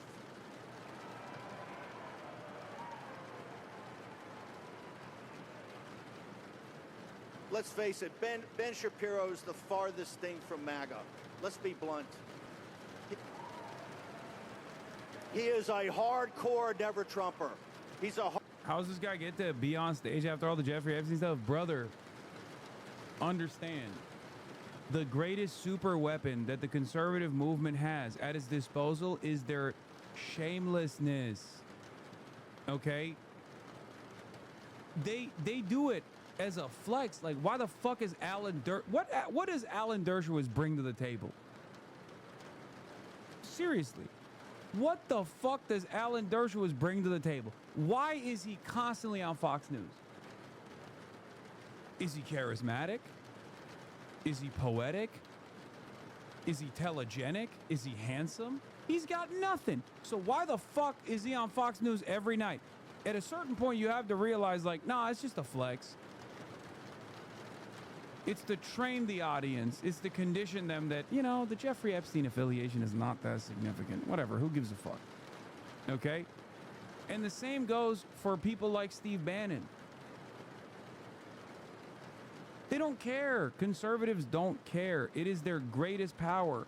They know that the fucking entire commentariat is comprised of psychopaths and pedophiles and rapists and people who are like outed as sex criminals, really, right? Like Russell Brand, insta-pivot to Christianity after he's outed as doing sex crimes. Beloved figure on the conservative right now. This is their greatest weapon in general, their shamelessness. They can sit there and constantly engage in hypocrisy baiting and constantly attack the left, constantly attack liberals even. And if you turn that on them at any point, they'll be like, the fuck are you talking about? No, you. Boom. Hardcore never Trump. In the spring of 16, he tried to up in Breitbart. He walked off the job, made a big deal about some incident in Mar-a-Lago with Corey Lewandowski. He tried to turn it to Ted Cruz from Donald Trump because he hated Donald Trump. In the general election, he barely supported Donald Trump. The first sign of when President Trump gets sent back tomorrow. Also, Steve Bannon is 100% correct here. Just so we're clear. Like, he is 100% correct about Ben Shapiro. Ben Shapiro did do all of those things. Lago, the very first individual that jumped on the Ron DeSantis train, the Israel First train, was Ben Shapiro. And those are the darkest days we had. In 21 and 22, you guys were there. He's consistently been against Trump, and now that President Trump doesn't back the Greater Israel Project. What is Greater Israel? It's not about Israel itself. I like that Steve Bannon, by the way, also straight up fucking loves leading into neo-Nazis, fomenting anti-Semitic conspiracies, was in charge of Breitbart. When he was doing this, Ben Shapiro left Breitbart because the same thing that's happening to Ben Shapiro right now kind of happened at Breitbart with Milo Yiannopoulos coming to Breitbart in 2016, and Ben was like, wait a minute, I thought we were hating on everyone but the Jews. I'm leaving. Like, that's literally what happened with Ben Shapiro at Breitbart. Hold on now. It was cool when they had the black crime tab. Now you have Jewish crime tab. I don't like it. But that part did happen. Straight up, look it up if you don't believe me. Okay, well, the Jewish crime thing is not real. They didn't have a Jewish crime tab, but Ben did not like that they were being anti-Semitic. And now the entire movement is anti-Semitic, so he's fucked. But Bannon fucking literally will turn it on and off with regular frequency. One day he's like talking about, he's singing the praise of Israel. The next day he's talking about how, you know, Jews ain't shit. And it's so crazy because now he has identified that Donald Trump seemingly is actually putting Donald Trump is actually stopping Israel from advancing its Greater Israel Project. Like, get the fuck out of here, dude. Really? Donald Trump is actually stopping Israel? That's what he's doing, huh, Steve? Wow. Thank you, Donald Trump, for stopping the Greater Israel Project from being implemented. Just wait for another $250 million from Miriam Adelson, and you'll see whether he's invested in stopping the Greater Israel Project or not. Yeah, he's doing a really bad job at stopping it. This is unironically the same shit that dumbfuck liberals were saying about Joe Biden. Okay? Oh, Joe Biden, he's doing a red line on Israel, guys, any day now. Oh, you done pissed him off now. Oh, he's so mad at Benjamin Netanyahu. Meanwhile, Israel's just fucking slaughtering children with American weapons every single fucking day. Any day now, he's going to do a red line. Oh, the Rafah red line. Don't cross it. Don't cross it. Okay, well, you crossed it. I guess we'll just punish you by giving you another $20 billion of weapons. That's exactly what Donald Trump is doing, and that's exactly what Joe Biden did. There is no stopping Israel, okay? Good luck to this kind of commentary from Steve Bannon. I cannot believe it. He's consistently been against Trump, and now that President Trump doesn't back the Greater Israel Project. What is Greater Israel? It's not about Israel itself. It's about an expansionist Israel, an imperial... It's not about Israel itself. It's not about the lines that were defined already about Israel. Which, by the way, can you explain to me what those lines are? Because they've crossed it. They've crossed far beyond the green line.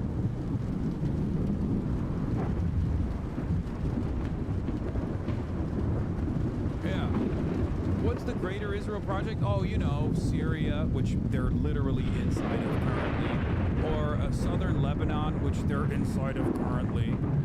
Or the rest of Gaza, which they've taken over 50% of. Or the entirety of the West Bank, which they are currently permanently annexing. Kind of feels like the Greater Israel Project is being implemented, don't you think? It doesn't feel like Donald Trump has stopped the Greater Israel Expansionist Project. As a matter of fact, Donald Trump actually solidified the Greater Israel Project by moving the embassy to Jerusalem when he was president the first time. You know, that was a big deal for the Greater Israel Project, as a matter of fact. Or who could forget when he recognized Golan Heights as permanently annexed territory for Israel. That was another expansion of the Greater Israel Project. So I don't think Donald Trump is against Israel expanding at all, as a matter of fact. And it's not like Donald Trump has presented himself as the stopgap measure against the Greater Israel Project. He literally was talking about the Gaza Riviera with AI videos and shit like that. The fuck do you mean Donald Trump is a great stopper of the Greater Israel Project? Israel that Netanyahu and that crowd have thought up. Yeah, Trump is such a threat to Israel. Mark Levin is going up on the Hanukkah event at White House saying he's the first Jewish president, followed up by Miriam Adelson, who's like, I'll give you another $250 million if you actually fucking run for a third term. Yeah, that's why. No, they're saying that, and they're giving him money because he's the great Israel annihilator. That's right. And the Israel First crowd is Ben Shapiro, Tel Aviv Mark Levin, and many others that want to put that ahead of America's interests. Bro, listen. The only thing stopping a straight up neo-Nazi from dominating all of this stuff at this stage right now is that every single right-wing grifter, and yes, this includes Nick Fuentes as well, has a higher ambition of moving up the ranks now that Charlie Kirk is dead. Okay? If there's only one person that's just been going balls to the wall, it's fucking Candace Owens, and that's why she's actually currently dominating. That's it. There's never been a better moment to be an overt anti-Semite. I mean, look at what he's saying. Steve Bannon is supposed to be the guy. He's supposed to be the guy. He's supposed to be the anti-Semite. And he's over here fucking talking about how Donald Trump is really stopping Israel, dude. Really? Really? He's stopping Israel? Really, Steve? He hasn't done a good job. Bannon's war room, Steve Bannon. You can't get a better defender of Israel than Charlie Kirk. You can't get a better defender of Israel than Steve Bannon. At Breitbart, adamant couldn't have a two-state solution to the White House. I'm the one who pushed initially hard to move the embassy to Jerusalem at the war room. Ask all the other war room people that are here. Ask all the posse. We always talk about it. And we're one state, not a two-state. But that's about Israel. Charlie Kirk had some foundational beliefs. Those foundational beliefs are number one. He's a populist nationalist. America makes its own decisions for America. And as a populist, the American people are the people that make those decisions. Let's be real, Hasan. It was a much better moment to be an anti-Semite in 1930s Nazi Germany, not right now.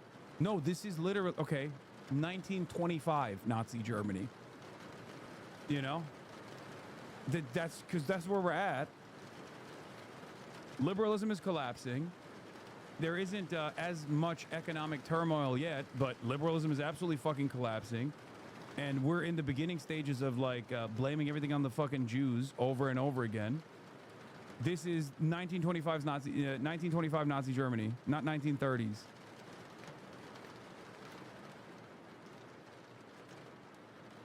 Or not Nazi Germany, it's a pre-Nazi Germany.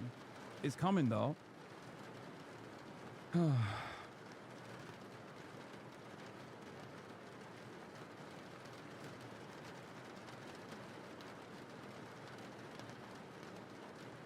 There is no failed revolution either. There's no failed socialist revolution. There's no socialist momentum, no socialist movement whatsoever. It's cooked.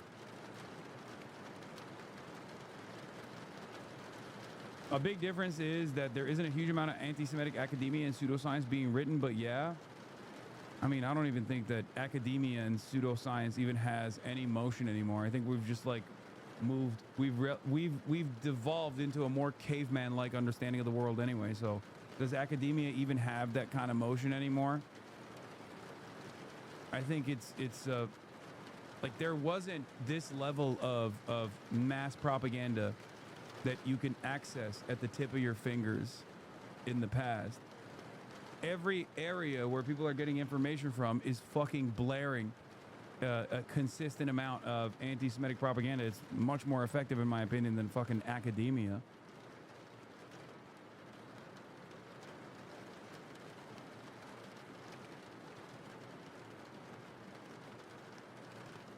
They laugh when I said mainstream conservative arguments are now indistinguishable from 1920s Nazi arguments, and yet. Bryce, I myself, oh, this one's really funny. I read this.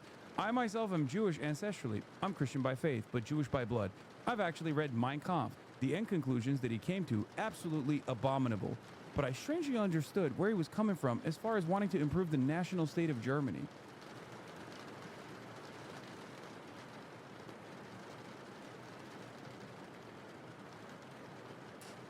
Does anyone think women should not be allowed to vote? Only Andrew raises his hand. I just feel like women are very emotional and that politics is a man's discipline. I seriously believe it.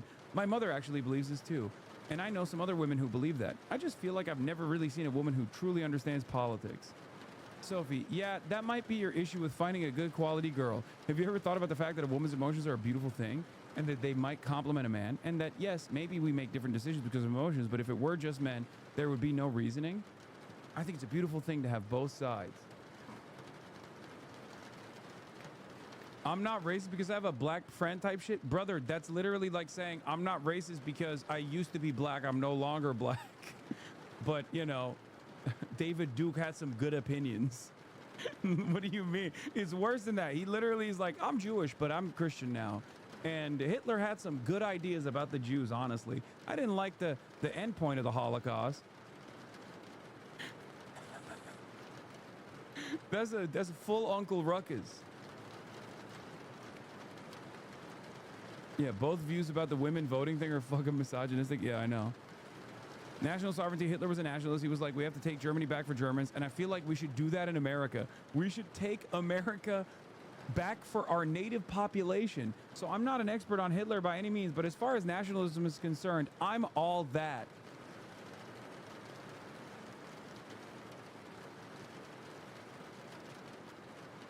Oh, by the way, the women shouldn't vote guy is a 20-year-old white Christian landscaper who considers himself very right-wing and voted for Trump in 2024, but isn't sure if he'll vote in the next election.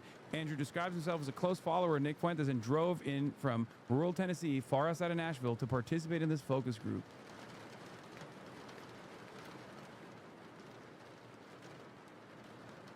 These guys are our coworkers? Oh, yeah.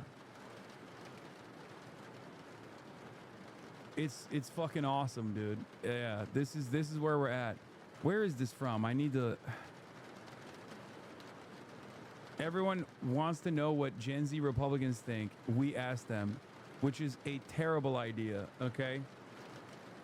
Participants, Addie, an 18-year-old Hispanic Baptist Republican woman attending college who considers herself very right-wing but did not vote in 2024. Addie walked out during the middle of the group. Alex, a 28-year-old white high school graduate who works as a property manager. He's a non-denominational Protestant. Allie, a 28-year-old white Baptist stay-at-home mom of two, with one more on the way, whose highest level of education is trade school. She is a Republican. Andrew, a 20-year-old white Christian landscaper. We already read that one. Ashley, a 29-year-old white Baptist woman who works as a subcontractor renovating homes. She's a high school educated Republican. I'm beginning to notice a trend here. With the educational attainment. Okay, Atticus, a 25-year-old white non-denominational Protestant man who has attended some college and works in marketing. He's a Republican. Now, let me tell you something. it was tremendously beneficial for the modern Republican movement to make sure that education was completely fucking paywalled, okay, and inaccessible for large chunks of American society. It was also a win-win for the colleges that wanted to turn this into a gay hedge fund for themselves, right? Because that's basically what college campuses have become now. It's like the educational part of the education is actually secondary. It's just basically a gay hedge fund, okay? That's what college is, unfortunately. But obviously, the generational impact of this, unlimited for-profit, unlimited profiteering in institutes of higher learning, it has obviously created an entire generation of people who are just not very well educated. It has made the American laborers less educated overall. It's made them more malleable, and it's very beneficial if you're interested in just duping large swaths of the population. But it also has made people stupid. I don't know how else to describe it. It's just like, it's made people dumber. And this is the product, because I think there's a comfortable middle ground between like not too much education and no education whatsoever. And when you fucking rip out the public education structure as well, for the exact same reasons, when you basically destroy public education K through 12 and make it inaccessible for people to get a higher degree, all of a sudden you've made your entire population too fucking stupid. And at first they were malleable, at first they were easier to control, but when they become a little too stupid, when they go beyond the malleable level of stupid, the perfect stupid barrier, like the perfect stupid middle ground, now they're not exactly controllable either. They just make up their own minds. You know? We're there. We're nearing that level of stupidity, where everyone is surrounded by other stupids and think, of course, we're all stupid. This is just how it's supposed to go.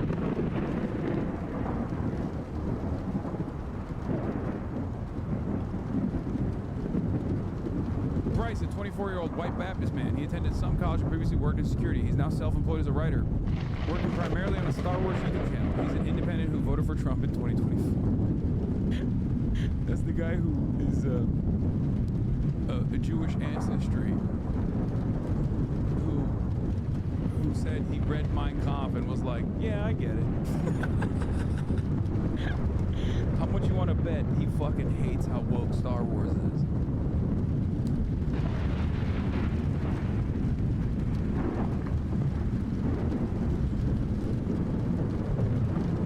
White 29-year-old Baptist Republican. He completed a bachelor's degree and works as an IT trainer for an EV charger manufacturer. Yeah.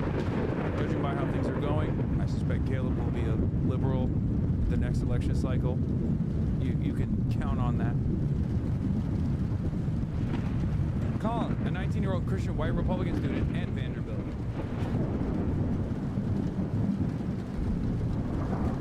Dawson, a 21-year-old white Republican, is currently a college studying political science, and he interns at his local Protestant church. DC, a 29-year-old white man, is an independent who voted for Trump in 2024. He went to law school and currently works as an attorney. Ethan, 29-year-old white Methodist Republican man, who works as a warehouse manager. Okay. Moderator. Where do you get your political news from? Andrew, Spotify podcasts like Tucker Carlson or Rumble with Nick Fuentes. A guy who's been in the political radio space for 40 years or so. He's an older dude who I think went to Vandy. Crom Carmichael. Bryce, I get a lot of my political news from YouTubers. These are the dumb fucks that watch the slop tubers, by the way, straight up. I'm just letting you know. It's not just like liberals who watch the slop tubers. It's like guys like this too. And when he says that, I know he means Asmongold. Anyway, most of the news I get is through TikTok or just conversation with other people. It's not how you consume the news. What do you mean you get your news from conversation? You know, the fucking printing press exists. What are you talking about? She went real old school with it. She's like, you know, tales that people tell you. That's how you move history, right? You know, the village elders. The village elders tell me about how things have happened in the past. It's the oral tradition. Are you fucking kidding me?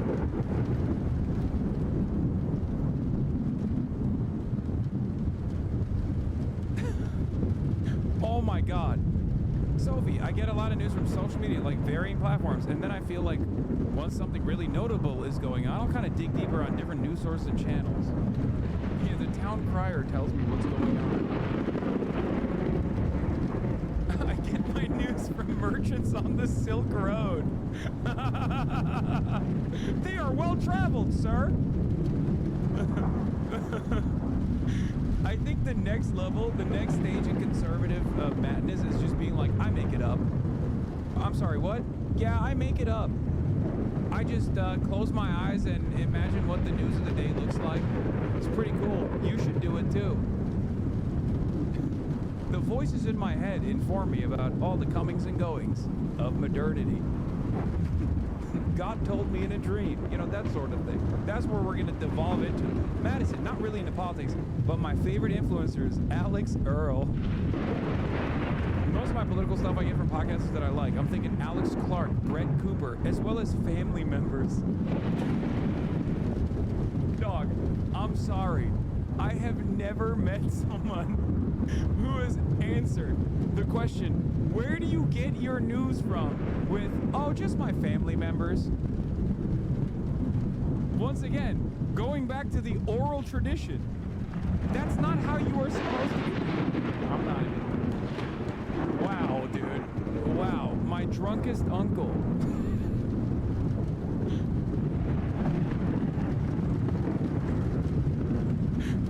Lauren, various sources through Instagram and YouTube, just kind of like whatever pops up. I've seen a lot of Alex Clark and Brett Cooper, and then kind of just going into the whole religious political space. Oh, I love Mark Driscoll. He's amazing. My brother actually has a newsletter here in Nashville that I read daily, then Twitter, and podcasts like Tucker Carlson and Ben Shapiro. Mainly YouTube, Donald Trump. Donald Trump. I get my news from the president.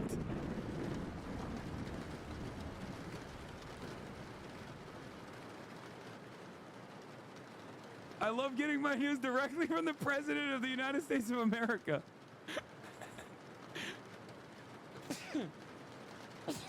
Oh my God. Oh, that's so awesome. This is the greatest article ever written, dude. Conservatives in their environment, just unrestrained, you know? No safeguards. Also, the guy who got assassinated, Charlie. Well, that's 1 out of fucking 3 primary news sources that you lost. Not looking too good. Got to replace that with someone. Definitely Candace Owens, by the way. That's crazy. This Mark Driscoll guy has no neck. Oh, dude, Jesus Christ. Anyway, social media podcasts, Joe Rogan, and stuff like that. Just kind of depends on the day. Mainly social media and Instagram, but if not, CNN. Okay, Colin.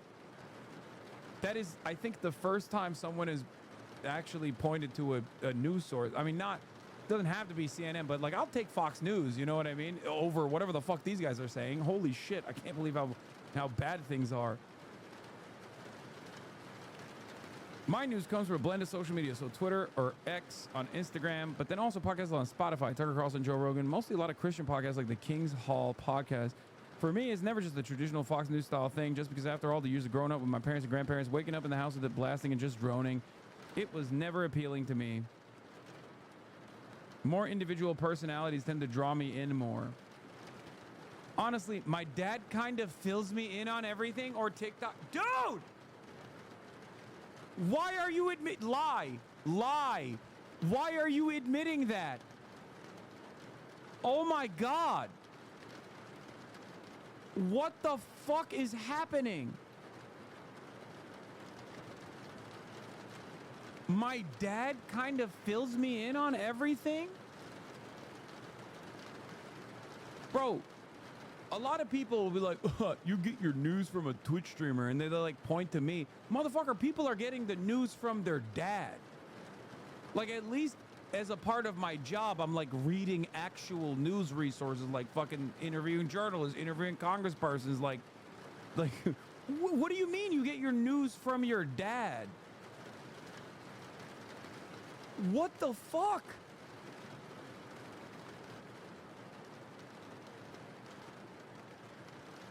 For me, it's you and Philip DeFranco, so don't act like weird personalities are necessarily a bad news source. First of all, that's not true even for you. Because right now, for example, we're reading cityjournal.org. So at the very least, by transitive property, by way of just being in this community, you are still getting your news from traditional outlets, okay? You're not getting it from a random guy on TikTok or your fucking dad. I am not your dad, okay? I'm a random guy on the internet who, at the very least, has like a degree in trying to understand and make sense of the senseless nature of American politics.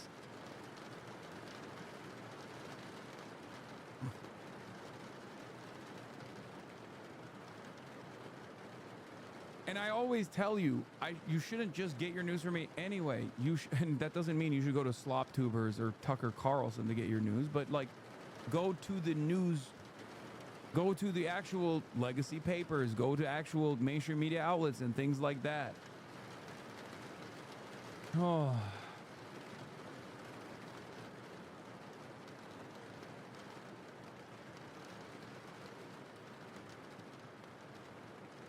I'm not your father. I'm the father that stepped up.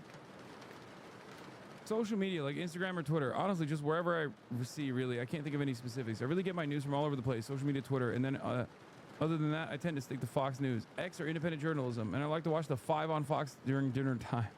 There's another 5 on Fox watcher just like us.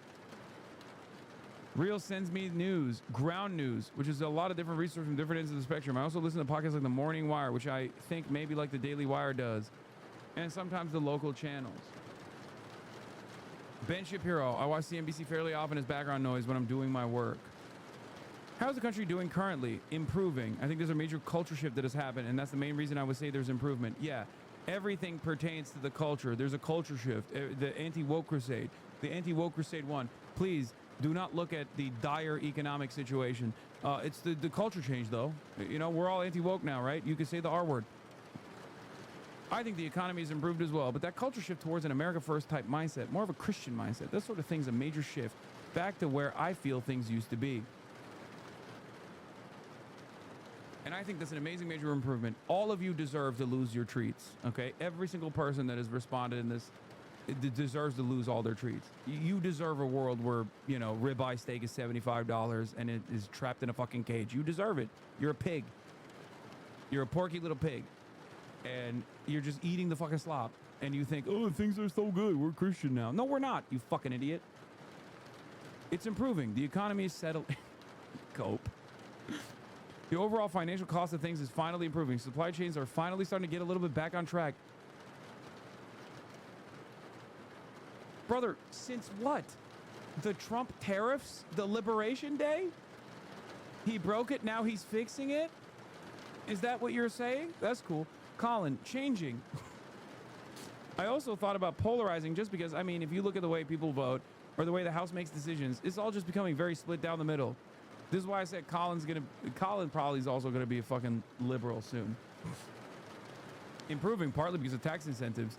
Whenever you see new tax incentives for employees, that's going to bring more money into the pocket. Again, hypothetical in the future, which is, again, the underlying truth of this statement, or the underlying implication here, is that it hasn't gotten better yet, but it will in the future.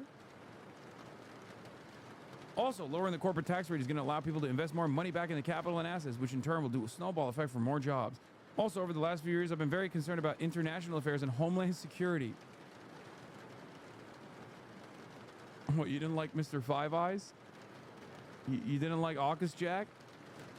You didn't like the Finlandization of NATO? I did the NATOization of Finland. You didn't like that guy? Trump's modus operandi in the international stage is far better for my taste. I love Chinese century of prosperity. I think this is a secret Chinese right here. He's saying Trump is bringing about the glorious Chinese century, and I fucking love that. But it does feel as if we're moving in a direction where there's stronger stance on the types of things that are acceptable and unacceptable. Again, culture shit. I think that Trump, though, he's got some insane antics at times, and he has more of a stable presence, and I think he's gonna accomplish more internationally. Addie, the lady who gets her information from her dad, self-admitted. I feel like people have woken up with Christianity. I feel like that is a big part of people's lives now, and it wasn't before. It was Charlie Kirk. I feel like when he was killed was when people started to actually wake up. Like my aunt, she was a big non-believer, and then when all that stuff happened, she got encouraged to go to church, and now she's going every Sunday. Aw, bless your heart, Addie. I bet you we talk shit, but she's probably the fucking happiest out of everyone in this group, okay? She doesn't got a thing going on between those ears, okay? She's just like, yeah,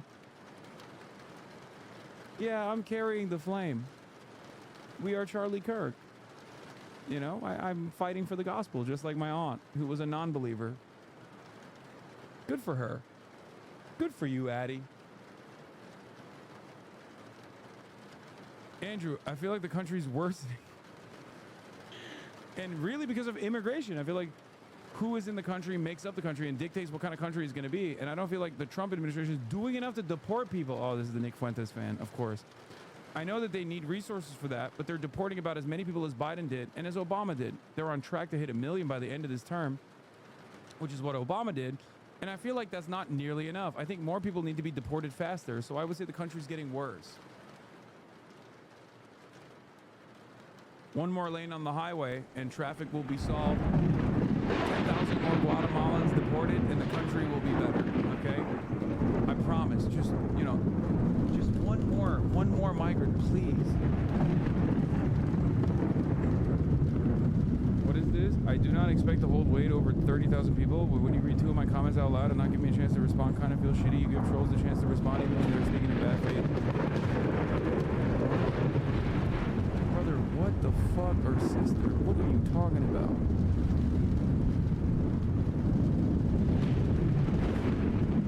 What?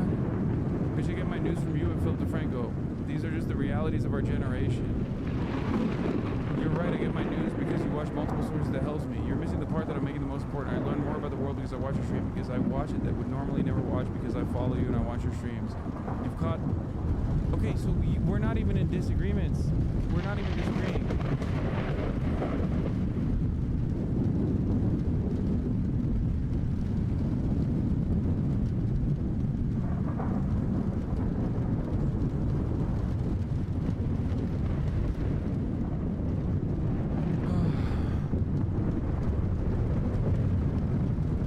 But you should still definitely, you know, get your news from other sources as well.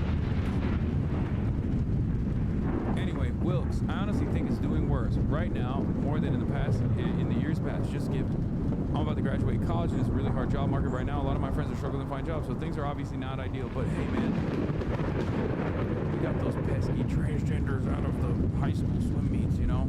So maybe Wilkes, you can say the R word though. You can say the R word, Wilkes. Don't you think that's a market improvement? Just saying. Atticus, I would say it's improving, mainly because we're undoing a bunch of damage. Specifically, I see that in the healthcare world. We're spending more on healthcare than energy and food combined. Obviously, subsidies are going up, but that's because we're trying to weed out the third-party payment system, which has caused people like me, at least age-wise, to pay so much for healthcare that we don't even end up using. Okay. That's a Medicare for all voter, 100%.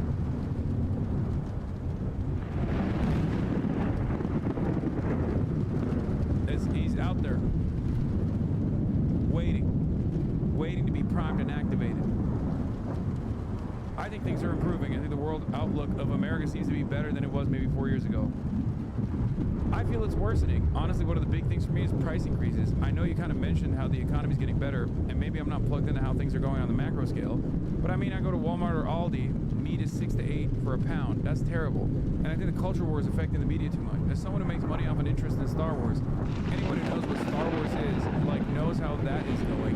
It feels like companies are putting more of their political agenda in entertainment. Oh my God, this guy's plugging his YouTube channel, bro. Brother, you started off strong. And then you immediately turned into Star Wars has gone woke, and it sucks now. He's plugging his fucking YouTube channel. Are you kidding me? These adult children.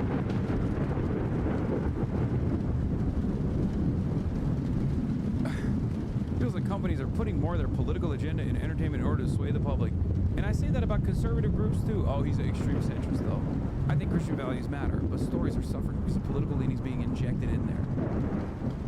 I think we're slowly improving. I think more people our age are starting to get more involved in politics, starting to kind of wake up to what's going on and realize they have a say in, okay, this is a person that just wanted to sound smart, okay, but no opinions whatsoever. Staying the same. I feel like in some areas we're improving, but then it's kind of shifting in other areas. I would say people are kind of seeking out truth more and seeking out opportunities to learn more. I feel like the cost of living is getting worse. Don't you feel like that's more important than whatever the fuck this is? People are seeking out truth more? What do you mean? I see so many people in their 20s that are like, I went to college and I should be doing well. I shouldn't be living paycheck to paycheck. And it's getting worse and worse with each passing week. I hear that so often from friends of mine. Oh, okay, so I guess it's not improving then. I think it's improving. The biggest chance to me is that I feel like people are seeing contrast and wanting things to change. We were in a world where right-leaning people were so silent. I wish I lived in that world. When have the right-wingers been silent? What world are these guys living in? I wish they would be fucking quiet sometimes.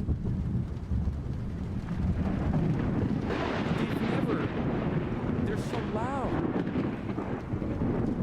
They constantly yell above their station. They constantly act as though 99% of the fucking American population loves what they have to say. And then when people around them in their immediate vicinity go, ew, what? That's what you believe? I respect you much less now. They go, what? See? Cancel culture. Cancel culture is when my subordinates don't want to listen to the latest episode of the Joe Rogan Experience at the water cooler. This is cancel culture. Why won't they listen to me about how they're putting kitty litter in the classrooms? No, man, you're just fucking stupid and annoying. Please, be quiet.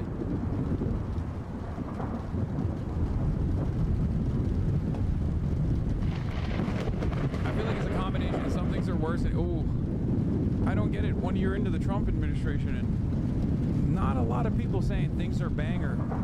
Things are fucking incredible. Kind of feels like there isn't a lot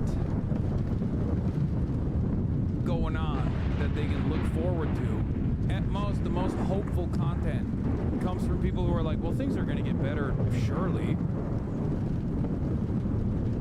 Every single person is holding on to this notion that maybe things are getting better. Every single one of them has been like, things are dog shit when it comes to finances. But I can say the R word or some combination of that, right? Where they're like, well, people are becoming more Christian, I think, so that's good. How the fuck is any of that relevant to your life? It shows you what many of the conservative grievances are, though. It directly arrives at the heart of conservative grievance. People don't like me because my opinions are stupid and annoying. And I annoy people when I constantly talk about them. And I have no other way of carrying on a conversation outside of constantly talking about Jesus Christ, our Lord and Savior, and how we must venerate Charlie Kirk, and how people are not sufficiently venerating Charlie Kirk, who's carrying the flame and fighting for the gospel. And therefore, at least now, people are a little bit more scared to you know, be at odds with me. Otherwise, I'll get them deported. So things are improving, I guess. Steak is $75 now. I'm living paycheck to paycheck, but things, and I'm living paycheck to paycheck at a dead-end job that I absolutely fucking despise, surrounded by people that I suspect do not like me whatsoever. But at least they've quieted down. At least, you know, there's a a migrant somewhere that was deported, and that makes me feel a little bit better about the future of America. I think it's going to be good. Coffee is now $1,000.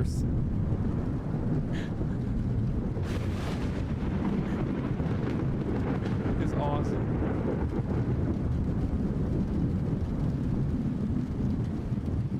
And these Democratic judges just freaking like letting people off.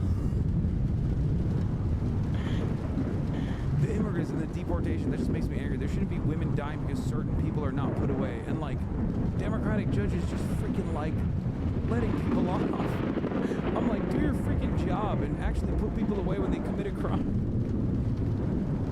Yeah, Lauren, you're right.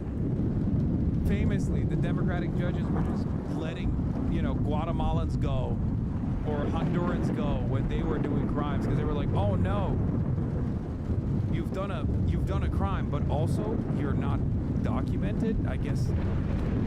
Shit, that's a cheat code. We got the boss call from Brandon.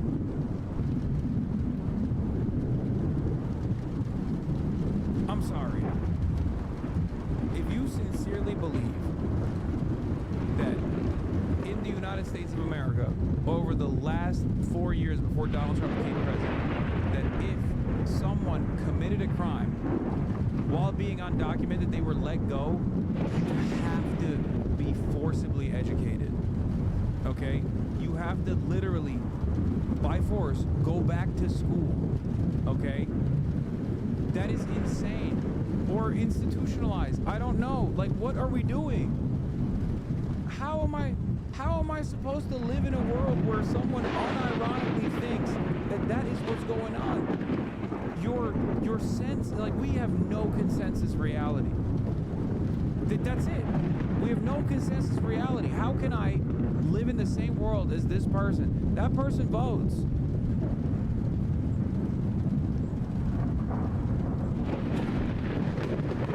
It's crazy, Lauren. Lauren, the fuck you mean?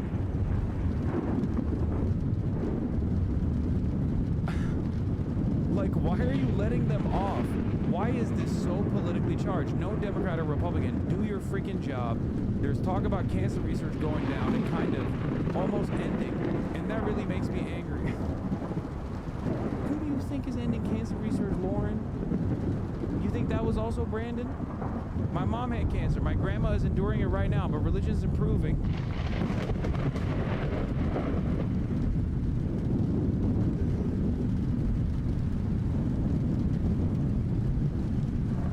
Things are getting better because Donald Trump solved the problem that wasn't really a problem that he just like lied about. Okay? But then things are kind of bad because he cut cancer research, but I don't really know who cut cancer research, even though Trump is the president. But also at the same time, things are good, I think, because Gen Z is becoming more godlike. Medieval peasants, all of them. And like, not even post-printing press medieval peasants who at least could like read the Bible themselves, you know what I mean? I'm talking straight up, I'm taking for granted what the fucking priest is saying. Yeah, if I do enough tithing, maybe I'll go to heaven type medieval peasantry. Oh my fucking God. George, it's a little bit of both. I think that overall it's worsening though. Just culturally, societally, looking at the generation beneath us and just seeing how divided everyone is, and then how stupid everyone is, frankly. Yeah, I wonder why you think everyone's stupid, George. Maybe the fucking room that you're in. George heard everyone else go before him and was like, yeah, I'm not gonna lie, dog, shit's fucked. Have you seen these other people?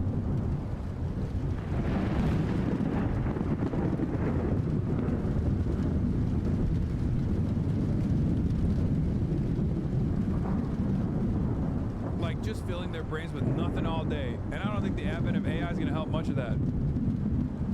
I don't know if anyone's doing their schoolwork anymore, if anyone's learning anything. Okay, George and I have the same concerns, never mind. And I just feel like things are trending downward across the board. I will say, as far as governmentally, I like that people are waking up to the right idea, and the cost of living, that's concerning. Everything being so top heavy, the stuff they put in our food, I'm pretty negative about it all. Now I understand why why China takes education so seriously? Yeah, because they're woke and gay, okay? That's why. Everybody knows that. And guess what? They don't fuck with Christianity at all. To be fair to China, in their history, they've had some very unique moments with Christianity, so it's understandable that they would really stamp that shit out to the best of their ability. Like a lot more than they give a fuck about Islam, straight up. But everybody knows, yeah, the Chinese Gen Z, not woke. I mean, Chinese Gen Z, woke and gay. Not as invested in Christianity. It's fucked up. That's why they're losing, in my mind.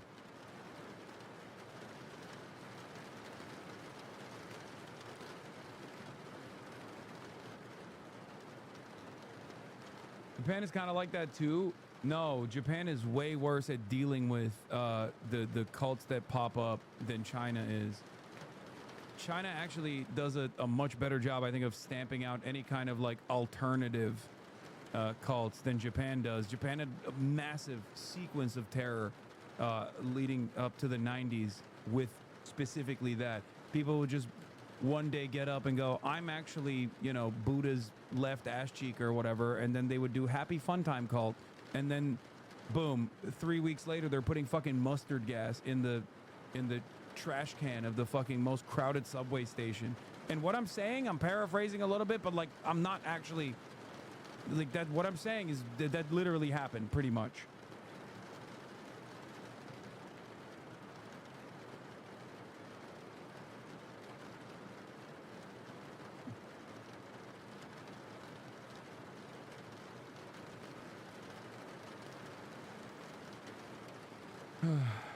Yeah, one said, I'm Jesus' brother, and he told me to overthrow the emperor. Okay, we're not going to talk about that. That's what I mean. Like, you can't...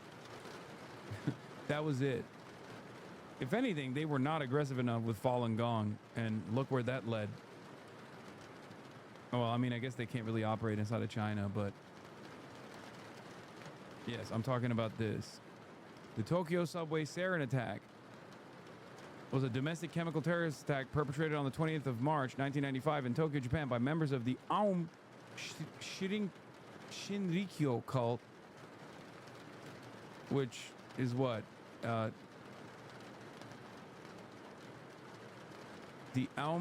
religion of Aum Supreme Truth.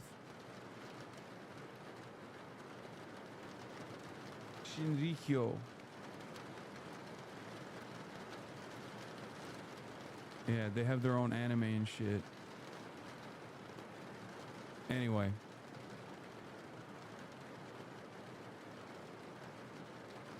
Yeah, this is why you have to carry your trash with you every time when you're in Japan. This is why you have to carry your trash everywhere, and there's no trash cans anywhere.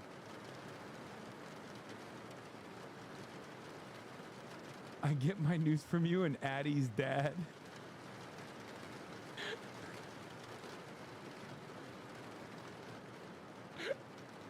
It's good to have a diversity of opinion in your media diet.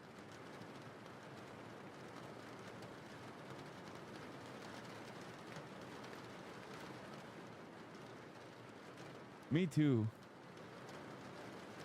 Jaden is getting better, but it's also getting worse at the same time. Our government system could use more improvement. The cost of living is high, and schools, it seems like kids don't want to do anything or focus on school. Improving for a couple reasons. I think the economy seems to be stabilizing. Cope. And really in the last year or so, cope. And I feel like since we've had the presidential election, identity politics has taken a little decline. Oh my God! It's always identity politics. It's always identity politics with these people. It's all culture war. We're winning the culture war. We're winning the culture war. No, you're not. Which political figure or media personality best represents you?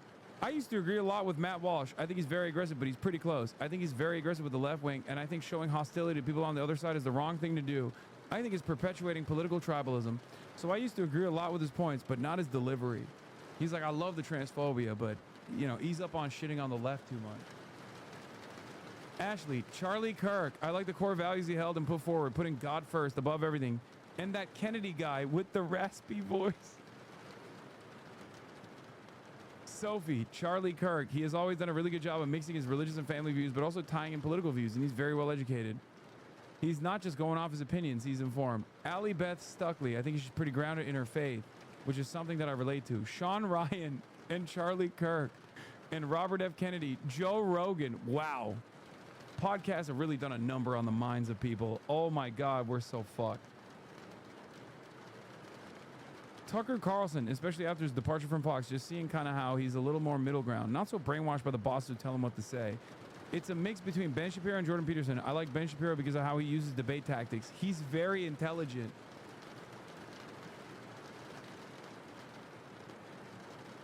Joe Rogan's probably my favorite. I really like Nick Fuentes. I feel like he puts a strong emphasis on social conservatism and Christianity and America First, immigration, America First, foreign policy. I feel like these guys live on a totally separate planet. You know what I mean? Like whenever they're like, dude, I really need to have like a strong Christian fundamentalist who roots his worldview around Christianity. Like when I hear stuff like that, I'm like, who are these fucking people?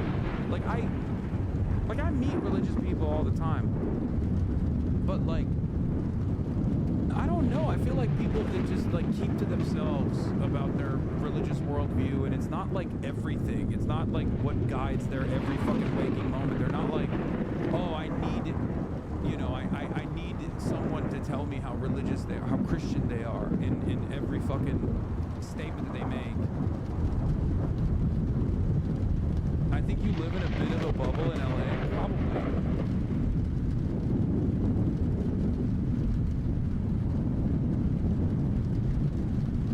Evangelicals are your biggest blind side? Yeah. I think so. I mean, I travel around. I'm not just in LA, right? Not only do I travel around the world, but I also travel around the country. But even when I go, they all live in Oklahoma. You know, I used to go to Oklahoma all the time. Brother, what are you talking about? OKC has the exact type of person that I'm talking about.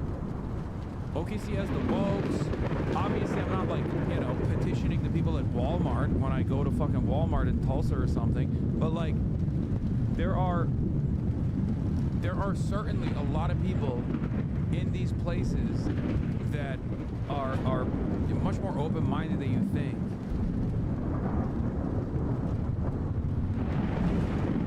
But to be fair, whenever I do travel to red states, I'm still going to cities.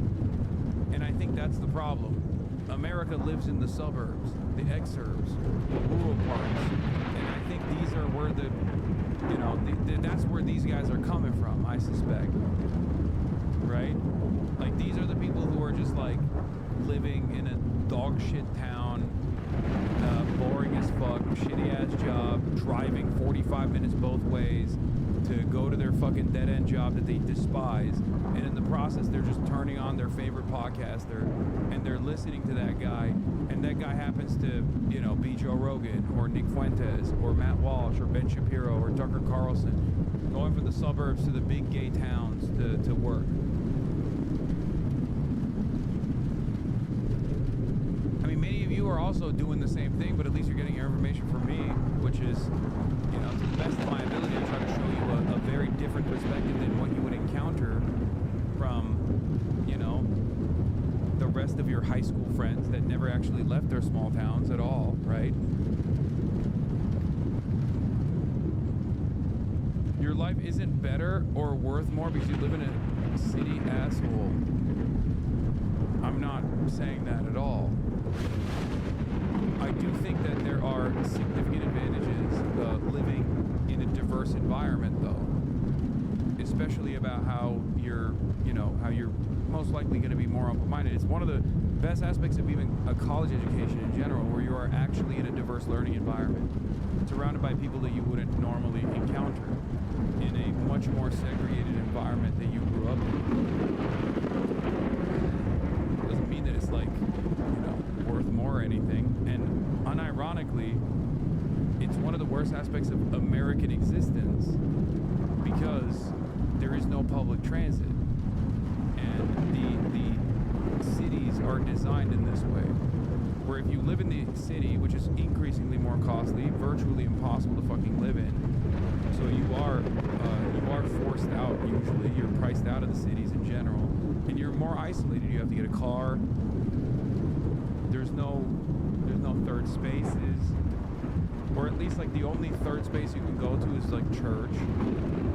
So the only sense of community you get is from people like Allie, who get their news from their dad, who tells them everything that's going on, and they're happy with it. They're content.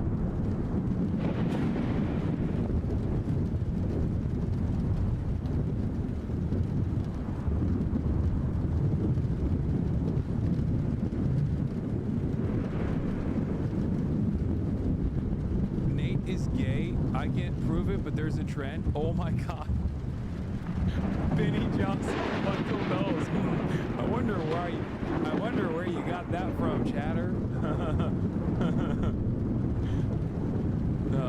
Wilkes, Ben Shapiro. I think the best would be Charlie Kirk, Rand Paul. I'd say Jeffrey Meter, Nick Shirley, Tucker Carlson, Charlie Kirk, Brittany Aldean, Tucker Carlson. Who's heard of Nick Fuentes? Just over half the participants put their hands up.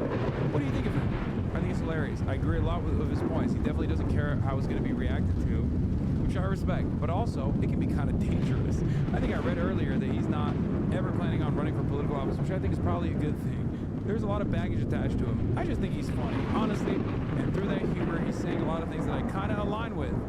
Like how Adolf Hitler was based, I guess.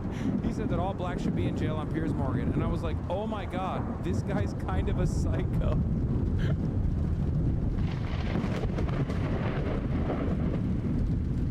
What? I think she steams them. He's so weird. Trump gives detailed description of how meticulously Melania takes care of her panties. Yo. Is he horny? Is Trump horny? Is he horned up? Okay, we'll get to that later. Hold on. We're doing a deep dive into Gen Z conservatism. Allie, at its core, I believe a lot of what he says, but I think the delivery's kind of poor. Like, I feel that way about Trump, but he's America first. He's not anti-helping out other countries, but he's like, we can't be putting our country at risk because of it. So I just think that in the general mindset is what I agree with. I dig it. Dude, this is exactly what I was saying, okay? Nick Fuentes is the logical conclusion of conservatism. Like, reactionary politics has somewhat of an endpoint, right? And that's Nazi shit. And that's why so many people are like, well, yeah, I'm pretty sympathetic to this guy who openly says he's a neo-Nazi. And at a certain point, once the stigma of being a Nazi goes away, then you start seeing people self-identify as such. Okay?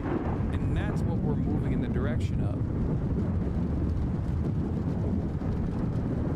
That's what's so terrifying to me, at least. I dig him. He knows his market. He's not trying to please everybody. He's definitely going after more of a shock value with some of his stuff. But as far as general beliefs or values, I sort of agree. Personally, I think a lot of time he's just joking. He said a lot of things for shock value and notoriety. He does collaborations with black people.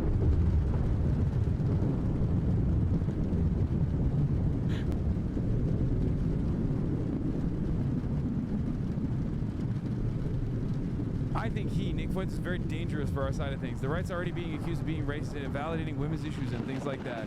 It's why the left keeps drawing people in, whether it gets clipped or whether people take it seriously or not. The very fact that you make light of it makes us all look bad. I think being too radical pushes this guy's the extreme centrist. This is the one guy who's like liberal-minded, okay? Who's like, yeah, let's not go that far. Okay, Bryce, you're fucking libbed up. I think being too radical pushes people away and makes them look for truth elsewhere. Andrew, I would just disagree. As far as Fuentes is concerned, I feel like his viewpoints would have been mainstream not that long ago. If he's saying something like most women want to be raped, well, 50 Shades of Grey sells like hotcakes to women. So I feel like that's just a fact. Ethan, he likes to stir the pot, and it's very polarizing. He has a lot of very strong opinions, and a lot of them are very controversial. Yeah, Nick Fuentes, woman understander, by the way.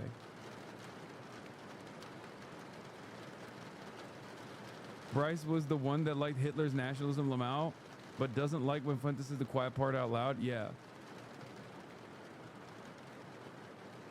Conservatives constantly discrediting the left. Their use of fascists and Nazis unironically cause people not to feel shame of being called it, to a certain degree. But I do think that as conditions worsen and as conservatives have greatly expanded on the permission structure of what is allowed, what you're allowed to say and what you're not allowed to say, the number one conquest that they've entertained, actually, the only environment, the only area where they have actually genuinely changed societal attitudes is being able to say slurs and being open about your fucking racialized animus and animosity and fears and whatnot.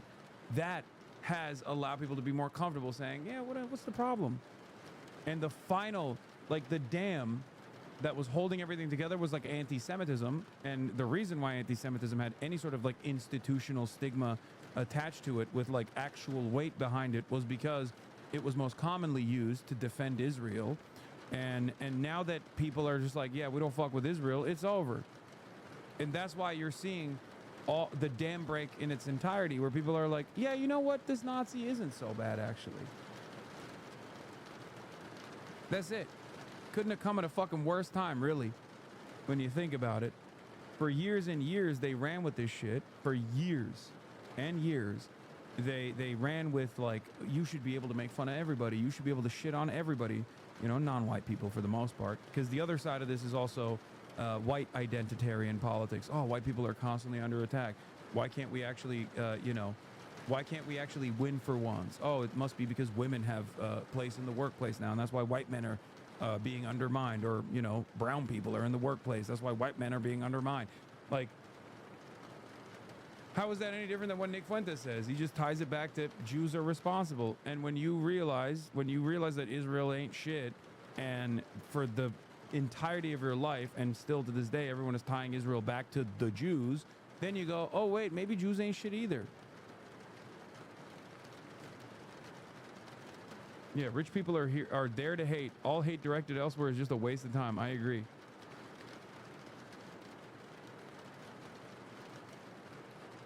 I think he reminds me of the Andrew Tate Republican Party, where he's really good at addressing a common problem, but the solutions aren't the solutions to go by. So I think a lot of people can relate to what he's saying because he's going, oh, this is the problem. Then he's trying to offer a solution that doesn't fit. I feel like we're in a time with social media where a lot of people like to rage bait, and I feel like that's part of where he's aiming at with some of the things he says. It's brain rot and misinformation too. Yeah, I'll admit my brain's definitely getting fried. I try to delete the apps and everything, but I still find myself drawn to it. Who wants to get married and have babies? Most of them put their hands up. Only 3 are currently married, 2 to each other, and 1 is divorced. Potentially, I'm a Christian, and no offense to any women here, the Nick Fuentes fan says, but there's not a ton of good traditional Christian women out there. Oh, I wonder why the Nick Fuentes fan would be a repulsive little fucking incel. Brother, you can't even shut the fuck up for 3 seconds. You're surrounded by Gen Z Christians, okay? Self-described Christians. And even then you're like, well, you know, I would love a woman to marry, but they ain't shit, you know? And then all the fucking pick-me's. Yeah, 100%. There's no modesty. I mean, they're walking out in bras and fucking underwear. Lauren, cover it up. Sophie, well, I think that modesty is a virtue. But even modesty aside, I think if you look at the heart, you look at the values, people are not heavily leaning towards settling down and finding someone to build a life with.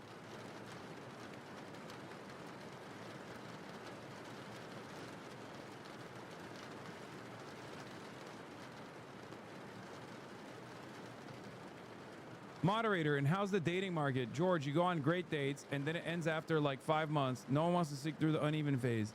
I go to a lot of weddings. I was invited to a wedding last year, and it was too early, so I slept in and skipped it. Well, I'm not into the dating scene, but I do believe it's hard to find someone. Andrew, oh, here we go. Oh, cracks knuckles. Andrew, Nick Fuentes fan coming in.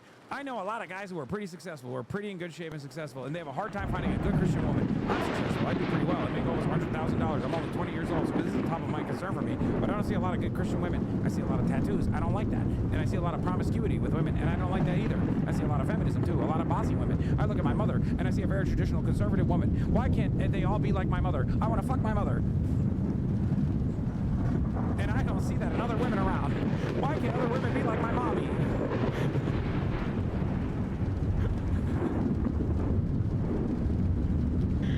Oh, Jesus Christ, Andrew. God damn, you are so repulsive. Moderator, what do the women here think about feminism? Hate it, and it shouldn't be here. I think true feminism could work. Okay, Sophie's woke. Should women be able to vote? Yes. But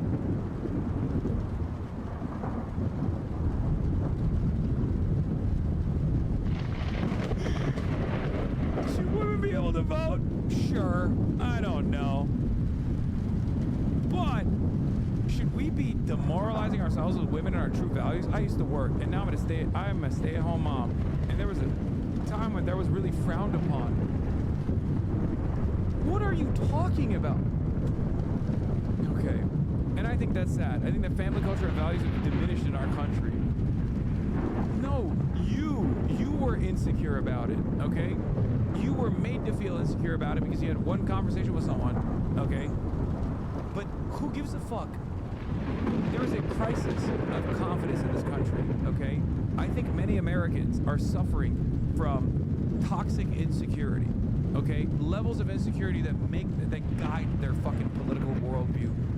Levels of insecurity that basically are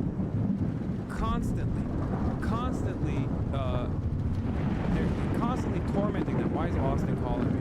What's up? I'm live. It's Austin Show from the Fear Podcast. Yeah, what's up? What's going on? Why are you still live? Why are you asking me that question? Well, I don't know. I thought it was time for you to end your stream and spend some quality time with your good friend Austin Show. Why are you here? Yeah, I'm here. We're going to the gay bars tonight. Come on. Wait, are you in my house right now?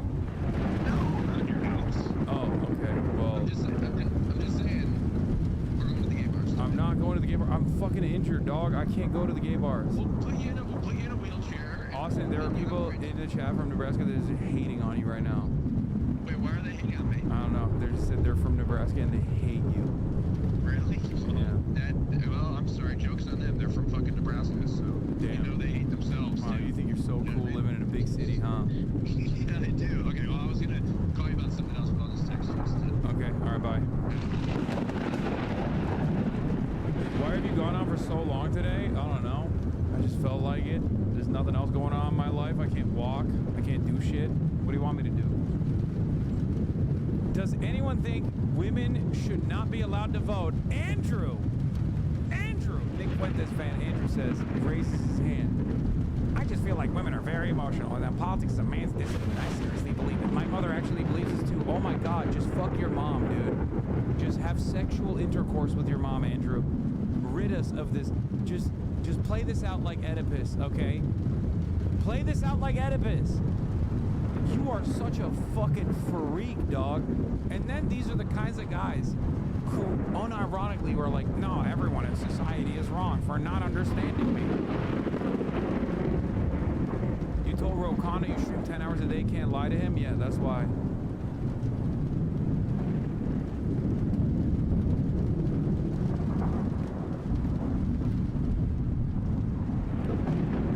I know some other women who believe that. I just feel like I've never seen a woman who truly understands politics.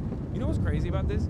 If you think women shouldn't be allowed to vote, why the fuck are you even bringing up women who also agree with you? Who gives a fuck about their opinion? You don't think they are capable enough to make decisions?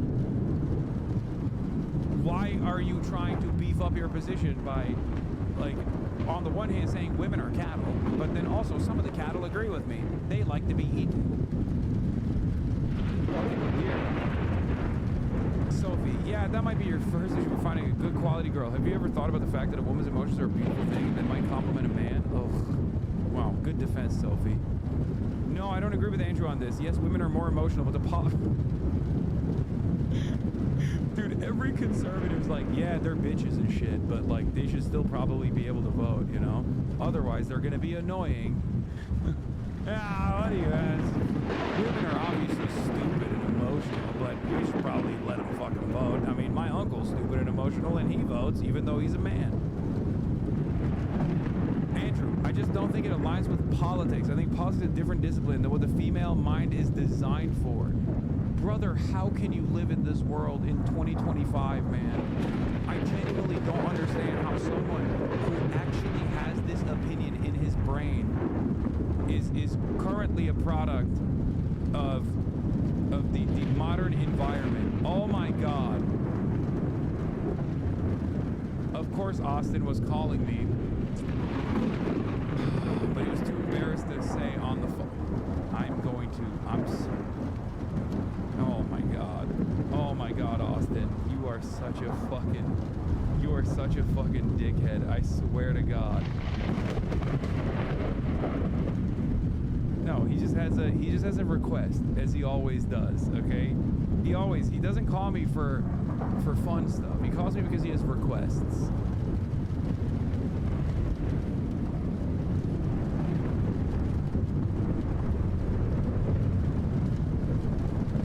Anyway.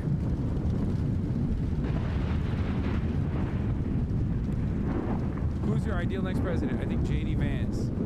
Jaden, there's this guy, he's a streamer, his name is Papa Gut. What the fuck is that? Jaden, there's this guy, he's a streamer, his name is Papa Gut. What?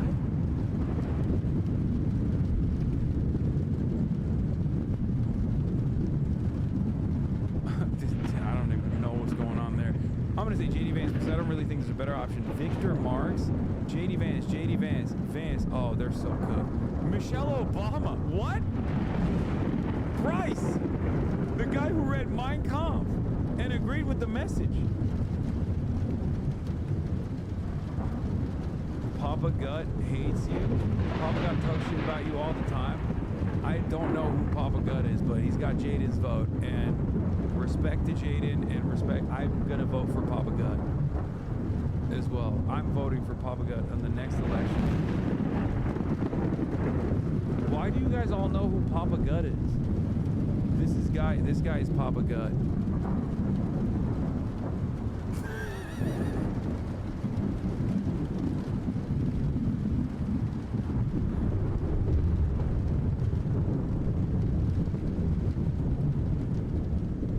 Ethan Klein gives Alex Novell just enough ammo for the end of the year. H3 hit piece. Brogan's failure is 100% her choice. Yeah, I think this is... When I'm thinking about who should lead the country and have command over our nuclear arsenal, I think of a guy who makes YouTube videos about Morgan.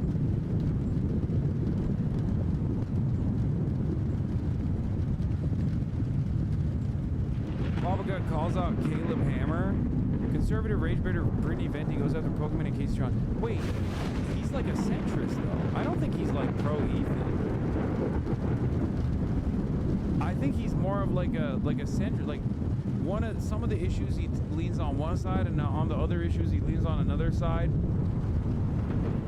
Like he's not.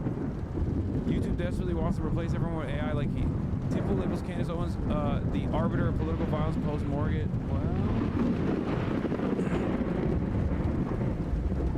Every statement from Asmongold is an admission of unintelligence. I like this guy. Okay, he's got my vote. He's got my vote. Papa Gut, I will be voting for you, sir. He's anti-you, but has some decent takes otherwise.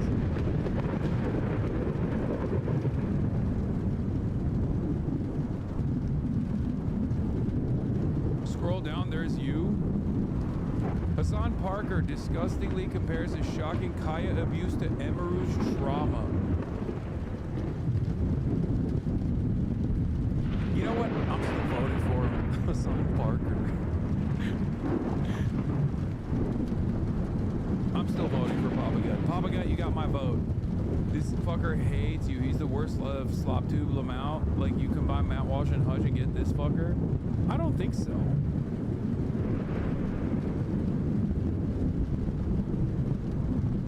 I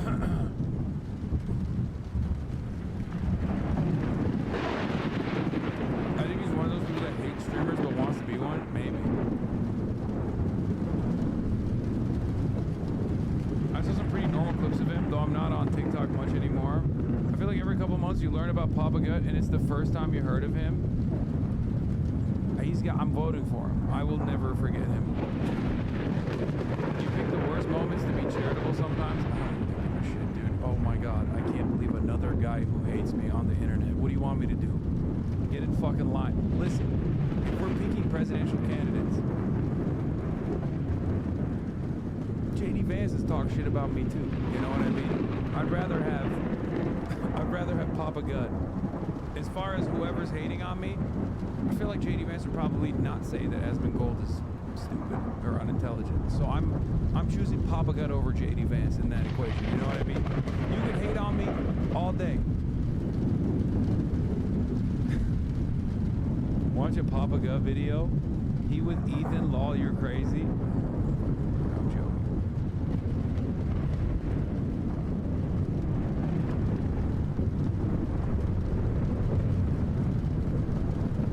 Ethan Klein hate goons to Hassan Parker's TikToks.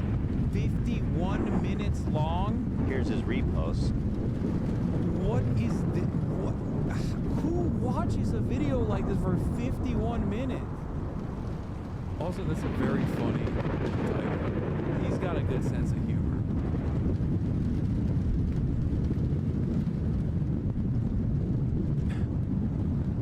In here, soul-crushingly cringe thirst traps. Is he just like resharing people making thirst traps of him? Hassan Piker edits are top tier, babes. This is what I'm saying. There's a whole fucking industry around Hassan Piker edits. He's a second. Damn, this seems kind of jelly beans, dude. Are we gonna ignore he keeps calling you Hassan Parker? I mean, I kind of respect that because it feels like he's like saying. Like, to me, okay, here's why I respect this, okay? It feels like he's saying, like, he hates me with such a deep passion that he's not even leaning into the algorithmic boost that comes along with it. You know what I mean? He's, like, showing the rest of the slop tubers that it's very real hate. Like, it's hate deeply coming from his heart in the sense that he's not doing it for the algorithmic boost. He's doing it for the real love of the game. And I respect that, okay? Because a lot of these guys are fair weather haters, right? They jump on the bandwagon. They're riding the trend. They're putting Hassan Piker in their fucking titles specifically so they can get an algorithmic boost, right? Papa Gut, on the other hand, don't play that, okay? He don't play that game. He does not fuck around with that. He's like, no, I am literally calling him a whitewash. I mean, my name is Hasan, so I don't know. He's not like Hank Parker. If he said Hank Parker, that'd be different. But he's grifting. I mean, he's not grifting. He's doing it for the love of the game. Okay.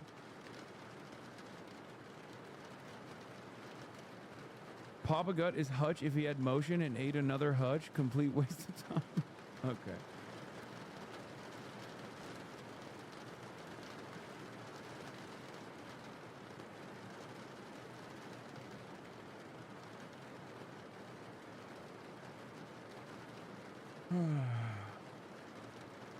Anyway, JD Vance, Victor Marsh, JD Vance, Vance, Obama, Michelle Obama, Donald Trump, run it back. FDR did 4 terms.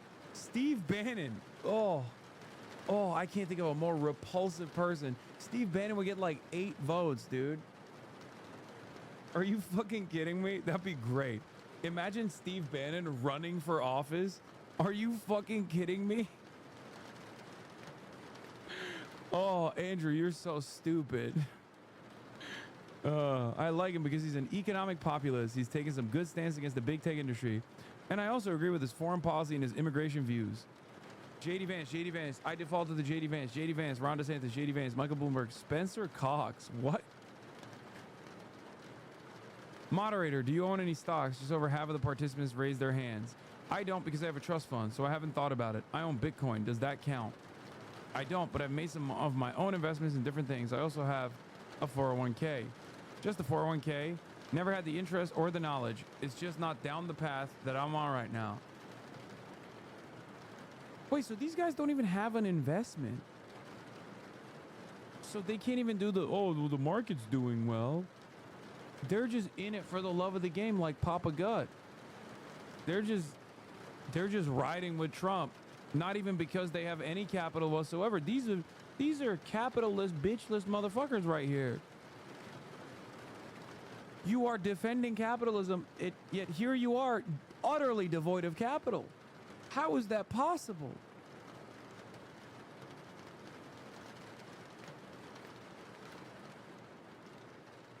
I don't really have any interest in that. And my husband gets stocks offered through his work. So with me right now, working at a boutique and still in high school, I just haven't had that opportunity. Plot twist, they are Papa Gut. I did stock trading and day trading before. I don't have the money in the market right now. Yeah, I have a 401k. Will you be better off economically than your parents? The majority raise their hand to indicate they will be better off economically. I make more money than my parents did at this age, yet my parents already had 2 houses. What the fuck? And with interest rates where they are currently, my mortgage would eat up almost half my income a month. And then also just the way the cost of living, grocery prices are mixed with the interest rates. Grant, when it comes to things like buying a house or the daily cost of living, that sort of thing, I don't think we'll be able to afford the same things that our parents afforded. Even though we are making more money, I think that the prices have gone so high that it makes it just so it just kind of offsets. I got a little earlier start than my parents did. My dad, he didn't really start making grown-up money until he was in his late 20s, early 30s. So I've started making grown-up money at 20. I'll be able to buy a house in about a year and a half. The Groiper is.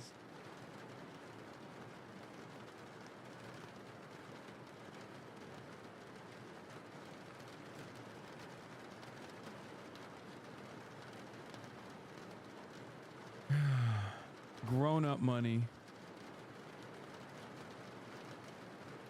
Are you looking for a house? I'm working to buy a house. I'm working at setting myself up to buy.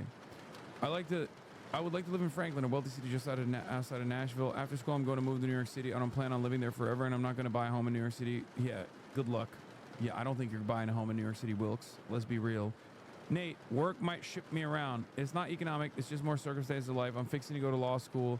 Back when I had 2 jobs, I was actually on track to buy a house. But I got really burned out. So I just chose to do my passion of writing. So I made kind of a leap of faith and went into that. But with that being my only source of income, I don't make anything crazy. And so I don't have a lot of savings right now. It's going to take a while for me to build up to being able to buy a house. My family's very intact. We've built wealth coming up to me, and not everyone's done that. Not everyone's been able to do that. So I know I'm going to be okay. Okay, that's why he was lying about how much money he's making, guys. He's a fucking landscaper. And you know, his family has built up a lot of wealth. Now we know, Andrew. Now we know that you're working for your pappy's landscaping business.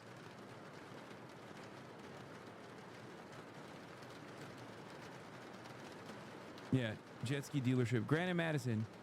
We would definitely love to buy a home if we could afford one. No one is affording a home. What is broken in American economy? Healthcare. I agree with that 100%. I got kids. I can't pay that. Rent. We're busting our asses just to pay rent and healthcare that we don't even use. I can't pay for insurance. I haven't had insurance since I quit a job 4 years ago. I don't have insurance, and I've been in hospitalizations. I don't think that guy Luigi Mangione went about it the right way, but I can see where his frustrations were. And Democrats try to fucking have the audacity to tell me that Medicare for all is too far-fetched. I'm telling you right now, is fucking over, okay? Every goddamn racist transphobe will cast aside their previous biases, all this like irrelevant, nonsensical bullshit about like, oh, the attitude and the society is shifting towards Christianity, and we can say the R word now. Every fucking person would literally, with the exception of those fucking dipshit ass boomers who already have Medicare for all over the age of 65, every single fucking person would be on board, okay? That's it. That's the winning message, dude. Even Santa Claus is dancing because he fucking got excited.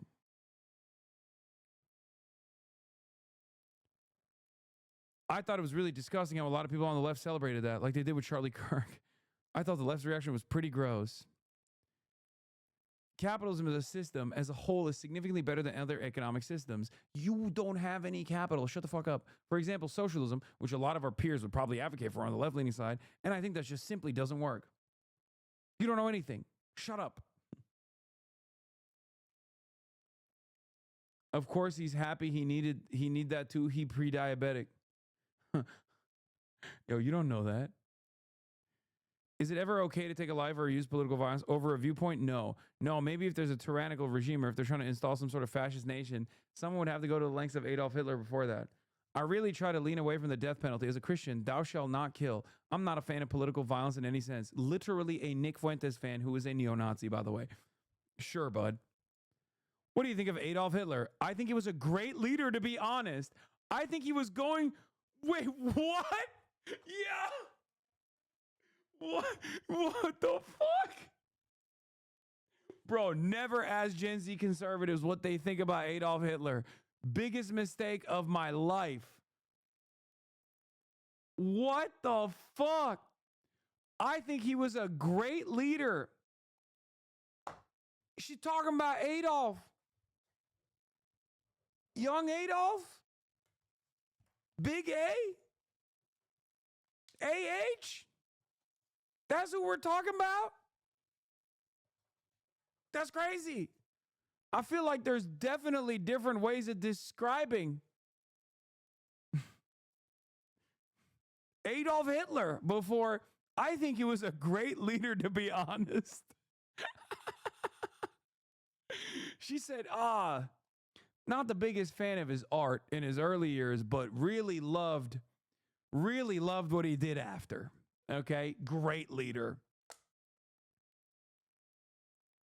Great leader, honestly. Coworker politics is crazy. I'm in favor of a strong executive. By the way, this is the neo-Nazi who was asked, what do you think of Adolf Hitler? Let's see what Andrew has to say about this. I'm in favor of a strong executive. I think we should have a stronger executive branch. I don't think we should be killing people or doing mass genocide, obviously, but I do think we should have a strong executive. What do you mean? The question was about Adolf Hitler, Andrew. The question is not about the unitary executive theory. It's about Adolf Hitler. Why are you talking about something entirely irrelevant? Okay.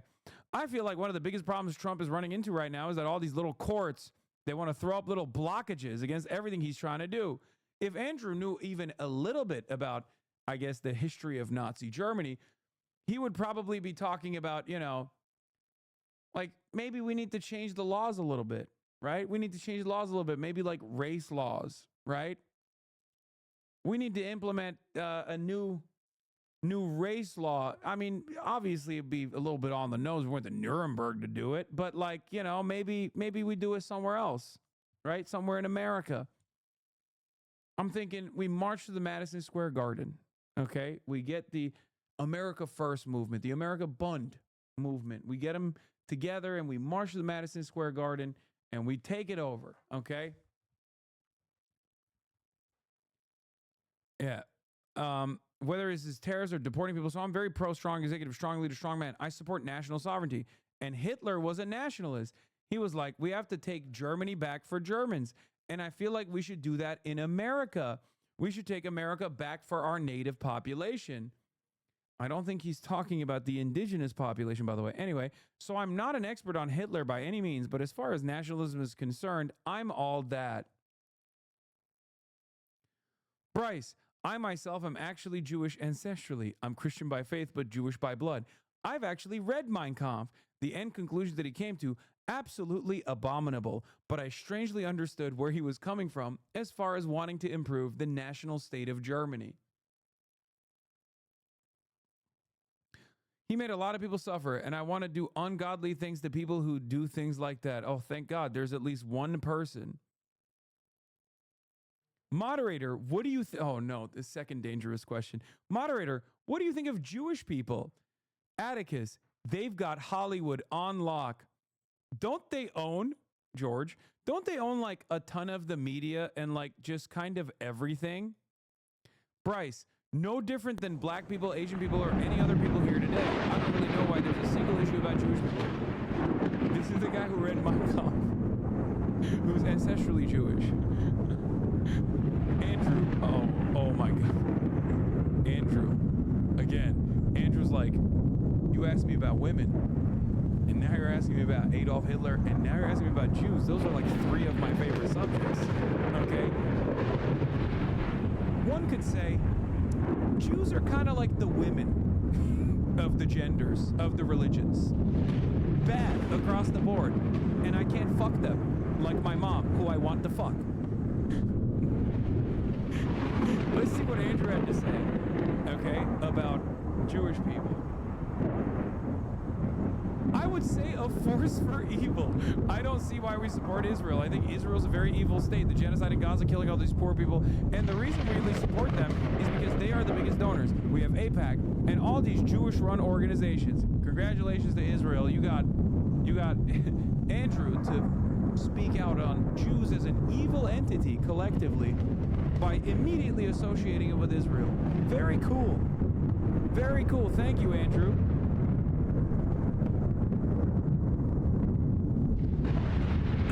Let me clarify that. Andrew, do you think the Jewish people are a force for evil? Yes, sir. It doesn't bother me if it's true. Those slurs, if you're racist or whatever, just rolls off my back. This is my country. My people have been here since the American Revolution, so I say what I want to.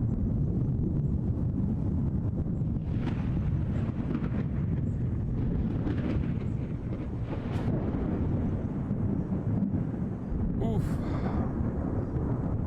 Okay, moderator, what do others think about that?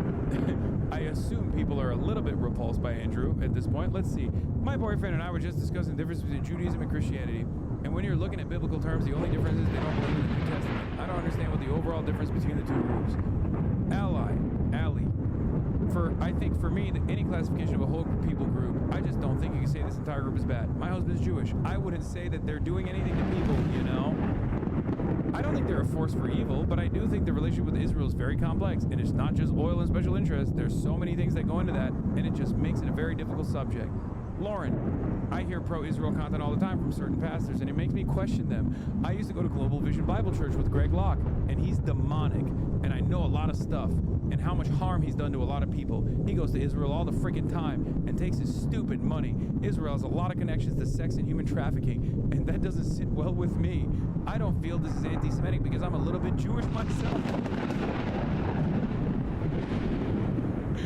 So I have all the room to talk, and I've been seeing evidence. When you see evidence of a pastor abusing people or a pastor won't show you his financial statements, that's a big freaking problem.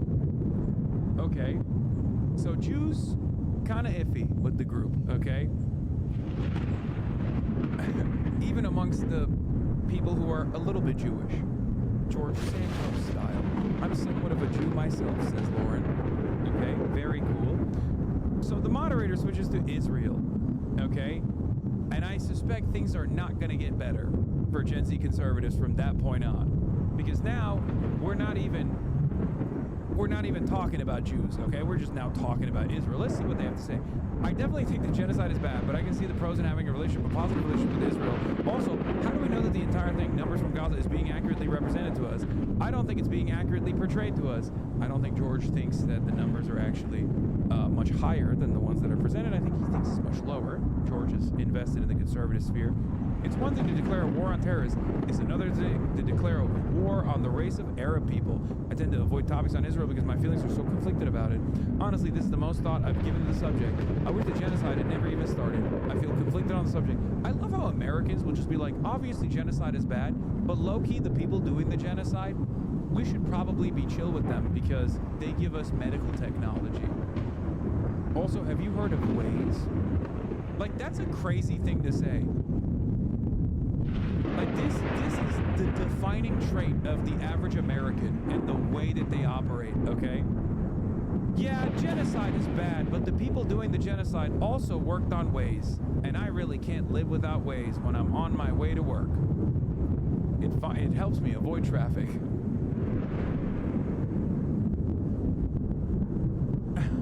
Treatler final form? Yeah, have you had a fucking soda from a soda stream? Okay. It's crazy because, like, Israel doesn't even invent things that these guys actually care about. It's medicine. They hate that. You know what I mean? Like, they fucking hate pharmaceuticals, so to them it's, you know, what do you got? You got Waze, you got SodaStream, and then you got a fuck ton of pharmaceuticals, right? And they fucking hate medicine. They think it's all woke and demonic. And also, they can't even afford it, so it doesn't even matter. Seemingly, none of them have fucking insurance.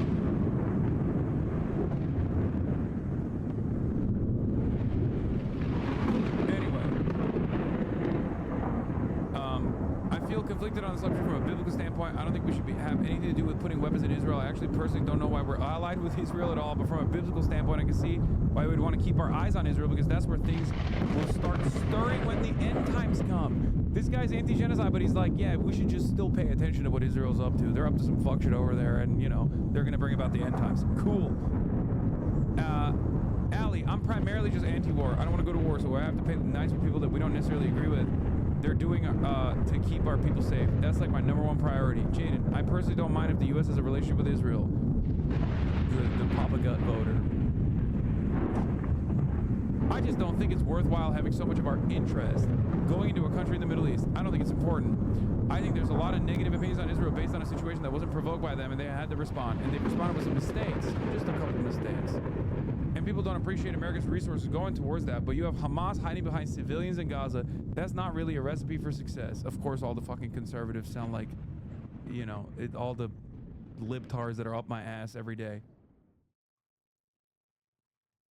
As Christians, basically, we're supposed to protect them. Israel's positive, important, and the lesser of evils. Ukraine, scam, Europe's problem, over-involved, calculated in money, over-involved. Yeah, over-involved. I don't really care. Oh my God. Literally, in unison. Everyone's like, nah, get us out. Get us out of there. Israel, I don't know. The Bible says it's okay. Moderator, do you agree or disagree that all illegal immigrants should be deported? 13 of the 20 say they agreed. 7 did not, including Bryce. Oh, how much longer is this? I'm so tired. I think I'm going to give up at this point. I can't do it anymore. I've been doing it for 10 hours. This is a wonderful, wonderful article, though. And I do want to leave you with some choice words. I'm going to obviously cover the rest of the article and maybe some other fun stuff tomorrow as well if I have time to stream tomorrow, because we got a big day of podcasting tomorrow. But I want to leave you with you know, Donald Trump. Does he still have it? Let's take a look. I went into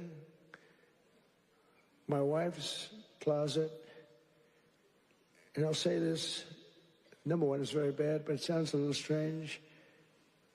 They looked at her drawers. Huh. You have drawer, and then you have drawer. They looked at both. And she's a very meticulous person, you know, like these people. It's just like she'd fit into your group very well. She'd be very happy with her, but everything is perfect. Her undergarments, I sometimes refer to as panties, are folded, perfect, wrapped. They're like so perfect. I said, that's beautiful. You know, it's the part of the world she came from. Everything was perfect, no problem. Fold, fold, fold. I think that she steams them, make sure. Just that we came home. I wasn't there when the raid took place. A raid of a popular president, a former president. She opened the drawers and it was not that way. They were a mess. It was all over the place. And she said, oh, what happened? That's so terrible. But it's terrible. They went into my young boy's room. These thugs are disgusting, and we cannot let them get away with this stuff. We have all the evidence now. We have all the evidence, and we have to do something about it. We have to do something about it. It's illegal, and it's disgusting. He's right. Anyway, ladies and gentlemen, love you guys. And I will see you tomorrow, okay? Bye-bye. Inshallah, I'll see you tomorrow. The H3 Crowder debate.